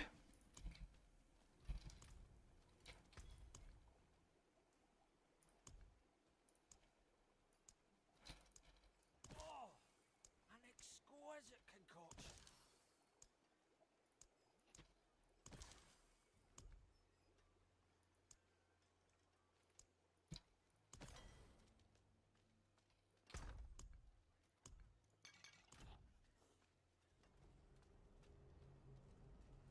You watch Grubby? I did watch a good bit of his YouTube, yes. Yeah, he's doing a lot of the shit that I used to do. And so it's kind of like very enjoyable to see his like weird challenges and this kind of stuff. I love doing this kind of things too.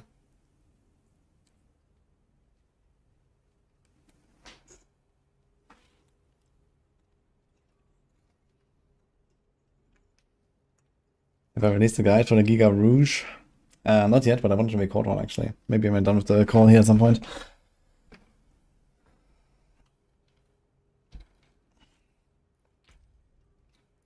Let's try another 99 real quick with toxic skin this time.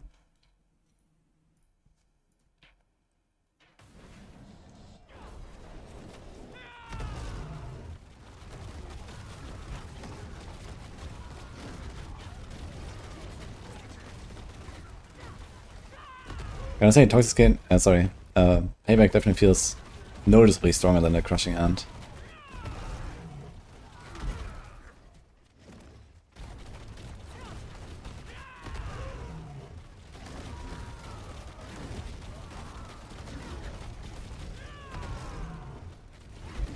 I need to check if I have enough resource generation. About Ravager. We have 6 ranks to Vigorous on our Capital, so that's really good. That might be enough to not go Ravager at all. This might be better for pushing.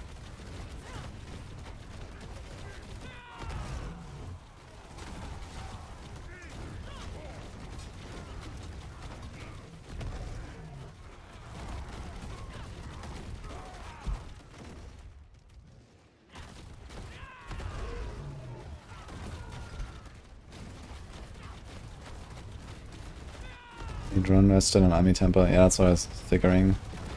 Probably like 1 Temper is fine. But the thing is, for bossing, Scourge doesn't help us. But I don't want to have the, like, you know, teleport around with Ravager, basically. I want to be able to play ranged. It's gonna be good for, like, actually kiting enemies in the tower and stuff as well. Imagine it was actually like a good defensive skill I can put on my bar, that would help.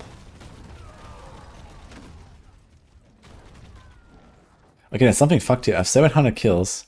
Something is wrong with this payback. Like, I'm just getting a ridiculous amount of kills.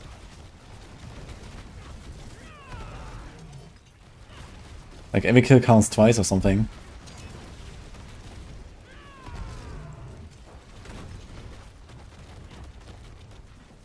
What's your favorite rune farm? Just bosses, right? Yeah, I mean, I don't really farm them, you know, they just happen, and at some point I have like 20 of every legendary rune and I start selling them, and that's basically it. So that's kind of how it works, because I just do so many bosses anyway. Especially when I play multiple builds or multiple classes, then yeah, it's like all over the place. And I have so many runes, and you know, by that time I also don't really need to like craft any more mythics and so on, because I have them all anyway from farming all these items, so... Yeah, it's kind of crazy to me that there's going to be 2 mythics that I'll craft manually with runes before I found them. That was actually wild, yeah. Ooh, it's insane. Yeah, because air, I still haven't found an air. Even after I crafted it, I still haven't found it. One, and then... Yep, and then Shroud I also am missing. We crafted the air, now we're just 1 Bach away. Any moment. Can you convert some more? I probably can. I'll just wait until I run out of... I'm going to run like every boss I have. Not the bloodied sigils, but like the regular bosses. Just because they're faster. And then I'm going to convert whatever runes I have. And if that doesn't work... Okay, seriously, what is happening with this kill streak, guys? Look at this, 1500. I don't like bloodied sigils. It just takes forever because you're like resetting in between everyone. I mean, you can just open up. I guess it's not that bad. As long as you keep a variety of them in your inventory, you can open a new one. As long as it's a different one and it teleports you right to it. Thank you, Skeletor. Dude, I don't know what's going on here. I'm playing Payback right now. I'm in a pit, not even at the boss. I have 1700 kill streak. Like it's like super buggy, and I'm getting like a ridiculous amount of kills. Like I don't know what is going on. Like every pit run, something you're creating is being destroyed, being considered. No, but it like, doesn't go up when I attack. It's only when I kill something. But I get like way too much per kill. Like I don't know, I get like 3 per kill or something. Like it's super weird. Yeah, that sounds really scout. I have 2000 kills. Like I don't know, man.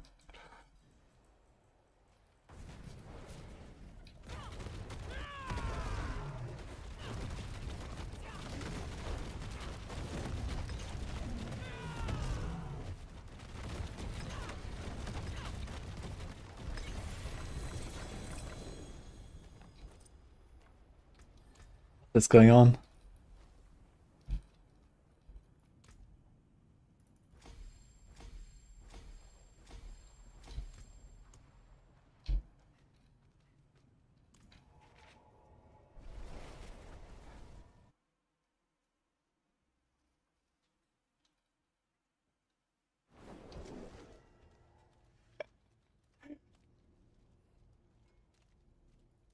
Dude, I don't know, you can probably do like the 9,000 kill streak in like 5 minutes like this or something. Like, I don't know what's happening here. Like in a pit run, I just got 2k.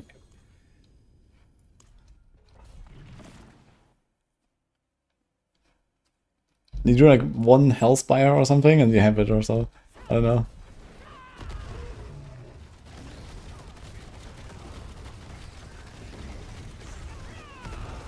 It's not on every kill, but it's somehow multiplying, like some of them or something. But only with payback. Like, I don't know, I haven't seen this before. It's just a respec, and now it is happening. I didn't even respec, actually. I changed 2 aspects of my gear, and it's like 3 skill points. Good old Thorns, right? Yeah, Or maybe it has to do with the wait. fawns, actually. It might be like a fawn skill that does something different or something. But then, okay, we would have seen this on the Paladin then. I don't know. It's got to be something unique to payback, or like the payback aspect or something. I don't remember exactly how the aspects work. Yeah, I guess like this 9.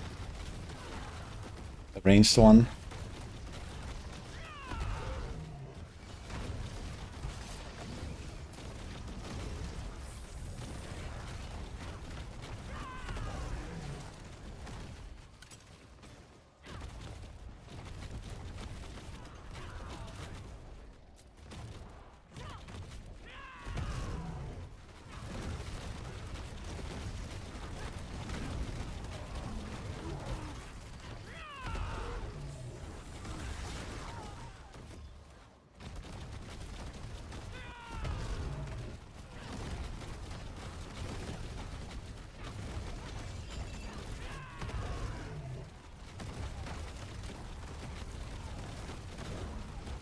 Wait a minute, do I have to poison enemies to get the fawns? From Toxic Skin? I guess so, right? Yeah, I don't need the poisoned to do this actually.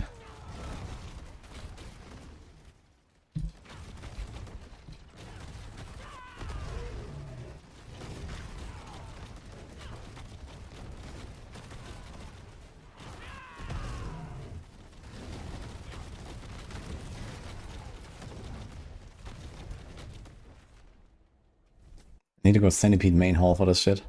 I'll be right back. What? Just 1 minute. Mm-hmm.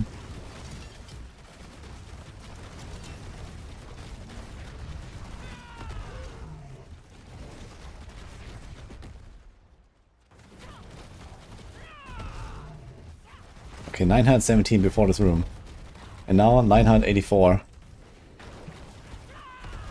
Here's 984. Let's see. 1050. What is happening? Why does it give me so many kills? That was insane, man.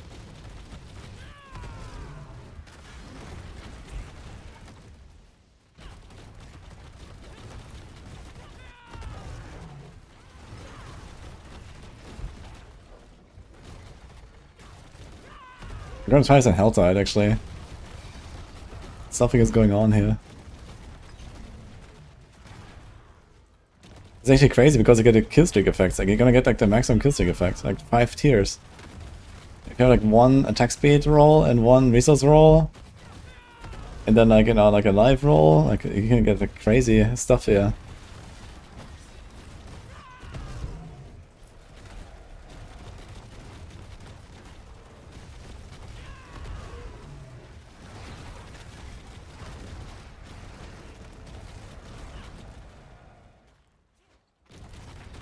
I don't have a kill aspect, like execute effect or something like that. I didn't even change my gear. I have the same gear, I just changed to 2 imprints.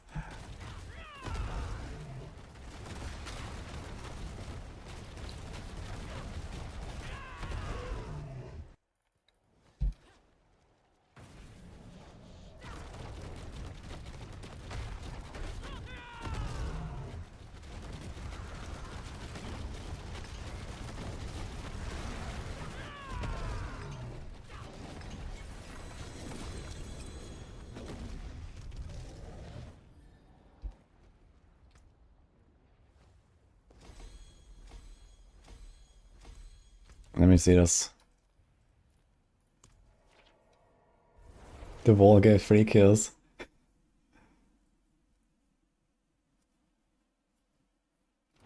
I am passing a Exile for the mythic version. I don't use Valley. I was wondering where I can get 45 from. I'm not sure what build you're talking about, but yeah, most Paladin builds get their 45 just from the renewal passive.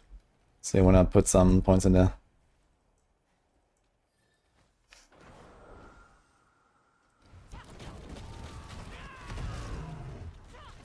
Okay, here, there's 70 kills, look.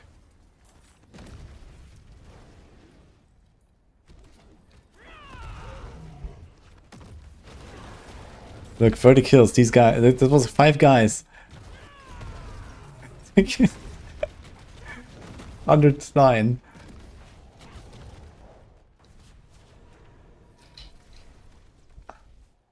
Okay, what if I just remove the Bristling Vengeance? Let's see. Maybe it's that.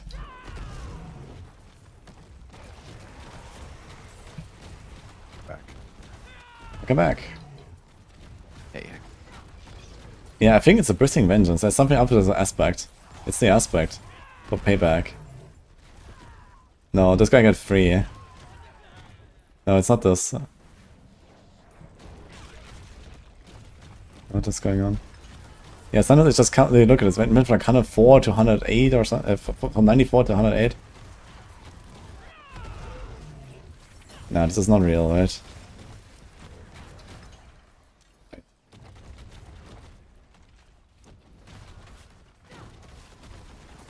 Oh, maybe it is the aspect actually. Sometimes it jumps like ridiculous amounts. Look. Like, what? You do like 1 payback, you get 60 kills.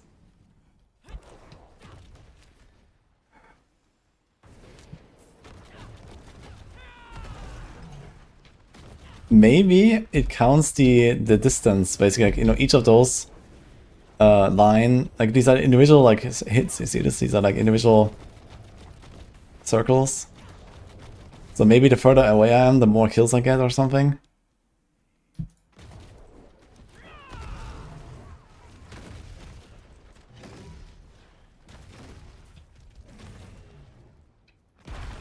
So this thing was 2.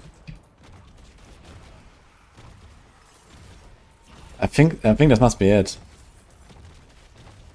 I think when I'm far away, I get more kills.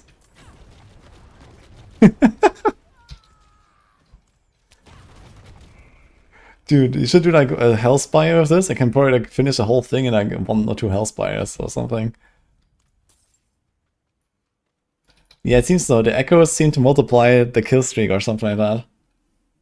I don't know what's going on, but something like this.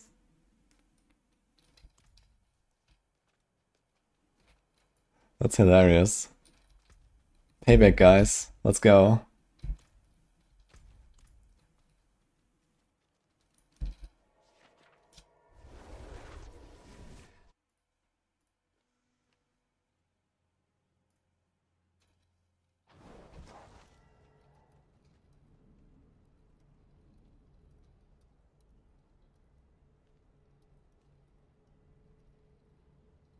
I always read about the Stygian stones, the like variety option. Actually, I have a bunch of extra bosses.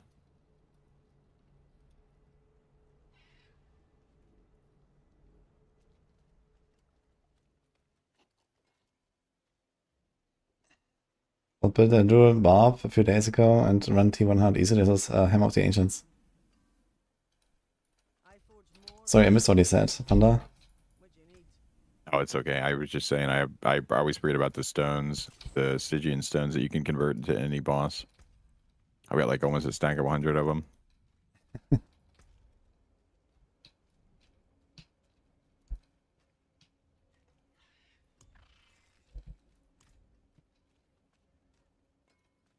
If I do Centipede, that's gonna be like very chill.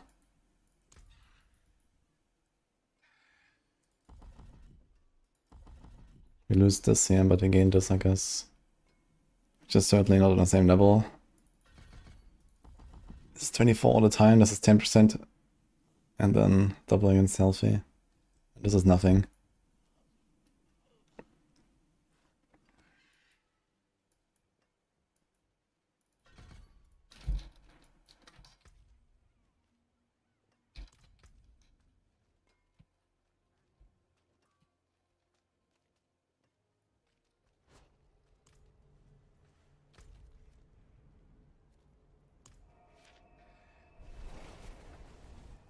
For sure, his Exile is the only count for kill streaks. I mean, the kill streak XP is not that crazy, I think, once you're Paragon leveling. I don't think it would really matter.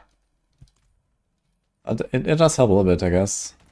But Pepik is not a super fast build, so it wouldn't be good enough. Actually, I do have enough resources. Sick. I just have enough.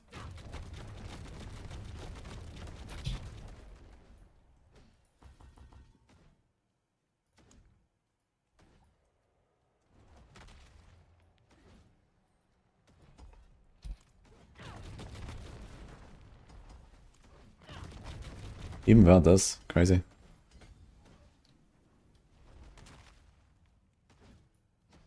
Did I get any more points I want to put anywhere? There's resistance.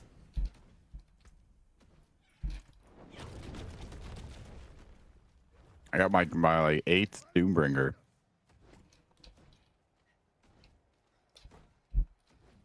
Nice. Another Actually, I already spark. got a 4-star. I got a 4-star Doombringer this season already. Which I also turned into a spark. Very consequential.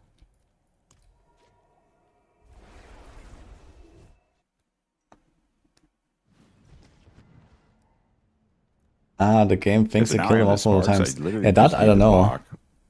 Maybe. I mean, I can't really test that anymore. Someone else needs to try this, I guess.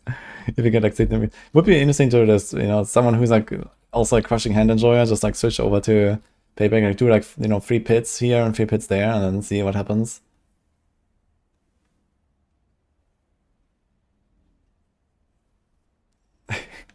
Yeah, I only do this after, but this is why I level to 300, guys. We have the first level to 300 so that we can play ethical Spiritborn.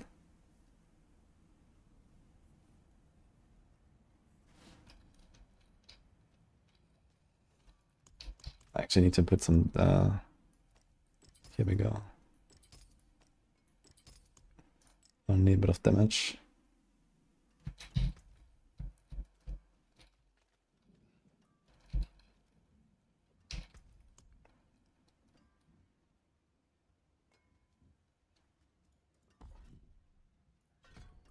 Do we actually care about this?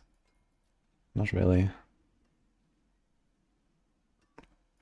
Do we have any lucky hits that would help us? We have this, I suppose, so maybe.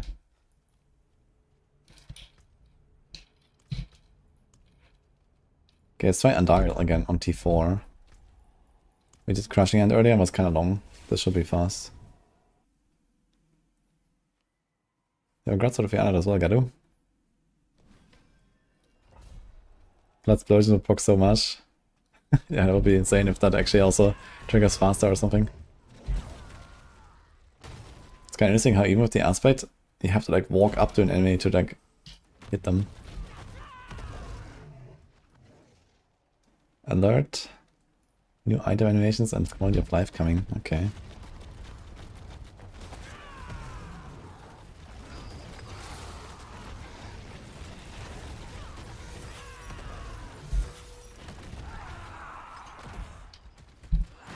Okay, we're blasting these guys.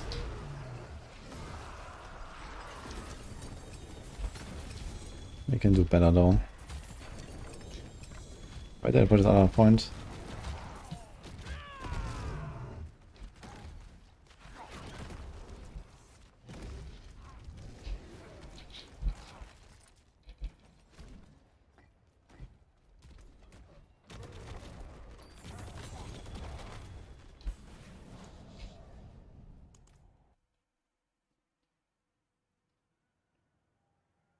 Still have ranks in Bastion. But we don't need ranks in Bastion. We have the one from the Shroud, that's kind of all we want.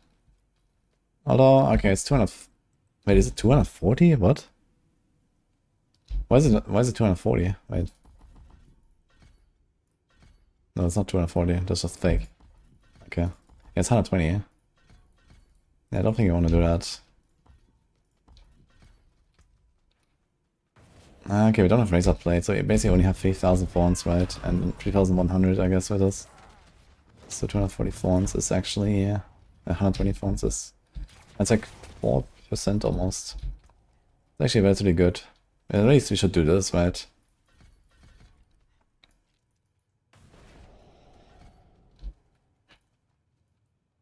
Better than follow through, for sure.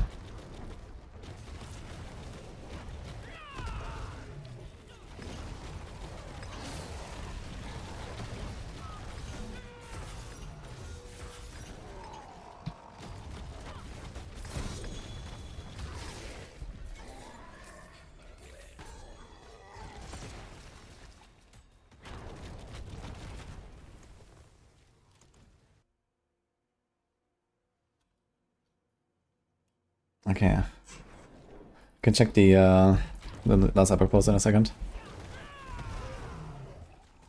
But first time to get like a 700 kill streak in the Mephisto dungeon.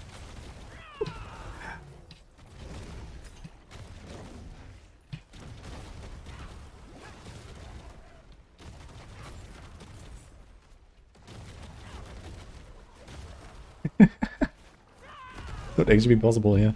Look at this shit.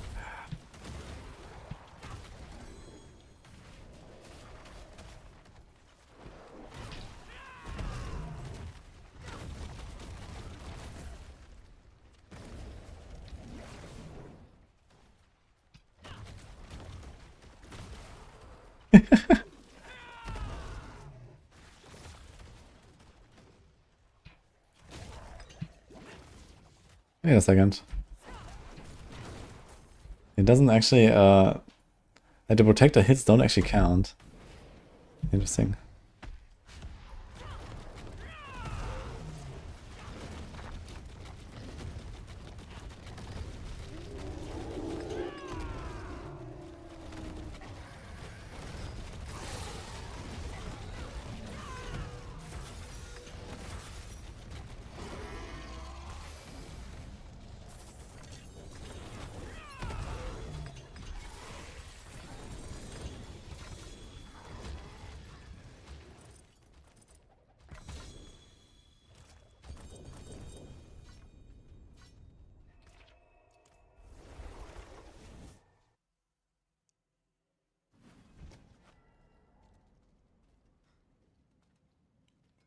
This is a bug with non-ancestral bloodied items, Rufus.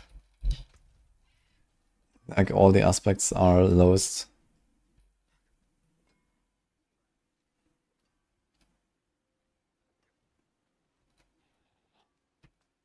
Do some steel you need. What steel? I'll keep my forge hot. Okay, last Epoch news just dropped.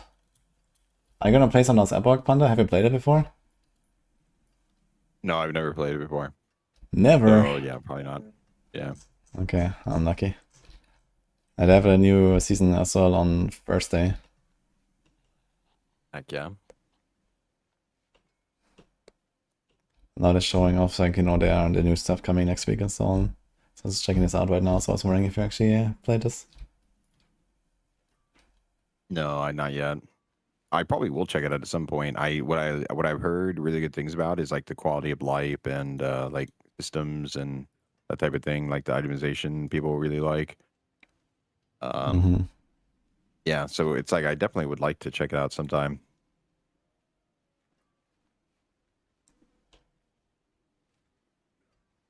I just usually whenever I'm done with D4, I feel like playing like I like playing a lot of types of games, not just ARPGs, and I usually spend the like non D4 hype time playing other stuff. Yeah, for sure. Yeah, it's kind of early, but it's like 2 weeks in, and I don't know, maybe it's okay. So I'll check it out. It's been like such a long time. Oh no, for sure, definitely. Most people love to blast all the different ARPGs.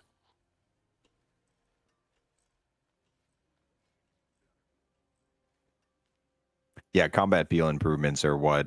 So like the biggest. So if I try not to be too critical, but for me the thing is it looked like the animations of the game, and then just the way the character moved, the graphics in general, and then like the pace, like it just didn't look that great to me. It looked a little. Yeah, just it looked like that stuff could be better, and that's what I love D4 for is like fluid combat, really clean animations, amazing graphics, and heck yeah. So it's like I just never quite got into it because of the graphics and the animations. I'm a little bit of a snob that way. But what I do love about it is like I said, the quality of life, the systems, itemization, a lot of that stuff sounds really cool. Yeah, that is definitely like the strength of the game, and I guess you also identify the weaknesses. Like, the graphics are bad, the combat is also not great, but everything else is pretty good. Yeah, that's like one of the PoE 2. Yeah, so PoE 2 I blasted PoE 2 at the start of the season. At the start of the game when it launched is what I mean. At the game's launch, I blasted PoE 2 for like 100 hours, which is a lot more time than I normally put into early access games, which PoE 2, to be fair, isn't really being played like a true early access, but um what I loved about PoE 2 was the campaign. The graphics were good. Like even like it didn't. I don't think. Yeah, I don't know. It's hard to say. The graphics I did like still. I don't know if I think I still like Deep Wars more, but the PoE 2 graphics did feel good. And the main thing though was the campaign, and like they had the setting done really well. A lot of it looked really cool. Felt really cool. The boss fights and stuff were fun. The end game I didn't really enjoy that much, so I just kind of like opted out. And now I've kind of just been waiting for them to finish the game because I don't really want to relearn the game every. I don't really want to just like relearn how to play the game in early access. I'd like to learn how to play the game when the game comes out or whatever. I don't know. Why are you Maybe playing I'm before? just being a little. Uh, what do you mean? Sorry, what? No, just joking. You know, some people say, okay, it's finally the end of beta, you know, with the expansion and stuff. Oh well, yeah, true. Yeah, yeah. Hopefully, right? No. I've always enjoyed D4. For me, the thing about Diablo, the reason why I've kind of always been more D4, that I didn't actually. The problem was I didn't hear what you said specifically, but not necessarily that I thought that what you said was wrong, but the the thing that I love about D4 is the world, the lore, the setting, not just the graphics and the combat and that type of thing. So with PoE, I liked PoE's lore and campaign and stuff in the first one, and it's what made me like kind of get into it, despite kind of being a little hesitant at first because of how overwhelming PoE is. As somebody who joined like not in the beginning, right? So there's tons of league mechanics to learn and everything like that. But I still enjoyed PoE a lot just because the setting of it, the lore, that type of thing. But I'm not like as hooked on it as I am with Diablo. Whereas like Diablo, it's like ingrained since I was young, right?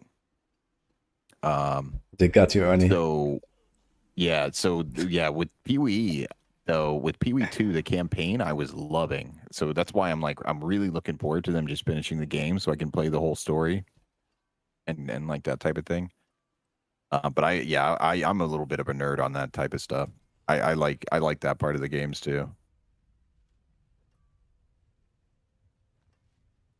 And yeah, No Rest for the Wicked No Rest for the Wicked is my favorite up and coming ARPG because it's an ARPG that actually felt more like a Souls-like than any other one.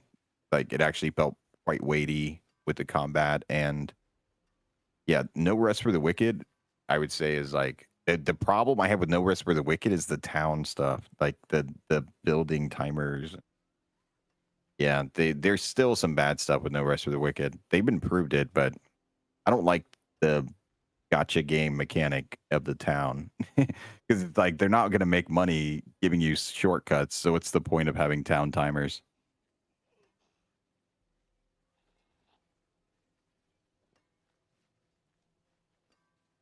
Yeah, I would say No Rest for the Wicked combat is actually really good. And that's probably what they wanted out of PoE 2, but PoE 2 to me just feels like it's I would say maybe I even enjoyed Ruthless more than PoE 2. I don't know. It's hard to say. PoE 2 I enjoyed it, but I wouldn't want to play it all the time. It wouldn't be a game I'd want to grind. It would be like a game that I beat and then stop playing.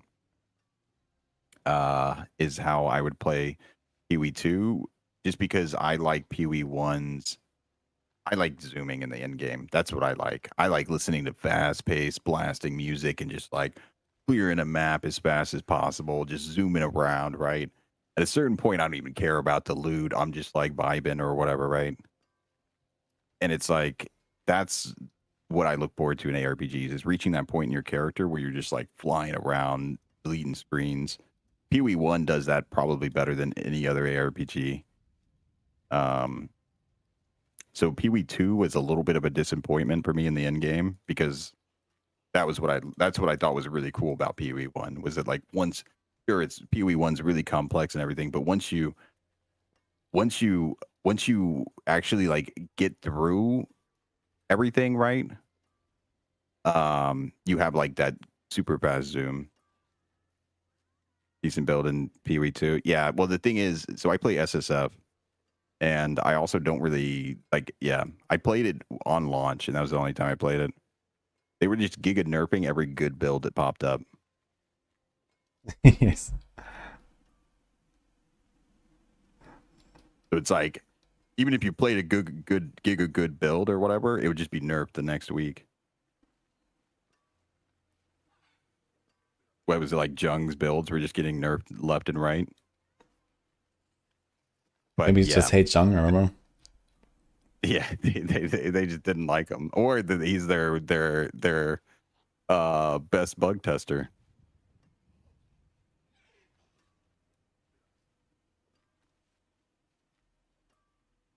But no, I thought I still like Pee-wee 2. I'm okay with waiting until they finish it. I'm waiting for their vision, you know what I mean? I don't want to judge their early access product in progress. I don't want to like judge it too much. I just want them to do whatever they're doing and release the game and then boom. Then I can maybe judge it. I mean, I could judge it now. Like I said, I think that the end game in Pee-wee 2 is a little boring and then the getting to end game is a little more boring as well. But I mean, I don't know cuz Pee-wee 1 is quite campaign, right? Just campaign speed running. Holy. I guess technically I do it in I do it in D4 too, so I can't really complain. You have the option not to do the campaign speed run, but even in D4, it's like technically the fastest. So then you still find yourself running campaigns.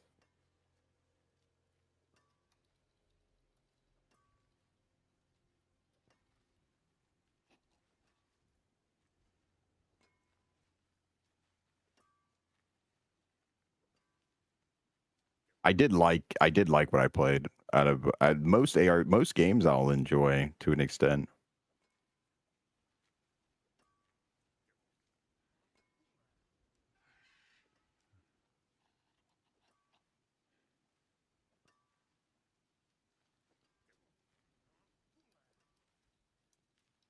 More loyal friends you'll not find. Rules per item per dollar is insane.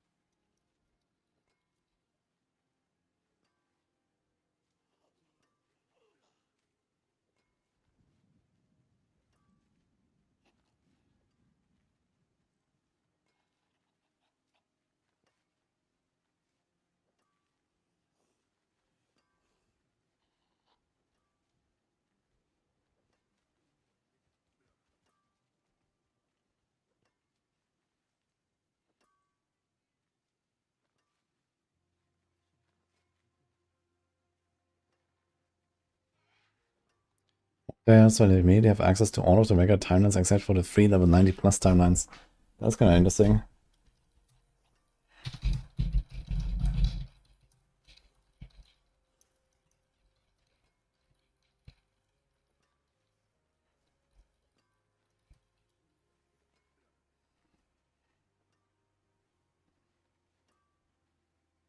Wait, is that like from level 1 basically? I don't even have to like do anything in the campaign?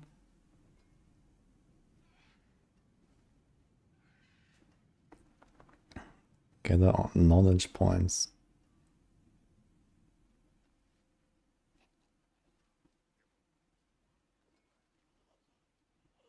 Okay.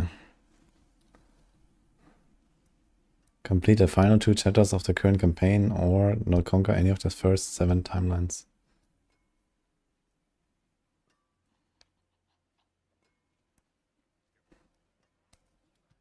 Interesting.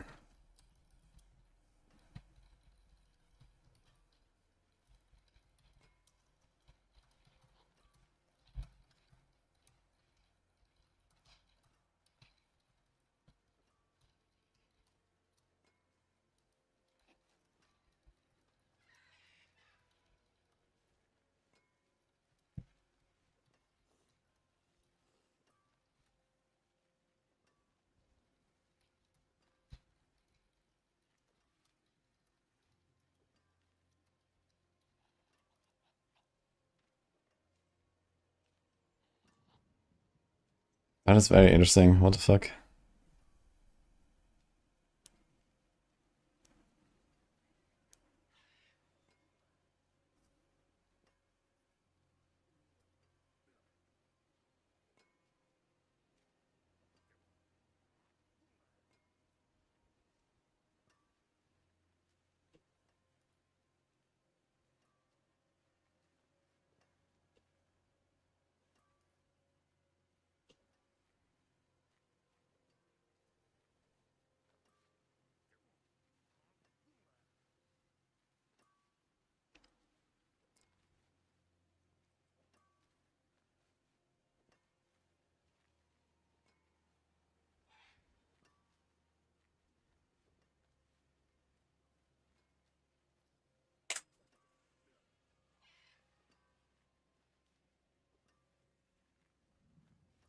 Yeah, cool stuff. Okay.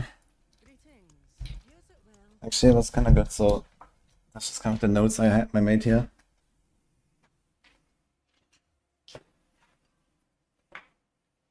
I'm not sure about the items, to be honest. Like, the set items, I don't really trust it. But I guess that comes down to, like, the balance changes and stuff.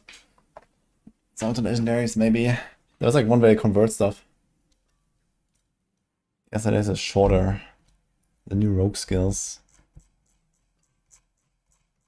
Yeah, shorter you say, huh? This will take a lot of, like, reading and stuff. Let's do it later. It's fine. I guess I'm gonna save the link, though. I need to do like some full like wrap up on this, I guess.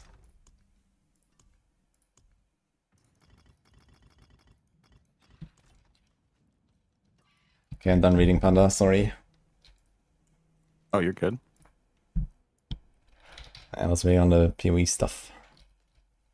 Interesting things there. PoE or LE? Sorry, Ellie.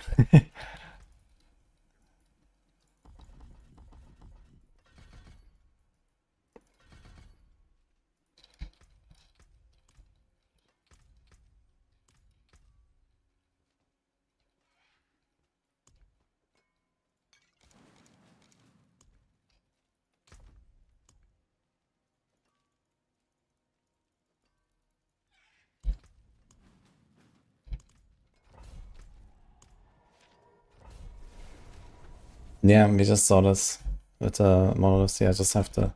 I took some notes. So the combat animations looks nice. We were just talking about it, like, you know, how the combat sucks and the graphics and so on. So maybe it's gonna actually be like a noticeable impact. Better animations here, okay, kind of cool. I mean, 200 rules per item filter, I don't think I ever capped out, but I got kind of close to capping out on filter rules. This could be nice. This is cool. And then, okay, the monoliths at level 1. I mean, realistically, no way that you're gonna do this. But, yeah, we'll see, I guess. Like on hardcore, it's already kind of monk to try to go into monoliths like early, like even at Act 5, for example. Usually, yeah, it doesn't take that long anyway. It's like an hour of campaign or something, and then you go monoliths. But yeah, either way, I guess we'll see how this will go with you also need the skill points and so on, right? So realistically, I wouldn't do it from that early. 200 rules per item filter is crazy. Yeah, it's completely unnecessary, I think. 200 rules is ridiculous. But yeah, I make like very elaborate filters where I basically never have to touch it from like level 1 to 100. And you can get away with like even there's like 60 or 50 rules or something. And basically never picking up anything that you don't want to pick up. But yeah, 200 rules is insane. I guess it's like for trade players, right? You can like make the exact rules for like items in trade, basically. For anything that's like valuable.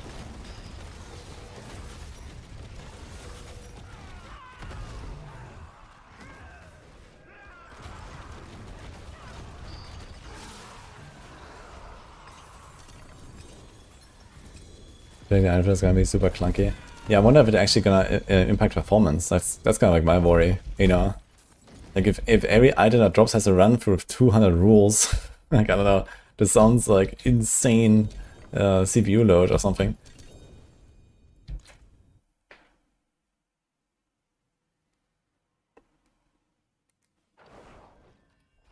But yeah, we'll see, I guess.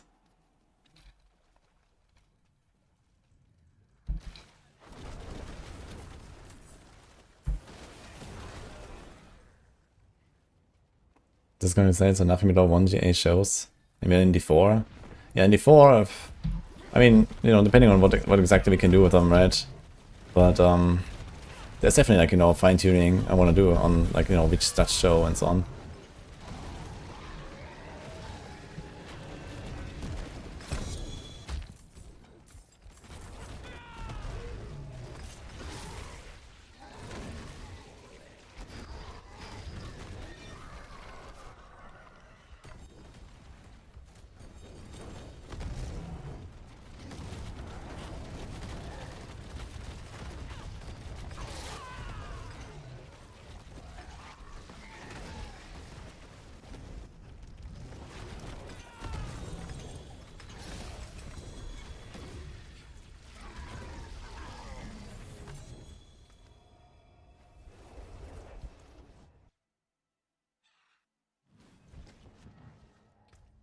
Actually, it took 2 expansions, Maruta.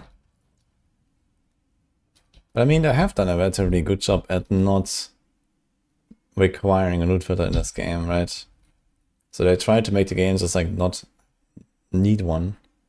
And they got reasonably close, I guess. But yeah, like, you know, long term we definitely want one just to like have more convenience and stuff.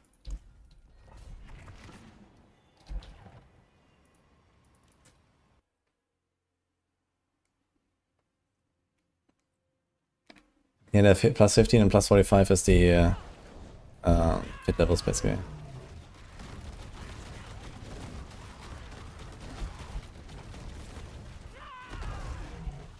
Please health link. They are, and they don't take fucking damage, holy.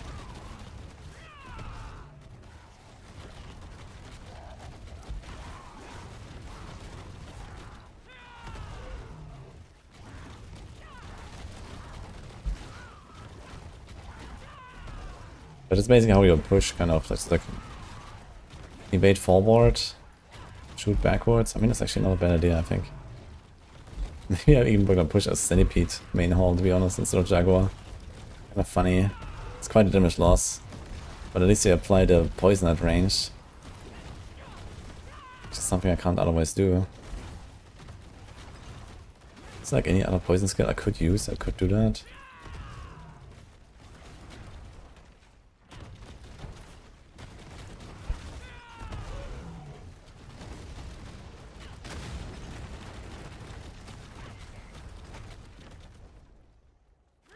What's your opinion on burgers? Log in. Heck yeah.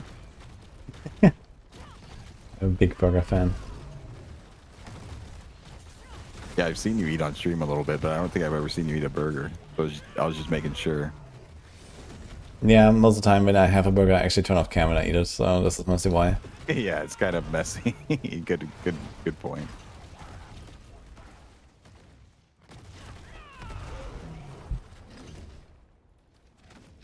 I heard burgers. Yep. Any burger enjoyers in chat?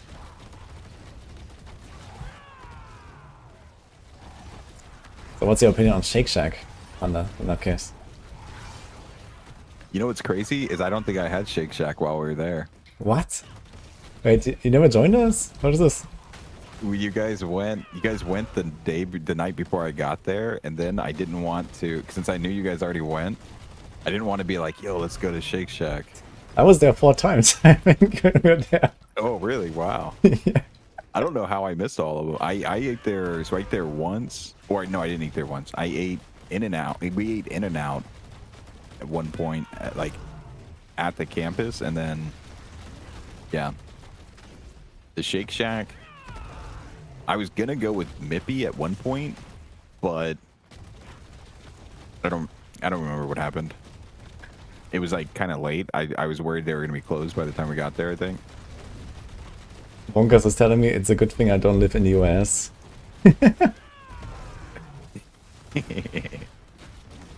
And the good thing is I don't really have a problem with gaining weight very much, so...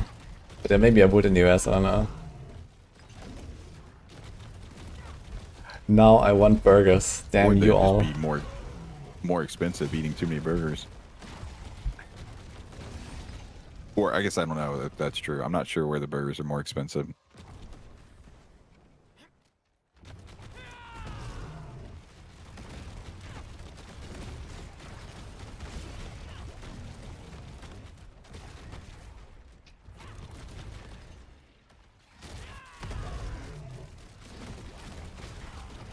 Yeah, I should have tried the Shake Shack because it's like a West Coast thing, and I live on the East Coast.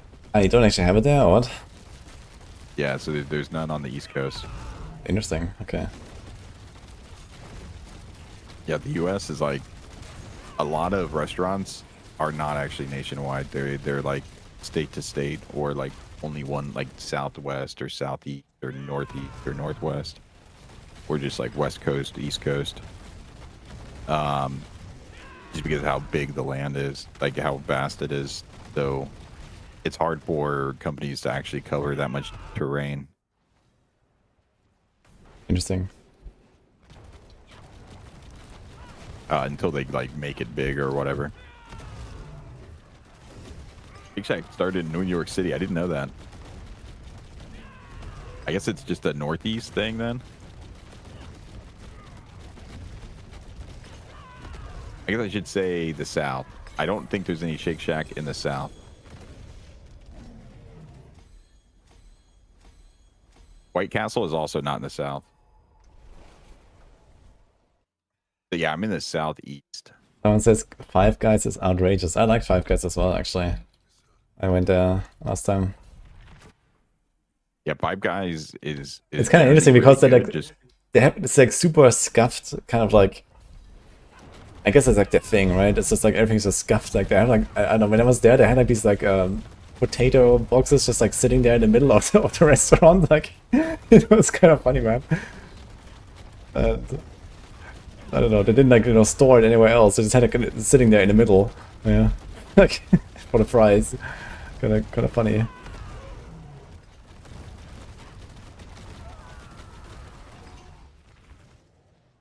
Like this super casual like attitude basically at Five Guys. I guess that's just like their branding.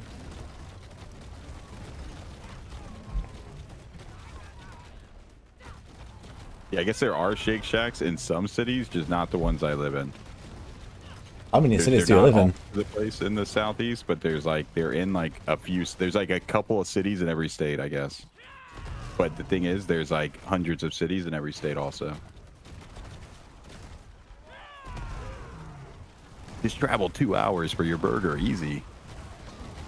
I mean, if the burger's that good. All right. I don't think Shake Shack's that good, but I could be wrong. Someone will probably fight me over it. I think you're wrong. People like know all the geographical locations.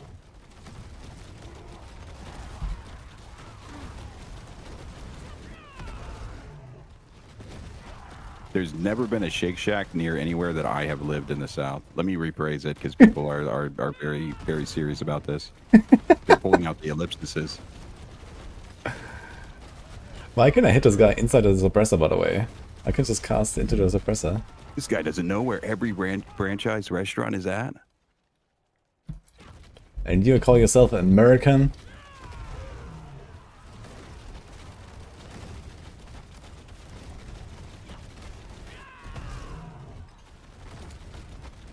The Five Guys fry bag strategy is pretty awesome for sure.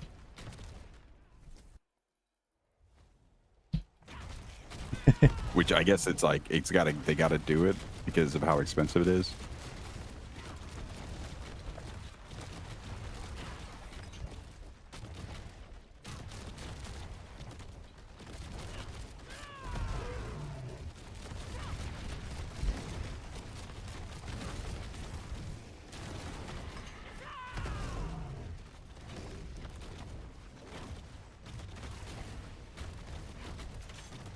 Yeah, the popular place in the South is a place called Cookout. It's like the cheapest fast food. I think it's still the cheapest fast food.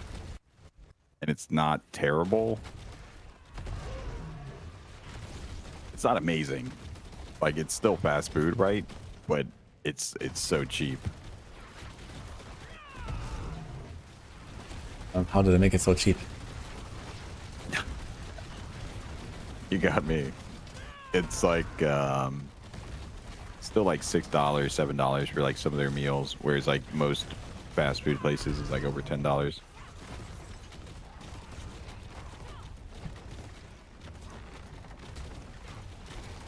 Cookout being able to have up to 8 flavors mixed in one shake is amazing. 100% diabetes. Yeah, they have like almost 100. I don't know how many. I think it's like 30. I don't know how many they actually have. It's like 30 something flavors or something for their shakes. Holy.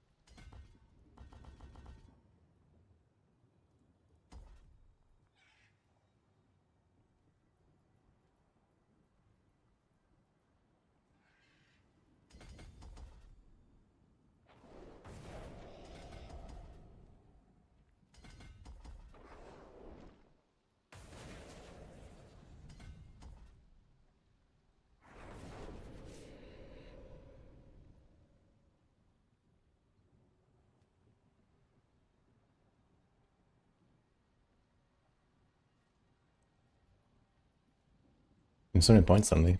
I guess I had to put him here.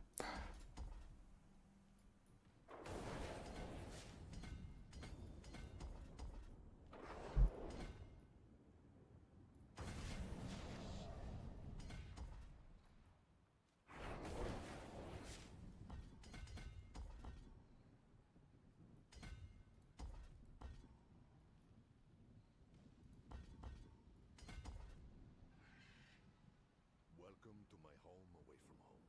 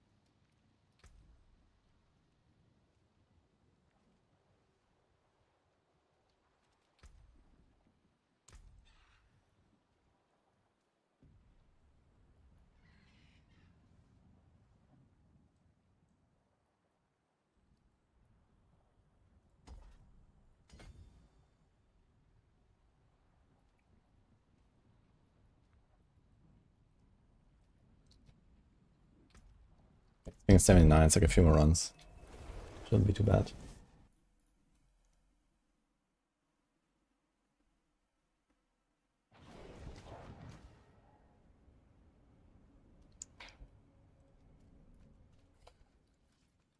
Dear Diary, it's been a week since I last had a burger. Shit, man, now I'm also really in the mood for one, I gotta say. Yeah, no, I decided that I'm getting a burger for lunch for sure. Shit. What do I do now, guys?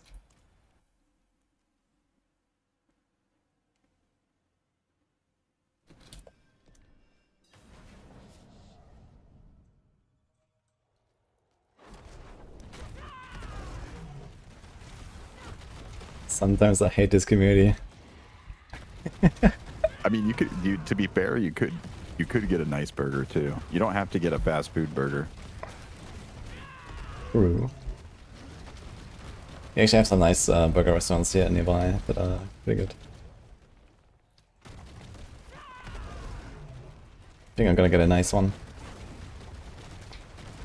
I'm gonna get it. I'm not. I'm gonna get the cheap fast food one. As a wise man I'm gonna once said, sometimes the hand of fate must be forced. Yeah. Yeah, I'm all about forcing my hand with a burger into my mouth. Yeah.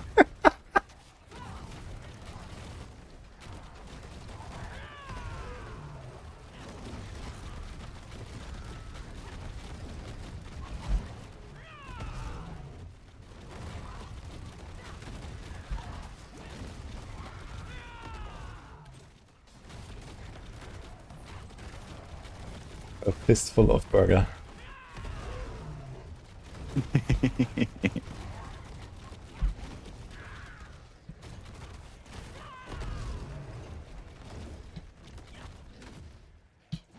Makes me think of like it makes me think of a fistful of dollars.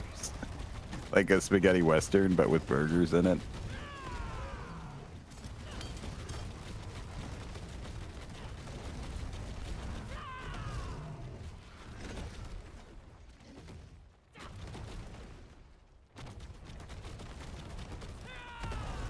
Sounds like a decision is already made. I think so. Let it be known.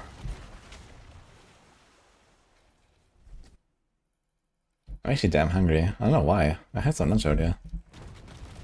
Been blasted too hard on a Spiritborn, I think.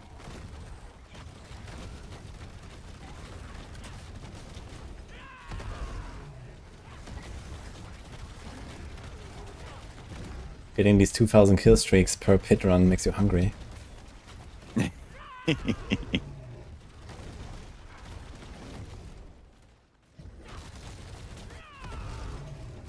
Dude, I actually wonder if like I also trigger the feast effects faster. Like I'm just gonna have perma berserking or some shit. I don't have a weapon for it though.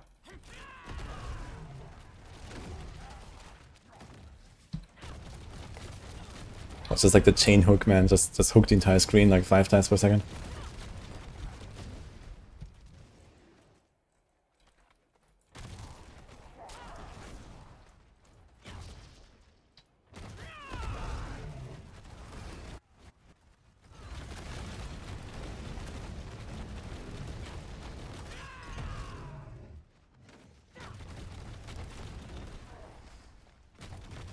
What's that build?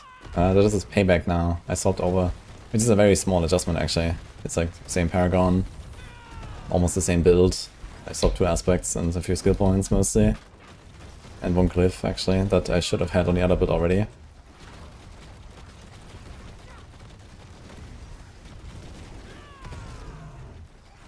Then we can play this. It has like more single target damage and stuff. It's good for the bosses. Just blast down the T5 bosses easily. I can do the crushing hand, but it's like maybe half as fast.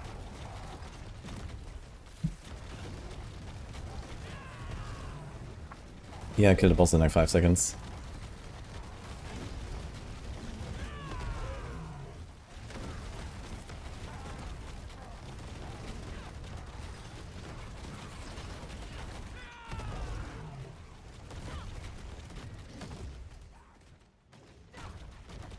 A bit slower. Yeah, it's definitely a bit of a slower pace build. But for T99, I mean, for 4 or 5 minutes is okay. Just trying to get a glyph up. But yeah, look at the boss.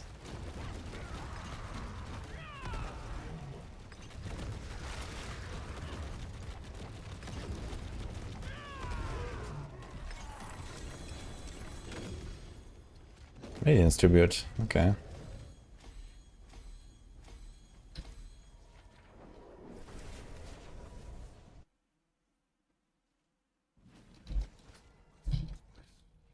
TRX soon.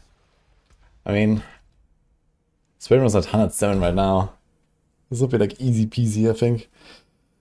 My setup right now.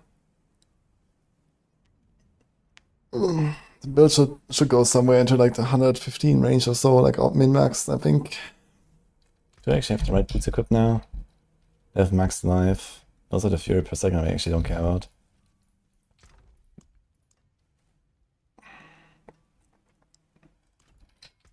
Vigor per second.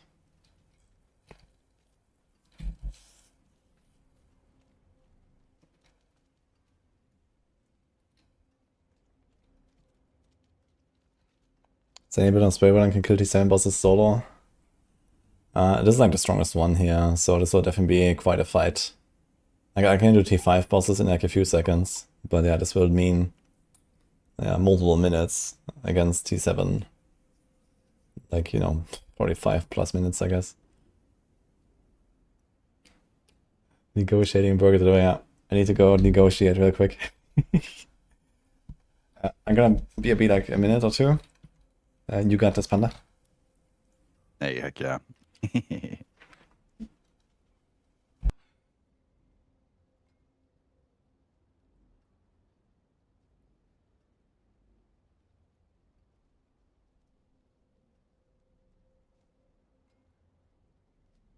Now that the boss is gone.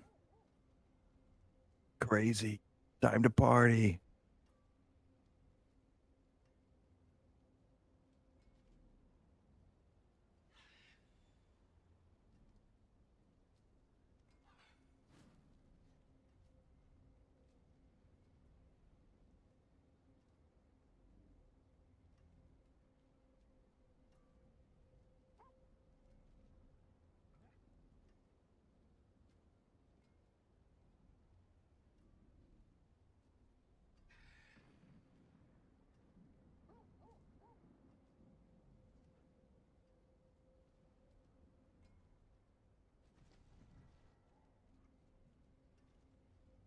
Hello.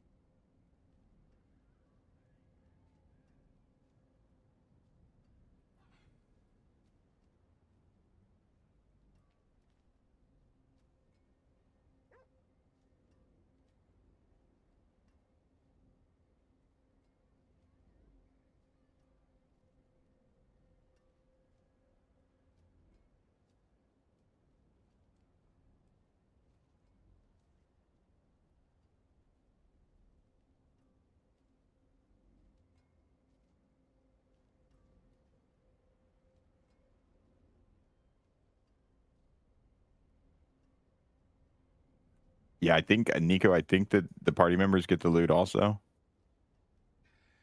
but they have to be able. If you're on hardcore, they have to be able to survive because they'll get attacked by the butcher. I think even if they're out, they'll get summoned into the boss room. I think too.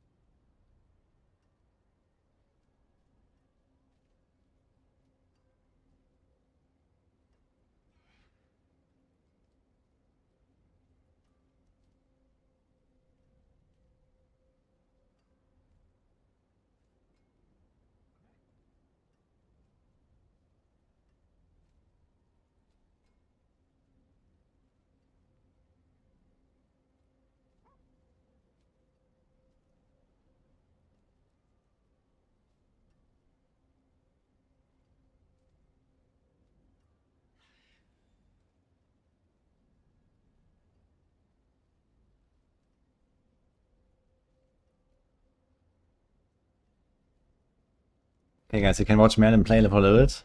Okay. Gonna be like another 2-3 minutes here.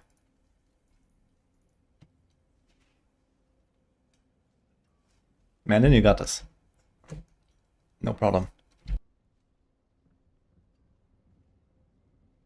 We did it. Freedom.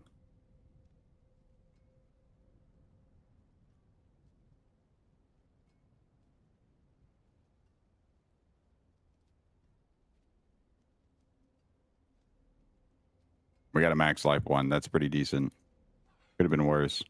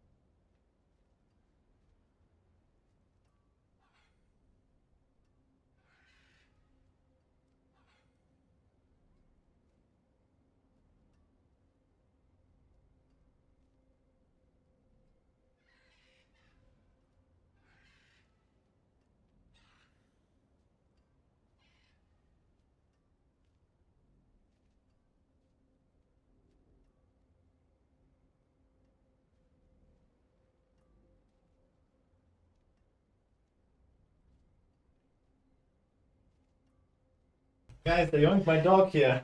Yeah, he wanted to escape. No. He saw me and he started climbing. Who's gonna play Yeah. now? You wanna stay with daddy and eat burgers? Yeah, Do you want burgers now, by the way, or later? very much now. Seriously? Yes, Okay. I'm very hungry actually. Did you eat what I brought earlier? Yes. Okay, Merlin, you come back. That Chat. was too much. Chat demands. Yeah.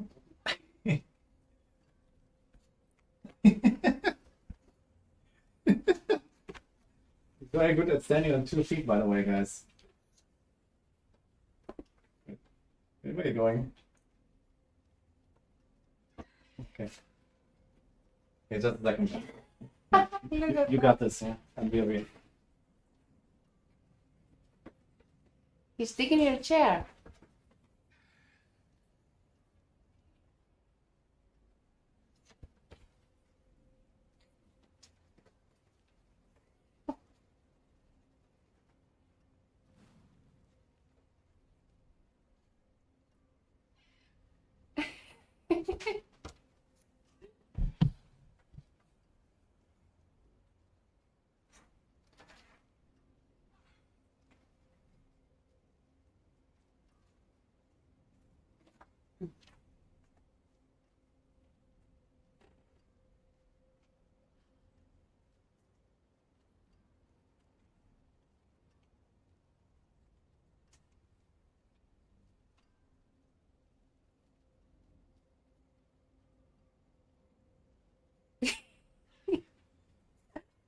Mm.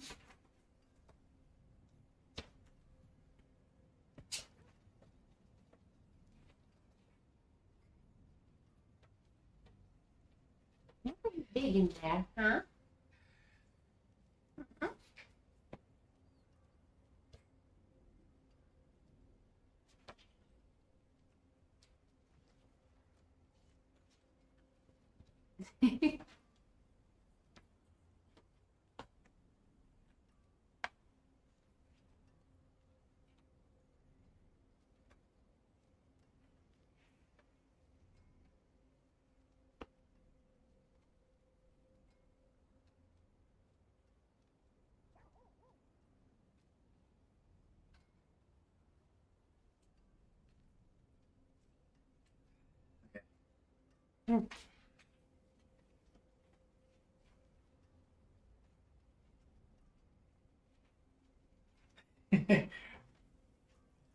And then can I sit?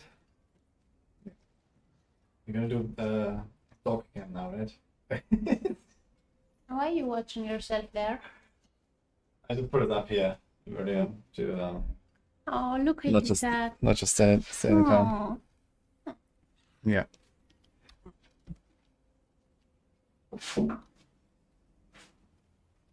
Okay, come here, man. Up.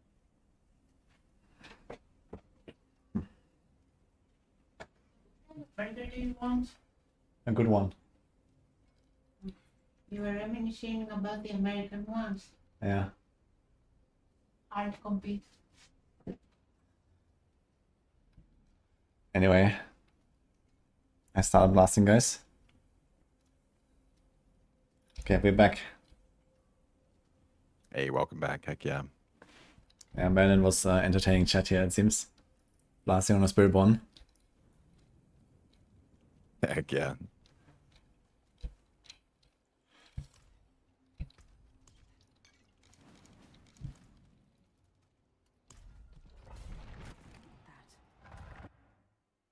He's like a Muppet. Brandon. Cut off.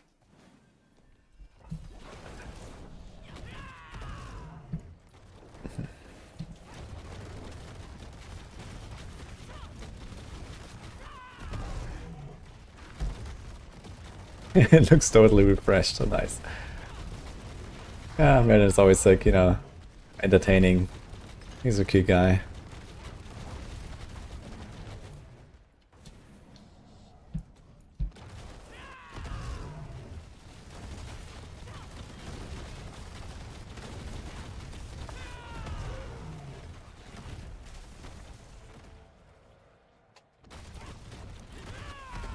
Great. Someone wants to spend points for it. Do you have a redeem for that, by the way? I have nothing for Merlin, I think. Why? What should I do? I don't know. Make him appear on camera. Make him appear. Yeah. Oh, he grabbed the treat. Yeah, what do you expect? To behave, you know? Are you gonna give him one too? He's a hungry and starving dog. Don't you see? He has never been fed before. Yeah. Yeah. He had treat again like an hour ago. Okay. Oh my god, he's acting erratic. Look at him. Yeah, he gets a lot of treats.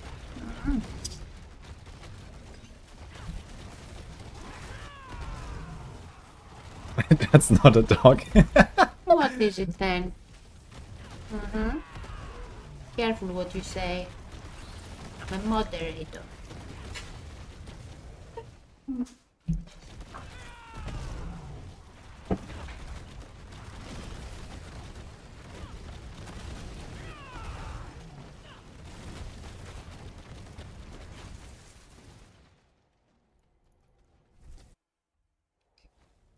Are you doing the world boss, Panda? I am, yeah. I'm teleporting to it now. I was gonna not do it because I kind of mess with gear, but I'm gonna do it. I have a better ring I can put on, but I need Obdicite. Might just farm some hordes for the Obdicite, even though it's better to do something else. But I still could use some Paragon, so. Yeah, I figured at this point you probably just like stop caring about Paragon. I think it's gonna get it slowly. But I guess it doesn't hurt to have like at least 290 or something for like the leaderboard push for the first reset. Yeah, I don't have all my nodes yet. It's actually quite demanding on Sork, or I mean, like at least with this build. If I want to get like all the defense and all the offense. Okay.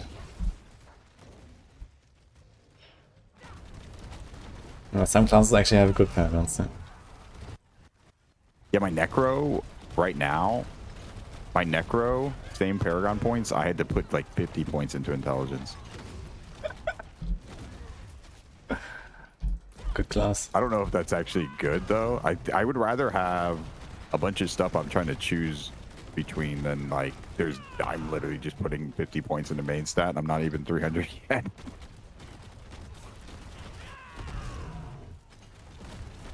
You don't like the plus I didn't 5 have some main of the stat game? glyphs. I would have put less into the main stat if I had like my glyphs right, but there was no real. I only had a couple of glyphs right, so I didn't have to put a lot into the glyphs. I tend to But just put the still, points it was already a anyway lot. and then wait until the glyphs drop and just stock them in, you know? Like, Oh, that's true. That's a good if point. you're like that early, then, you know, it doesn't really matter to like min-max around this like first hour or some You're shit. right. Yeah, that is a good point.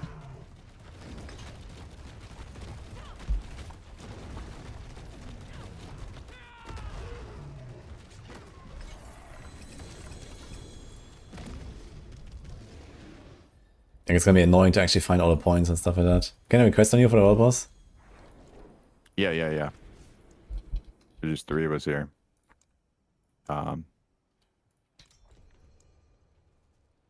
Holy, let's go. Someone says the verb is so laggy all the time. That's because of all the like wing strikes and like shit of retribution guys and which other builds are like laggy right now actually? I mean they're not really that crazy. Well, the crackling is pretty laggy. Yeah, if you get a crackling I lot of guess, them. yeah. Crackling for sure. Congrats on aesthetics.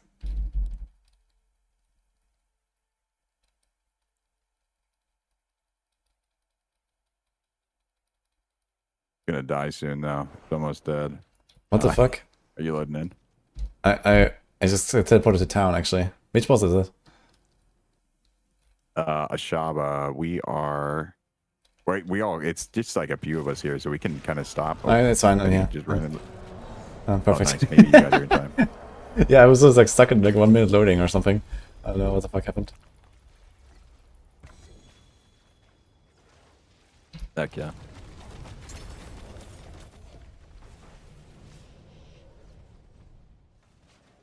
Thanks guys. Hey, heck yeah, you're welcome.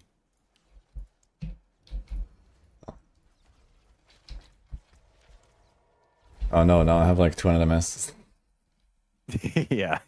I think it forces you to like log out to switch back to your server. Sometimes it'll eventually figure itself out.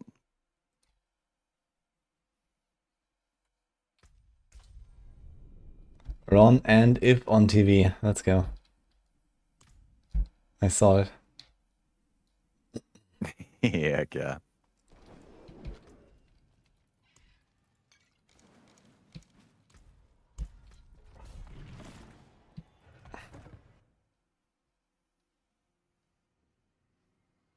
Have you played Payback? I haven't played it yet. No, I just log into Evade every season. I won't deny it. Okay. Have you done any of the other Capital builds at least? Well, yeah, I mean, I played a bunch of Kepaleki builds, just not that I never played the Thorn stuff, any of the Thorn stuff. Yeah, Payback is kind of interesting because it's like this range play style actually, so it has a very different feel. Interesting. And you have this line that you shoot. Thorns, yeah. Yeah, and yeah, I'm actually like playing this range right now. For push, it's actually kind of interesting because you just like play it ranged and kite stuff and shoot into a pack basically or something. So it's kind of cool. Yeah, it's pretty cool. Yeah, Thorn, to me, in my opinion, Thorns doesn't work unless they do something like Payback where you can like actually cast the Thorns. It just doesn't function as a build unless you have a way you can trigger it. But somehow every RPG keeps trying. Yeah, I don't understand. I mean, I get it kind of because it's like, I mean, I don't really get it.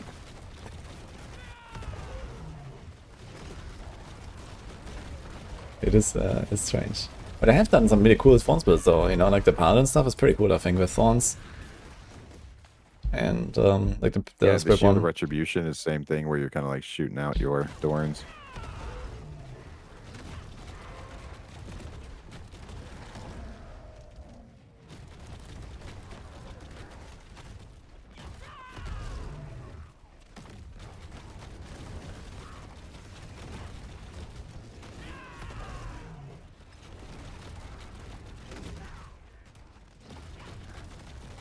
Is Armory bugged?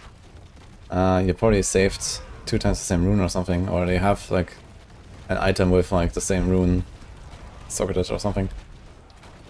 So check that.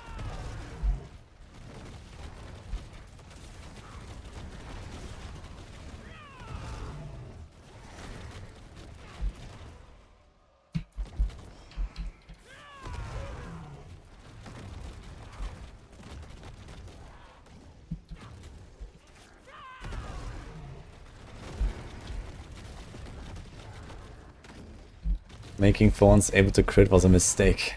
Yeah, look at those peasant Spiritborn, man. They need Exile rune to crit with their Thorns. Have you seen Paladin? You just get born with 100% crit, man.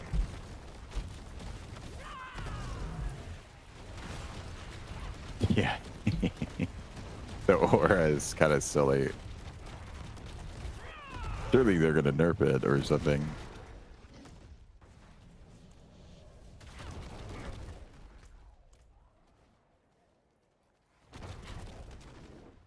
Surely.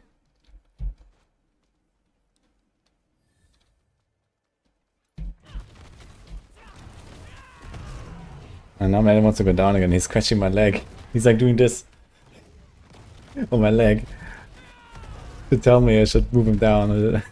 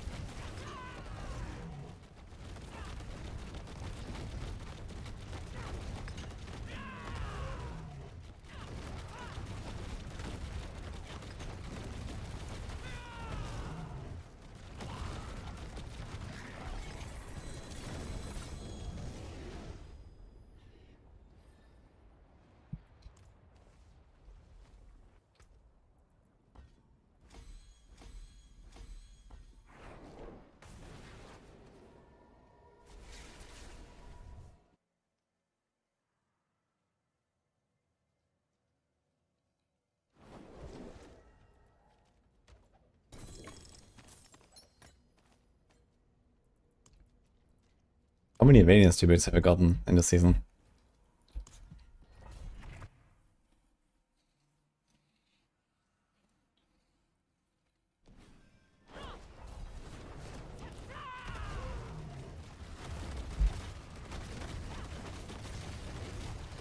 The Paragon points from the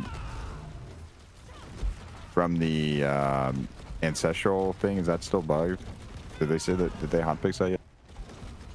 I don't think they said Apparently if they some will people- fix that or not or something or what's going on there, but yeah. There's like 4 points missing, I guess. But it's also like more points than last season, so maybe these points are not actually real. So maybe that's just fake anyway.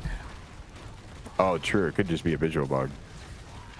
Like, I think we have more, like, with that, we would have more points than last season, so it's a bit sus. Are you at 336 right now? It's, wait, I'm in the run right now. I think it's 344. Yeah, okay, actually, it's like, Okay, last season was 346, yeah, and now it will be 348, Yeah. so somehow like 2 extra. Yeah. Strange. Yeah, I mean, those 2 points, they help us to do the Was it T7 math? content, you know, Math. so this is, they give us a bit of a help there. They figured, okay, we gave them T7 content instead of T4, so let's give them 2 more points. 2 more Paragon points. Yeah, of course. Makes sense. Very, very, just balances the scales a little more.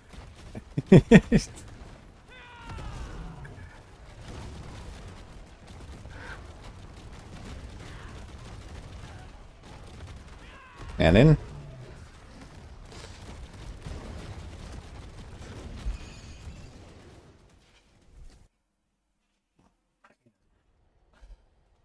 I keep forgetting to equip my Godslayer crown though. I'm in hordes and it's like need the Godslayer. Agree.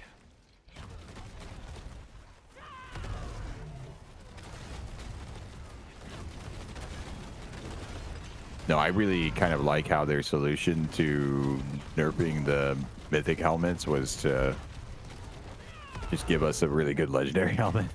I mean, I don't really mind that. I guess at this point it's just like accept that that helmet is like an offensive and not a defensive slot, I guess. I mean, Sunglasses had that from the start, like Yeah, Druid, true. basically. And, you know, Spiritborn came in, had his own helms as well. And, okay, and now they have a tradition and stuff, and okay, it's fine. Like, helmet is like an offensive, but it's like a late game thing, right? That's, I don't mind that at all. That's like actually like, you know, it's kind of like late game power surge, basically, that, you know, as soon as you can handle losing the defenses on a helm, you can actually put an offensive helm, and you get like a relatively Yeah, I like like it. big upgrade compared to, okay, like I get like 5% more in my aspect or some shit, right? So that is actually kind of interesting how, like, you know, it's like at a different step in the progression, basically, you get like this surge. And I think for that reason, it's kind of nice. You just need like a bit more options. Like, okay, Godslayer is a nice option. Tradition, okay. Shaco is like too shit of an option right now, I think. Like, there's like no build that really wants it. It's just like, okay. It's just nice as like a chill farm item. Yeah, exactly. It's like nice, but I feel like offensively it gives too little. But it does make you very tanky, so maybe if like maybe just defenses need to matter more, and then I would be like, okay, maybe I'm gonna use the Shaco, but then instead of this defensive pants, I actually have a Tibbles, and then I would be like, okay, maybe this is Like- fine, you know? I would bet that the Chaco might actually just be better for T7 boss farming, even though it would make it take longer. It'll probably make you survive way more like one shots. Yeah. So then you can actually like it'll take longer, but it won't take longer when you factor in the less number of tries you'll have to make. Yeah, I tend to not have many tries. Well, yeah. So for me, I don't. I have very limited number of tries.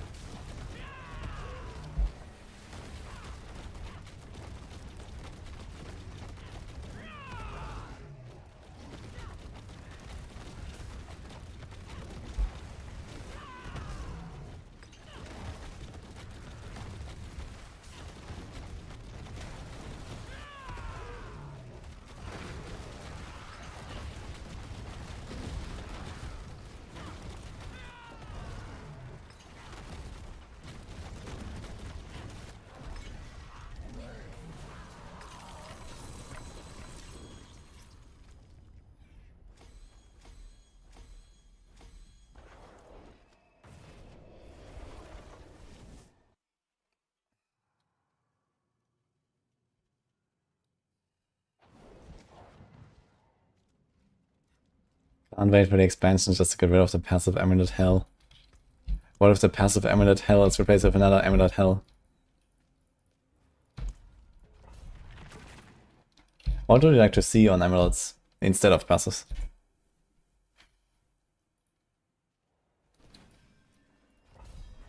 God.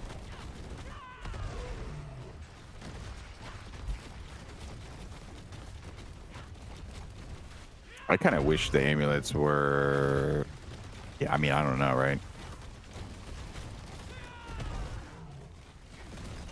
Yeah, like I gave like a list of like stats I would like to see at some point to the devs. So I was like, okay, this would be cool stuff. I'm not sure if I'm gonna do that, but I would like to see like, you know, really cool special stats, and also like some that bring like back some of the effects that some passives used to have. You know, with the passives gone, I think it would be cool to still preserve something like, for example, what protection does on a Sork or something like that. You know, like, okay, you press a cooldown, you get a 10% barrier or so, and that's just like an amulet mod or something. You know? Yeah, that'd be cool. I feel like, yeah, it would be cool for yeah. Or also like something like, It's okay, you hard. get like, you know, stuff like, you know, you get ferocity when you hit, you know, 50 times, or you know, something like that. You know, I would like to see like cool stuff like this, like you know, the keywords and tags and stuff like that, and yeah, that could be really fun stuff. I think you can put on neck, and then can make some cool combos. You know. I would like to see more kind of like implicit style stuff like PoE has, where it's like, what is it, the shaper and I mean, I don't know, it's the Exarch, The and influence stuff, and yeah. the Elder, or Yeah. I forget how it. You know what I mean, though, right? Yeah. The maps where you can like pick the modifier and you get like implicits that are kind of above that. Yeah, that would be cool Uber too. boss. Yeah, that'll be very something interesting like actually, that. especially if it's also like some sort of like exclusive system, similar to how it works in PoE, right? You can have one or the other. Actually, you can have one of each, right? But you know, then there's like other influences where there's different mods that are on the items that can only be on those influences and so on. So it would be cool to have stuff like that. Yeah, I think that's actually like pretty cool as like a extra like game chase where you are it's like, okay, you got your gear, but now you're hunting this, like, you know what I mean, this extra special thing, kind of like a sanctification, but you're trying to find. See, the problem I have with sanctification and when the game goes too heavy into the crafting is that you spend too much time modifying items and not like actually like finding the items or whatever. Yeah, I mean, this can be I solved like- easily, I think, no matter what. If you just make a smart system. Yeah. They definitely have. I don't think they've quite streamlined the user interface system enough to like for me to enjoy. But we'll see, right? They said they're giving us a bunch of crafting in the cube, and it's like, we'll see how it goes, right? Yeah, I think something like a system like a Shaper, Elder, whatever influence, like, would be kind of cool. Like, maybe there's like some late game thing, like, let's say, I don't know, in Torment or something, you know, like you find, you know, like a material that they can use in the cube to like add, you know, the influence type of that material to an item or something, Yeah, right? yeah, And then something like it that, becomes like a yeah. Shaper item, and then, you know, okay, now you reroll the item and you try to get like one of these mods that you really want from that influence pool, and then craft the rest of the item with the cube. And I don't know, I think this could be very cool. If there's like Yeah, some I would special, like that. you know, stats that are only available and they're like exclusive to each other, right? They cannot have two influences, so you have to choose this or the other. Where right now it's like, okay, there's not really exclusive stats, right? You just put like, you know, cooldown, attack speed, whatever, like on every result if you want. Doesn't matter. So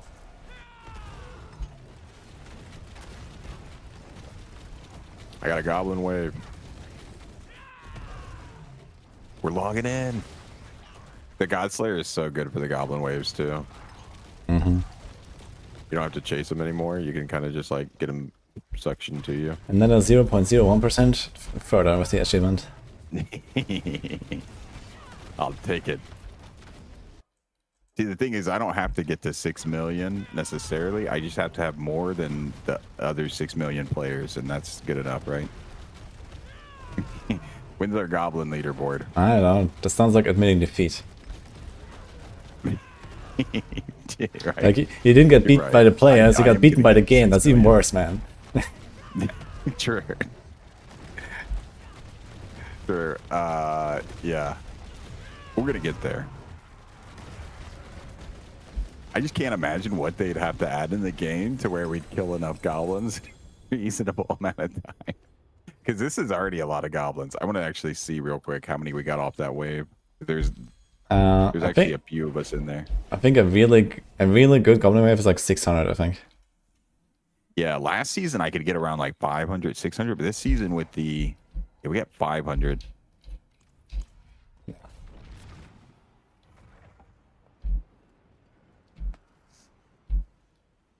Could have been better. We still got like a lot of ether, but yeah.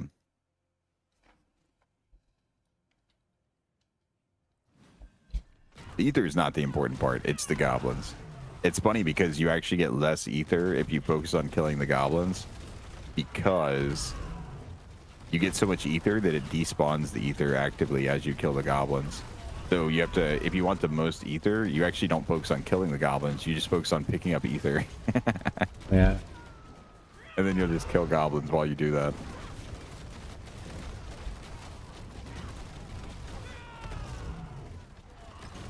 If you focus too much on killing goblins, you miss the ether because it's despawning too much of it. Yeah, I noticed that as well. Like when they reworked this, and like the first time I tried it, I was like, oh, like, why do I get 1k and the other guy gets like 3k in the same party? Yeah, that's what made me figure it. That's how I figured it out too. Was that we had different amounts in the party.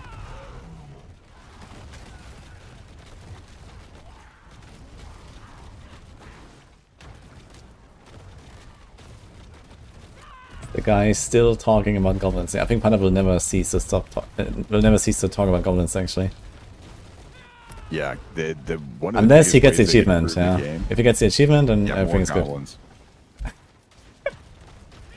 I mean, once you have the achievement, that just means that now you have to like prove that you deserved it and continue killing goblins, right?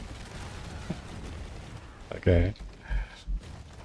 Need to show everyone that you're the uncontested. Never-ending goblin hunt. I'm sure there's probably people out there with more goblins than me, though. Yes. Maybe someone has the achievement. Yeah, I don't know.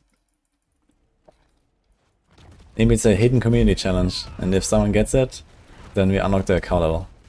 The goblin scrolls. I actually thought about that too. I've thought about a lot of ways how you could try to get the achievement.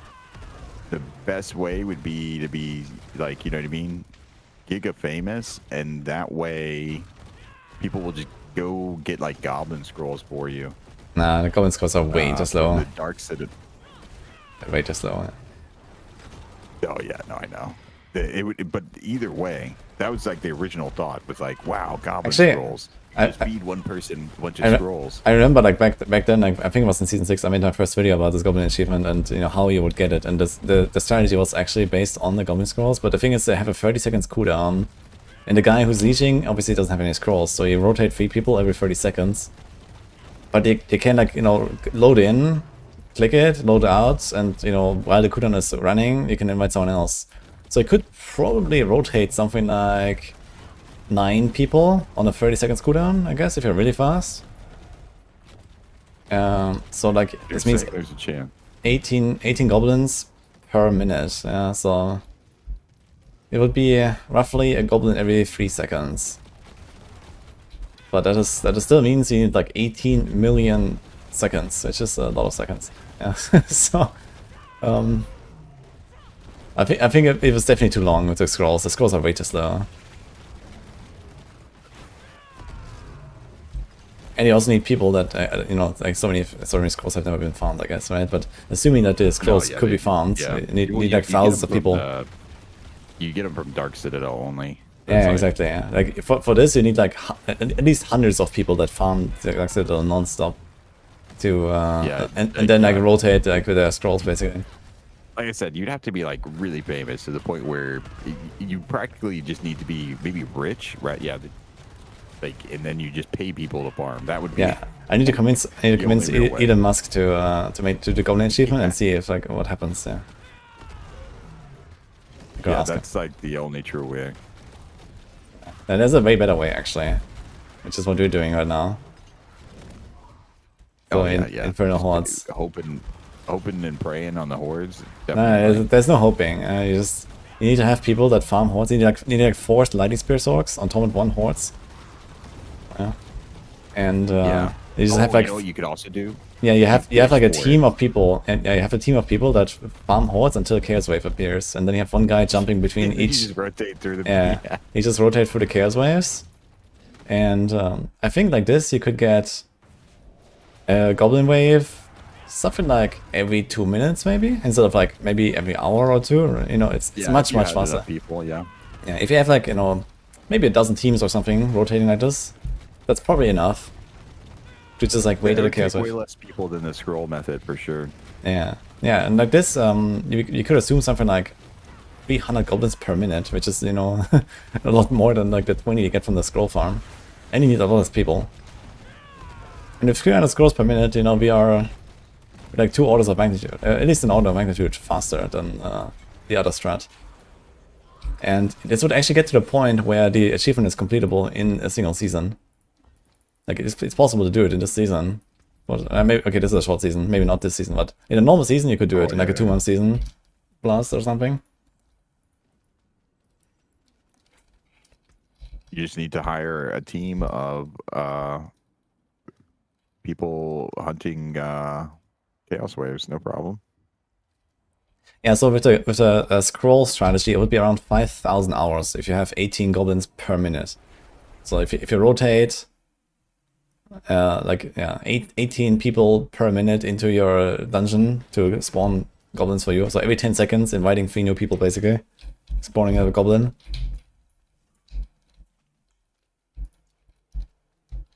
That would be 5,000 hours, which is quite a lot of hours. Yeah, that is quite long. This is like, it's probably like roughly what I have played since launch or so in the last 3 years, I guess. Maybe a bit less. Yeah, so You probably I'm at actually 7,000 hours on Deep War streamed. 7. Okay, then maybe I have a bit more than, I don't know. Maybe I thought I'm too casual. I stream it like exclusively Deep War almost with like a little bit of variety, whereas you do all the RPGs. So Okay, you so generally maybe it beat checks me out. in the beginning of the season. I think you beat me in hours in the beginning of the season every time, but I kind of keep playing the season, whereas you tend to, you know what I mean? You do other things as well. Okay, anyway, what I It's just like maybe explained I about found the hordes, so let's say 300 goblins per minute. If you get like 1 goblin wave every 2 minutes, just like hopping from game to game and getting like 600 plus kills with 4 lightning spear soaks, not picking up anything. So something like that is possible. So this would be per hour. What the fuck? So 18,000 goblins per hour. So this is definitely something, you know. So yeah, in like 100 hours, 1.8 million. Yeah, the trick would be definitely just getting enough people that are down to hunt the chaos waves. So we're talking about like something like 500 hours or so of doing Infernal Hordes with like a couple dozen people carrying one guy. So that is like quite achievable in a season. I forge more than horseshoes and nails. Yeah, probably the hardest part is the one guy actually being online the whole time. Yeah, okay, I mean, if you just like set it up, so okay, you do like, you know, 16 hours a day, you know, 7 days a week, you just need to find some volunteers, I guess. And then you have like specific, you know, times for like the bathroom breaks and the food breaks and stuff.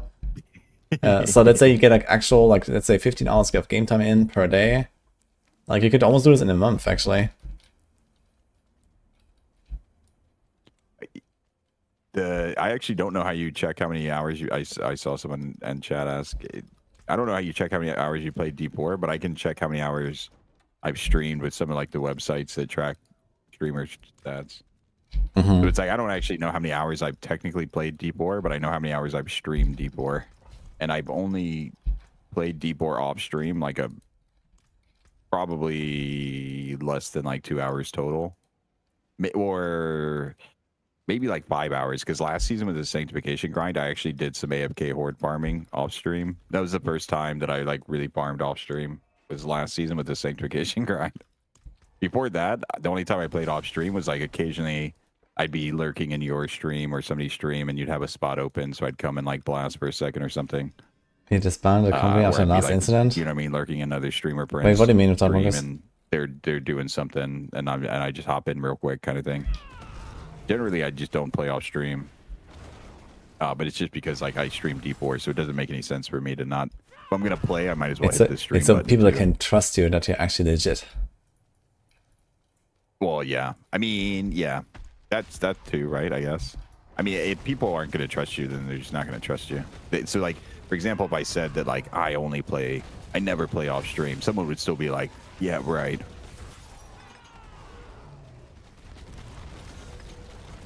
Just because, like,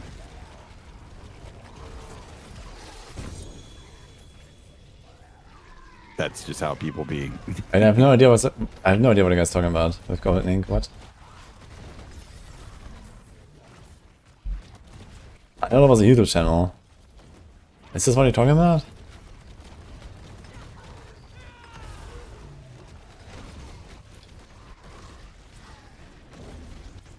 Last farming event. Oh wait, you're talking about the goblin farming? You talking about the you guys were farming the shrines? Oh yeah, I remember now. It's telling me Is that what about you're it. talking about, Wonka? Whatever. No, they're talking about Goblin Ink, the channel. Oh, They made like default content as well, and yeah, actually, like one of the guys was there. Were both of them there? Actually, maybe both of them were. Actually, both of them were there at the event in January. They were there. Yeah, and I remember now. He told me a story like how they got hacked, and then they started posting some weird shit on their channel or something. yeah. I was thinking about the Chronics farming, quitting the season after farming. I was trying to figure out when that was. He quit the season. I mean, like last season or what? I know I don't Chronics. know, what Wonka said. Yeah, Chronics. He was like burned out from the It sanctification was last the season. pants, right? Yeah, the pants. Journey. Yeah, exactly. Holy. Chronics ended up with a. You know what? No pants party is more fun, anyways.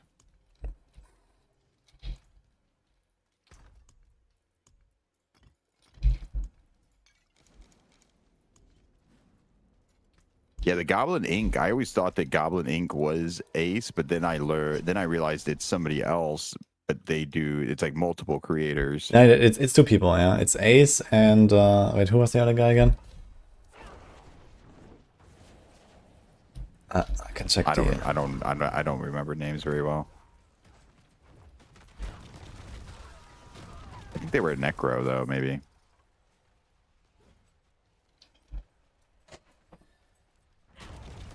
It's ready to go down. Oh, okay. Burgers here, guys.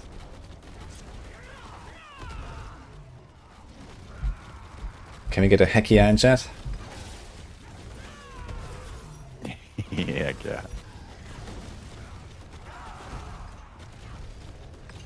Yeah, Ruse Cruise, that's the one. Yeah, Ace and Ruse Cruise. Yeah, I met those. Yeah, Roost Cruz, I think, is a Necro. Hey, heck yeah, pup.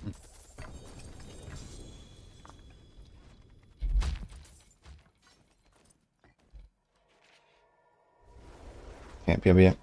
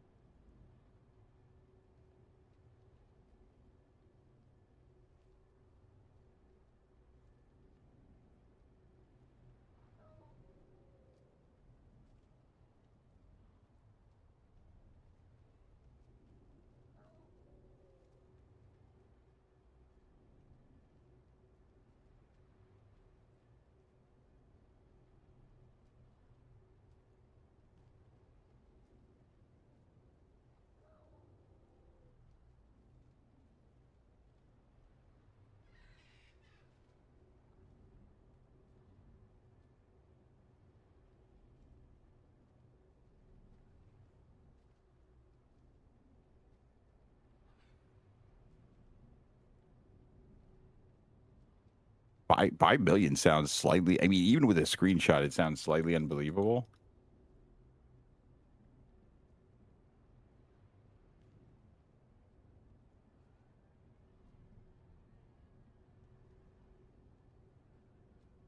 Like, why did they stop if they got that far? Did the bug stop, or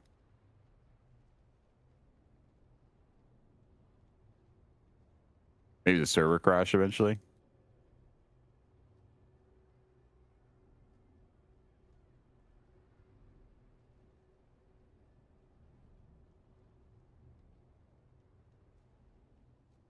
They got disconnected.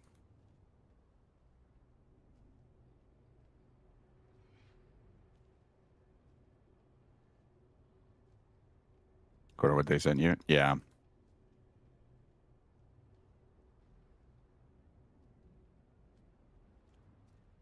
That's kind of crazy.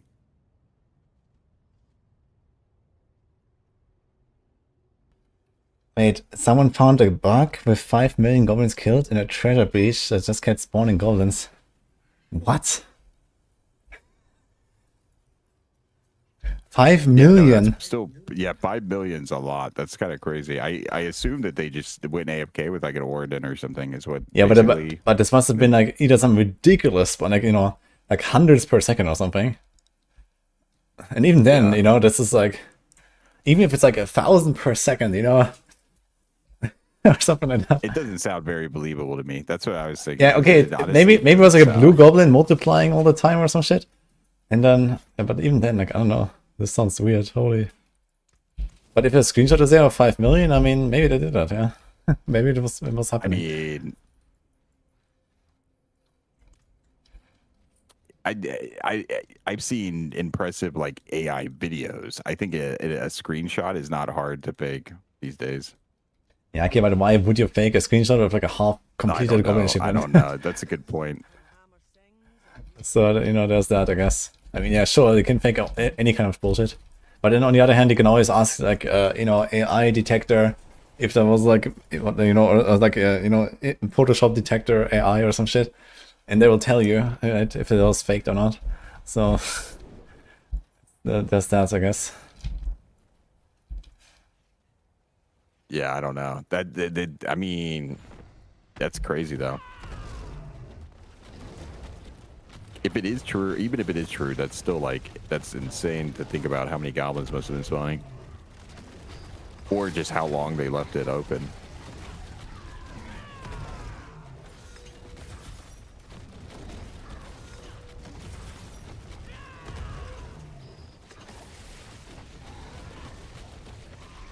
Yeah, sounds crazy.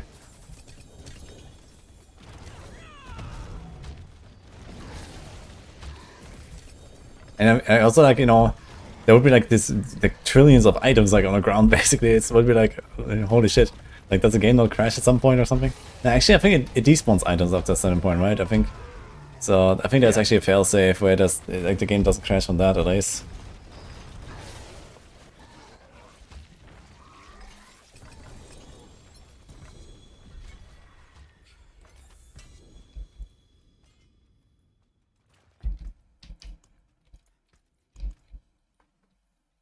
100 per second is still 14 hours. Yeah. And 100 per second sounds optimistic as well, right? People had this like infinite lunatic bug in the Helltide this season, right? With like the Butcher thing or something. And then they probably took a while to get like the kill streak to 9,000 or some shit. So.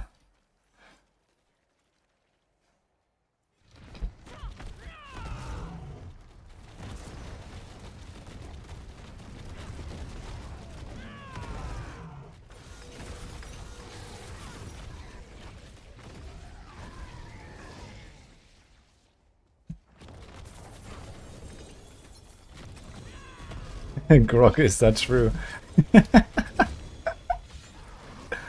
Yes.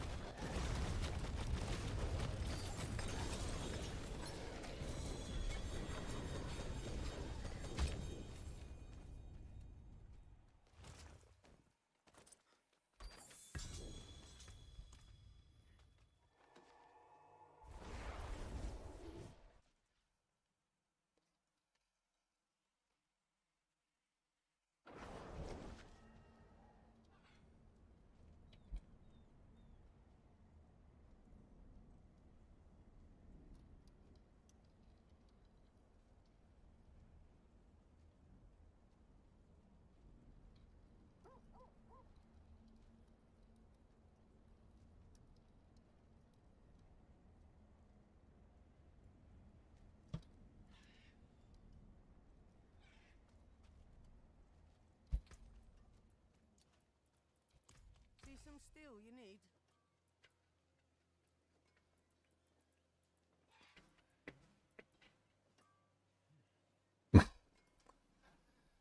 That would actually be an insane chest if like shard didn't exist, I guess. What do you think? I think you need this stuff. Thank you. Okay, good news. You got the burger ready? Yeah. Burger ordered? That is a burger now. Mm-hmm. Mm-hmm. Oh, yeah, wait, you got a picture on screen? Yeah, I just showed it. Heck yeah.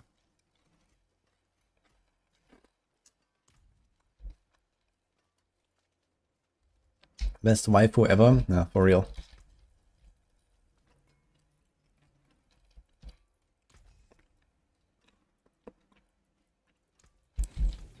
Can confirm. Heck yeah.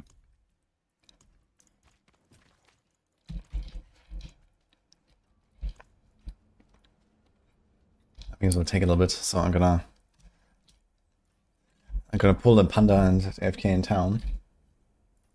Yeah, heck yeah. So I'm gonna do this here, guys.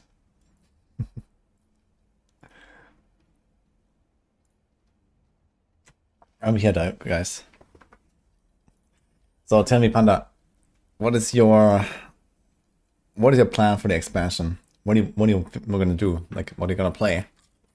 What class? Oh, Or I'm playing sorcerer. what do you wanna try? Yeah, I'm gonna play sorcerer first, and then I'll play warlock after that, probably. I'm not sure what all they've shown on the sorcerer. I didn't really I don't show think we've much. seen much, right? And it was like the Yeah, so it's like- the black hole kind of, or like the fire orb kind of thing there from the ball lighting. And then there was they talked about the ice comet with like spending all the resources. Star packed meteor.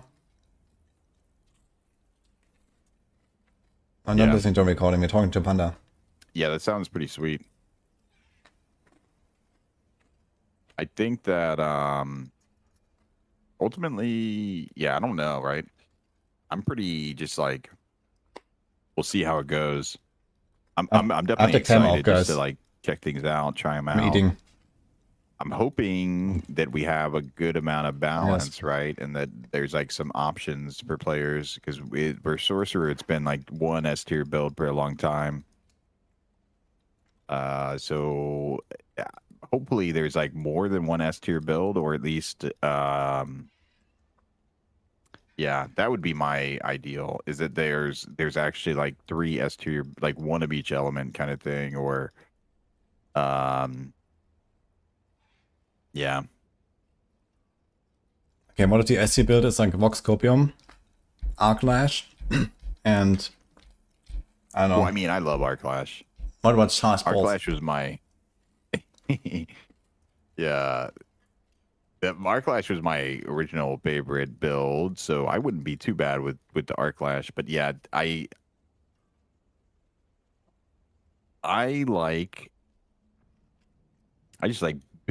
loved Meteor in D3. So definitely people have been excited, sounding like they're excited about potential Meteor changes based on what they talked about. Yeah. It's really hard to say, right? Because of like we just don't really know a whole lot. Yeah, we have with an the outlier. Sorc. Okay, what would be like your top 3 choices of what you would like to see being like S tier on Sorc? Oh, like for like skills? Like Yeah. what's my favorite? Yeah, I guess Meteor, right, would be one. And then yeah, it's tough because yeah, it's tough. I feel kind of generic saying like ball lightning, right? But I do feel like ball lightning it made its comeback in the Chaos season, but it really didn't. Like that was just one season, right? And then we had season 2, right? So we had like 2 seasons of Ball Lightning out of 12. So even though Ball Lightning is a bit of a powerhouse, I feel like that we could have more Ball Lightning love again, and then Meteor love because it's never really truly shined. Then for a Frost build, I don't even know, right? I guess it'd be nice if Ice Shards was like actually kind of good, like beyond. Yeah, I don't know. I guess that would be maybe the 3 elements I'd want to see. But yeah, Ball Lightning feels like maybe it's time to give something else a chance. Like Charge Bolts had never had a chance to shine at all, right? So it's like realistically, Charge Bolts needs a moment into the sun.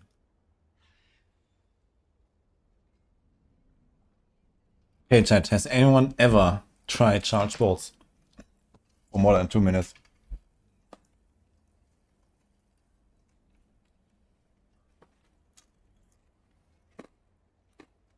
Really, the biggest thing for me is I hope that they change teleport. I don't know what they could change that would fix it, but I mean, I know exactly what they could change. They could give it a mana cost, and then suddenly it works like teleport in every other Diablo game, and everyone's really happy. Everybody clapped. That's like the kind of thing that would happen there, I think. I don't know.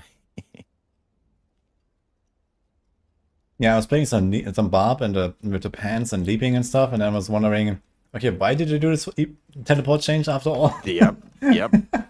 That's exactly my point of like, we literally have better mobility spamming skills on other like it, because the season they took away our teleport was the season they added those pants.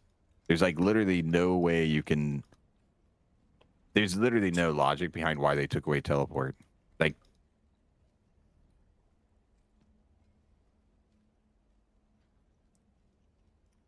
I can't think of why they would do it because they. The argument against it would be they want to slow down the game, but the problem is they literally gave other classes like options that are pretty much just as fast. The sword can still go faster in like a peak scenario, but it's not smooth or consistent like it was before. Like it feels worse. So like sure you have the same peak speed, but it feels terrible to play. Whereas before it felt great. Like honestly, I still think that before I didn't like one cast that much. Like if we're being real, I don't like one cast reset that much, and I would rather have mana cost. I think that it's easier for them to balance too around the idea of trying to gate our resource as opposed to trying to gate our animation No, cast thanks, time. Lighter, Like, Pluto you Man. know what I mean? I don't know. Like the problem I think is that the teleport animation is like faster frames than any other game, any other Diablo game, and rather than slowing down the frames, they're trying to like find other ways to make us go slower with it. But it just ends up feeling really bad to play, like a lot of times. So I think that it's pretty simple. They just put a mana cost on it. They give us like an Ether Walker unique, and call it a day. And it's like maybe I'm just crazy and I'm the only one that feels this way, but almost every sorcerer main switched to Paladin. So I mean, I don't know. Am I that crazy? Like, I don't think so. No, I think it's valid. I do agree about the point of the consistency. At least before you knew, okay, like 1 attack you teleport, or 2 attacks you teleport. And now, like, I know, I can work around it, but I do see the point about the consistency that feels like not as good as it used to be. And, you know, maybe they could just like nerf it to the point where, okay, maybe you have to do like a 2-cast teleport and this is like the best in slot setup or something. And that would be okay, I guess. Yeah, I would honestly rather not, just because even at 1 cast it feels like awkward.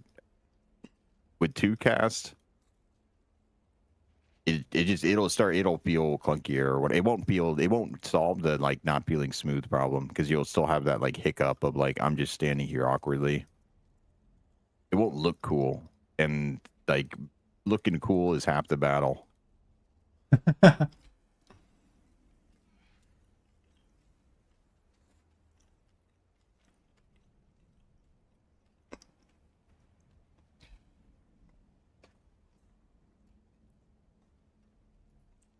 Yeah, for me, I think it's really simple. They just put a mana cost on it because that's how, like, Diablo 1, nobody complained about teleport. Diablo 2, nobody complained about teleport. Diablo 3, they tried to change teleport. Everyone complained about it. They immediately put in a unique that solved the problem. No one complained about teleport anymore.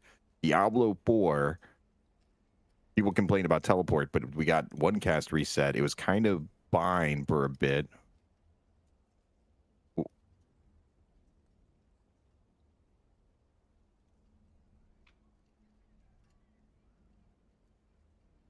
One cast teleport It was was kind of insane, fine. I think. You know, this is not just fine. I think this is insane.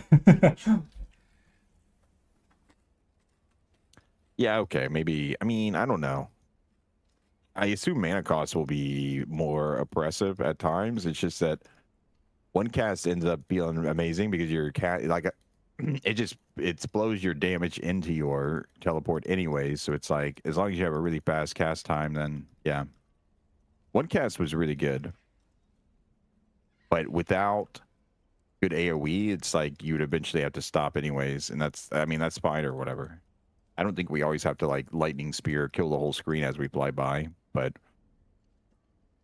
I just want the option to teleport as much as I want when I want to teleport as much as I want. I don't necessarily need to kill everything as I teleport at max speed, but when it's time to teleport, I would like to keep teleporting even if there's no enemies around. Is like how I feel about it. Because like the times that you want to teleport more is when there are not enemies around, so it doesn't make sense to gate your teleport cooldown around there being enemies.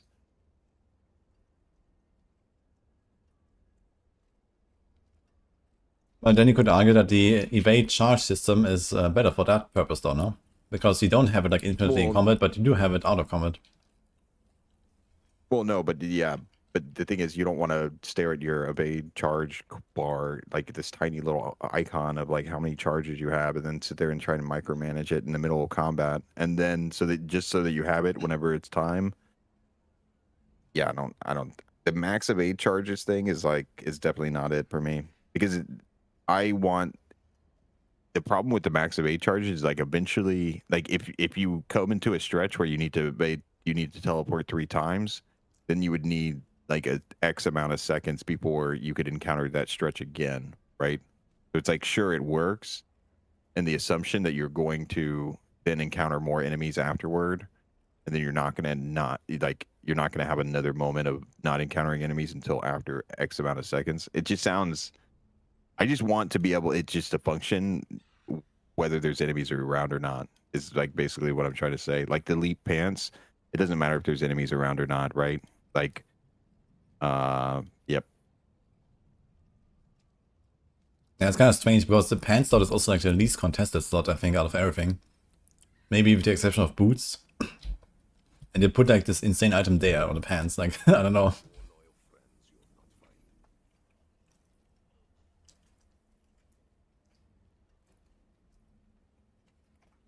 Yeah.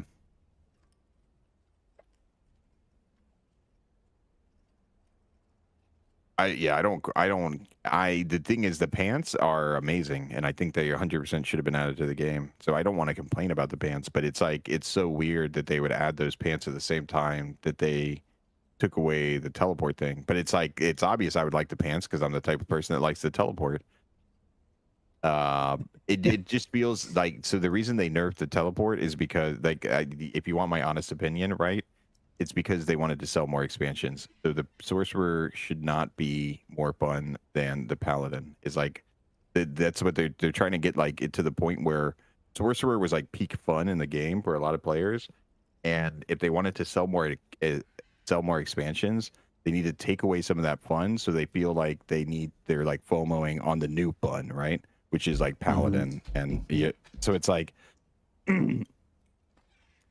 I wish I could say that I didn't believe that's 100% why they did it, but I truly believe that's the only logical explanation of why they changed teleport. Is that they're probably thinking they'll sell more expansions that way. Any Psy oppers in chat? But I think that might be right, actually. I don't know. I think it's a fair 'Cause, I point mean, that you look at the make. castle node. Look at how blatant the castle node was, right? Like, No, I didn't rip. I'm just have to they underline. weren't even shy about it. Just like 3,000% extra damage on a Paragon node. Mm-hmm. Oops, we didn't know that season 11 would change the armor system.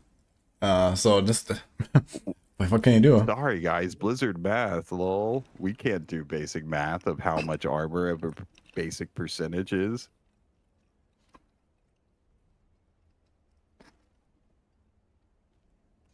Don't people usually play new class in every RPG anyway? Plenty of them, but I mean, it definitely helps if the new class also looks badass and OP as fuck, right? So, I think it definitely helps. And I mean, the Paladin was an insane success, right? No, the Paladin was great. They did such an amazing job on the Paladin. Like, the Paladin blew, definitely, Paladin was better than I expected. And I'm a Paladin enjoyer, and I like Paladin in a lot of the games I played, and I still think they like knocked it out of the park with how well they did Paladin. Like, the Arbiter form is actually so cool. Yeah. Paladin, like the whole design and everything, like, you know, that worked out really well, I think. So they were just like cooking. Yeah, and the Warlock as well. I mean, it looks amazing, right?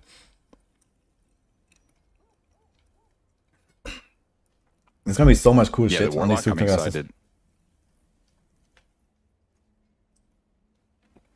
Yeah, now imagine like next month everyone's gonna be a Paladin. I mean, not playing a Paladin. I mean, every class is a Paladin, you know. Yeah, hopefully, like, hopefully that's where we end up at, is that everyone ends up kind of on par with Paladin, and then Warlock is a little bit better. Is like, I think I would be okay with that scenario. Like, I get that I get the better, the new class is going to be better. Like, that's fine. But Paladin's had a bit of time to shine, and it's like, I could see them making Warlock the like giga strong class, and then like a few bugged outliers will get through on the other classes. But ideally, whatever the farming torment tier is, every build, every class has at least a couple of options to do it. That's what I want. Is it like, I don't care whatever the highest farm tier is. So it's like, if somebody is farming T7 bosses, for example, everyone should be able to do it. If somebody is farming T12 content, everybody should be able to do it. That's like how I feel about the classes. And I don't care if the class is 10 pits higher past that. You know what I mean? Like, if the difference is one class is 10 pits more than the other class, that doesn't bother me, as long as that 10 pit difference isn't making a difference in what torment you can farm.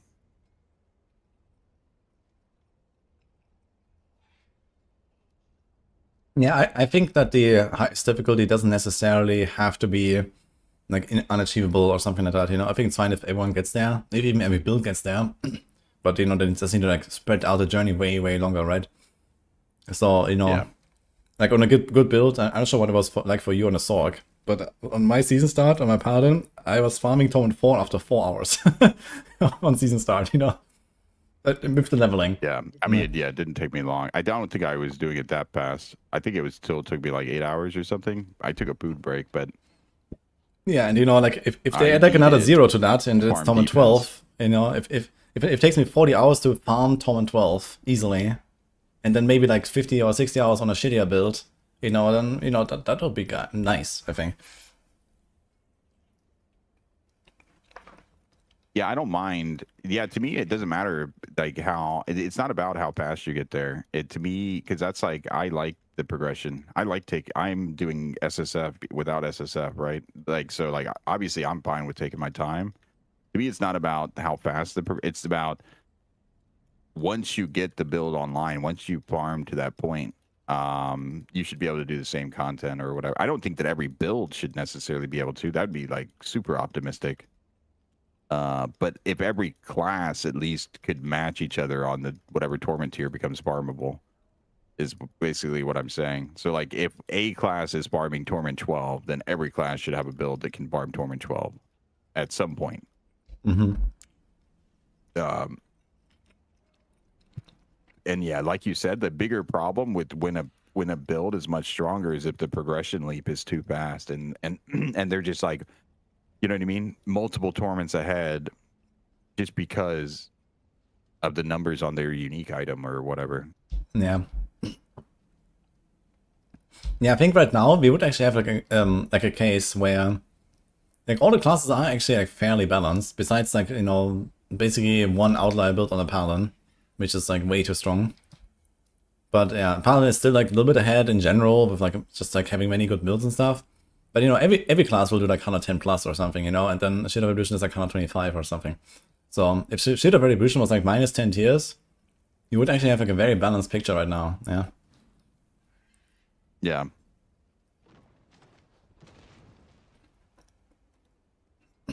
But that's my point, is that like having I think that if you're introducing the tournament system like they are, having one build that goes like a whole entire tournament higher is kind of like unacceptable. Because it's like, if it's supposed to be unattainable content, then it needs to be unattainable. Like, it doesn't make sense if there is something that can attain it. Aaron is here, almost in the tower. Yeah, wait, did you not notice? Aaron sounds very surprised.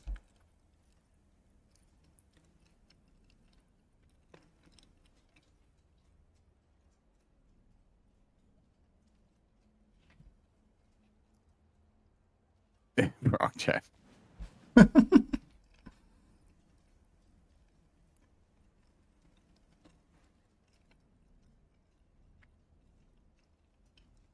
I hope every class and build will be doable on Max Torment. Now, I think like every build is like, it's definitely optimistic, I guess, right? I mean, right now as well, like it also kind of depends on like what you get out of going to a higher torment, right? Like right now, like a lot of people are just farming like Torment 2 or Torment 3 Bloody Hordes, and no one gives a fuck, you know, because it doesn't really matter in the end, right? You get like a little bit less XP.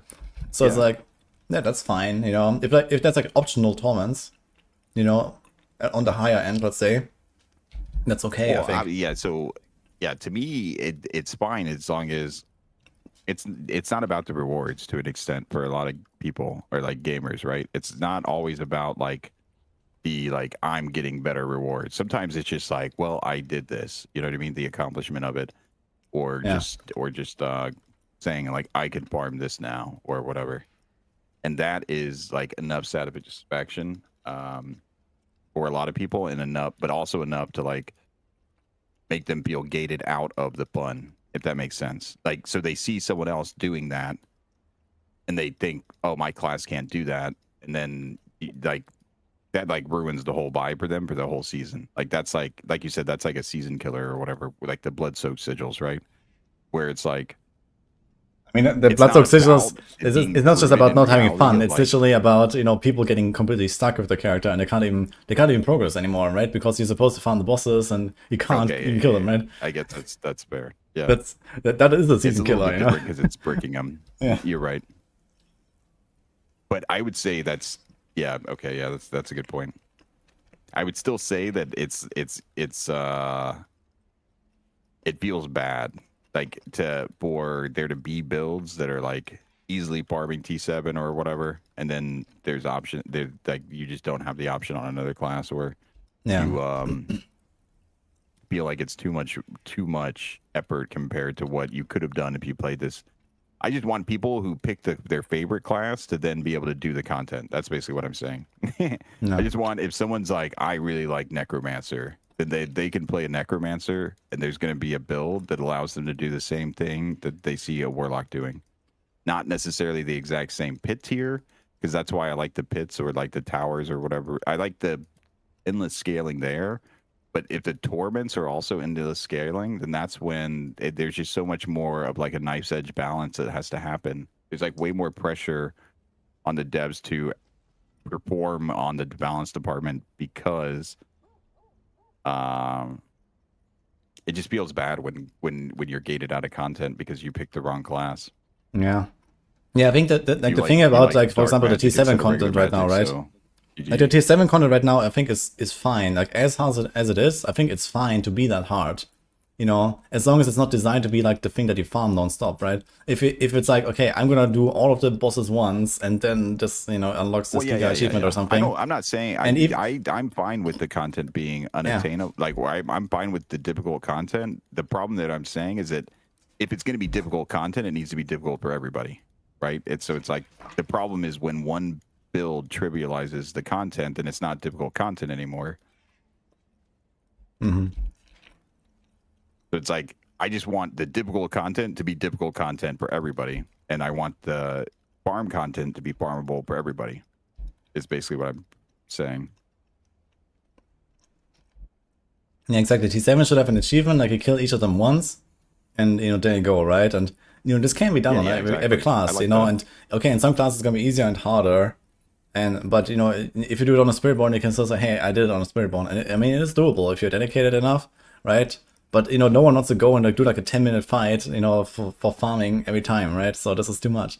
But doing it like once, then there's like some Giga encounter, and you like learn the fight and, you know, all that kind of stuff, and then you take it down after some time.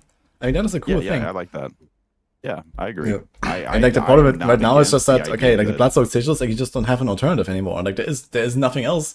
You can't go down anymore. Have to do them, and then, yeah, there are like, so you do need like a support, right? But if you with Retribution, right, you can literally just pretty much one shot the T7 bosses. Like you're speed farming them the same way people are speed farming T4 bosses with the right setup.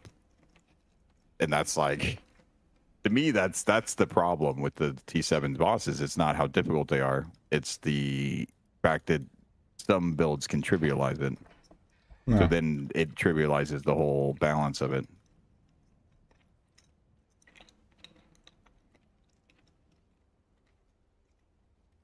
So any reason for Tower will give you something? And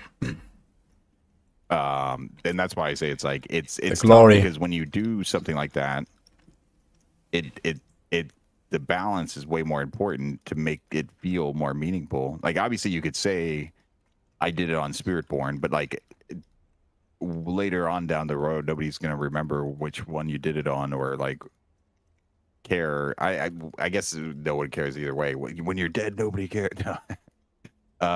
What I'm trying to say is that the calm down to nihilism here. Right. When you after a certain point, it's like just doing it is cool no matter what class you played it on. And the people that enjoy Paladin don't want to feel like they just got an easy mode win on it either. So it's like it is a tough it's a tough one on the devs. Like I'm not trying to complain about the job they have to do. I'm trying to say that they're definitely making their own job harder on themselves, which is good if they're up for the challenge, but it's tough for like, yeah, just watching the balance get like too far in one direction. I'm gonna be 1 minute. You can keep entertaining chat, it's fine. Yeah, right. I can keep rambling. Yeah. No, I'm excited either way about the for sure. I'm excited. I don't mean to be too negative or anything or make it sound like I'm being. It's just that I know that like I feel like balance has never quite been where I felt like great about it with the Sork. There's been seasons where it's like the best build did feel great to play, so it was like fine, everything's fine, right? But I would like it to be more than fine. I'd like it to be like, wow, like everyone feels like they can do a fast build on a farm build on each class and like a push build on each class and actually feel like they're comparable. It's just a hard thing to do.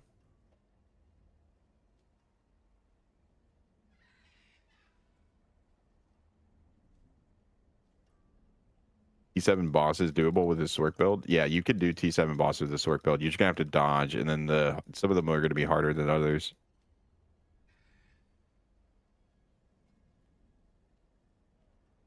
You have to dodge a lot. You might want to just use a Harlequin crest for doing the T7 bosses. I'm on hardcore, so I haven't tried them out that much yet. I do have a few scrolls. As long as we don't get just like absolutely one shot, but the problem is I'll probably just get absolutely one shot. Yeah. For softcore, yes. It shouldn't. It's gonna take. It's not gonna be a fast kill, but you should be able to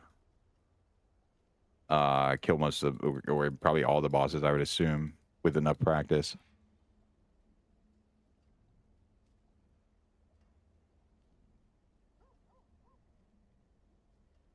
They're supposed to be nerfing them at some point, is what I've heard from others, but I didn't see the announcement myself.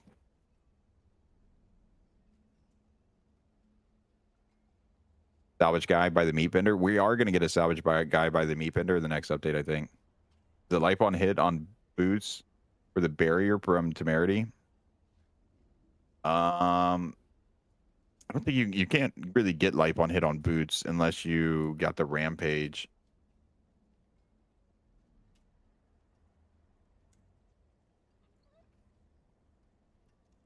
Yeah, offhand, yeah, you need at least one life on hit roll for your temerity, exactly. You can get it on gloves or offhand. If you get it on your gloves, then you have the benefit of being able to easily switch out your Okuns. If you get it on your offhand, you're going to need an extra pair of gloves to pair with Okuns if you want to use Okuns and still have one life on hit roll.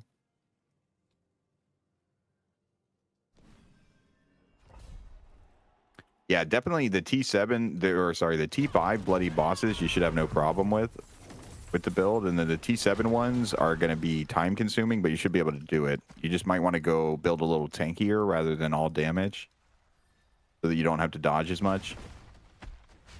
Back, by the way.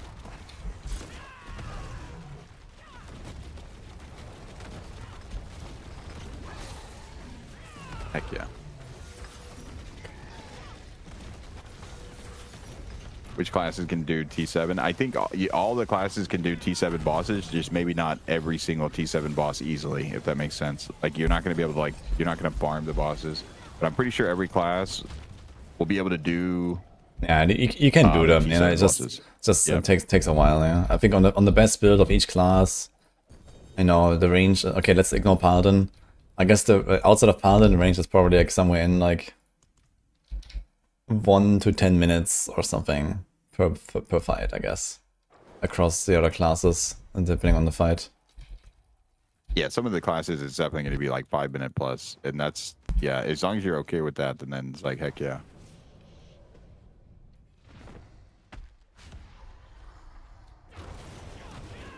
Ava was saying something about like over 10 minutes for the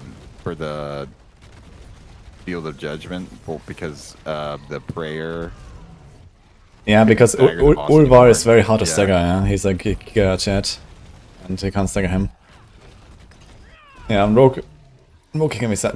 I think he kills like beasts in like 2 minutes, but Ulvar in 14 minutes. So yeah, I guess. Depends a bit on the fight.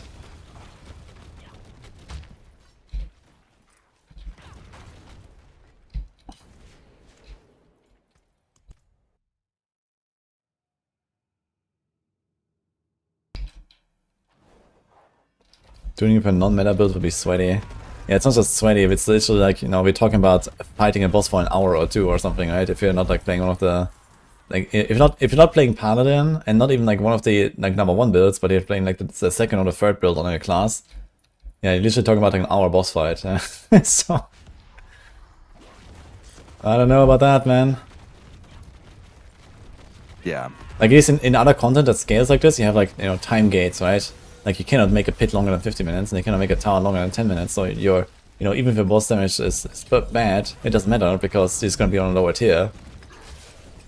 But this is not the case here, this is like static. And so, if your boss damage sucks, or if your damage sucks in general, then you're gonna fight these guys for hours.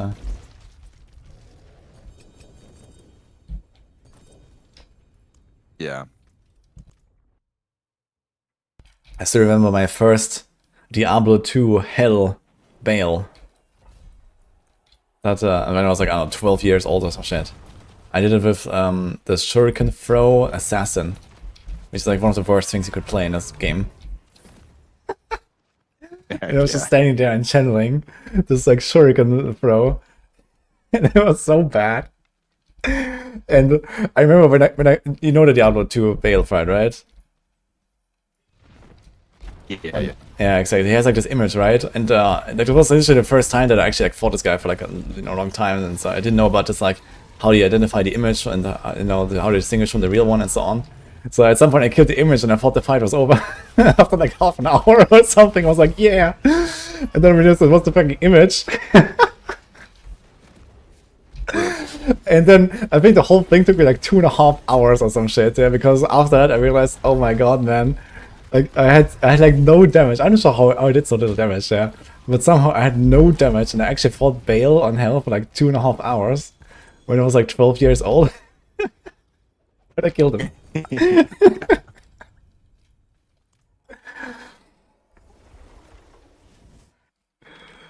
Holy man. World first. That was sick.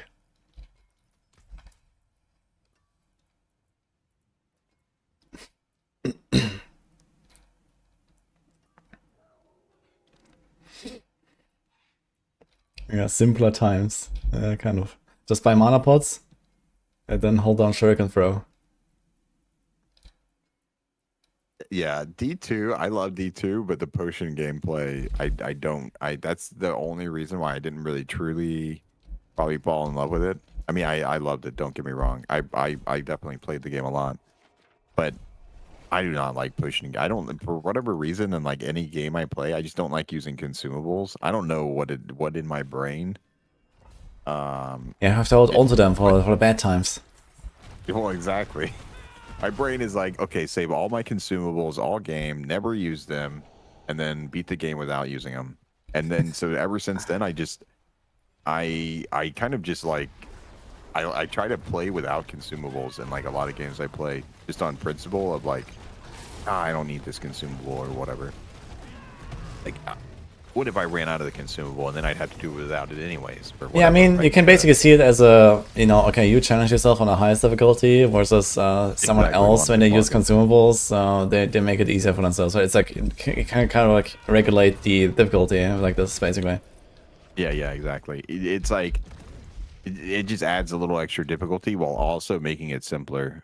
Because it's just something I don't have to think about as much. But yeah, Diablo 2, not really a game you can... That's how Panda likes it. Tough and simple.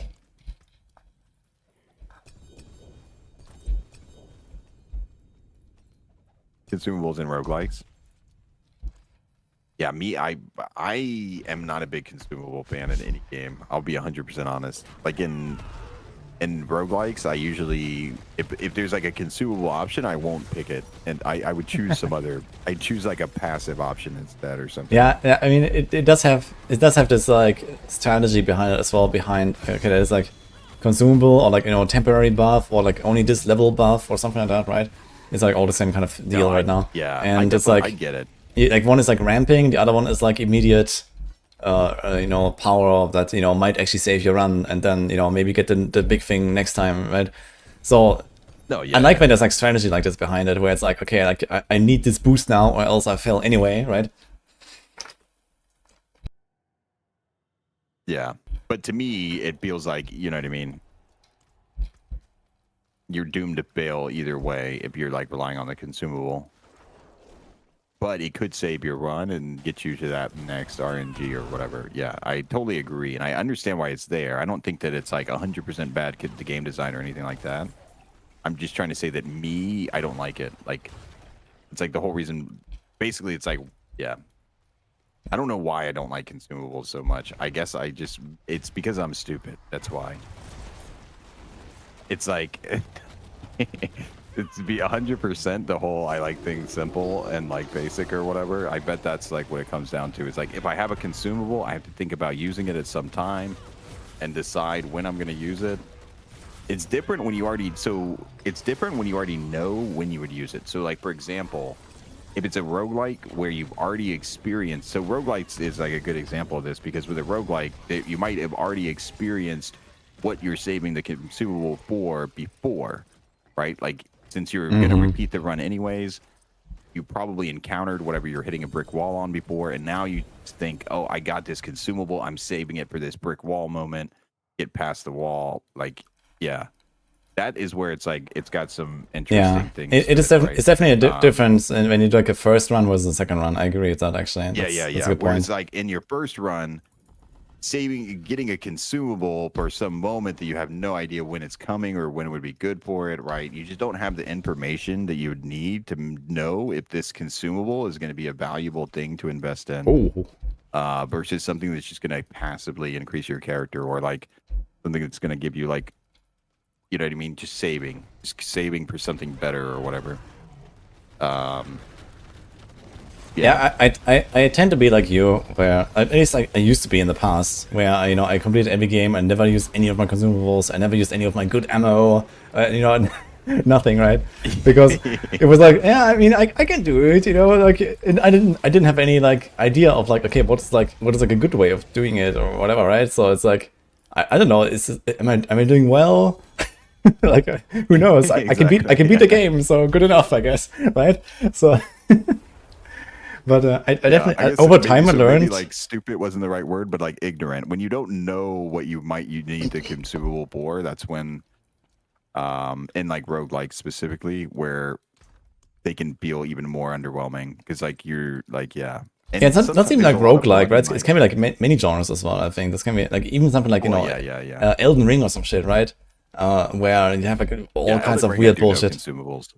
Yeah, you have like all this weird bullshit that you can throw, right? You have so much funny stuff you can do in Elden Ring. It's so silly. Yeah, exactly. And I mean, on one hand, it's like nice, right? It's like, okay, like if you're really stuck with that boss and you just don't want to bother with it anymore, you just like throw everything on and just kill it, like you just murder the fucking boss, right? So it's fine. Yeah, but you can't do it like every time, and I think that's okay, That gives like people kind of just like freedom to decide, okay, like how hard do I want to make it on myself, or okay, like maybe they just can't figure out this mechanic. This is how it works every time. Someone thinks, okay, this consumable will save me. They immediately go in and die anyways with the consumable, and now they have to do it again without a consumable. Yeah, and you're overly optimistic. I feel like Elden Ring is like the perfect example of when consumables are like. Because it goes the opposite way. Learning the boss, it's like it's going to be a big waste to use a consumable early.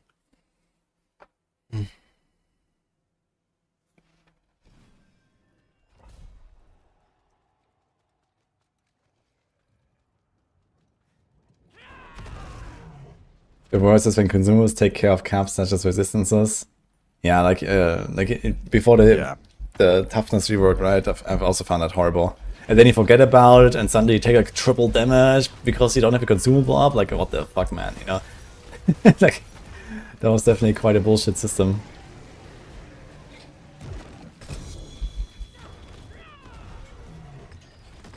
Yeah, but D2 was got to be like the worst consumable gameplay.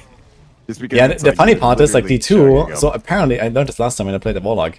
So apparently on console, you actually have auto potion refill from your inventory. Oh yeah, I play D2R on console. Yep, I'm a controller enjoyer for the rest of my life on D2, because then you don't have to micromanage your potions at least. They automatically, like you just said, they just fill back up into your belt without you having to do it. Yeah, and for PC they don't do that. I guess there is like this, there's like number one, okay, like this is just how it was always played, right? Like you just have to press it from your inventory, and this is how the game works. And I guess PC is also just like generally like just better, right, at everything basically with it would be controls. So terrible to try to micromanage the potions without that auto potion thing. Or yeah. So maybe it's like a conscious decision to like not give it to PC, even though it would be convenient. But it's like at least it kind of gives like console like a leg up a little bit on the rest of the game that is scuffed for them, right? When you're a controller player. So I guess I can see that.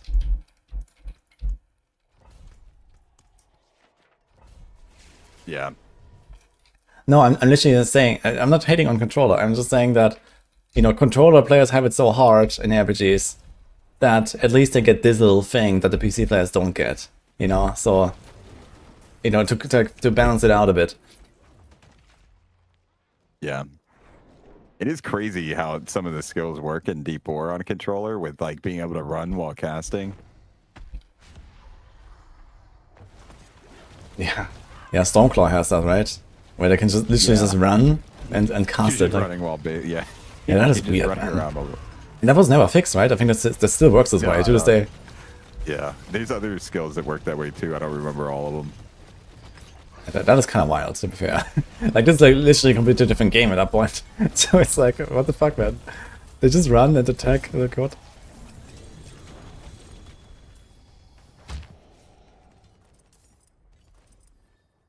Yeah, I think if Stormclaw had stayed meta for like longer, then people would have been very against that mechanic staying, and I guess. Yeah, because PC players would just plug in their controller 100%. Yeah, people would be very upset, I think. There was in Gauntlet there was a bar build that performed slightly better on controller. Oh, I forget exactly how it worked, but it was like basically because you could hold down the double swing at the same. I don't remember exactly how it worked, but basically you wanted to like hold down. You wanted to double swing and do something else at the like kind of like all at the same time. But it's like slightly technical combo. But with controller, it would like just perfectly rotate it for you without you having to try. And you'd get like a faster animation because you could just hold it down. You can't hold down two inputs on PC, right? And yeah, I can't remember exactly how it worked, but you were just like basically you'd be creating more Dust Devils or whatever.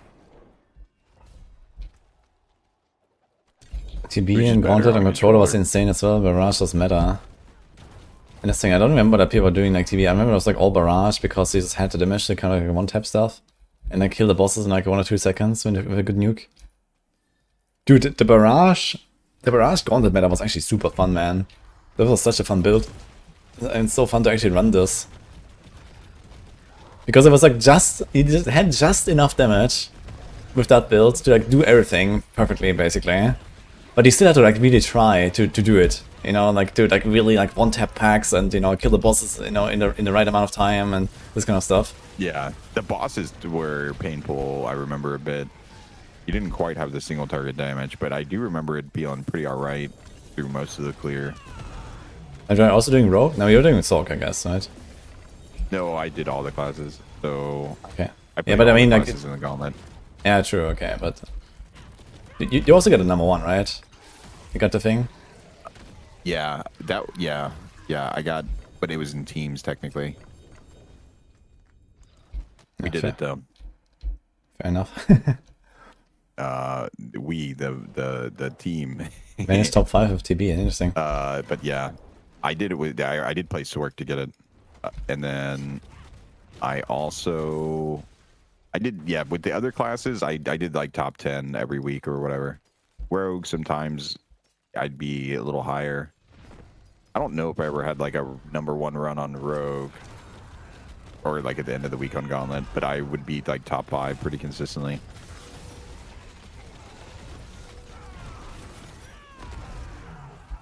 Yeah, and that's like one of the things. It's like, yeah, bringing up the press trauma of I can't look at my Gauntlet records anymore.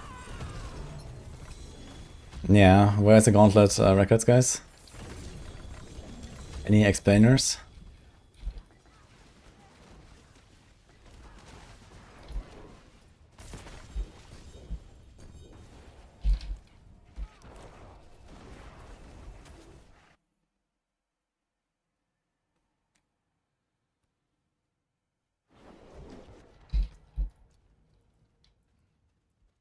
Greetings. How shall I guide my hammer?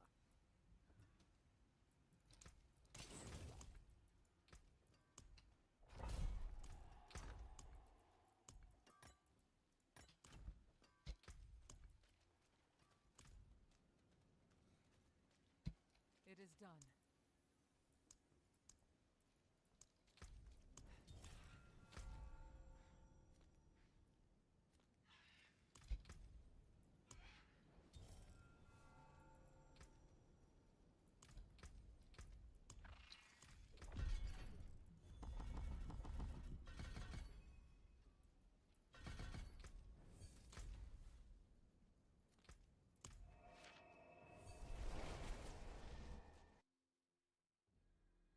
Well, I hit the half. I'm 285. We're like half away.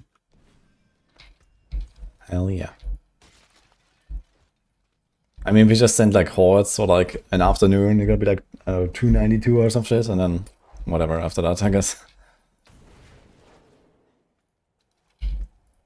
Yeah, no, it really won't be too long now. And I mean, you still have like a week now to do like your 282 push for the gauntlet, right? For the tower. So it's like, okay. Yeah, it definitely, there's no real rush. I'm probably just going to do, yeah, honestly, I was going to do some today. But we got on the call. I was going to do it during the call, but then one of the homies wanted to do hordes. And I kind of wanted to do hordes anyways. So now I'm probably just going to wait until tomorrow. I like doing my push stuff at the end of my stream because I'm usually more focused at the start of my stream. I get like, yeah. I like the whole wander around town thing at a certain point. Getting lost in the big city. You had to choose to play Blast Shield or Wing Strikes? Oh, Blast Shield if I choose. It's like my favorite build, pretty much.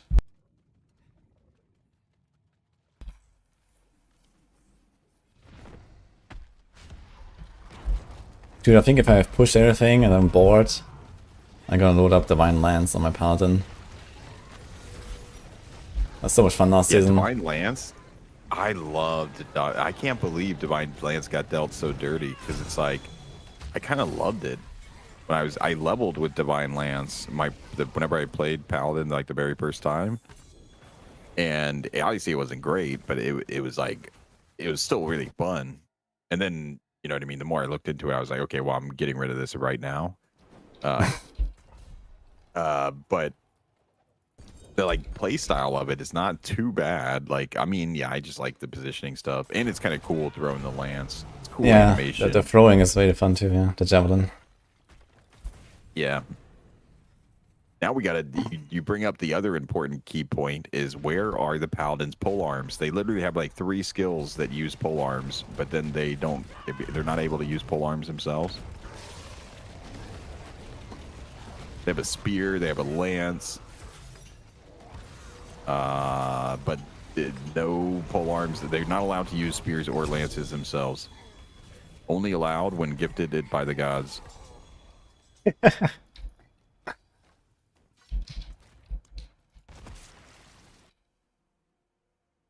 Death Trap feels good, it zooms. Yeah, for sure.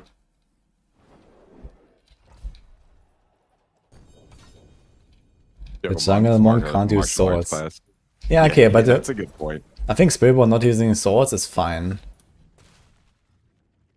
You know, swords are like this kind of like... Yeah, I would say that's more fine because they're like their own lore thing that I like. Spiritborn, I never knew they existed before the expansion, so I'm okay with them being like, okay, they can't use swords for whatever reason, or they don't like to.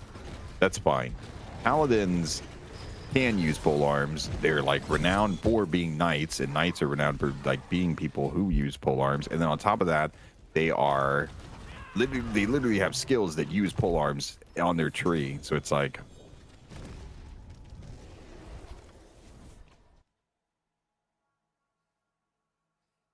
it's for the Paladin, it's 100% in their lore that they would use pole arms or and stuff. But yeah, whereas like the Spiritborn is brand new, so I'm okay with like not understanding the lore behind why they might not use swords. I can just write an angry letter to Colin, maybe he'll fix it. Please, it bothers me.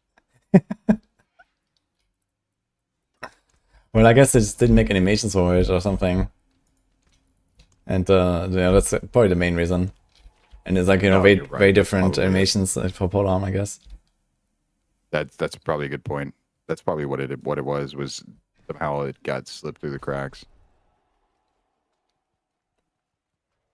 And then now it's like a much bigger investment to fix rather than just pretending like they forgot how to use pole arms.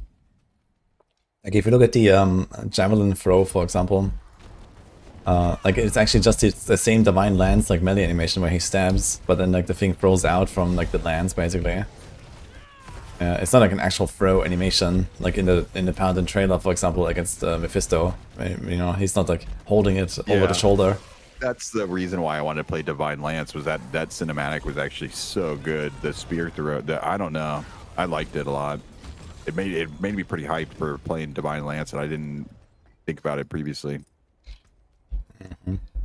I didn't think I wanted to play a Paladin with a spear until I saw that cinematic. I wanted to use like a big two-handed sword. And then, yeah, it turns out I actually just want to use a pole arm.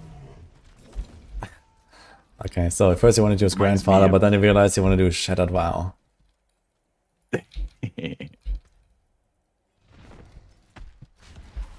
I do find it quite disappointing though that, you know, there's basically no two-handed builds at all on the Paladin besides like one of them.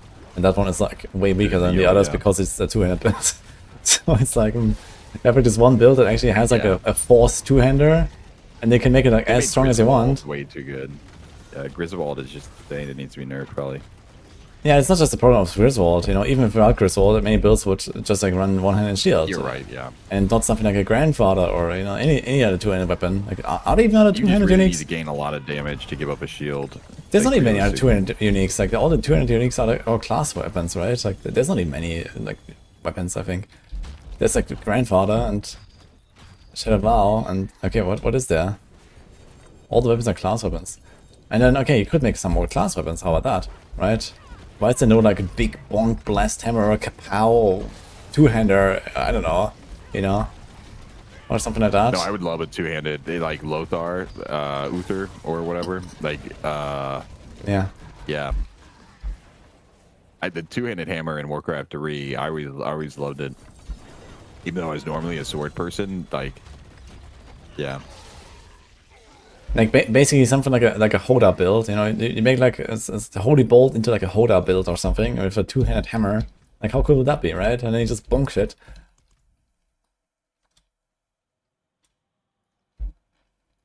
Or, you know, something like that, who knows.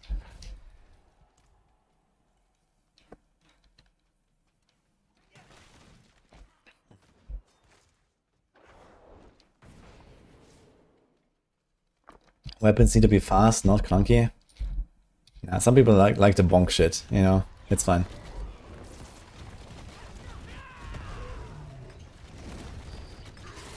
Like I want to do wombo combo, set up my you know, death blow, and then, you know, kapow the world boss, you know, I mean that was some good shit. Like back in season 2, man. Oh yeah, Death blow, yeah, one shot the world early boss, days. holy man. I also remember when Rogue or whatever, Rogue. I don't Yeah, think you the could one-shot Kamehameha bosses, but rogue, you- yeah. Yeah, you could get pretty close, I think. Yeah, but I did a rogue as well, yeah. I did a one shot on world boss with rogue. There must be a clip somewhere, I think. In season 2, yeah, with the bug combo points and rapid fire, I did the boss one shot, yeah. Yeah, that was cool shit, for sure. Like in general, like you don't have these like combo builds at all, it's just sad.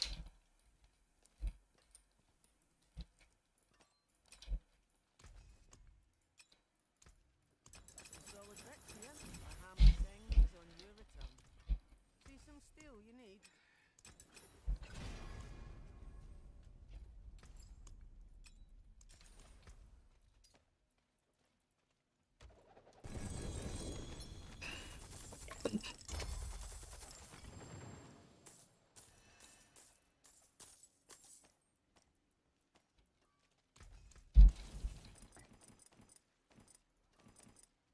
Greetings.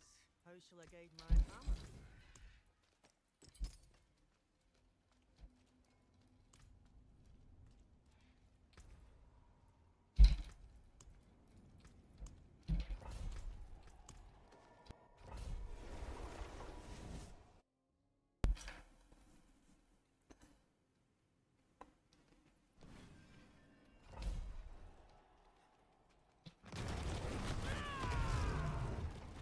Thanks for that, Woody. It's your fault the world bosses are so weird. I mean, I kind of understand the point of resilience, but implementation is just like horrible. And it's actually crazy to think that they just left resilience in that state for 1.5 years, man. And there's like, is it even gonna change? Like, who knows? I haven't talked about world bosses or the expansion. So maybe resilience is here to stay, man. Holy. With all these bugs and everything, man. I mean, that would be wild, to be fair.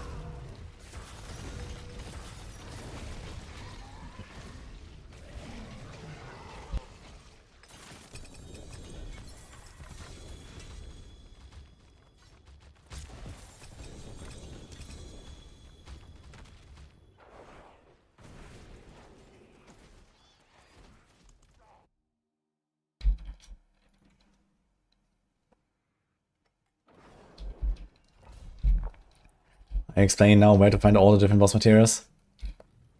Yeah, I am. That's exactly right. I'm giving a rundown of how to find everything in the game. Let's go.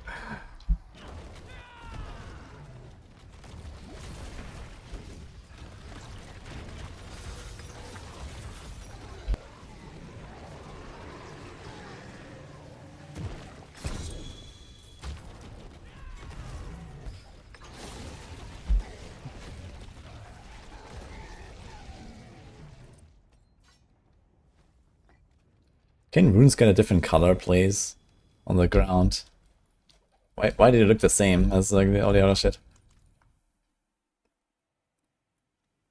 What looks the same on the ground? Runes, yeah. Like I'm like, trying to leave like the non-ancestors on the ground, and then like in between there's like a random bug rune or something. Like I almost don't click it. Yeah. Oh, true. Yeah, I just pick up everything and I drop the non-ancestrals Yeah. while I wait on the boss to spawn. But it is more micromanaging.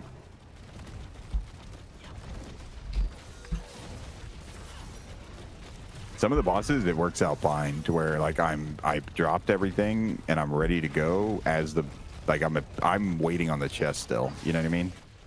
Like I've already dropped everything after picking everything up. So like I open the chest, summon the boss, pick everything up. Boss summons, kill boss, drop everything, just appears. And if I do it in that order and the right, like, you know what I mean? If everything's going smooth, then there's no like gap in any of that. Like I'm still standing there waiting on the chest by the end without, after picking up and then dropping everything up in a corner or whatever. Mm-hmm. But it's like I have to stay pretty focused to be doing that quickly. Loot filter soon. Trust.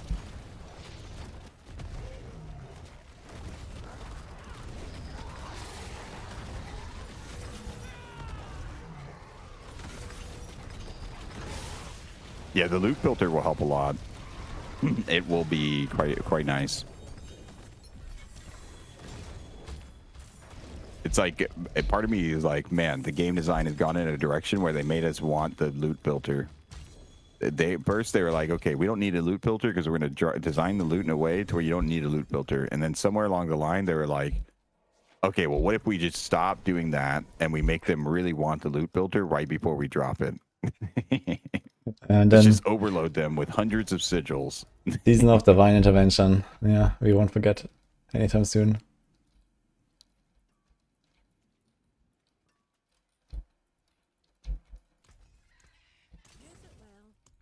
They're just psyoping us again.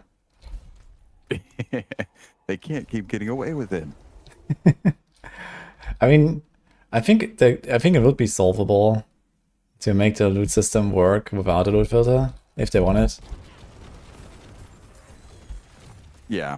I think like, It's they probably could more just interesting with the loot filter. Maybe I don't know. I don't really know. To me, I don't know where I really stand on the argument. I think I would rather not have to set up a loot filter. Like in an ideal world for me, I wouldn't need to set up a loot filter. But I don't think that that doesn't mean that I don't think that it should exist. Just that, like, in an ideal world, I would rather not have to set one up, and I could be able to like scan the loot myself. But I think it's hard to live in an ideal world. So the reality is, loot filters are like crazy good and save you time. So yeah, when I get serious, I always put on a loot filter when I play PoE. It's like you kind of just at a certain point, if they don't go into the design of like specifically trying to limit the amount of loot we get and only give us good loot, or give us only like at least media. The problem is we have just too much trash, right? We have too much stuff that you don't even want to pick up. It's not even like you want to look at it and see if it is. You literally just don't even pick it up, like, and it's just in the way of you picking up the good stuff. It's not even like that's what's even funnier. Is it like it's the loot's literally just in the way, and you have to like sit there and try to move your mouse around it to try and Yeah, exactly. Yeah, and then or they you're have to ask the picking it question up like, just you so know, you can why drop do I it kill somewhere a more convenient? Yeah, why do I kill a T5 boss and you know there's like 10 non-ancestors on the ground? Like which I don't person understand the point of it. that could ever need a non-ancestor would kill this boss in the first place, right? It's like, why is this here? Yeah. So that's like the issue I have with it, is that I feel like we could, but it looks cooler when a bunch of loot explodes out, I guess, right? So I don't know. Yeah, and soon we're not gonna see any of that loot. So, what's the point? Exactly. That's what. Yeah, exactly. I agree. What's the point? From my perspective, I'm not anti-loot builder, but I'm just like, I was on board with what I was picking up what they were putting down before, with the idea of designing it in a way where we don't need a loot builder. I liked that. Yeah, I also They like gave that. up on that, and now we are in the we need a loot filter phase, and it's like they could have probably fixed that in another way, but I do think that some people would like the loot filter either way, even if they don't need it. I think. I mean, as long as there it's is a little like, bit of you know, satisfaction where simple. you literally only see the thing you want. Yeah, if it's like simple to set up, and you know, like let's say you play a character for like, you know, 30 hours or 50 hours or something, and then like, you know, 5 minutes of that is like fiddling with the loot filter. You know, I mean, that's an okay trade-off, right? So I would say, okay, Yeah, I agree. even if I don't want to sit there and set up a loot filter, if it takes me 5 minutes to do it, and that kind of like solves 99% of my problems, then okay, GG, right? So Yeah. No, I'm looking forward to it, and that's as somebody that doesn't like really like loot filters, but it's like, yeah, it'll be fine, I'm sure. I like, yeah. I mean, yeah, I can't really comment too much on it, but like, yeah.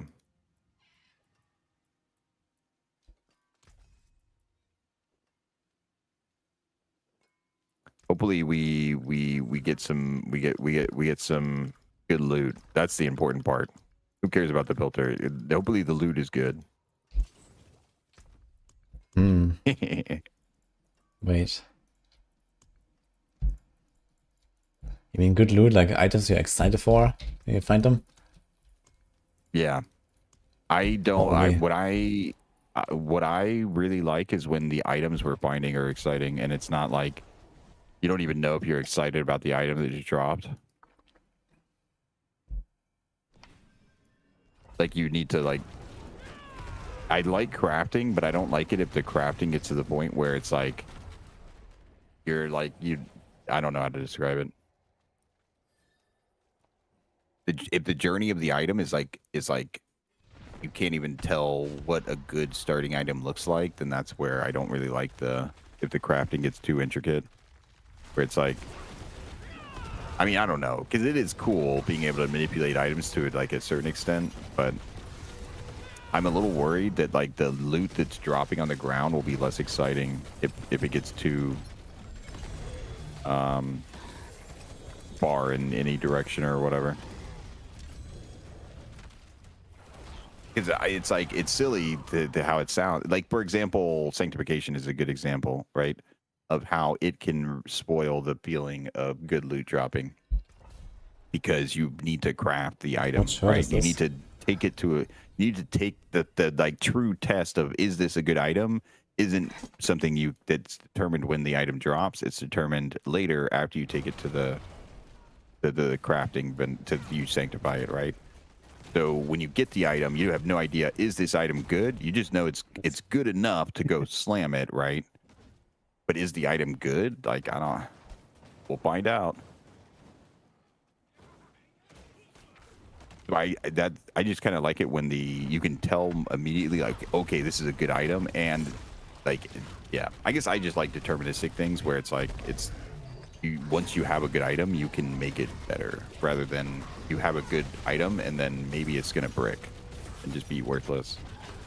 But I do like bricking stuff when it's an option. Yeah, I don't know. I have a hard time with the itemization stuff. Because I'm not too picky when it comes to it. As long as like something drops and you're excited about it.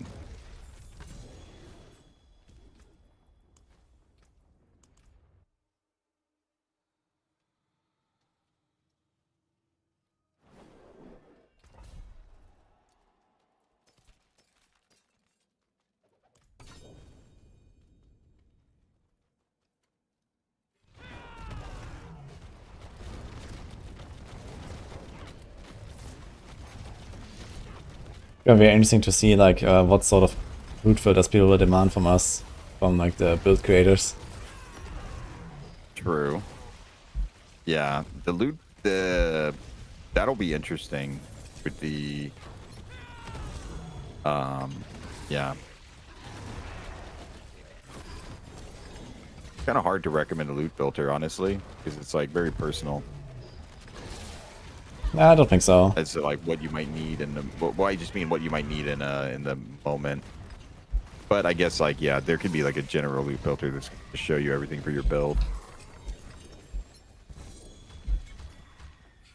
Yeah, that's a good point. I wonder how much customization we're gonna have to where we can fine tune it or like build specific things. And there were like some Like, previews now somewhere in like the trailer or something. I think they showed it. Didn't they? Heck yeah. I know they showed some things. I don't remember what all they showed, so it's hard to talk about.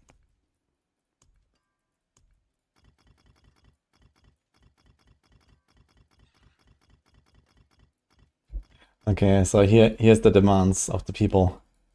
Leveling, Torment 1, Torment 2 to 5, Torment 6, 8, Torment 9, 10, 11, 12, bossing, and gold making. So we're gonna have a loot filter for all of these. Let's go. Well, that's a lot of loot filters. Nah, but I mean the way that, you know, when I think about last Epoch, you know, I actually sit down and like just like make a loot filter for like half an hour, and I have like a certain structure, you know, and it's actually like a filter that just goes all the way from like level 1 to level 100, you know, with like this gear. And I basically don't have to touch the filter on the way, outside of like opening it and checkmark, unboxing, unchecking like the box. Okay, like this item's done, kind of, you know. And Yeah. so you can do it to that degree. Crazy good quality of life, though, right? Yeah, yeah, exactly. So I can literally just like, filter for exactly the items with exactly the stats on them, and you know, like I get exactly the bases that I care about. The last Epoch is 100% of the game they should be looking at for trying to steal systems, rather than.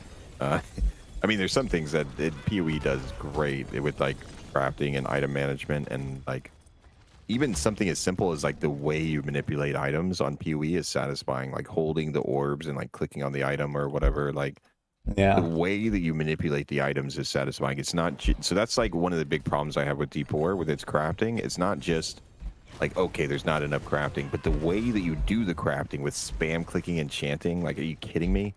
Like, enchanting is like, I never wanted to log out more than when I'm enchanting. Like, yeah, dude, I'm still coping that I was going to delete enchanting when the cube drops. Like, just delete it. It's fine.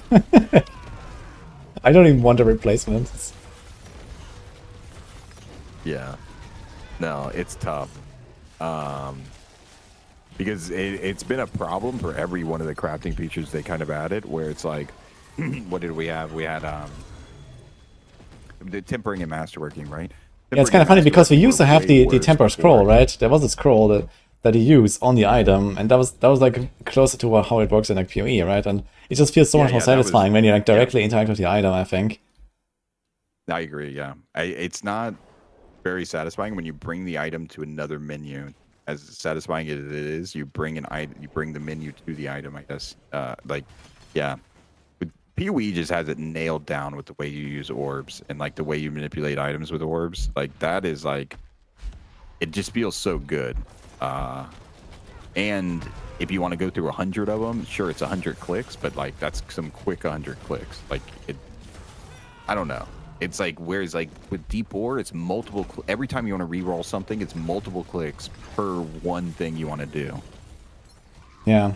Yeah, maybe it's just like the lack of quality of life. Like the quality of life is like non-existent in D4, right? When it comes to like anything with UI, basically.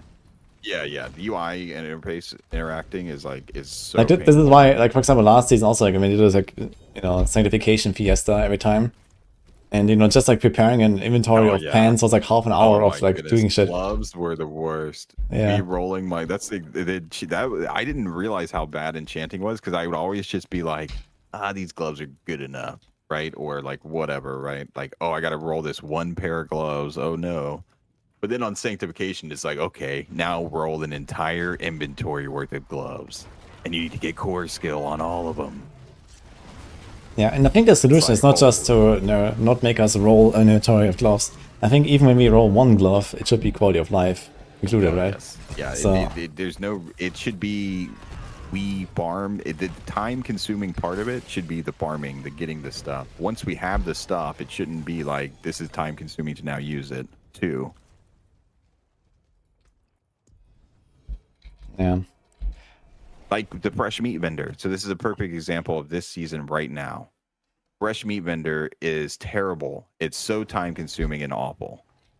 I don't even want to do it. I have 300k fresh meat. I would rather not spend it and just not do it. And that's terrible. Like, how do I have this much of this currency and I don't even want to spend it because it takes so long and I get nothing, right?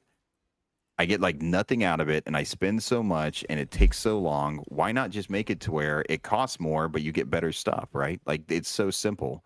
You give us better stuff, but it costs more. So then we have to like we spend it faster. So then we get better stuff faster but we have to farm more of it, right? So you end up with the same equation. You just take the user interface section out of the gameplay, right? You can even make it to where we have to farm more than the current rate.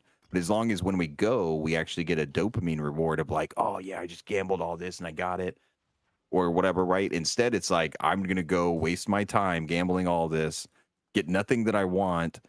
And then like, it's like, yeah, it's tough.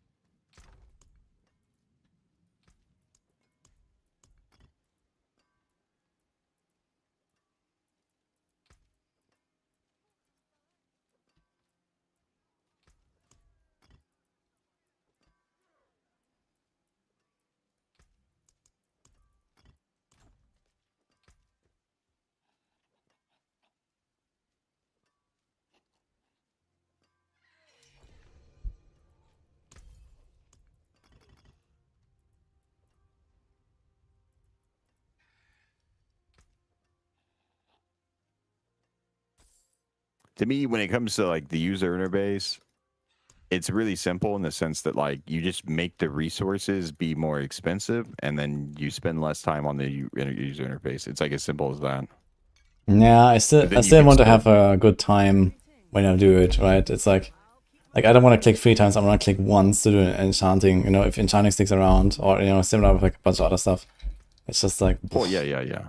I want to at least have a button, give me like a button to like press and not like click on this part and then like also like you have to move your cursor every single time. Like, oh my god, dude, like why is this the fucking scroll of restoration? You have to scroll of restoration reset. Oh my god, absolutely ridiculous user interface. Like wait, click the reset button, click the scroll or click the temper, hover the item quickly, hit escape. Now click the reset. Now click the temper. Like, oh my goodness. Yes. Like, who comes up with that? I think you have to hit escape twice. It's like the button combo, and then sanctification, you end up doing the same thing. Like, I'm pressing enter and escape on my user interface combo. Why am I using these Why am I using these buttons? You have to celebrate your tempo result, like look at the like 12% movement speed you have just tempered. Don't you like it?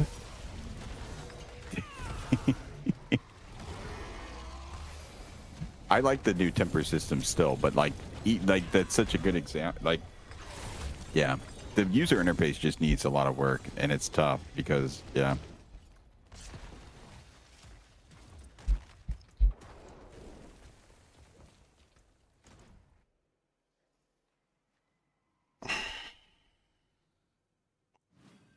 At least you can click the reset temper button multiple times. Yeah, you can, but that's not the way to do it, right? Like last season, like the temper scrolls were actually like one of the biggest bottlenecks of materials, right?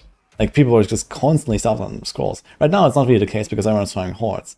But last season you certainly didn't want to waste a single fucking scroll on an accidental too early GA temper, right? So you had to do it one by one every single time. And then now, okay, I have like 600 of these fucking scrolls, I don't care. But, you know, when they're actually rare, you don't do that.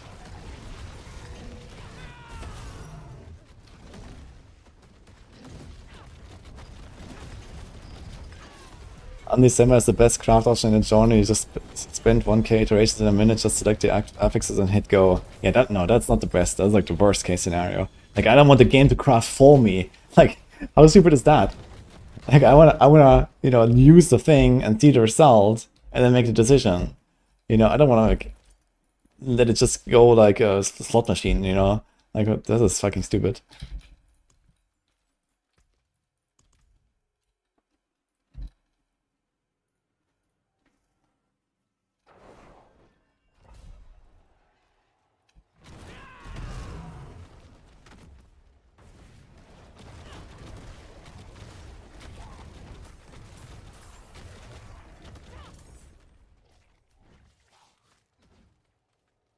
You wish there was auto-rolling instead of time sync like the clicking guy? Yeah, I just think that the auto-rolling solution is just like a very short-sighted solution. That's what I'm saying. You know, I think there could be a way more satisfying. Like the idea of auto-rolling. Yeah, there should be a way more satisfying system, and not just this is just a shitty band-aid for a shitty system. You know, that is what it is. You know that. Yeah, the problem is that enchanting is just a bad system. Like enchanting should work like the way that enchanting should work is it should work like the crafting bench in PoE 1, right? But then it's just basically tempers, right? So then we kind of already have that. So, I mean, or if enchanting worked like in a way to where we had an item that we were clicking, but I mean, no, I don't know. I don't think that there is any real way to solve it other than just figure out a way for us to click less. But even that is like, it's tough. Less options on what we can roll, like less affixes, but they want to go more affixes is what it feels like. So I don't know. I mean, maybe, especially with loot filters in a game, and you know the ability to like filter for affixes, for example, on the ground, right? You know, maybe there is just like certain drop-only affixes, right? I mean, we have that through GAs, but I mean like actual affixes, you know, that only appear as a drop, and like the pool of what you can enchant is just like a limited, you know, smaller set of pool of item packs, for example, right? Yeah. That would not be that would be a good way to try and solve it. Yeah. I mean, it doesn't solve the UI problem that we complain about, but at least it don't make the system interesting compared to other systems. Time on the UI. So it's like the problem with the UI, I don't think we can really solve without enchanting just being completely different. I think they've already like gotten the actual like you're clicking the enchanter thing to like it's not that it's good in the way that it is. It's just that like functionally for what we wanted to do, it's not going to get much better with the system of it replacing an affix, because you need an affix to select that you're going to replace, like, and then you start rolling or whatever, and you might want to keep it or not. So it's like it makes sense that like with the options of clicking that we have. The problem is there's too many in the pool of affixes, so the number of times you have to click before you get what you want is ridiculous. So if they, maybe if there was like something you could do to manipulate it to where you're more likely to find a certain type of affix or whatever, right? Or like you said, reducing the pool of what is enchantable.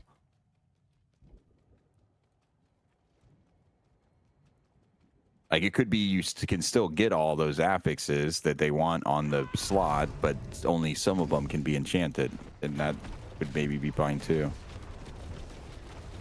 It's just like it's tough in the way it is right now with certain setups. It's not as bad without sanctification. With sanctification gone, it's not as bad, but sanctification was cool and it was something that we kind of want back, right? So it's like.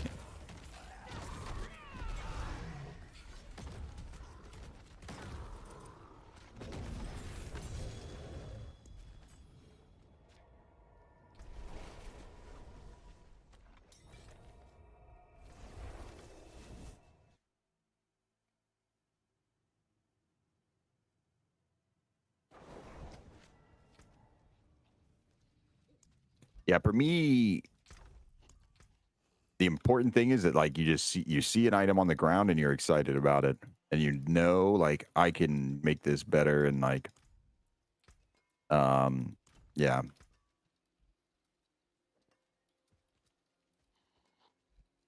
Greetings.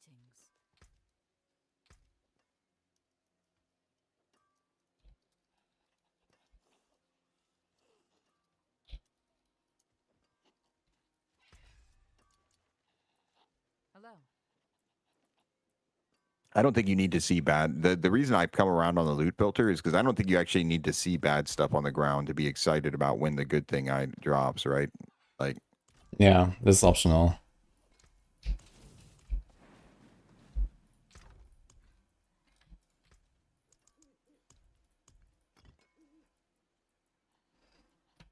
it's like really nice in later game when you reach that point because yeah, like on it doesn't take long for you to reach the point in D4 where you're not picking up legendaries.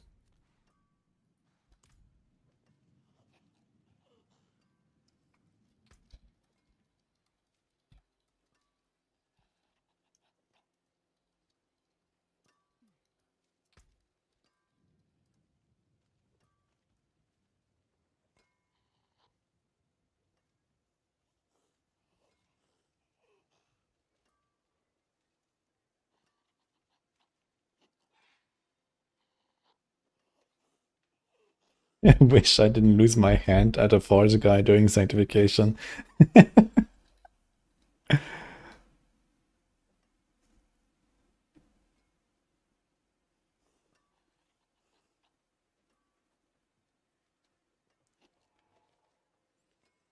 Drop legendary scrolls that can apply unique tempo affix to an item, including uniques. Interesting.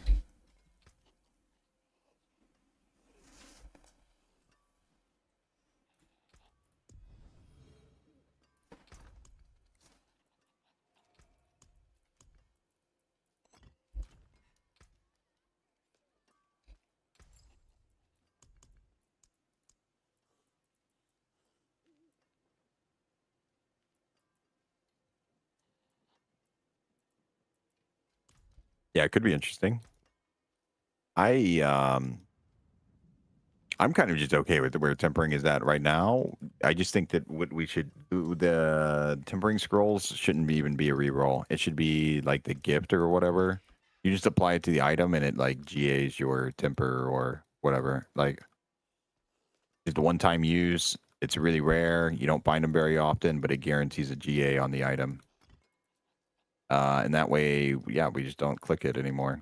We don't have to sit there clicking the re-roll. You get your like 5 chances. If you don't hit it, then you get the gift and you just slap it on there and get your guaranteed.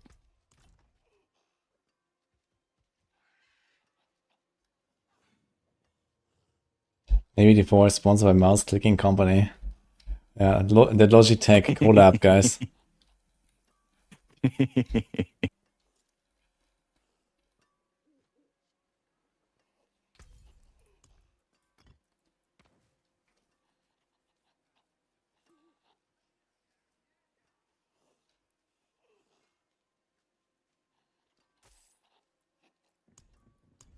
Temper scrolls guaranteeing GA is a fun idea. Yeah, I mean, I don't really see the big need for this temper system to be like so kind of this has like this weird. Okay, you kind of expect a GA most of the time, but not always. And then you click a few scrolls, and then you get the GA. It's kind of like unnecessary busy work, right? Like you already select the thing, and then you get like slightly up or down rolls, and then you get the GA, and then you're done, right? It's like, okay, yeah. Like this re-rolling is basically just like re-roll until we get a GA, and otherwise we don't do the re-roll anyway, basically. Yeah. So if that is the only purpose of the re-roll, then yeah, might as well just make the scroll more rare. Make them 10 times and then, rarer. Like so, yeah. like yeah. So right now we on average we have to spend 10, right? So just make them 10 times rarer than they currently are. But then we only need 1, and we get our guaranteed. And then sometimes you won't need them just because you get lucky. So like even when you don't have them and there's scares, you'll still be just slamming your other items with new tempers to see if you can just get your GA or something until you get your scroll to slam to get the guaranteed.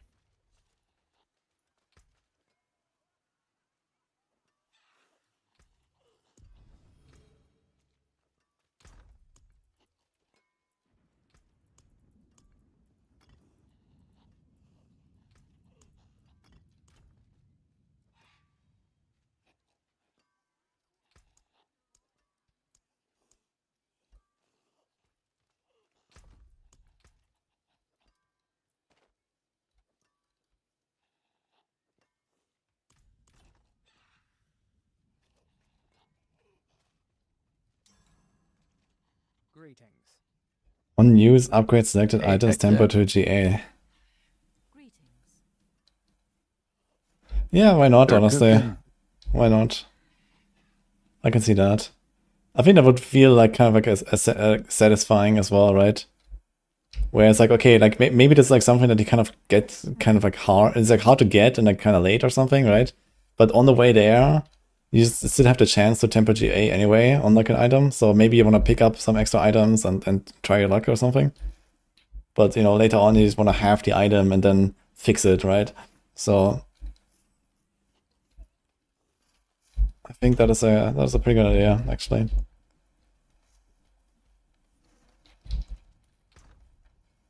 Kill Uber boss to get temper scroll. It doesn't have to be that crazy, right?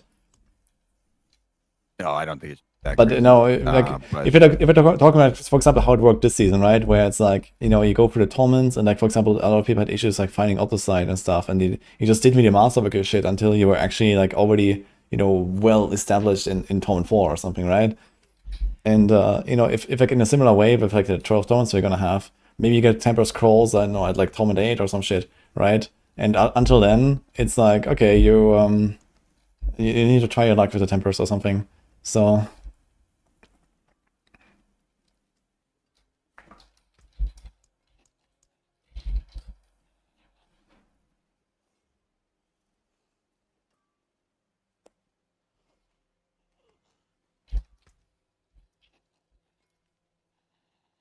am I in the same party again? Wait, the tower. What is going on? Okay, I just got Agrarian invited to like a 4-man tower 80 run. Let's send it. heck yeah. I don't know like what is going on. But I'm gonna be on a 4-man leaderboard now. Let's go. Rank 1. Yeah. I should Let's get go. my support paladin ready for some 2s at some point, maybe. Holy. Or I don't have a support paladin online, but Yeah, I mean, if you want, I have a pretty big Shield of Evolution guy, so... heck yeah. Yeah, the support this season I don't think is very hard at all because of the no Sangs. I mean, even with Sangs, it wasn't that important. Yeah, the gearing is super easy, I think, yeah. Wait, do we even get the Whisper for doing the tower instead of the pit? There's a Whisper right now, but I don't think you get it, right? That's a good question. I don't think so. I'm not actually sure. I've never tested that. I assume we don't get it. Yeah, let's find out, I guess.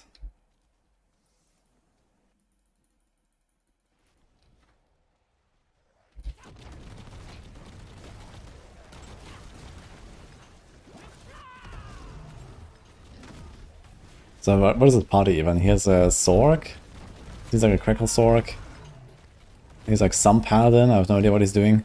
And a Barb. And like everything here, and a Spiritborn. A Sork, Let's a go. Barb, a Paladin, and a Spiritborn walk into a tower.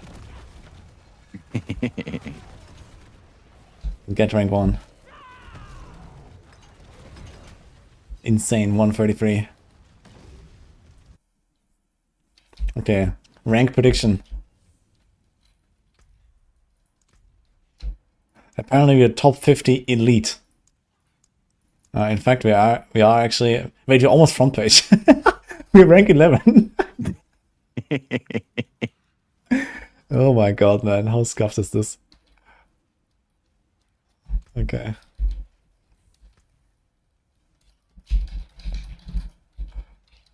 Okay, sick run.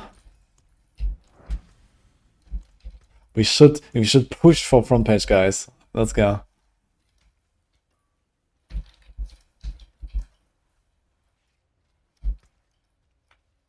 You're turning them all into tryhards already. Yeah. I can do a 3-man push now without me. Good luck.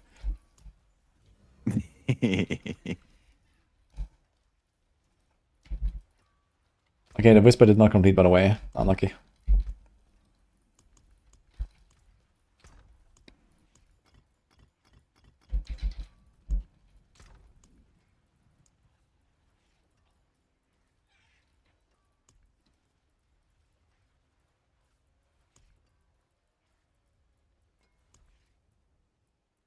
So many strongness.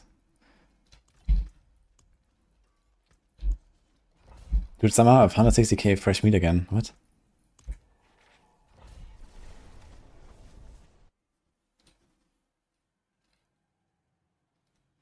Yeah, Whisper does say pit, but you know, you never know.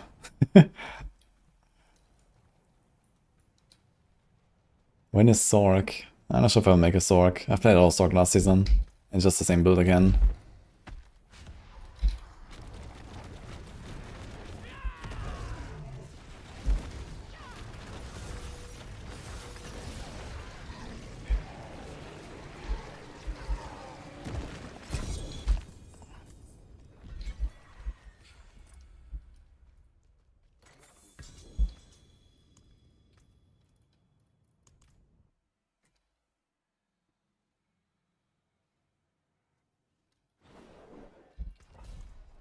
Yeah, I've reached at a point where I don't really want to like farm anything anymore. I have like all the materials. I have, you know, no need for Other for XP, for nothing.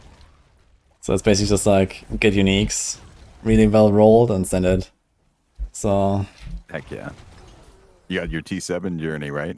yeah, the T7. I mean, okay, 2 classes done, I guess, and 2 more to go, and then the rest is pushing. So it's basically just like I'm trying to buy husks and maybe min-max a few of the uniques.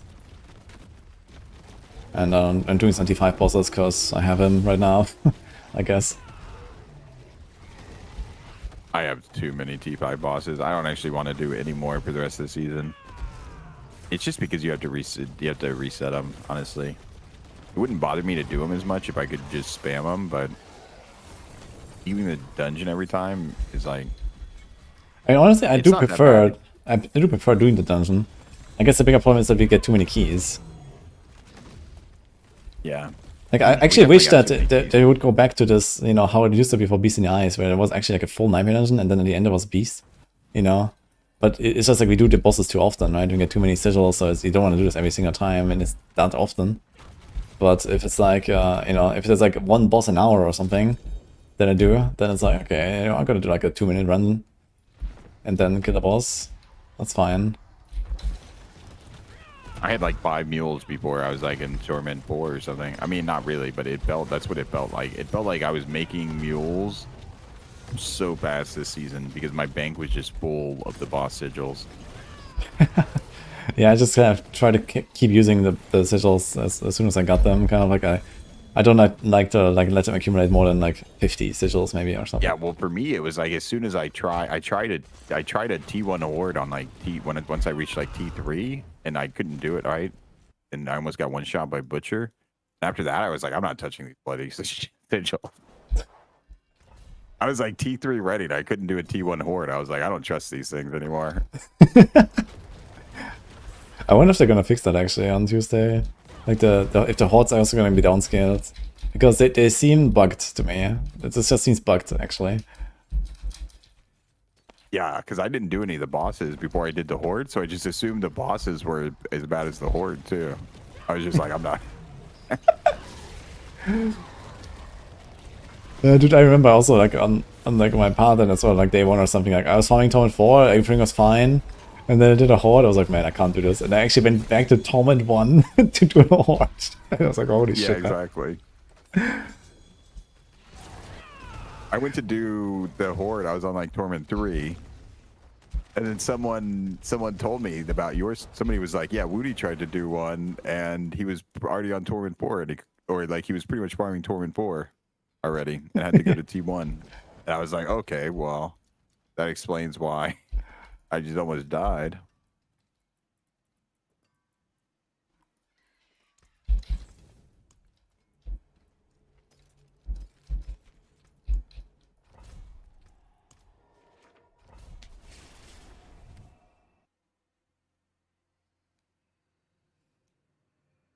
Any Shaka compared to Godslayer, Petition, and Paladin builds like Audit and Brandish. I mean, Shaco is like comfy and stuff, but it's not the way. 44 and stuff, you can do it, yeah. Godslayer is really nice, I would definitely run that for farming on Brandish. Otherwise, Petition for like max DPS on both. Or then doesn't care about Godslayer, I would say. You hit the entire screen anyway.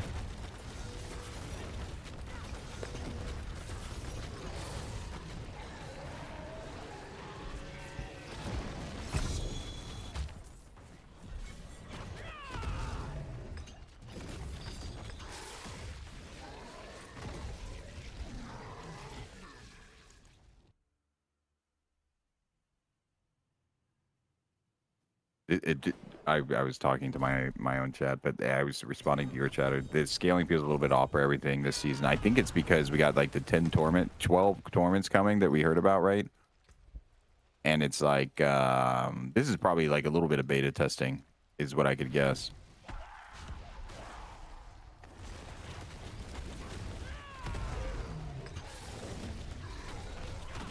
People are still coping for PTR for the expansion. Yeah, I mean, I feel like it would help a lot after what we saw with these T7 bosses, but at the same time, so much is changing that I don't even know, right? I think that as a player, I would rather no PTR. As a guide writer, please give me a PTR.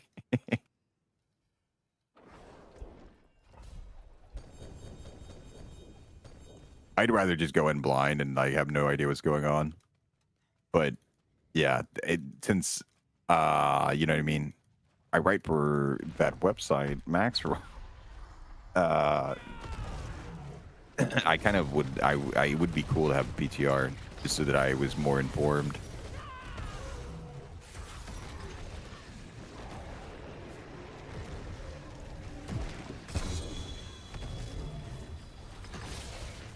But yeah, ultimately as a player, like I said, like that's purely just like I care about doing a good job. If I'm gonna do a good job, if I'm going to do a job, I would like to do it well. So that's why I would be on board with the PTR. But as a player, I definitely just would rather not have a PTR. I'd rather not see it. I'd rather just like, I think that one of the most fun things in gaming is the discovery, and like when you're first like learning everything, and like and the community is like discovering things together. Like that's really fun, and I feel like the PTR kind of takes away that vibe a little bit. It's like PTR is slightly anti-hype, but the thing is PTR is amazing for making the game better.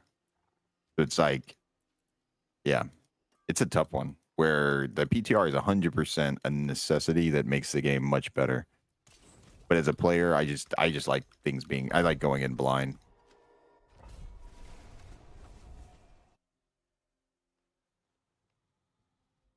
To be fair, lots of people choose what guide to follow on day one. If you don't have a guide on day one, they probably won't look at yours. What if no one has a guide on day one?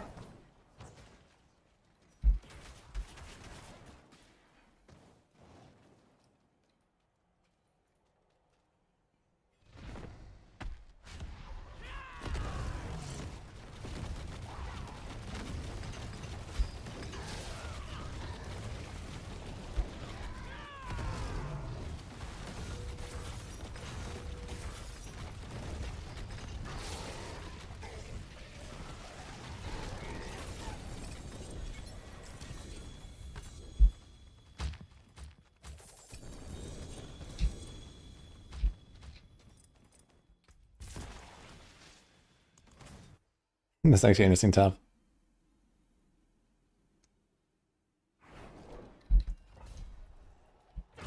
I think only the craft and mythics have a level 35 requirement now. The dropped ones are 60 for some reason. Changed it.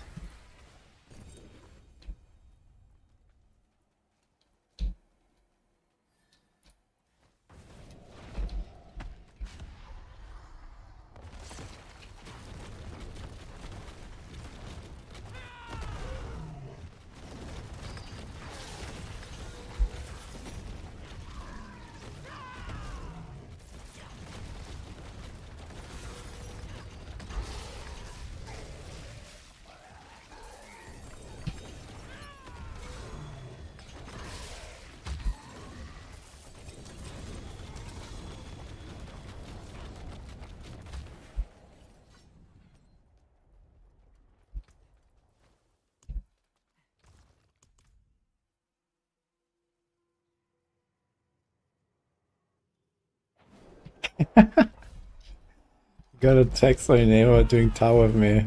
Yeah, they just like randomly invited me into the party and then started at tower 80 and I was like, okay, let's go. So we did a run.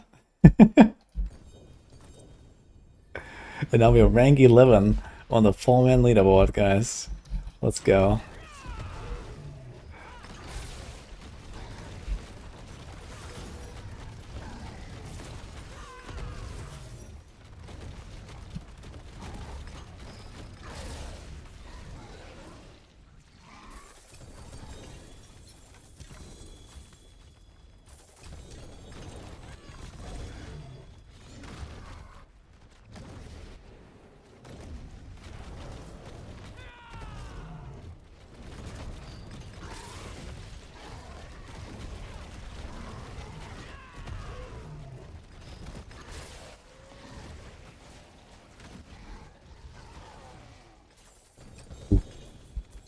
Close one.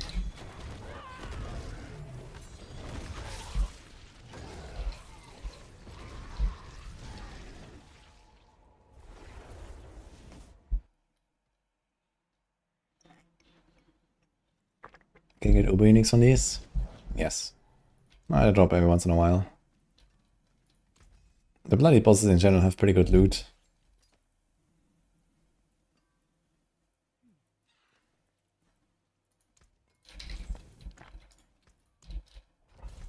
Short guides first. Yeah. I'm actually, yeah, I am looking forward to Sorcerer for sure. I mean, I know I'm well, okay, well, I can't say too much, but Warlock will be fun. God, Mr. Quinn. Warlock will be fun, and I look forward to starting my Warlock. But I'm also going to really enjoy my Sorcerer because there's going to be so much new stuff to like learn and enjoy.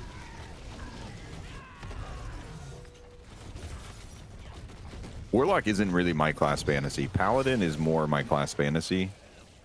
So that's why Warlock, I'm not like, just from like a theme perspective, the theme of Warlock is not really like my vibe. Like summoning demons and like kind of like power hungry, selfish. Yeah, that's not the Panda. Yeah, that's not Panda. Yeah.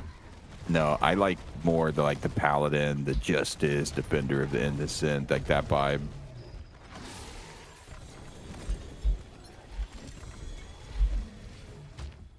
Stork is good because the thing is, I'm not really an authority person, so the reality is, Paladin is a little bit. It not necessarily has to be, but like usually you can assume like an order, right, or something. I like the idea of taking an oath. I don't like the idea of following orders, if that makes sense.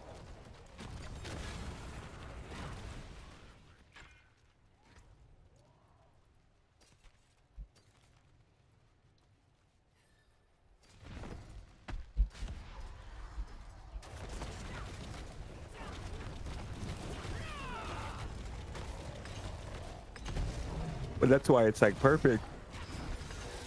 Sorry, they introduced both classes at the same time, so kind of best of both worlds. Ah, look. Like realistically, yeah, I mean, I don't know. Surely it's going to be better than Necromancer, right?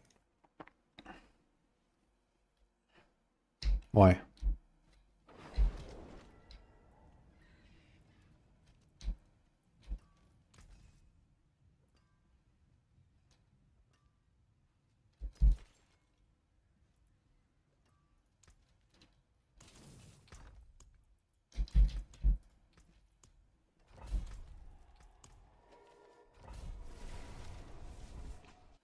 New Necro will be Giga Copium.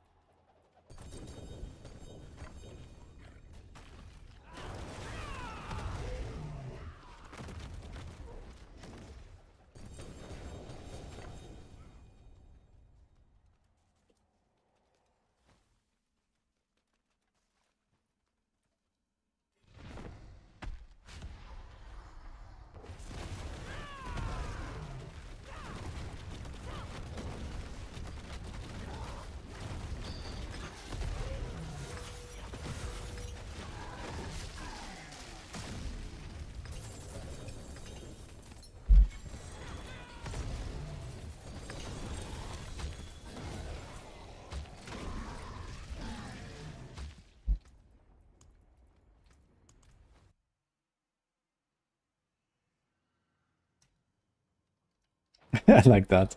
It's not my fault the best options are seen as evil.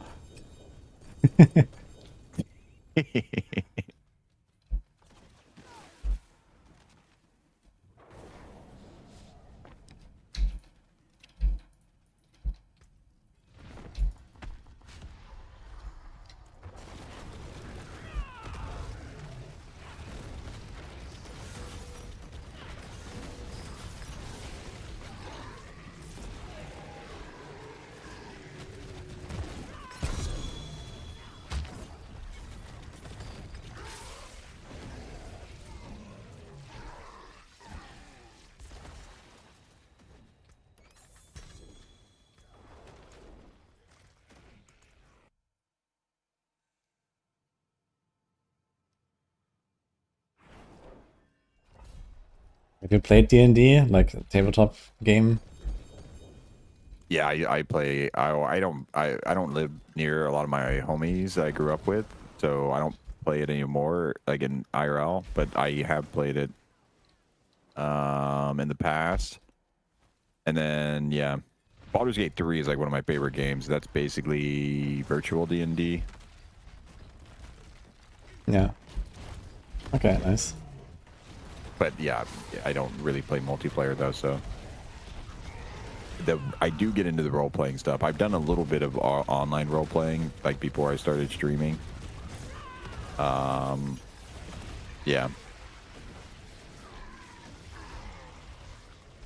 I like that kind of stuff. It's fun. It's like playing a game, right? It's like literally you're just playing a game. But like a much more intricate game, I guess.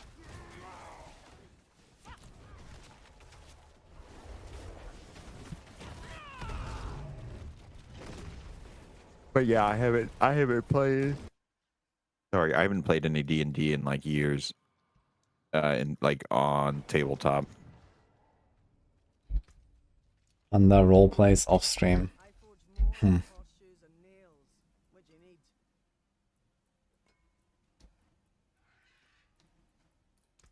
But not an action role playing game, apparently. Heck yeah.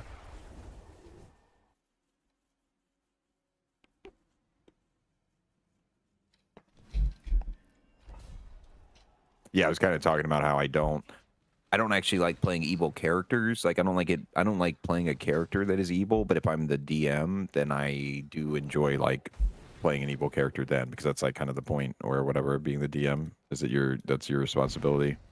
But like as a player, I don't really enjoy the idea of this is the character that I like care about and I'm investing into.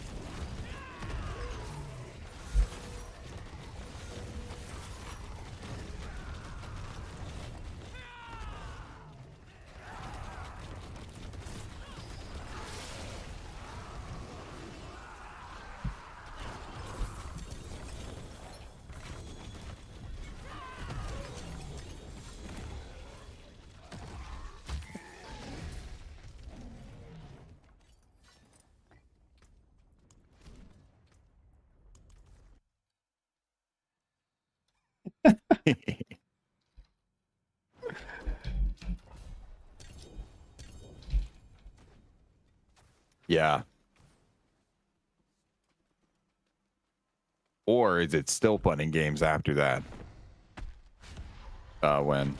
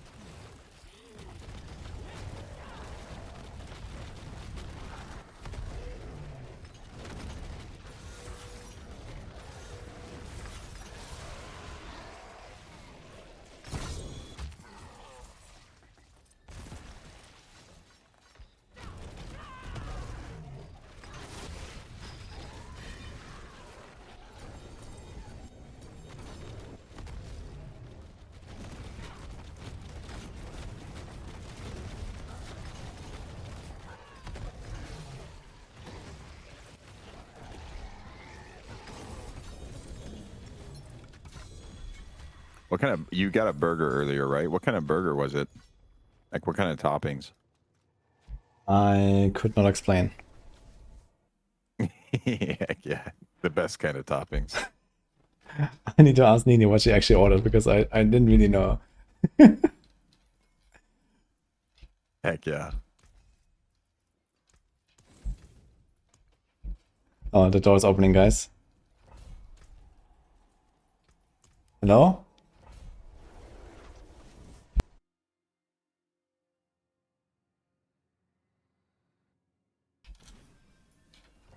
Okay, maybe it was coincidence.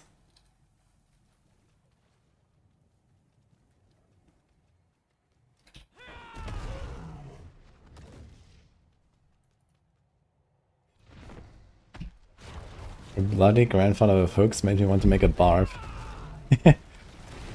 Fortunately not gonna use that grandfather, at least not for long, but if we get started, it will be good.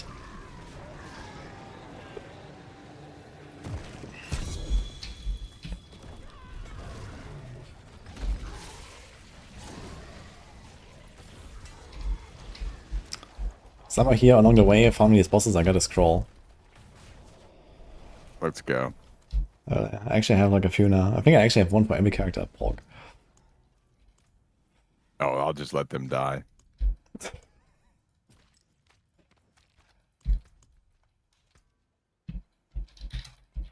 They're all disposable, except for the Sork. I mean, the Sork will probably die too, but, or maybe not. I actually haven't died in a while. But yeah, I also didn't do T7 bosses, so. Right on. Writer soul. Greetings. I'm out of keys.